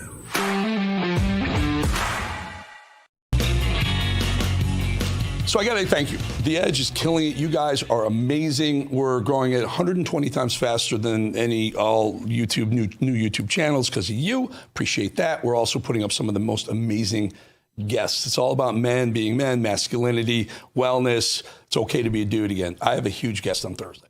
A huge guest on Thursday. I already taped it. It's amazing. Someone you all know. I want you to subscribe and guess who that guest is going to be. I need you just hit your phone. Just either take your camera, hit that QR code, little yellow line, press it. You're subscribed, never charge you. It bumps you up to the top. It's not about charging you or marketing anything to you. It won't happen. As more people subscribe, it shows the channel, YouTube, that we're big. YouTube.com/@EricBowlingTheEdge. YouTube.com/@EricBowlingTheEdge. Subscribe. I want you to know who you think that huge guest is on Thursday morning, 10 o'clock. It'll drop. It's not politics, so don't think political. It's not Trump. It's something outside of politics. Huge guest. All right, I want to thank you again for your support. Mad Dog, we were talking a little bit about gambling in the break there. We had a little bit of a rough weekend on some of our bets. It was a wild and wacky NFL. Your Rams are doing great. I think they could have a shot, but I don't want to bet on them because I'll lose because it's been that kind of year. We got some voicemails. We do. The first one is Minnesota needs help with leadership. Do it. Hi, Eric. Say I'm from Minnesota, and I'm so upset over the Somalian invasion. We need to know what to do about this because there's so many people who are against this. We just don't know what to do. We need a leader to tell us. Support them. Get them out of here. They're invading us. We just need somebody to tell us what to do and how to go about it. If President Trump could deport them, or if we can just start showing them the border ourselves, or what. Okay, well, we're all sick of this. We just need a leader. Thanks. Well, Bye. You nailed it, Sam. You really can't deport them if they're not here illegally, but if they're here illegally, Trump's going to hopefully get rid of as many as we can. But you really got to stand up. I keep harkening back to 2020, the summer of love when George Floyd died. And the push was to support African Americans. That's fine. Except you saw the crowds. It was all, white Americans kneeling at the altar of George Floyd. If you really mean what you're saying, you got to vote. You got to get out and vote these people out that are allowing all this stuff to happen. Mamdani just won in New York. We're seeing video of a mosque, a makeshift mosque in Times Square. If you don't like it, then stand up and vote and tell people it's the American way. It's the only way you can do it. The Constitution protects the majority. Become the majority. Become the voting majority, not just the vocal majority. You got to go out and vote. Every vote counts. I don't care what state, city, municipality you're in. Even if you're in the minority, your vote will count. You'll show that you're close. Maybe next time you get the vote. Go out and vote. Great question, though. Next, Mad Dog, you got another one? Yeah, this viewer is upset about price gouging. Hey, Eric Bowling. My name is Colleen Cheetah from Central Florida. And what I want everyone to know is that what we're having is price gouging.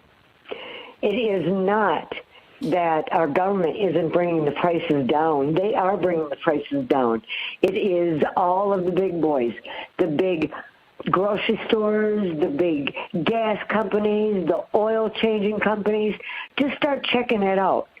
The prices have been coming down for the last 2 years, but not for the everyday people, only for the big boys, and they are price gouging us everywhere in the United States. Start spreading that around. Thanks for your help. Bye. Bye, Colette. You're 100,000,000% right. You are so right. You don't even know how right you are.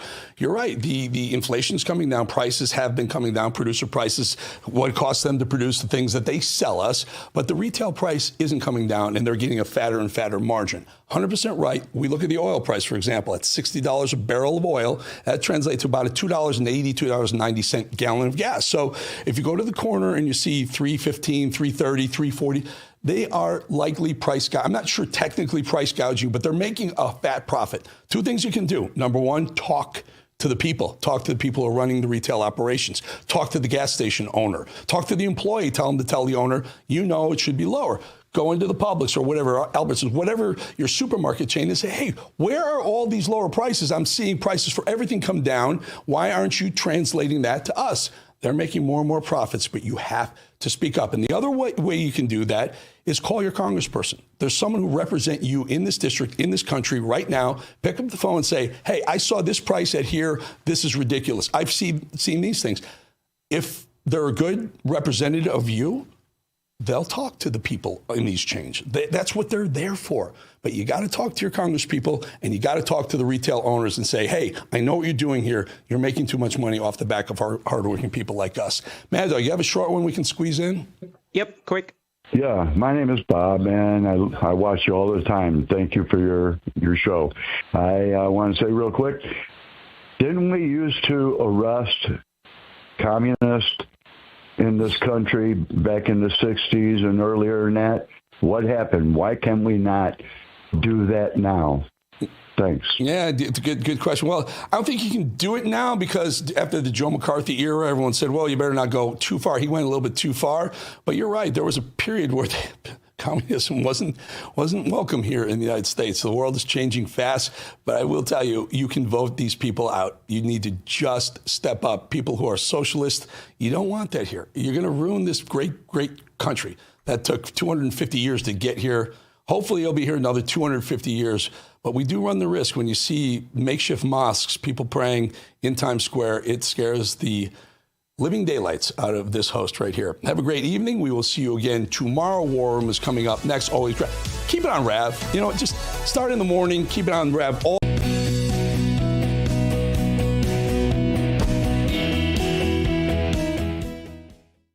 Is this what your takeaway is? Well, not exactly, but I don't know. I guess I'll be the contrary on this. I think that the Democratic senators handled this basically pretty well. You're playing chicken with the other. It's like you're playing chicken, and the other party wants to crash. Like, you're never going to win a game of chicken against Donald Trump. So why do we get into this? I mean, they spent 40 days doing this. And I was talking to Senator Kaine a moment ago, and he basically laid out everything that they could have gotten if they never went into a shutdown. He was worried about SNAP benefits running out. Well, if they never went into a shutdown, SNAP benefits would not have run out. He was worried about federal workers getting laid off. Well, if they didn't go into a shutdown, they weren't going to get laid off. And so they spent 40 days saying this is all about health care, all about the ACA and these subsidies. This is the only point we're going to have any leverage on this. And then now they're like, well, we're going to have a separate vote, and the American public will get to see where Republicans stand. And by the way, it sounds like the House isn't even going to take it up. I hear all that, Katie, but that was the best case scenario from the start. I mean, and they had no choice but to do nothing. And here's the reality. If they wanted to get the health care subsidy extended, they needed to win the election last November. The Republicans control all of Washington. Like, this expectation that the Republicans are going to wake up one morning and say, you know what, we're going to do the emergency Obamacare extension. You know, we're going to make sure that the subsidies for people that are early retirees are going to continue. It's crazy to think to the Republicans were never going to do that. And the purpose of the shutdown, to my mind, was to demonstrate to the voters as Democrats what their side was on this issue and what the Republican side was. There was not going to be a tangible policy. The Republicans never even came to the table. The House hasn't been in session for a month. Donald Trump never tried to negotiate. So I hear you. I hear everybody when they're saying that they wanted more, they wanted to hold out longer. But this is the longest shutdown in history. I remember back when I was a Republican, the Democrats and people like me and the establishment of the Republican Party said the Tea Party's crazy. Like these guys at the Tea Party are extremists with the way that they are pushing these shutdowns. This Democratic Senate just held a longer shutdown than the Tea Party ever did. So, I just think that is about as much as could have been expected, given the real harm that was happening to people with the loss of benefits, loss of jobs, loss of salaries. Did it take, as I guess, Tim, you're suggesting, that much time for the American public to see where the Democrats stood and how they felt about health care and to look at it closely and see that ultimately it was the Republicans that were stonewalling this issue?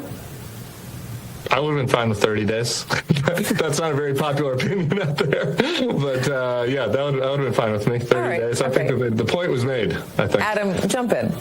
Yeah, I think this strategy always had an end game problem, and that's sort of what Tim is getting at here. The Republicans were never likely to give Dems their big demands. I think if Democrats were going to cut this kind of a deal, it probably would have been a better idea to have done it a week ago before the elections, gave everybody a renewed sense of momentum, before Trump started lobbying Republicans to get rid of the filibuster, and people like me were like, this is interesting. Let's see where this goes. But I do think that there is an argument for claiming a win here. Democrats were able to drive a conversation about health care and make that a central focus, which is something they've been struggling to do for a long time. And look, if you want to be really cynical about this from a political perspective, by not extending the ACA subsidies, Republicans have set themselves up for a year next year that is going to be entirely focused on health care. And people's premiums are going to go up. Republicans are highly unlikely to extend these subsidies, which is part of why Democrats were demanding that they do it.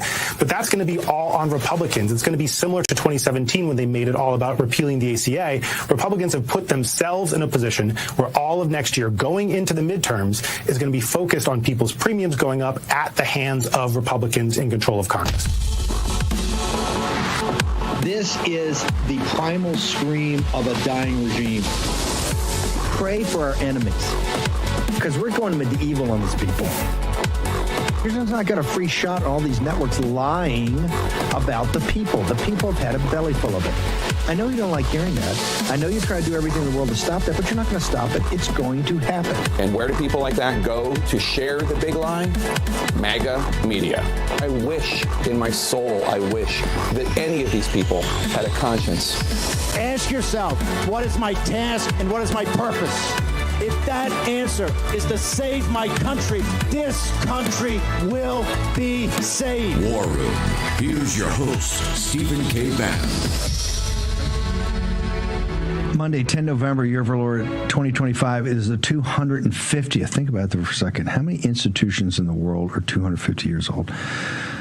Are not a country. 250th anniversary of the beginning birthday of the United States Marine Corps in Tun Tavern in Philadelphia today. My co-host for the next 2 hours is the great Michael Pack. We're going to talk about a whole lot. I got the great Julie Kelly is on first. Julie, okay, let me lay this out before you get into it.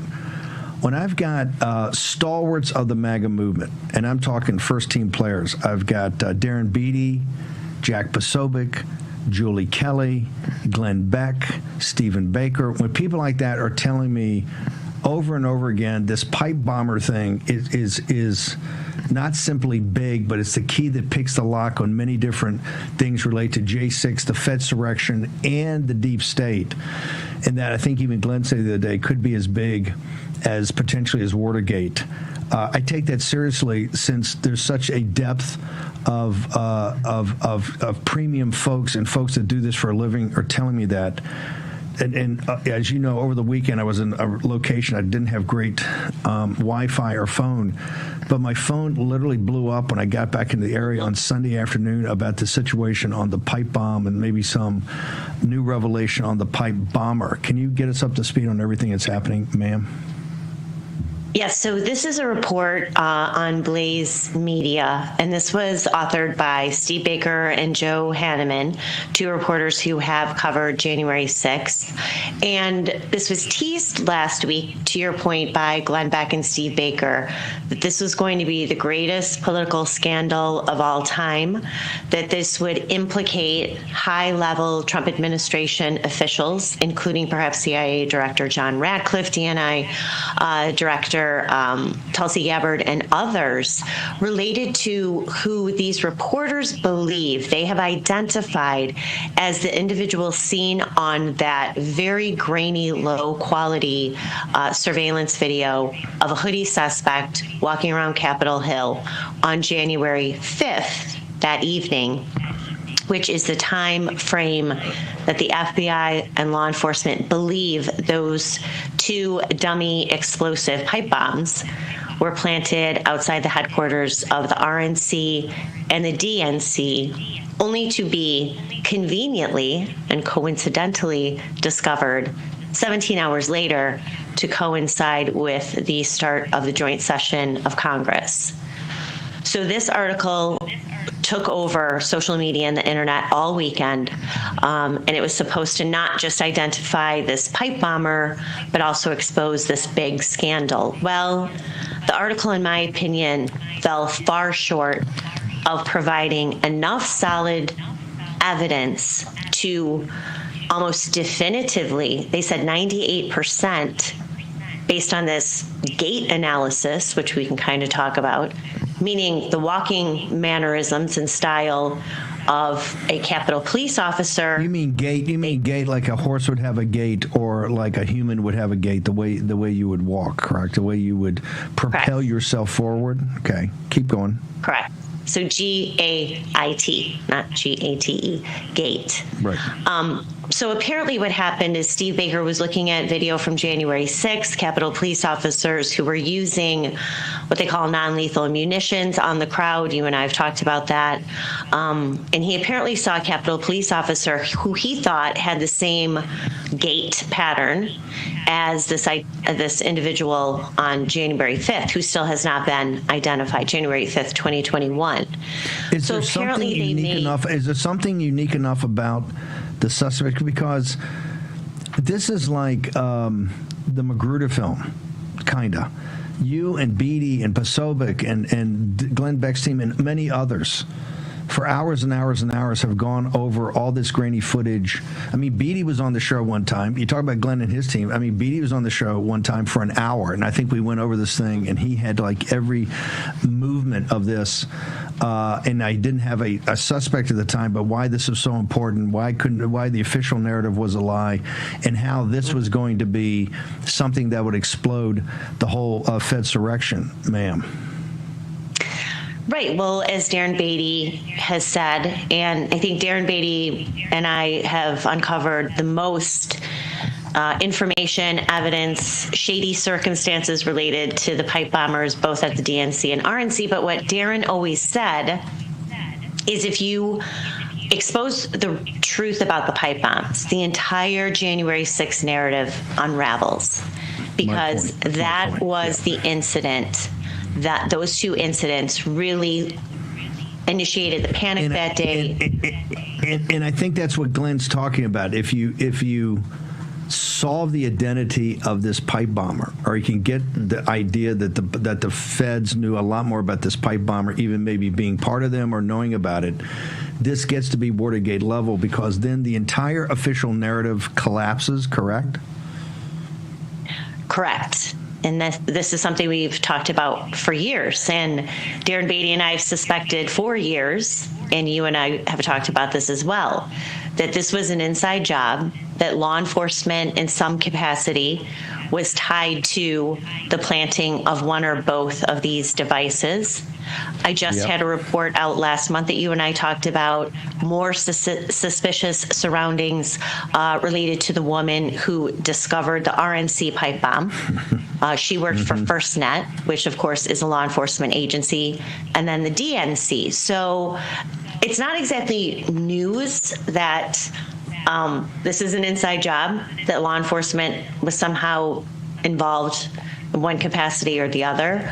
I think this might be new to Glenn because of how he's talked about it, but it certainly is not to us. So if this individual, and we won't name her name because you could see people are already backing off this report as they identified this woman, who now is under police protection, by the way, based on, I think, really dubious evidence. Because naturally the MAGA people would seek immediate vengeance, correct? Revenge. Well, look, it's really irresponsible to float someone's name without enough substantive evidence that confirms that this is the absolute identity of this suspect. I mean, this is a very controversial issue. It's one of great public interest and one of great consequence to both the individual and anyone else who would have been involved. So is the evidence that they put forward, was they actually put pictures of her up there and they compared the grainy footage of the suspect or the unidentified person walking its gait versus her gait, so you could actually compare and contrast? We don't know because the article did not embed any video clips that had been used as samples for this gait analysis. So we don't know what video this one analyst or the software that was used, but we certainly don't have the video clips. And what I think is also a little bit questionable here is that in the article they say they did not use the FBI grainy footage that we've all seen for years, that they used different footage that was clearer and had a more accurate timing to it. Now, as you know, Darren Beatty years ago broke down how a lot of that video, especially the video captured by the DNC security footage, how it was purposefully slow, that it had such a slow frame rate to suggest that it had somehow been manipulated. So what footage did they use? We don't know. They didn't put the video clips in the piece, which I feel like from a journalistic standpoint, if you're going to call someone's name out, you better provide the public with the evidence that you're using as a basis of that conclusion. Hang on. We're going to take a break if you can. I know you're under tight schedule. Our next guest is also under a tight schedule. It's the 250th anniversary of the birth of the Marine Corps at Tun Tavern in Philadelphia. As Continental Marines, I think they started recruiting. Naturally, if you're going to recruit Marines, what better place to recruit them than a tavern, right? Hard-fighting devil dogs. We're going to get to all of this for the next 2 hours. Julie Kelly. Julie, can you just stick around for a minute or two on the other side? I know you get a bounce. Birch Gold. Take your phone at text Bannon, B-A-N-N-O, and 989898. Get the ultimate guide for investing in gold and precious metals in the age of Trump. Find out about your IRAs, your 401ks, tax deferment, all those complexities. Talk to Philip Patrick and the team today. Patriots, it's time to gear up. Real America's Voice has an entire lineup of merch made just for you. We got some Rav fans out here. We watch you every day. From mugs that start your morning strong to hoodies, hats, t-shirts, pants, vests, flags, and so much more. Yeah, I noticed it. I mean, that caught my eye big time. Every piece lets you wear your pride loud and clear. This isn't just merch, it's a movement. When you shop Rav, you're showing the world you're proud to be part of the Real America's Voice family. God bless Real America's Voice. So don't wait. Scan the QR code right now or visit realamericasvoice.launchcart.store to shop today. Thank you, Real America's Voice, for doing true journalism. Stand tall, be bold, be proud. Represent your voice with Real America's Voice. It's good to have a real news network out there, so I'm a big fan. Use code RAVSWAG10 for 10% off. Real America's Voice rocks.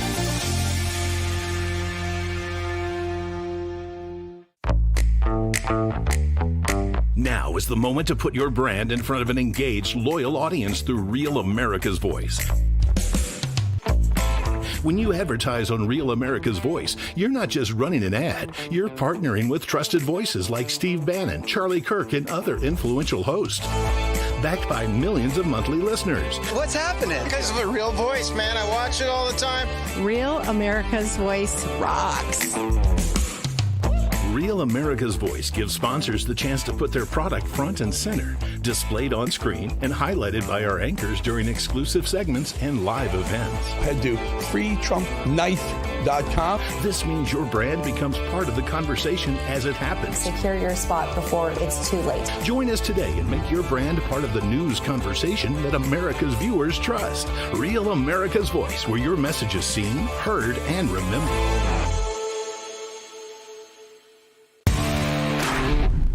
My name is Tina, and I'm in Dallas, Texas. I'm so grateful to be able to get my news from an organization like Real America's Voice, whose conservative values align with my own.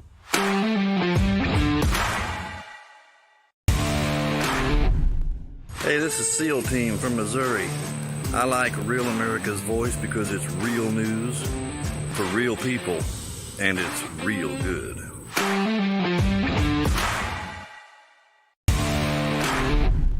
Hello, this is Hockey Nut from Weyerhaeuser, Wisconsin. Just saying, tune in to Real America's Voice for the truth.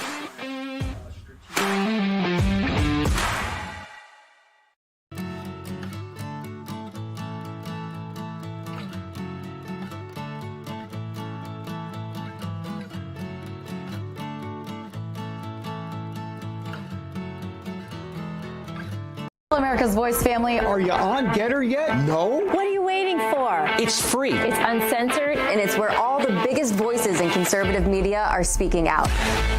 Download the Getter app right now. It's totally free. It's where I put up exclusively all of my content 24 hours a day. You want to know what Steve Bannon's thinking? Go to Getter. That's right. You can follow all of your favorites. Steve Bannon, Charlie Kirk, Jack Posobiec, and so many more. Download the Getter app now. Sign up for free and be part of the movement. Okay, welcome back. Julie Kelly, this is also important as the engine room, the War Room engine room informs me that Kamala Harris might have also been jeopardized because now we know, I guess, I don't know if it's fake news or not. I don't know what to believe. Kamala Harris might have been in jeopardy. Or heck, maybe she was the pipe bomb woman. But you broke something the other day. I just want people to get up to speed and remember this on the RNC side. What was it? Yeah, so first of all, with Kamala Harris, she was at the DNC inexplicably. Why, we don't know. She mentioned it one time in her book. She said she went there to call contributors and donors, which still doesn't make any sense. And Barry Loudermilk's committee, new J6 committee, today is asking for testimony from her Secret Service agents who missed this device, by the way, that was planted right outside of the entrance to the DNC. At any rate, I've also been covering since late 2021, the circumstances of this discovery of the RNC device, which was found by a woman named Carlin Younger.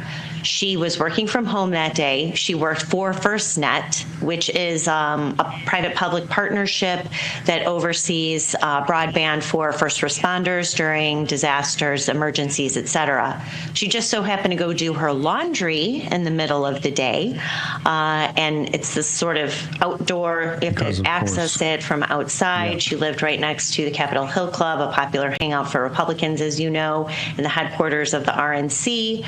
As she's going to do her laundry, her second trip there, she looks down and notices a device by a recycling bin and goes to alert security first at the Capitol Hill Club, then RNC.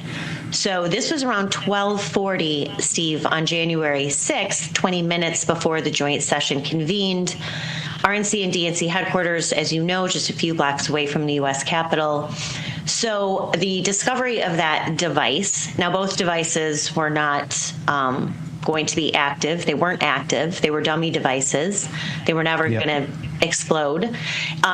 So I have two pieces up, declassified with Julie Kelly, that talk about more suspicious surroundings as to her discovery, which I think has more evidence of, maybe we need to question this person than certainly the evidence that was provided in the Blaze article over the weekend. But to Glenn Beck's and Scott Baker and you, they're coming at it with getting information and try, because they understand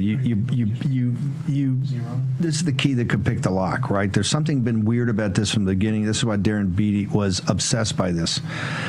You've been going at this, right, in a different direction, but have very compelling, at least circumstantial evidence right now. is the Justice Department, the FBI, the Secret Service, anything that we consider a actual government apparatus that should have access to absolutely everything, are they working with the Glenn Beck team? Are they working with you?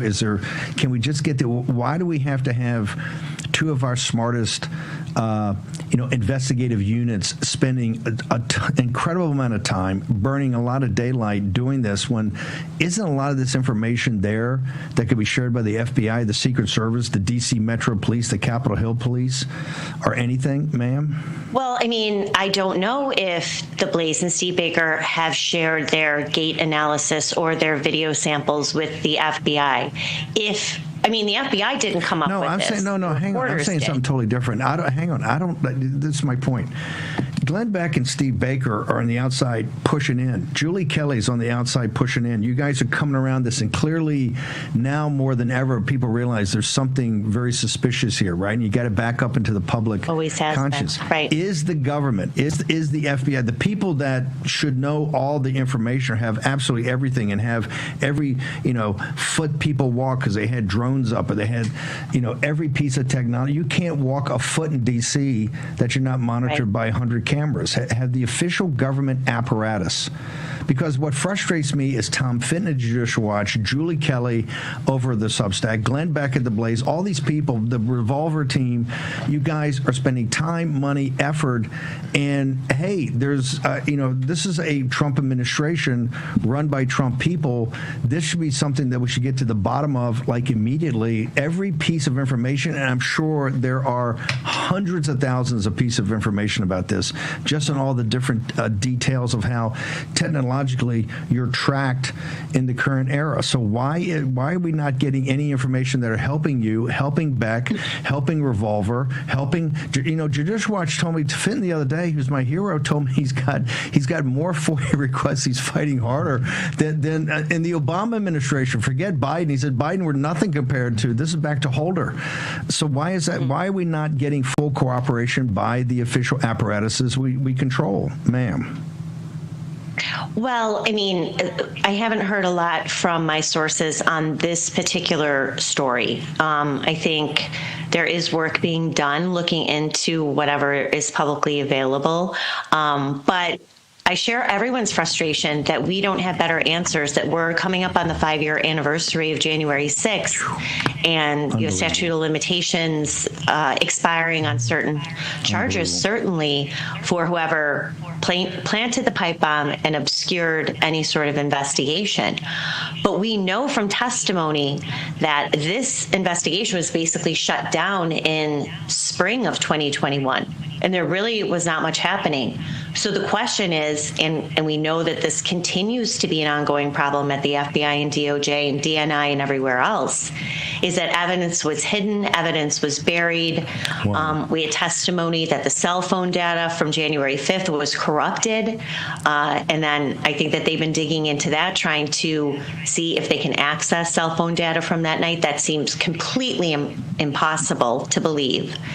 So I do trust that I know that that investigation is still active and ongoing, not to sound like an FBI spokesman there, but I share everyone's frustration that we don't have answers. And that's why, unfortunately, that vacuum can be filled with bad information, which is what this report represents.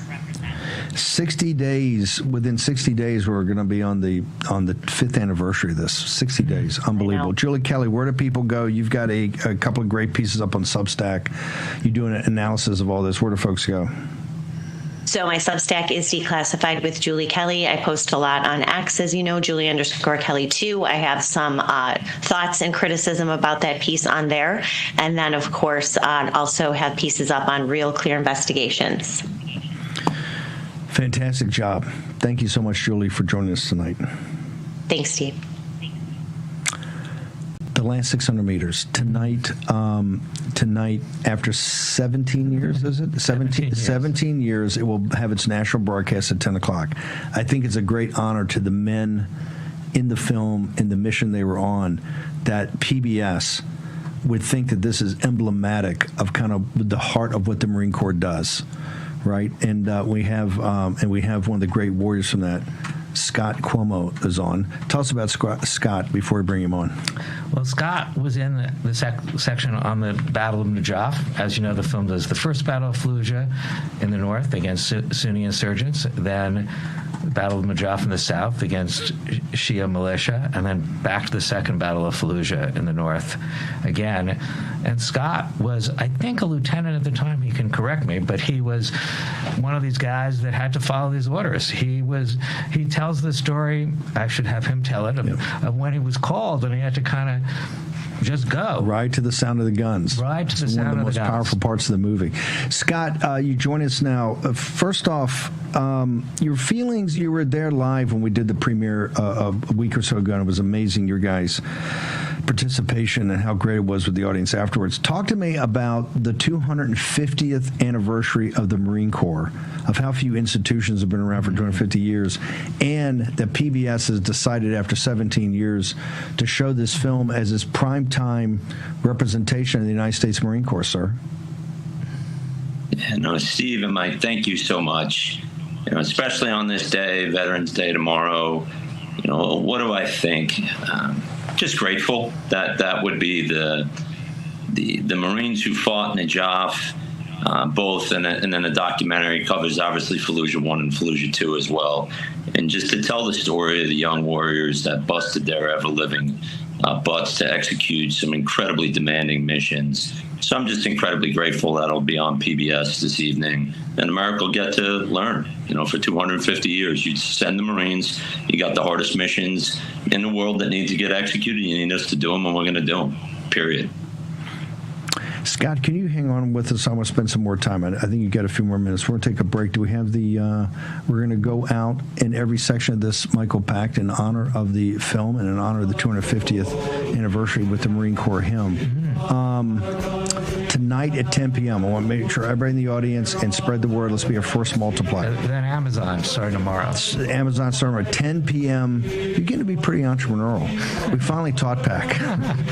10 p.m. Eastern Standard Time tonight, and I believe it's going to be in your time zone as it goes around the country. It'll still be 10 p.m.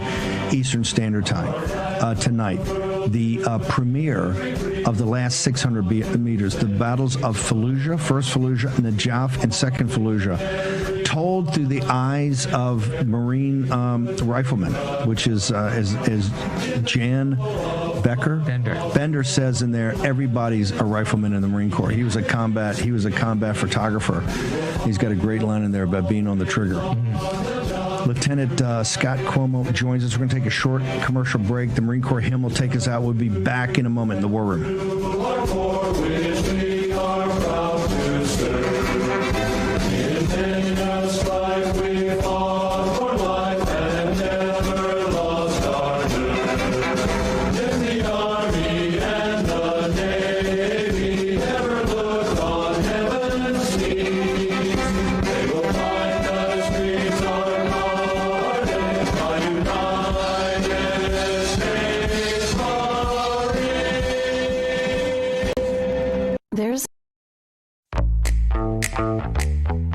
Now is the moment to put your brand in front of an engaged, loyal audience through Real America's Voice. When you advertise on Real America's Voice, you're not just running an ad, you're partnering with trusted voices like Steve Bannon, Charlie Kirk, and other influential hosts. Backed by millions of monthly listeners. What's happening? Because of a Real Voice, man. I watch it all the time. Real America's Voice rocks. Real America's Voice gives sponsors the chance to put their product front and center, displayed on screen and highlighted by our anchors during exclusive segments and live events. Head to freetrumpknife.com. This means your brand becomes part of the conversation as it happens. Secure your spot before it's too late. Join us today and make your brand part of the news conversation that America's viewers trust. Real America's Voice, where your message is seen, heard, and remembered.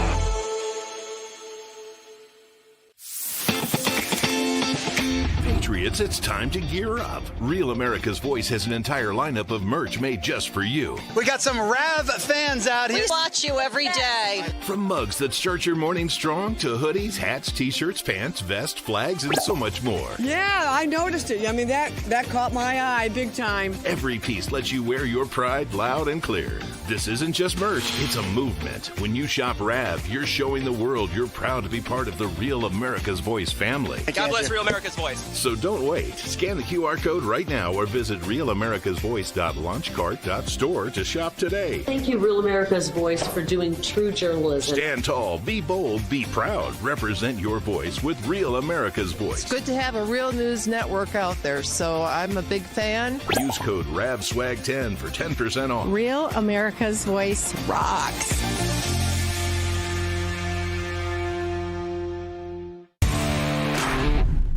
Hi, I'm Chris from Illinois. We like to watch Real America's Voice in the War Room with Stephen K. Bannon for all the great guests. Everyone from Kerry Lake, the great Frank Gaffney, Trump coming before Retribution.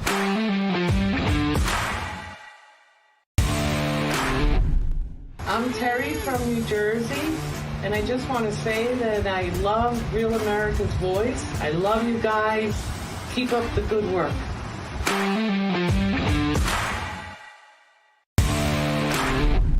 My name is Tina, and I'm in Dallas, Texas. I'm so grateful to be able to get my news from an organization like Real America's Voice, whose conservative values align with my own.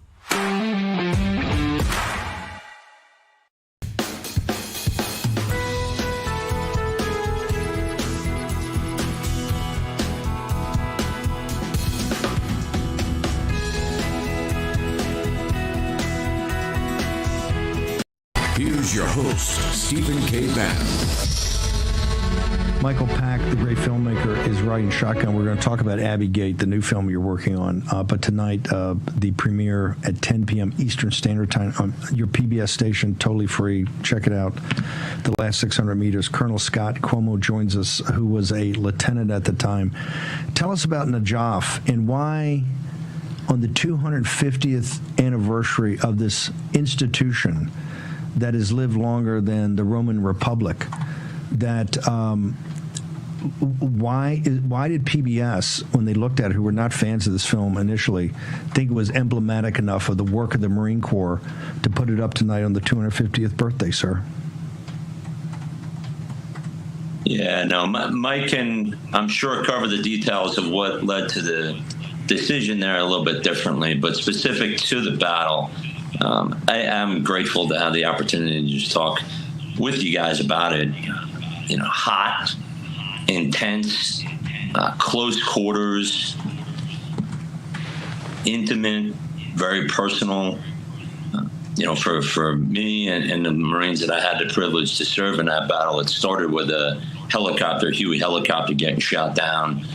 We were in another province and got a fragmentary order of Frago, as we call it in the Marine Corps, to get our butts to Najaf immediately and go help out our teammates and to go fight. And that was very early on the morning of 5 August. And for the next 22 days, it was just battle nonstop in weather that is almost, you know, up to that point in my life, it was never experienced anything like that. And in the battlegrounds, we had trained in urban environments a lot before going over. I had the privilege to be a rifle platoon commander on the march to Baghdad, so I'd fought, but never in a cemetery that's 15, 20 square kilometers, depending on the way you measured it. So, yeah, I'm just grateful that PBS put that out, or will put it out later today, so that America gets to see, you know, what do Marines do? What have Marines done for 250 years, no matter the challenge? We'll battle our butts off to do whatever we need to do to help keep America safe. What the temperature was, correct me if I'm wrong, 100 to 115 degrees during parts of the day that you guys were fighting through this vast cemetery. And folks, you'll see tonight, it's a cemetery like you would see in New Orleans, a cemetery that's above ground, where the I guess esophagus or all the tombs are actually above ground. One on top of each other, but there's also a huge subterranean area. Yes, so it's just vast, both up and down, catacombs and out. Unbelievable. Scott, what was it like to fight through that at those temperatures? Yeah, no, during the day, it was not uncommon for it to be 130 degrees. At the time, it was called CAT, or a heavy machine gun anti-armor platoon commander. So we had infantrymen and riflemen, we had machine gunners, we had missilemen, and so we were one of the forces that could maneuver because we had vehicles. Sometimes we were clearing buildings, sometimes we were maneuvering, providing supporting fires. But, what was it like? It was just more personal, up close. For all the Marines. There was about 1,200 Marines in our unit. At some point in the battle, most all of them got involved, and it was just one of those. It was almost impossible to describe. They're obviously throughout history, Marines have fought, in some very, very close, up close environments. I think this was, just thinking about it now, 21 years later, I don't think. We've fought in cemeteries, but nothing like this. Nothing in this proximity, this density, the catacombs, the roads that moved in and out of the cemetery were just very narrow. So it was intense, in short, intense. The reason that you take, that people, I think, take such pride when they see this film, no matter how bloody it is, in Najaf, you're essentially fighting in what is the Vatican of the Shiite religion. Mm-hmm. And to the degree that you guys are told by your senior officers and that you're promulgating to the troops that the mosque, which is like, St. Peter's Cathedral to the Shiites, it's their Vatican. You've got to take extra care with that. I mean, particularly extra care of that, even to the degree that, you might put some Marines in danger. Tell us about that. Yeah, that was incredibly tough. The enemy, what we refer to as rules of engagement, or ROEs, the enemy knew what ours were. And so many aspects of their command posts, their mortar firing positions, their casualty collection points were at times inside the Imam Ali Mosque complex. And like you're saying, it is huge, a multi-kilometer complex. So it was very difficult to be struck by mortar barrages that were launched from inside the complex, and then to have to find other ways because the rules of engagement as the battle progressed. Initially, they were very restrictive, as the documentary lays out, and as the days went on, very similar to something for the Way City veterans from 1968, you'd find the same thing. The opening days of the battle, much more restrictive rules of engagement than it went on, so it was very, very challenging. That said, Marines, as we've done, you find a way to adapt. You attack the enemy in a different direction. You attack them with a different weapon system. But yeah, it was definitely challenging. I mean, yeah, it is very moving just to hear their stories. I mean, it was so hot. Colonel Mayer describes how they would have IVs in their arm. They'd come out of the fighting in the cemetery and they'd have to be hydrated with IVs, and they'd leave the IV stints in so that they can come in and out faster. And you can see them in the film lying there, nearly passed out, getting hydrated. I mean, it's a surreal kind of landscape.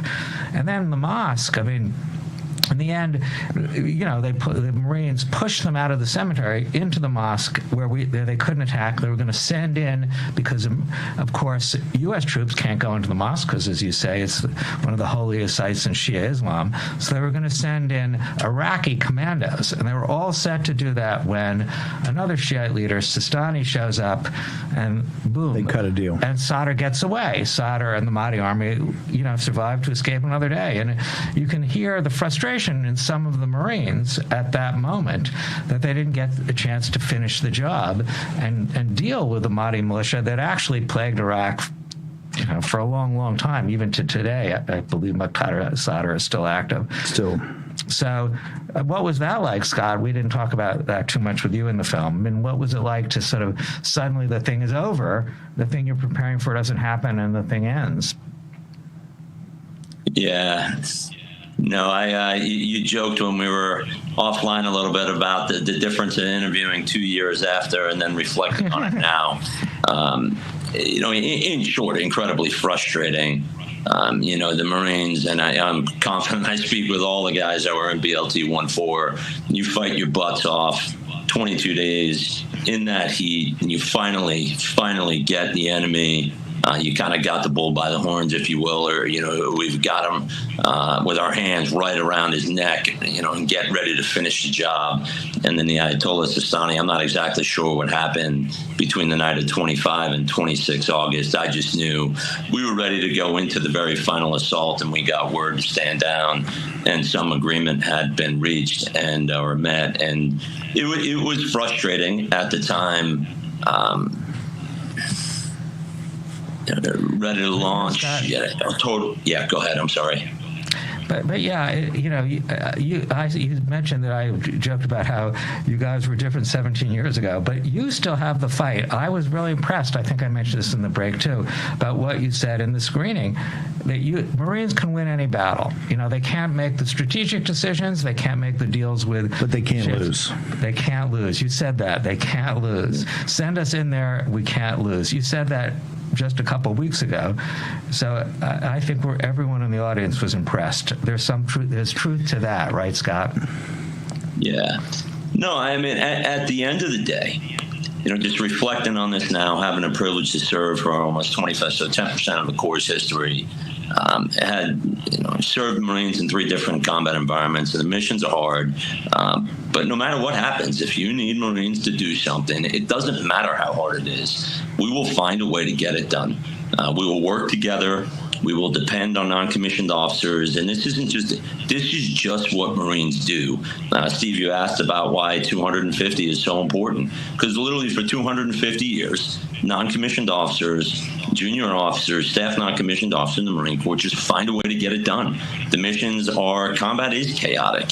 It's uncertain. It's nasty, but it doesn't matter. We learn from those who've gone before us. Our instructors train us really well, and we depend on each other. And yeah, what was it like on a scale of 1 to 10, a million infuriating when we were finally ready to close? Yeah, but it's not uncommon throughout history, the Corps' history. And so our job, when you all tell us to go, for those who are watching this, you tell us to go, we're going to go, and we're going to attack 100 miles an hour. And if you tell us to stop, we're going to stop, as frustrating as it might be. But yeah, if that answers your question, Mike. Michael was going to make a film about high technology and how it changed the battlefield, and he came back and said, after doing his research, he realized that what was happening in Iraq was a war that was being fought by teenager infantrymen with non-commissioned officers that were not much older above them, and these junior officers, first lieutenants, second lieutenants, and captains. And that's what comes out in you do have a few generals sprinkled in there, but the first-person participants are all in teenagers or in their early. How old were you, Scott, when you were in Najaf? 20, what was I, 22, 23? I'm trying to think. I was born 22 or 23. Yeah. I'm telling you, the whole film, this is one of the powers of the film. These are such young people. Indeed. Talk about this battle. The majority of the Marines are, I'm sorry, Steve, go ahead. No, go ahead, Colonel.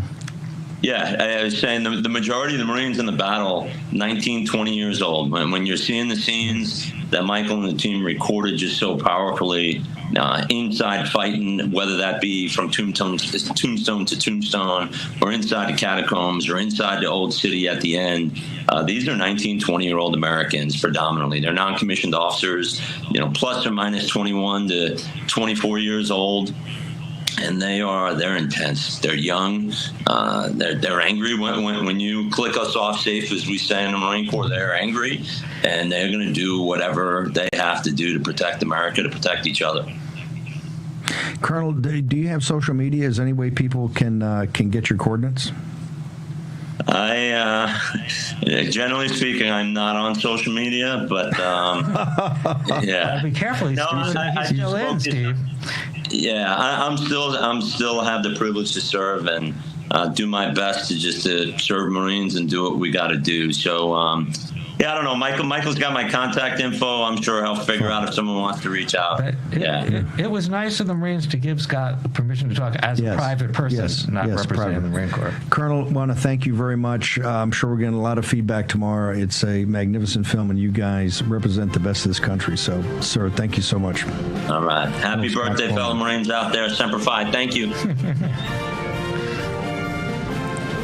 remember, we're going to talk about when we come back, why PBS, why this has been 17 years. When Michael first turned this in, this film was very powerful. Of course, we were still in the Iraq War. And it wasn't that they didn't like the political message, because some of the things said, well, hold, the political side looked totally screwed up. It's the fact that they could not believe that you just went into this group and that these were typical standard Marines, right? They refused to believe that. They thought that you either had actors or that you were curated and just gotten the best of the best. That's right. That's what they did. They thought I curated. They thought you curated just to, and it wasn't. You just went in and got the Scott guys. Cuomo. He's Scott Cuomo. What am I going to do? It's not going to change. Short commercial break. Michael Pack. We got Jack Posobiec. Going to catch up on some news. A lot going on today. Believe it or not, as mind-blowing as it is, yes, the ISIS leader, I guess, in Syria in the White House today. We'll talk all about it. Short break. Back in a moment.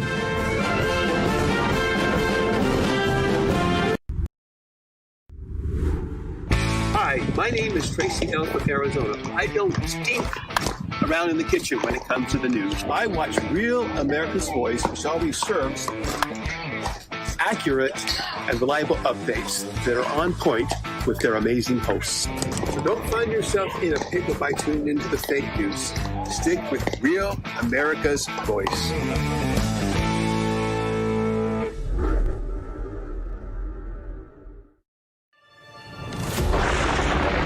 Through every storm, every moment of uncertainty, everybody needs to pray for Charlie Kirk right now. Rav has stood strong. We're not going to tolerate this stuff anymore. Turn that anger into motivation to save this nation. When we move together, there is power. The cries of this widow will echo like a battle cry.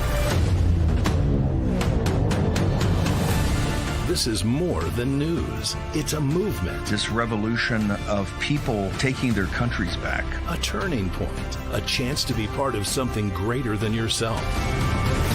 Scan the QR code and stand with Rav. The story isn't over, and neither is your part in it. Step in, be counted, be heard. Together, we are Rav. We will achieve American greatness. And we are just getting started.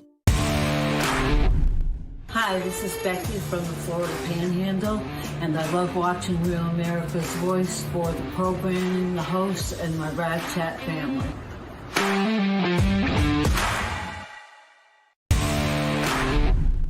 Hey y'all, it's Nancy from Texas. Real America's Voice gives us truth, not propaganda, and we need that. Thank you so much.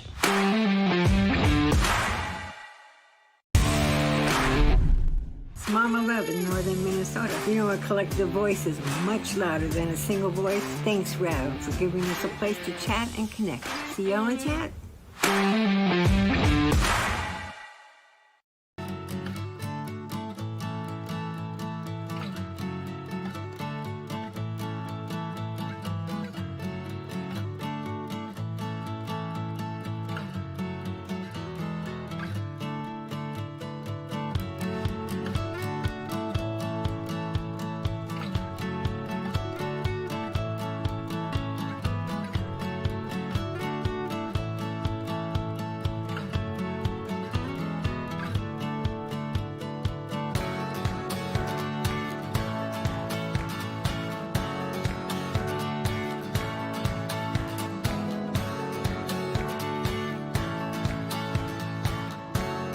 Here's your host, Stephen K. Bannon. There are very few institutions in world history that have lasted for a quarter of a millennium. Very few. 250 years. Pretty amazing. Older than the country. PBS, when they first saw this film, rejected it. Or I shouldn't say rejected it. They just put it into the lockdown bin. We're never going to show it. In fact, if President Trump had not won twice...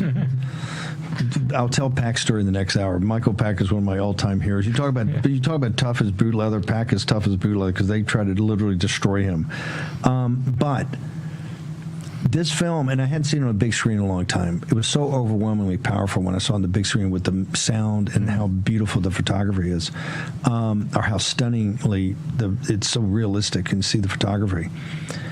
When you see, you're so proud of these guys that you could understand PBS with their kind of political slant. When they first saw it, they go, PAC had to gun deck this. This could not just be the average Marines that fought in these 3 battles. It's just because the first Fallujah crowd's amazing, the Najaf crowd's amazing, and second Fallujah is amazing.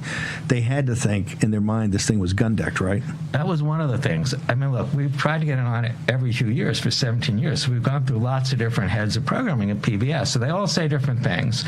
And who knows what they really think. But one of the things they said was I was like central casting, that I called for particular... You curated it. And I looked for ones that looked good on camera, but I really didn't. I found the footage first, and although Colonel Cuomo compliments me, I'm not entitled to those compliments. Jan Bender, who's going to be on later, was one of the combat cameramen whose footage I used, and we used some still photographs by commercial photographers like Lucian Reed, and they're the brilliant. It's their eye that's brilliant. Lucian Reed risked his own life in Hell House to take these photos. Extraordinary photos. And Jan Bender in the Second Battle of Fallujah. And so I've seen a lot of combat cameraman footage. Most of it is because these guys are scared, not great footage. Jan's footage was actually good footage. So I rely on them. And I had the footage, and then we look for the people in the footage. You know, once you found Jan Bender, you got to go with the footage, the people, his squad that's in the footage. I can't cast them. I can't pretend different people are in them. I had like no power over that. You know, PBS attributes more power to me than I've got. But they said other things too. They would say at one point that it was too pro-military. Not sure what that meant. At one point they said, even though this is contrary to the essence of the film, that I needed to put in more political, historical background. I needed to interview politicians. Should we or shouldn't be in the war? So they wanted me to do that.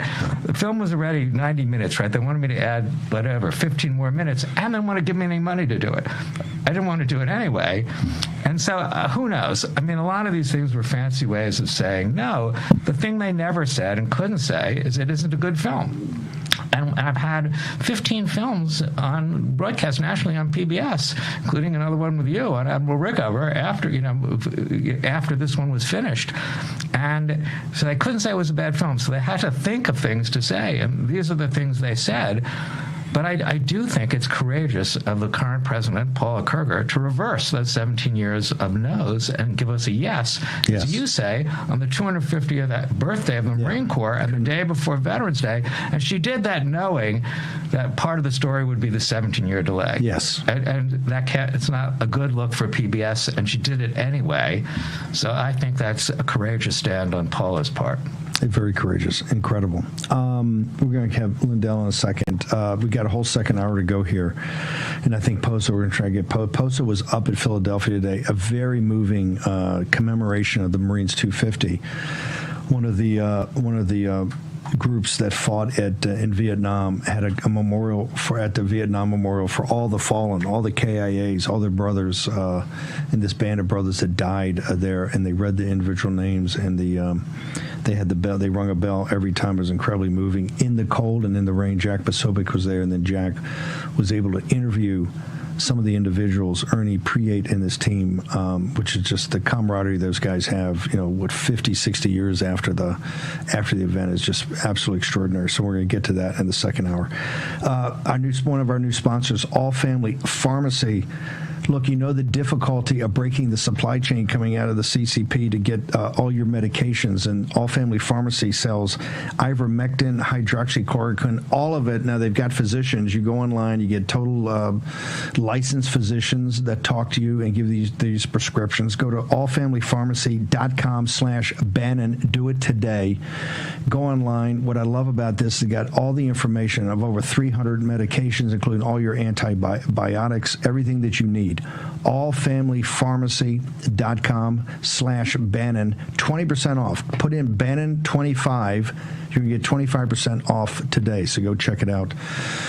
really like these guys. I love what they're doing, and I got to tell you, the response we got from the War Room Posse members who went there the other day is pretty overwhelming. So go check it out today. As we say, all our sponsors are going to inundate you with information and make sure that you make right choices for yourself. Allfamilypharmacy.com, Bannon, and put in the code Bannon25. Get a big discount. Check it out. Mike Lindell. Today, they gave the pardons for the Trump electors. Right now, these are federal pardons, not state pardons. We had Ed Martin in at the beginning. Ed Martin was dropping the hammer. He's the pardon czar. Sir, you've been so involved in this. Tell me what you think, and then I need the War Room Posse needs your Veterans Day special, sir. Right. Well, I mean, the pardons are great, but everyone's been texting me, Mike, are you going to get pardoned for all your battles? And you can't get pardoned for lawfare. So the lawfare against me, though all that stuff's still sitting out there, you can look at mypillowtrial.com. MyPillow has been sued over and over again for defamation, and that's what we keep fighting daily. And then that, and plus Arctic Frost against us. So I wish I could get pardoned for all that, for just speaking up against our government private contractors. But this is a War Room Made in America sale, especially for Veterans Day tomorrow. You guys, you can get as many as you want, $14.98. We brought back the MyPillows, $14.98 for the standard. Queens and Kings, just a few dollars more. But if you go to mypillow.com/War Room, you guys, there it is, the Made in the USA sale. These are all the products we make right here. My body pillows, bolster pillows, travel pillows, the bed toppers, the Made in America socks, our mattresses.